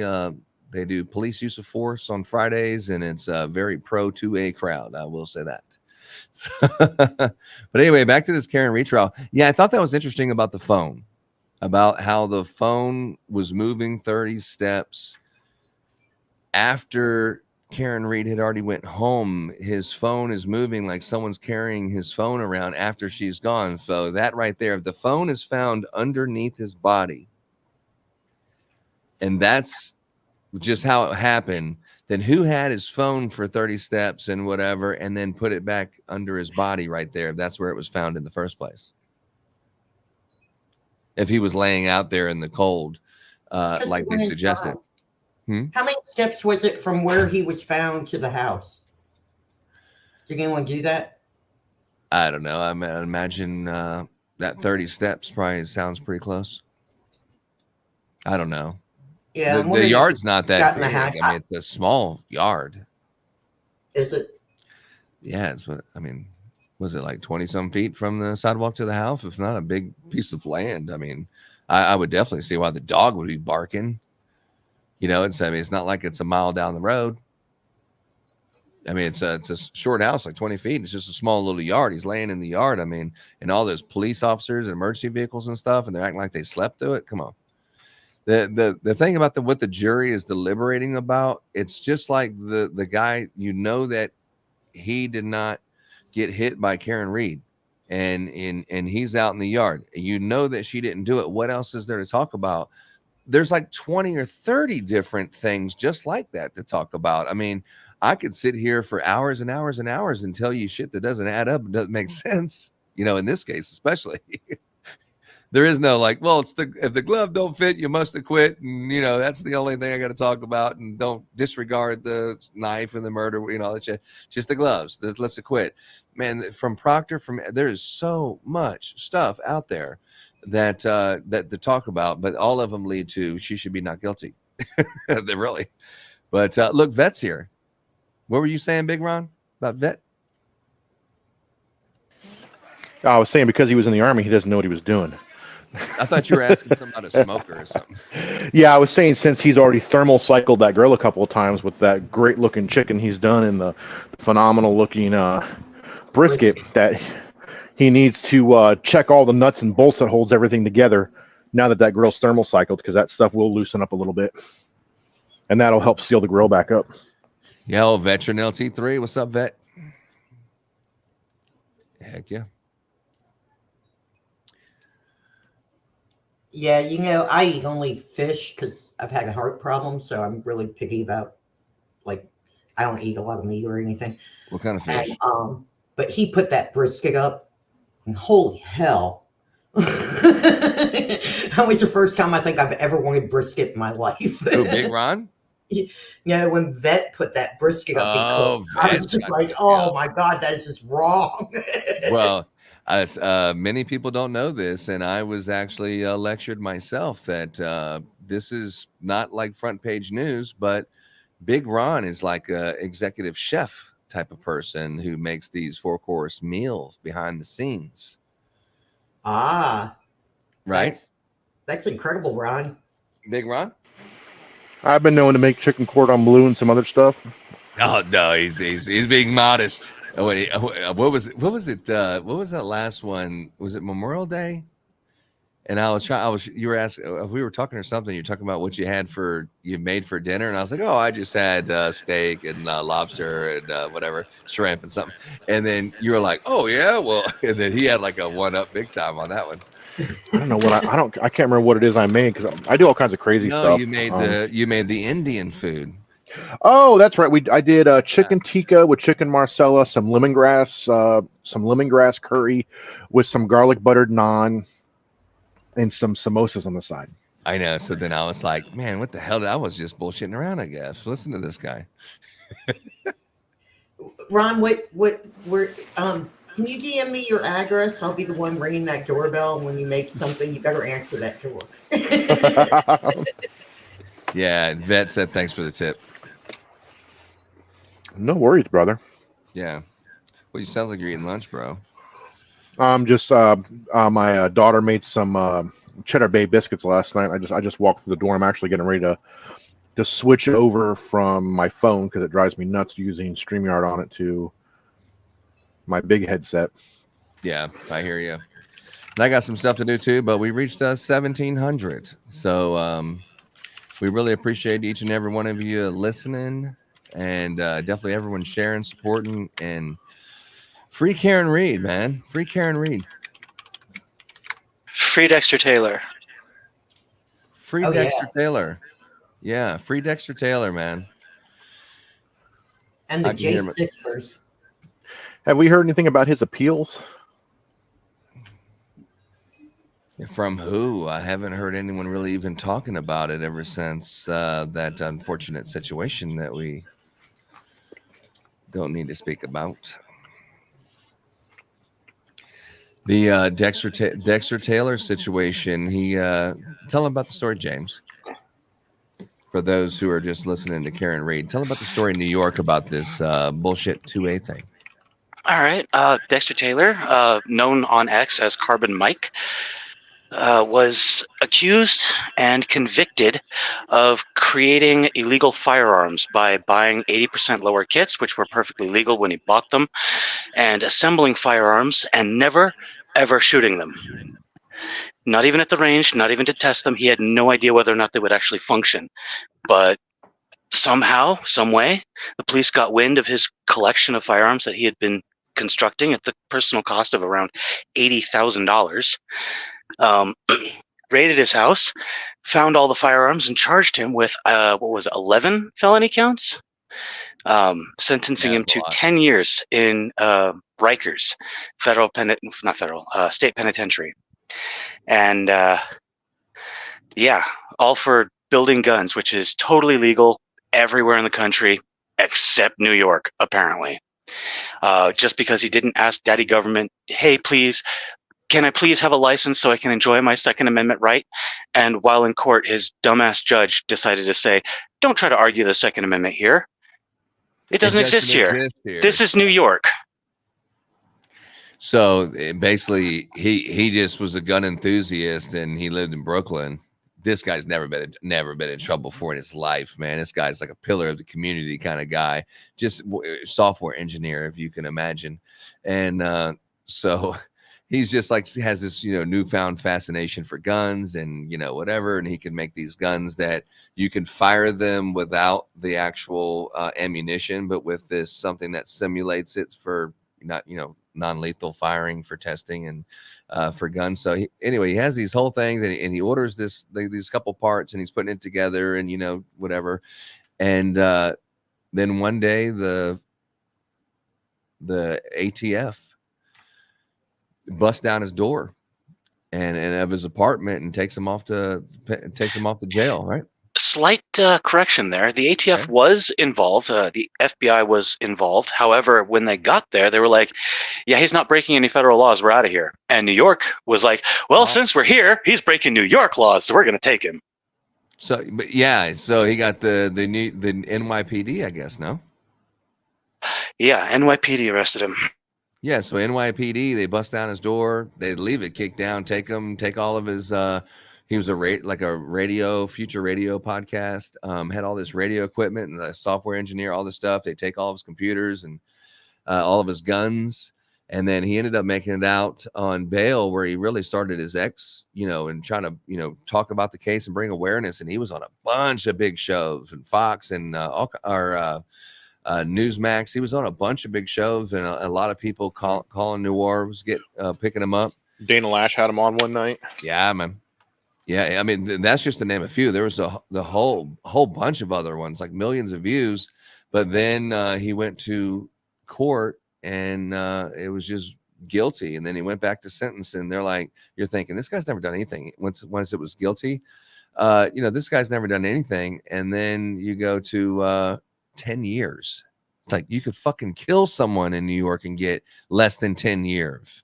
I mean, you could beat up a police officer, and there's just so many different stories that you give this guy that's actually, doing the right thing, a taxpayer, an honest citizen, that's just on this technicality about you didn't get a permit to register that gun. You're allowed to have it, but you needed this permit. Since he didn't have that little permit, all of a sudden his ass is sitting in prison for 10 years. It's like, what? This shit don't make no sense. That one right there, it's been like 2 months ago, and the story has kind of cooled off, where people aren't talking about it every single day like they used to. But on this appeal, we need to kind of get it ramped back up and find out when this appeal is, because maybe it doesn't need to go to the Supreme Court. Maybe there'll be enough awareness on the next level appeal. I would actually prefer it to go to the Supreme Court. Well, who has the money? And then by then, what are we talking about? 6 years down the road? I mean, how long does it take to go through all those different processes to get there? Well, since there is a party that has been immediately injured due to color of the law in complete defiance of Bruin, I'm pretty sure he could actually get an emergency counsel with the SCOTUS probably next year, 2025, 2026. It's hard to do that from prison, especially when, I'm sure getting an attorney like an Alan Jackson type of guy, that ain't cheap. And if you don't have a way to get out on the outside and make money to afford that lawyer, it's tough to do it when there's been no income for 2 years. I'm pretty sure there are a bunch of lawyers who would take that case pro bono. Yeah, you're right about that. What do you think about that one, Big Ron? Well, Colian Noir is a lawyer, so I'm kind of surprised he didn't try to help out there with that, given the fact that he's a lawyer. Although he's only bar certified in Texas, not bar certified in New York, so that would probably be the issue. Yeah, I believe he did try to direct Firearm Policy of America guys over there. I'll tell you what, the whole Dexter case really put a bad taste in my mouth for a lot of these gun groups. I've always been against the NRA for a long, long time, but a lot of the other ones now, it just seems like all they're there for is to take the money. They're not using it where it needs to be used. If they were really pushing like they say they're pushing, why are we still dealing with the NFA? Why is Dexter still shitting in jail? Why wasn't a lot of that money used to help an innocent man?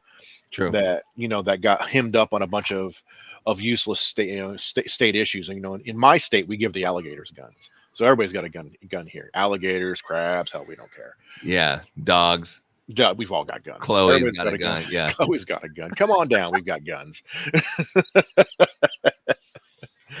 But these other, the only time you see these agencies get involved, or these nonprofit quote unquotes that get involved, is when there's national, brain just died, hasn't had bourbon yet. National attention to it. Yeah, where the ones could be bringing the national attention to it, and they're not. They could help push this to the Supreme Court. They could help shed light on the crooked judges and the crooked laws that are there. But I think it all falls back to my favorite saying when it comes to places like New York and New Jersey, Pennsylvania, Illinois, California, just to name a handful of them. Govern me harder. Govern me harder, Daddy. That's all they care about. How much government can we get into our lives? And I know we talked a lot during the whole Dexter Taylor beginning, and we've even had it in some of the night court shows. Where's the breaking point? And I think for a lot of these people that lean that direction, there is no breaking point. That is their persona. They love it. They like it. They want more of it. Yeah. Well, I mean, if you're living in a apartment complex, but this is not like some people, when I say apartment complex, something might instantly come to your mind, like when I say Walmart. But like in New York, they got these badass apartment complexes, where people have these $1 million condos inside of them, but you're surrounded by so many people. So, it seems like these laws or something just to protect that no one's even allowed to have a gun around me and stuff. There's so many people around you. I mean, it's hard to put yourself in that situation, but taking away the Second Amendment in New York, that's like unconstitutional and unheard of, un-American. It's unbelievable. Well, I mean, I think one of the things you need to look at with this is, we've got all these gun laws on the books. I hope we just lost somebody. Yeah, we got these gun laws on the books, and one of the things, I think one of the standard thoughts is that there's a roughly 20,000 or 30,000 gun laws on the books. When you look at state, federal, local, county, and I don't really know the real number. That's just the one you keep seeing. James is back.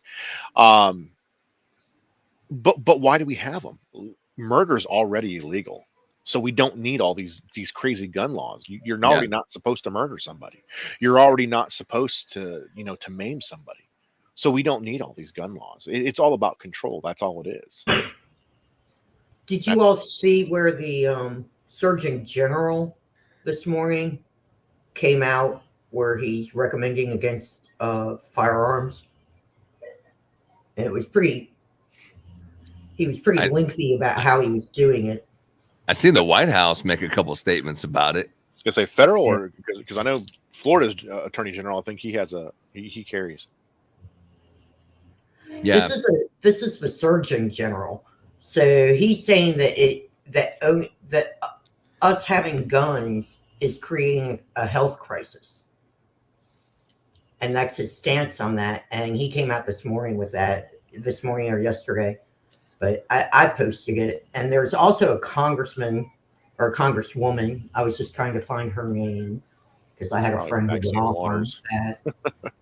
Trying to introducing a bill to restrict on semi-automatics. See, and that goes back. The whole thing isn't. It's not about making anything safer. All the data shows that all that stuff didn't work. Even the assault weapons ban didn't work. That's why it was sunset and it was never renewed. It wasn't about that it worked, that it stopped violence. Because at the end of the day, a criminal is going to criminal.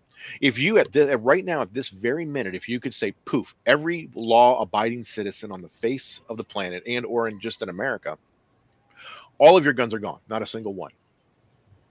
The criminals are still going to get the guns. Because in nature, that's a criminal. They're going to do what a criminal is going to do, regardless if it's stabbing somebody, shooting somebody, running them over with a car. And these are all things that have happened in the past 3 to 5 years. Stabbing, shootings, running people over with cars seems to be the new one. They love to run parades over. It's already illegal though. You know, what's the big one they're pushing right now? They're complaining because you can't sue the gun manufacturers if somebody is shot with a manufacturer's firearm. Well, that'd be like me suing Dodge or Ford or Tesla because a drunk driver ran them over. It's like going up to somebody and saying, oh, well, there's been a bunch of rapes, you need to cut your penis off. Well, I didn't rape anybody. You're right, you didn't, but to prevent somebody from doing it, you need to cut your penis off. And it's the same idea. What are they called? Mutes. Munichs. Munichs, that's it. Munichs. Munich. Nordic. The goal isn't really to the goal is to make us like Australia or Canada. Good luck to them. Yeah, but I agree with you, Big Ron. You're making like the best points, man. All the points that you're making, it's obvious that you talk about it every night. Hey, I'm the quiet one in the show. I know. Well, the smartest person is the one listening. Speaking of which, we have 1,721 people watching. And I will say that tomorrow we are having the verdict. So I don't know when that'll be, but then Thursday we definitely have the Donald Trump, Joe Biden. Donald Trump, Joe Biden. So I don't know who you're going with, but that debate between those two is definitely going to be newsworthy, and you can find it here. Yeah, we will be doing a live show. We'll be doing a live show, and that one, I'm not sure what to expect, but I bet you Big Ron has a lot better idea about it. Well, I think what we're going to have with that one, since it's going to be CNN hosting it, we have massive left wingers that are going to be moderating it. Massive left winger. Massive left wingers going to be moderating it. They're going to be muting former president's mic when he's not. When he is or MAGA isn't. more than ever. Yeah, that's right. I'm not MAGA, nor am I'm not MAGA, nor am I not MAGA. I try to go with the person that has my benefits, my best interest in. Not every politicians don't always have your best interest, but as of right now, the people that are running, the former president has my best interest. I will tell you that when he was in office, because of the tax breaks that he did, and some of the other laws that he had put in place allowed me to buy my first house. Had more money in my pocket. Luckily for me now, my house is worth 4 times what I paid for it. Amen. But there's no way I could sell it, because then I would have to buy another house the same size, and it would be 4 times the cost. And I'm not going to get rid of my interest rate. But I think what we're going to see is they're going to let Biden go long on his answers. They're going to cut Trump off. You're going to see him lose time. They're going to cut him short. Yes. The moderators are going to be confrontational towards Trump. They're going to softball Biden.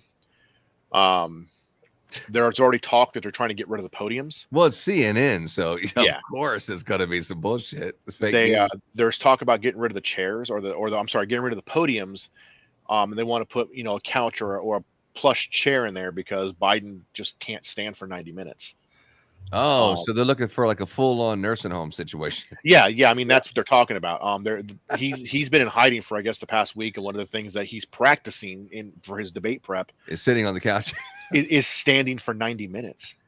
Get the fuck out of here! Are you serious? I swear to God, Kingdom, standing for 90 minutes. I think they had on MSNBC this morning. You gotta be joking, dude. That's part of his prep is standing for 90 minutes.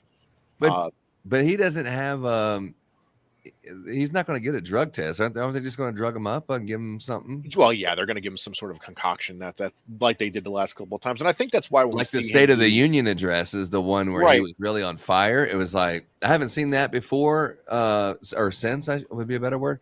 I haven't seen that since, but on that State of the Union, he didn't like walk in.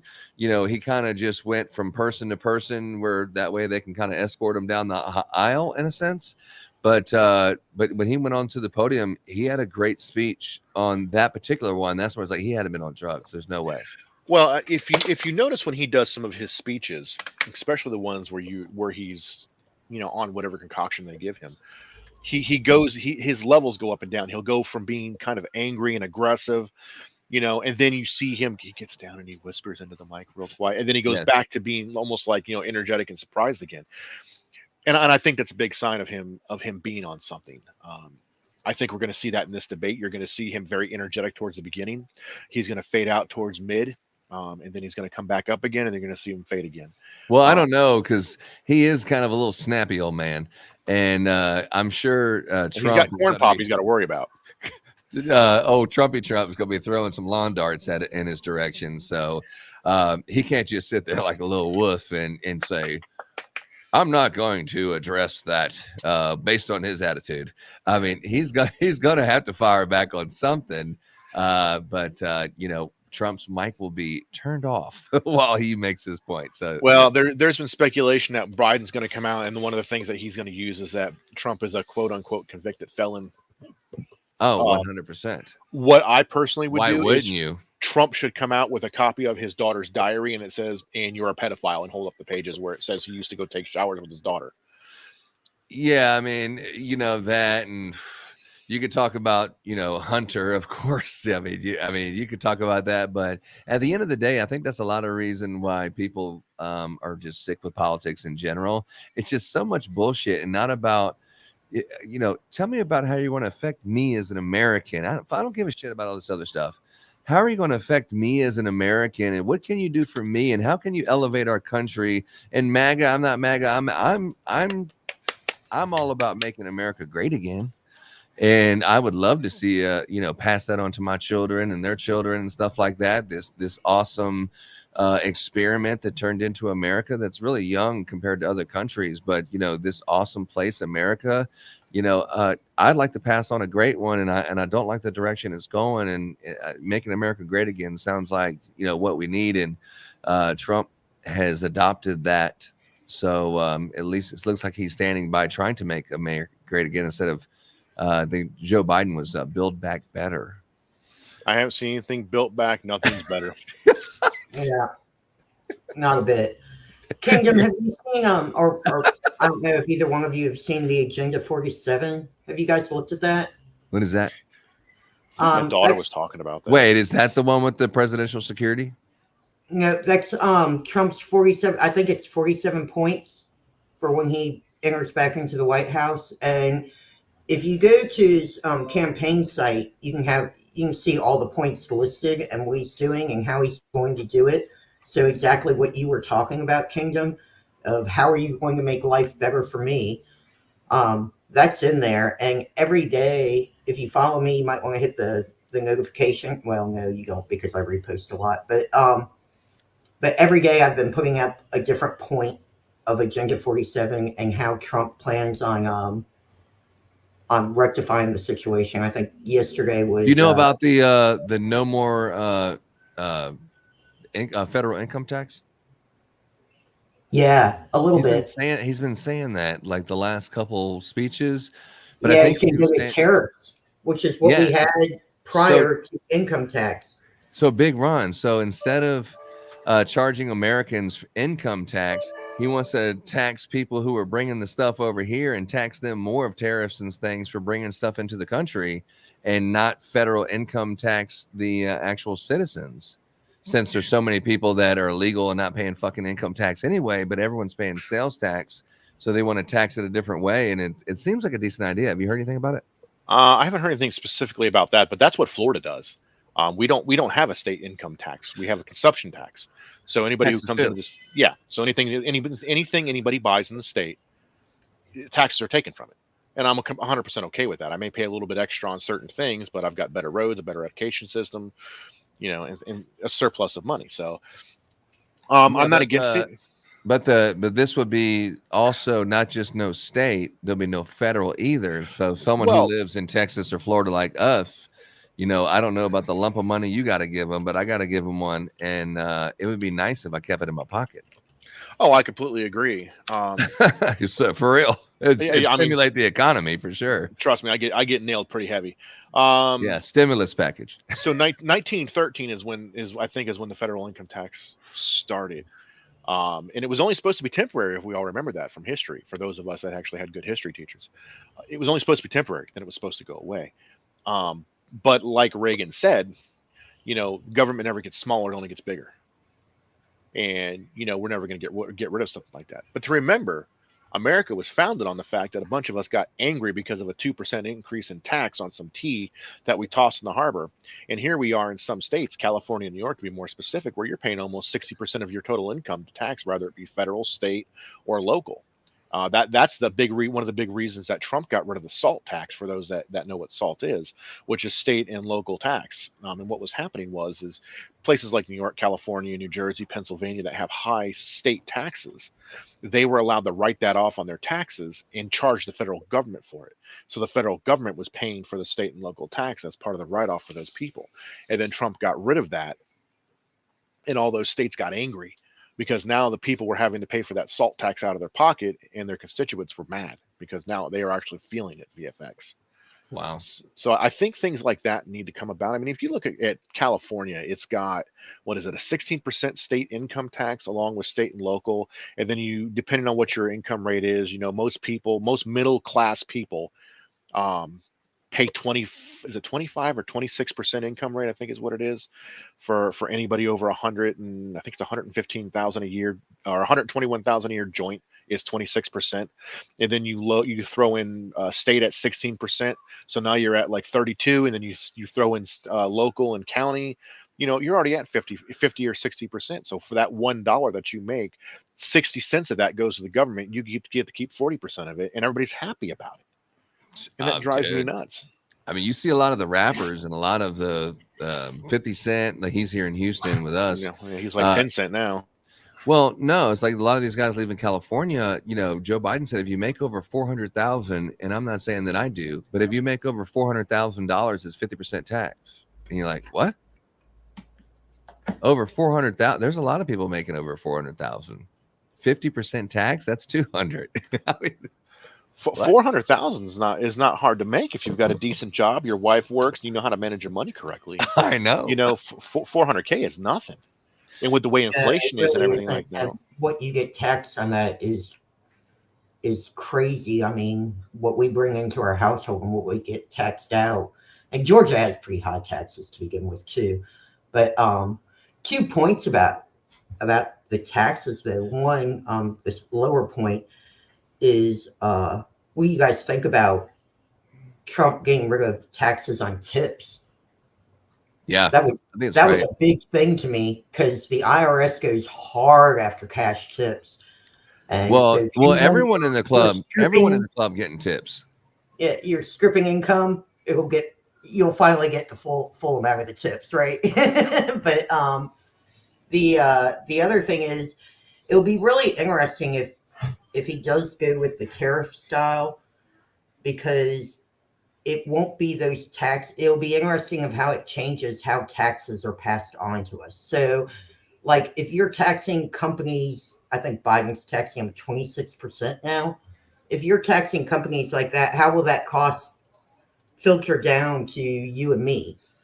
I think that changes a little bit there. Yes. Well, one of the things you need to look at, a lot of companies have moved before Trump was elected the first time. A lot of companies had moved their home offices to Ireland, and what was the purpose behind that? Because Ireland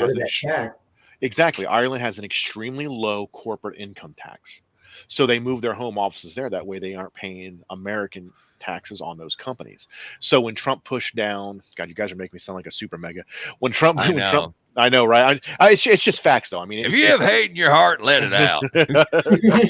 America. Yeah, America. Who said that? But no, if you lower and this is, people get into this argument, and it goes back and forth between trickle down economics and what is the newest thing that all these socialist kids are talking about, owning the means of production. Yeah. So if you look at trickle down economics, some people say it works, some people say it doesn't. But if you're taxing a corporation massively, then the corporation is not going to absorb that cost. They're going to pass that cost onto the consumer, whether that's a price increase in the product or if that's a way to get cheaper materials to where they're making that product at a less cost, but it's also going to be lower quality. Remember, made in America used to mean something. Made in America today means you're probably going to fall off. So they got to find some way to offset that cost, and it's going to be to the consumer. And that's what started the whole problem with the inflation here in the United States. Was there was speculation that when Biden went in office, that he was going to shut down a lot of the oil production, which he did, and that caused a panic, which it did, and that inflated gas prices, and that got passed on to the truckers, and that got passed on to the food costs and transportation costs. So that inflated to what we have today. And now these companies are making these record profits. They're not going to back the prices down, even if the gas prices go down. It's going to take federal interventions to do that, as much as I don't like the federal government involved in stuff like that. But that's what's going to happen. So we have to find some way to get inflation down. And the way to start is with gas prices. If you get the gas prices low enough, then that means transportation costs go down. You no longer have to pass that extra cost off to the consumer. The products that you're buying become cheaper. Energy costs become cheaper. People have more money in their pocket. It just trickles down. And when Trump lowered the corporate tax, you saw a lot of these companies coming back to the States. They started coming back. Detroit started to get built back up. Yeah. You saw Michigan getting built back up.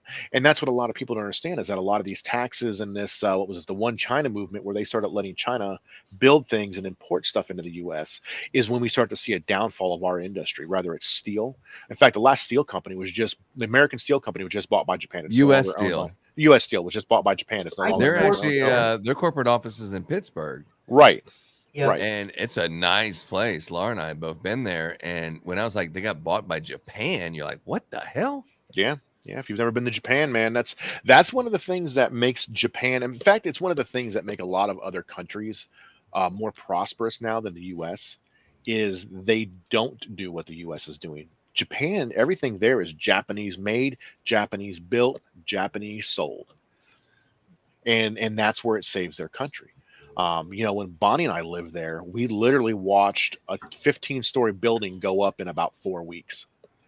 And it's because they work 3 shifts. They have pride in their work. Everything's built there in Japan, and they can get it on site right now. Wow. And these are earthquake, tsunami proof buildings. It's not like where they're building, shanties like they have in, LA. These are real structures. Shit. You like that? Yeah. If your house doesn't have wheels on it, you ain't got a house. You know what I mean? Right. I mean, in if LA, not, it's got to you're in have a cardboard sticks. shelter. This fucking Yeah. thing. But that's the way it is for a lot of those countries. When you look at China is the same way. Everything's China made, China built. They export. America has gotten to the point now because of all these policies that we're no longer a consumer, or we're no longer a producer. We're a consumer. We've become a locust. We consume everything, but we don't produce anything. And that's part of the problem. A lot of that was during Obama's administration, where he really. I agree. He did a number on manufacturing, and that's the field I work in, IT within manufacturing, and I can't tell you what he just decimated manufacturing in America between the corporate taxes, which is what Biden has on them now, and things like that. I'm surprised the business community isn't screaming at Biden right now. Like they actually did that with Obama. I'm shocked they're not doing it with Biden. Well, it's because they've moved their corporate offices overseas to places that have lower taxes, and they're making record profits. It's like a lot of I'm not exactly sure what your age range is, Fidge. I'm sure you're probably right around my age, but remember back in the day, airlines used to be comfortable to fly in. Every seat lined up with a window. Now. Every seat lined up with a window. They didn't charge you for baggage. You got somewhat of a decent sandwich and some nuts to have on the flight. And now they've squished the seats together so much that quote unquote window seat that you've gotten is, maybe behind you or it may be in front of you. And, they've taken away reclining from the seats now. That's an extra upcharge to get a reclining seat. You may only recline 2 inches. And you got these weirdos that don't want you to recline anymore because you're invading quote unquote their space as they stick their bare feet above your seat up onto the walls and stuff. So, and this is all caused by, being able to have record profits. And it's just there's so much that we could change with the way the U.S. does stuff. And I think when people go overseas and live abroad for a while and see the way other countries do things, you start to see some of the flaws in the U.S. The flip side of that is you also see the things that make the U.S. so good that other countries don't have. Prime example, I was in Malaysia, and I'm on like the 15th or 16th floor of this hotel overlooking the Petronas Towers in Kuala Lumpur. And I've got kids downstairs in the streets eating out of the trash cans. For the most part, you would never see that in the States.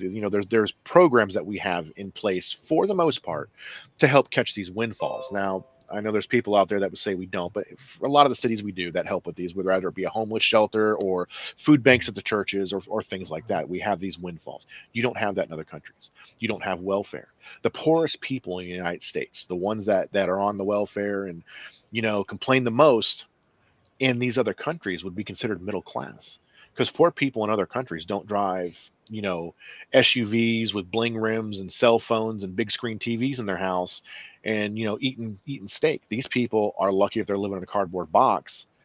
They may or may not have shoes. And if somebody doesn't give you a handout, you ain't going to get money. Philippines was a prime example. Philippines was horribly ravaged. There was 2 classes, either wealthy or not wealthy. That was it. There was no middle class. And I think that may be where they're trying to push some of this stuff. If they can get rid of the middle class, then they can decimate the U.S. to a point to push other agendas. True. Yeah, and there is one thing, Ron, that I kind of want to clear up about something you said earlier, because it was partially right because of where you live. I'm assuming you live in Florida. By God. Okay. Raise hell, praise Dale. Yeah, I'm sure your neighbor, that. howdy neighbor. But when you're looking at, when you're like, you were talking about having a house and how it's increased 4 times in value. I would say 2 times of that is because you're in Florida. In other words, it's such a desired destination to live right now, right? Like you guys just have people flocking in Florida.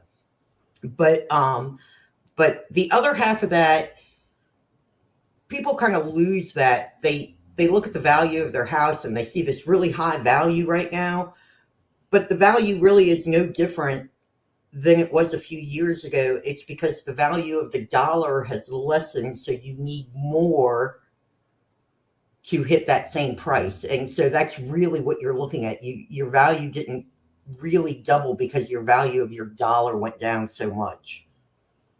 Oh, I 100% agree with what you're saying. Inflation is a huge proponent. Yeah.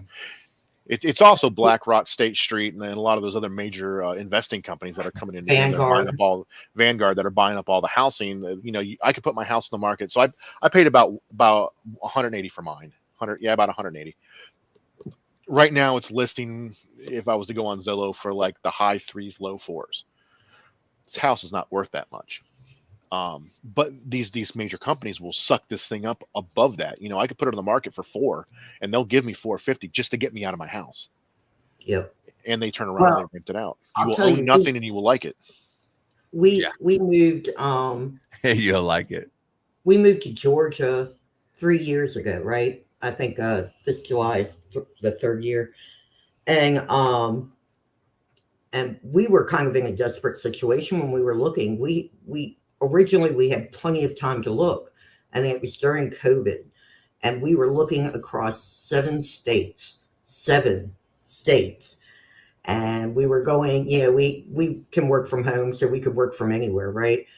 And we were traveling around to all these states looking at houses all the time, and we kept getting outbid, and there was just no competing against a BlackRock or a Vanguard or anything else. But you also see a lot of houses sitting empty because these companies own them. They won't rent them out. They're sitting on that property, right? Which is giving us a false real estate valuation because the inventory is low with them just sitting on those houses. Even renting right now is crazy. And we were getting pretty desperate by the time we found this house because we had sold our house. I had 4 dogs and no one was renting to anyone with more than 3 dogs. And I mean, it was absolutely insane. I mean, just by the grace of God, we found this house. And we watched the value go up, but I'm like, that's a false value. It doesn't really mean that. It's still the same value as when we bought it. Well, it's still increased in value a hell of much. We bought ours for $450. And I think we looked the other day and it was like $668 is the value on it. Because I think right now, if you were to try to buy the same house that you bought before, but you had to pay the price that it is now, you'd be like, I don't know. I don't think it's worth that, but that is what it's worth. If you're a new home buyer trying to buy a home right now with this high ass interest rate. Yeah. I think what you have is it's not even people can even afford 400. The number is not as important to most people as the amount of money you can afford to pay per month. And when the interest rate goes down, that amount you can pay can buy more house. And that's, I think, when the prices went up is when the interest rate was down so low. And I think pretty much everyone is refinanced at that very low 3% interest rate or whatever it was. But now that it's up to 6, 8, 9%, you're like, damn, I don't know. And the value of the house is super high. But I think if you did something like stimulate the economy with saying, hey, you don't have to pay taxes and whatever, then people can afford more money per month. Same with gas prices going down.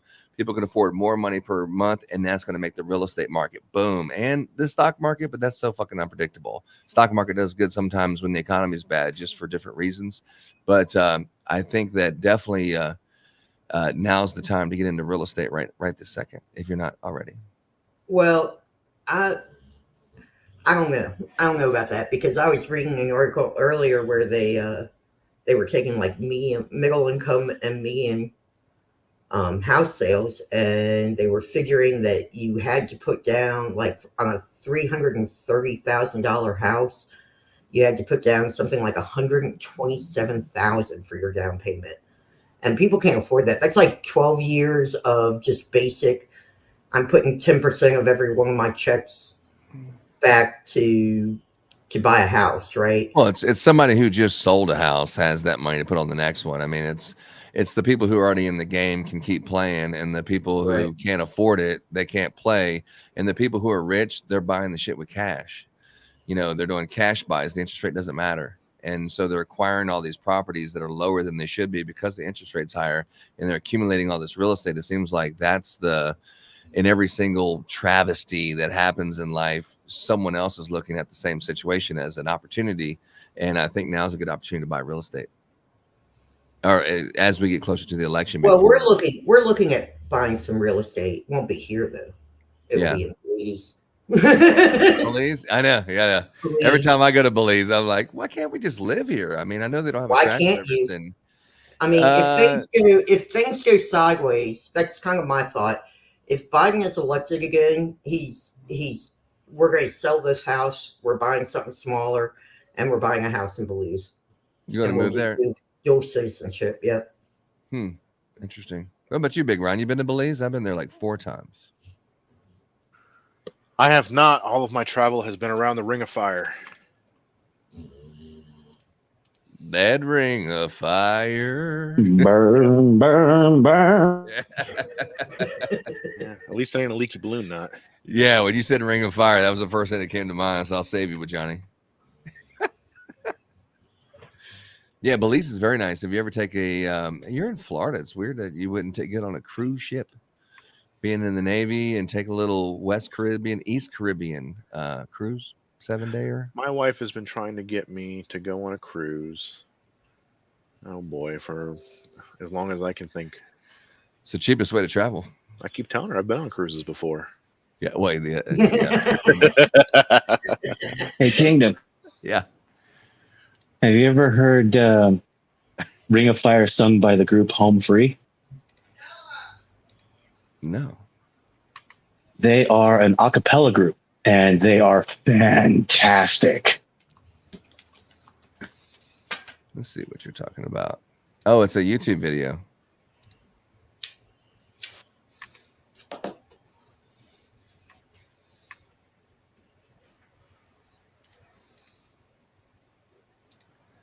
It's like it's the whole thing. Let me see. Yeah, Home Free does all kinds of good stuff. Love is a burning thing. It's kind of like the pentatonics, right? Yeah, it's all without music. For you, like a child. And the flames went higher. And it burns, burns, burns. The ring of fire. The ring of fire. Yeah, I guess. Yeah, that's pretty cool. James? Yeah, I like Home Free. I got hooked on them from their sea shanties. Oh, really? Oh, yeah. They do a whole bunch of sea shanties. They even have a sea shanty medley where it's a bunch of them together. Featuring Avi Kaplan of the Pentatonics. Yeah, it sounded like Pentatonics. You know, that type of... We listened to some of their little Christmas tunes. Laura's a big fan. Ron, I have a site for you.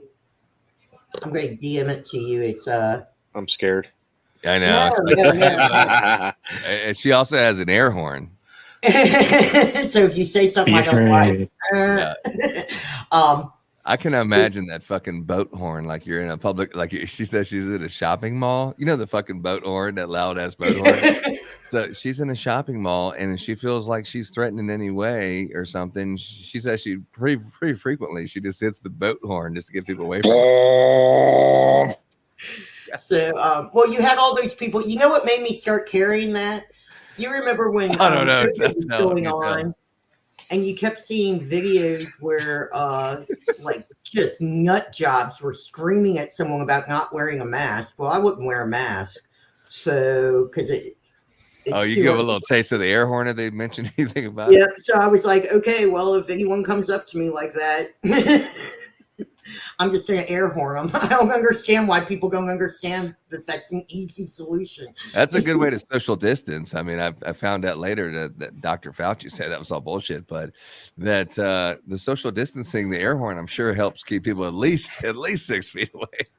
Yeah, and if they're yelling at me from 6 feet away, the air horn covers that space. Oh, it's just see, Big Ron is actually, drowning out the seatbelt thing that dings at you. You're like, man, you turn the radio up longer. See, she has the air horn. Yep.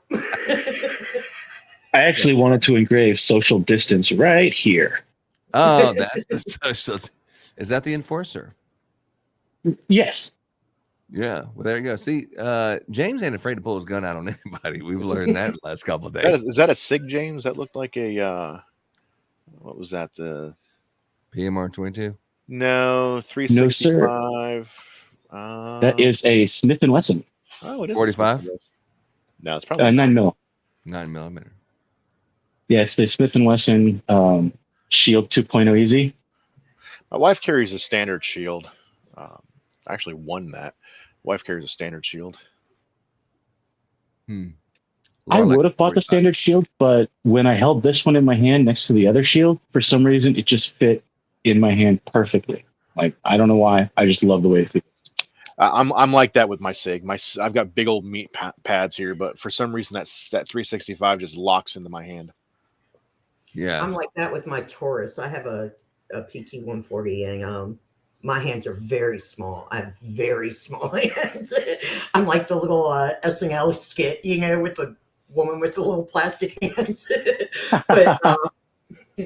but yeah, I tried the Remingtons that were recommended more towards women and things like that, and I hated every single one of those. And my husband had the 140, and I just loved shooting that. I was like, nope, it fits. There's less recoil. It's a better gun. If it fits, it sits. Yep. Yeah, my cat was like that. So, Big Ron, we forgot to ask you, being a weapon owner, have you ever had, you always play through the experience, like, what if I actually need this and all this shit that I have? I mean, what if, God forbid, if there ever was a situation, but, have you ever been in a situation where you actually was like, oh my God, I actually need to use it for whatever reason? Oh yeah, every day. I just walk out the door blasting. I live in Florida. Everybody has a gun. Yeah. No. I guess I kind of make sure I don't put myself in a situation where it may. I mean, you never know when that situation is going to arise. Yeah, it's so far fetched. Yeah, I'm very picky of where I go, where I sit. Never have my back to the door. I don't know if that's the fact that I carry a gun or the fact that I'm in the military. I'm the same way. I think the closest I've ever come was last week. I was at a sketchy gas station filling up my work truck. And I carry a Bond Arms with a pair of 410 shotgun shells in it that are critical defense. So it's 2 ballistic tip hollow points with 2 balls behind it. Oh. And I had that in my pocket, just in case. But I mean, I've never been in a situation where I've had to think about drawing or needed to draw. Yeah. It's fairly safe down here. I mean, Florida gets bad rap, but it's I mean, an armed state is a polite state because you never know who's got one down here. With the way Florida laws are, as long as you don't have anything in your record that would prohibit you and you've got a valid driver's license, lock and load, baby. Yeah, just carry it wherever you want to. You ain't got to conceal anything. Open carry. Yeah, you can't open carry in Florida. That's actually illegal, which is kind of odd. That's a Texas thing. Unless you're fishing. If you've got a fishing pole in your hand, you can put an AR on your back, and it's completely illegal. Makes no sense. It makes zero fucking sense. It doesn't. It does. That's the way it is. If you're fishing, hunting, or hiking, you can open carry a gun. But if you're just walking around in everyday clothes, you have to have it concealed. So you have to have a little mini fishing rod in your. There's a guy that's got a YouTube channel. He actually drives me nuts, and I'm not going to mention his name because I don't want to promote his channel by any means. But he does down in South Florida, down in Fort Lauderdale, Miami area. He'll go down to the jetties and stuff, or to the bridges on like A1A and stuff with a fishing pole in one hand and an AR-15 strapped to his back, just so the cops will harass him so he can make YouTube videos. Oh, yeah. Well, I've seen visiting a couple buddies where you're fishing, especially night fishing, and there's all kinds of crazy shit and alligator gar and beavers coming up the stream, and you're like, damn, what was that? What was that? I mean, fishing pole kind of dangerous on some of these, the different things that are in these creeks in Texas, at least in these rivers. Yeah, here in Florida, you just got to remember you got to rub their belly. Yeah, the alligators for sure. Yeah, swamp puppies love to have their bellies rubbed. Is that how you do it? Yeah, that's how you do it. I'll tell you what, though, they're good eating though. I love me some alligator. Swamp puppies. I love that channel. Puppies. Out here in Nevada, open carry is legal. It is? Oh, yeah. Which is totally weird for a blue state to have legal open carry. I figured that out when I was down on Fremont Street, and there was a guy that was open carrying a 92 FS on his hip. I was like, what? I didn't know Nevada was open carry. Yeah, Yes, well, sir. think about all the people who go into Vegas with a suitcase full or a briefcase full of money type of situation, backpack full of money, or they win a bunch of money. You damn near need something to escort me at least to my car. Roger, You are actually not allowed to carry guns in casinos anymore. Well, not in the casino, but if they help you to your car, everywhere else you go, the hotel and blah, blah, blah, and everything else. Yeah, they could do that. Yeah, I mean, Las Vegas is dangerous.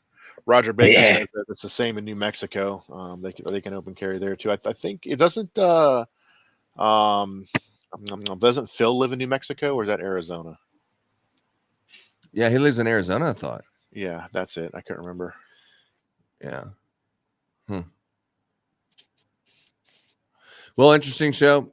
Big Ron, if you were witnessing something like an interaction like you heard us talking about earlier, like say at a gas station and someone went in there and they had someone held up or something, like you could save it, but you're not in the building, you would actually go pursue it and save the day, being having a firearm on you. Would you do that, or would you go the other way? So there I was blasting away. There's actually some legal problems with that. If you're not actually involved in the situation and you see it happening, and you get involved, depending on what the outcome is, you can land yourself in jail. So you've got to be kind of careful with those situations. If I'm in the store and it's happening while I'm in the store, then yeah, I'm going to check my line of fire, my sight picture, get into a position where I'm not going to hit innocent bystanders to the best of my ability. Then I'll neutralize if need be. Or, shuffle people into the back of the store to get them out of harm's way. But if I'm outside of a store and I pursue in to neutralize the problem, then you could put yourself into some legal issues with that. And it's going to depend on each state and local laws. So, I mean, even though you're saving the day, really. Even though you're saving the day, there is some legal issues with that. That's why they had to pass the Good Samaritan laws. And I don't know if that situation would fall under Good Samaritan laws, but they had to pass Good Samaritan laws because, somebody would pass out on the side of the road because they were out running 50 miles a day, and, their heart's the strongest part of their body when it gives out. And you'd go out and do CPR. And anybody who knows, if you do CPR correctly, you're going to break the sternum. And these people were suing people because they were breaking their sternum and doing harm to their bodies. So they had to pass these laws so these lawsuits would stop. Wow. So yeah, like I said, it would all depend on the situation. I know you guys were talking about signs. Florida's a no sign list state, if I remember correctly. There's any sign that you see posted in the state of Florida has no legal bearing to it. There are some places that I just don't believe you need to carry. It's posted not to carry there, and there has been some tests on that. Where people weren't arrested, but there was other things done. Disney is one of them. I don't see a need to carry at Disney, and I do go to Disney a lot. I know some people we got 1,700 people watching us tonight, and probably be like, oh my God, the giant rat. I grew up on Disney. I like Disney as in Walt Disney and what Disney was, not this current irritation of Disney. But there's no need to carry it at Disney. There's too much of a chance of like the gun falling out, somebody getting a hold of it, getting left on a ride. And you don't really want to be carrying an extra pound on your hip for 18 hours in the sweltering Florida heat. Places like that you don't need to carry. But there's other places that I do. I think the funniest thing is you can't carry at a post office. That just cracks me up. Yeah, that surprised the hell out of me when I first started carrying. The Constitution doesn't apply at the post office. So it would all depend, open situation in a mall. Yeah, I would engage the target if I was close enough. If I wasn't close enough, I'm not going to go seek the target. I'm going to do what I can to get the people out of the building and provide cover in case that target comes towards those people. But I'm not going to go and do a tactical search and start clearing rooms, room to room. So that's just not going to happen. Yeah, I seem to be a person that just tries to avoid, if at all possible. I mean, if I'm into some kind of situation, it's because it was just unavoidable. Yeah, no, 100%. And I heard you saying that you don't like guns and you're scared of them and they're icky, and that your wife loves them. So yeah, did I say that out loud? I'll have to DM you later. I don't normally post pictures of my family online. I'll DM you the little thing that we had going Friday. Okay. Well, then there's that. But yeah, 1746, man. That was a good show. I think it had something to do with me posting on X saying, "Hey, we have a verdict. Tune in." And then the people were like, "Hey, man, what the hell are you talking about? They know damn verdict." So yeah, everybody came in for the verdict. I know, that's exactly right. But yeah, I thought there was. I couldn't believe court was back in. It surprised the hell out of me. DMs turned off. Damn it, me. You. Oh no, we talked about that. I know, I couldn't DM him either, and he was like, "Come into the room." I'm like, "I can't get a link." where is the DMing you shit? Is it privacy and safety? Probably. I have no clue. Yeah, I think so. I wouldn't know. I wouldn't. Yeah, me either. You want to DM me? DM me. Yeah. We'll figure it out. Doesn't mean I have to answer it. Yeah, that's right. That doesn't mean we're friends. I just want to make that clear. I think you just search for Big Ron. Yeah. Well, I guess I'll figure it out. Big Ron. Here it is, right here. Well, great show. I think I'm going to catch some sleep before work tonight. Yeah, me too, man. Tomorrow's gonna be a good day. It's gonna be Trump, so we're looking forward to that one. And I'm gonna kick out and just play this little thing. And I have let me see here, test. Big Ron, I got you a test, my friend. So DM is on the way. Copy, thanks. And Fidgety, I appreciate you jumping on the show, even though I had to jump through a few hurdles. I appreciate you sharing. Oh, it was fun. It's great to have you. I always like supporting you and Joe. So yeah.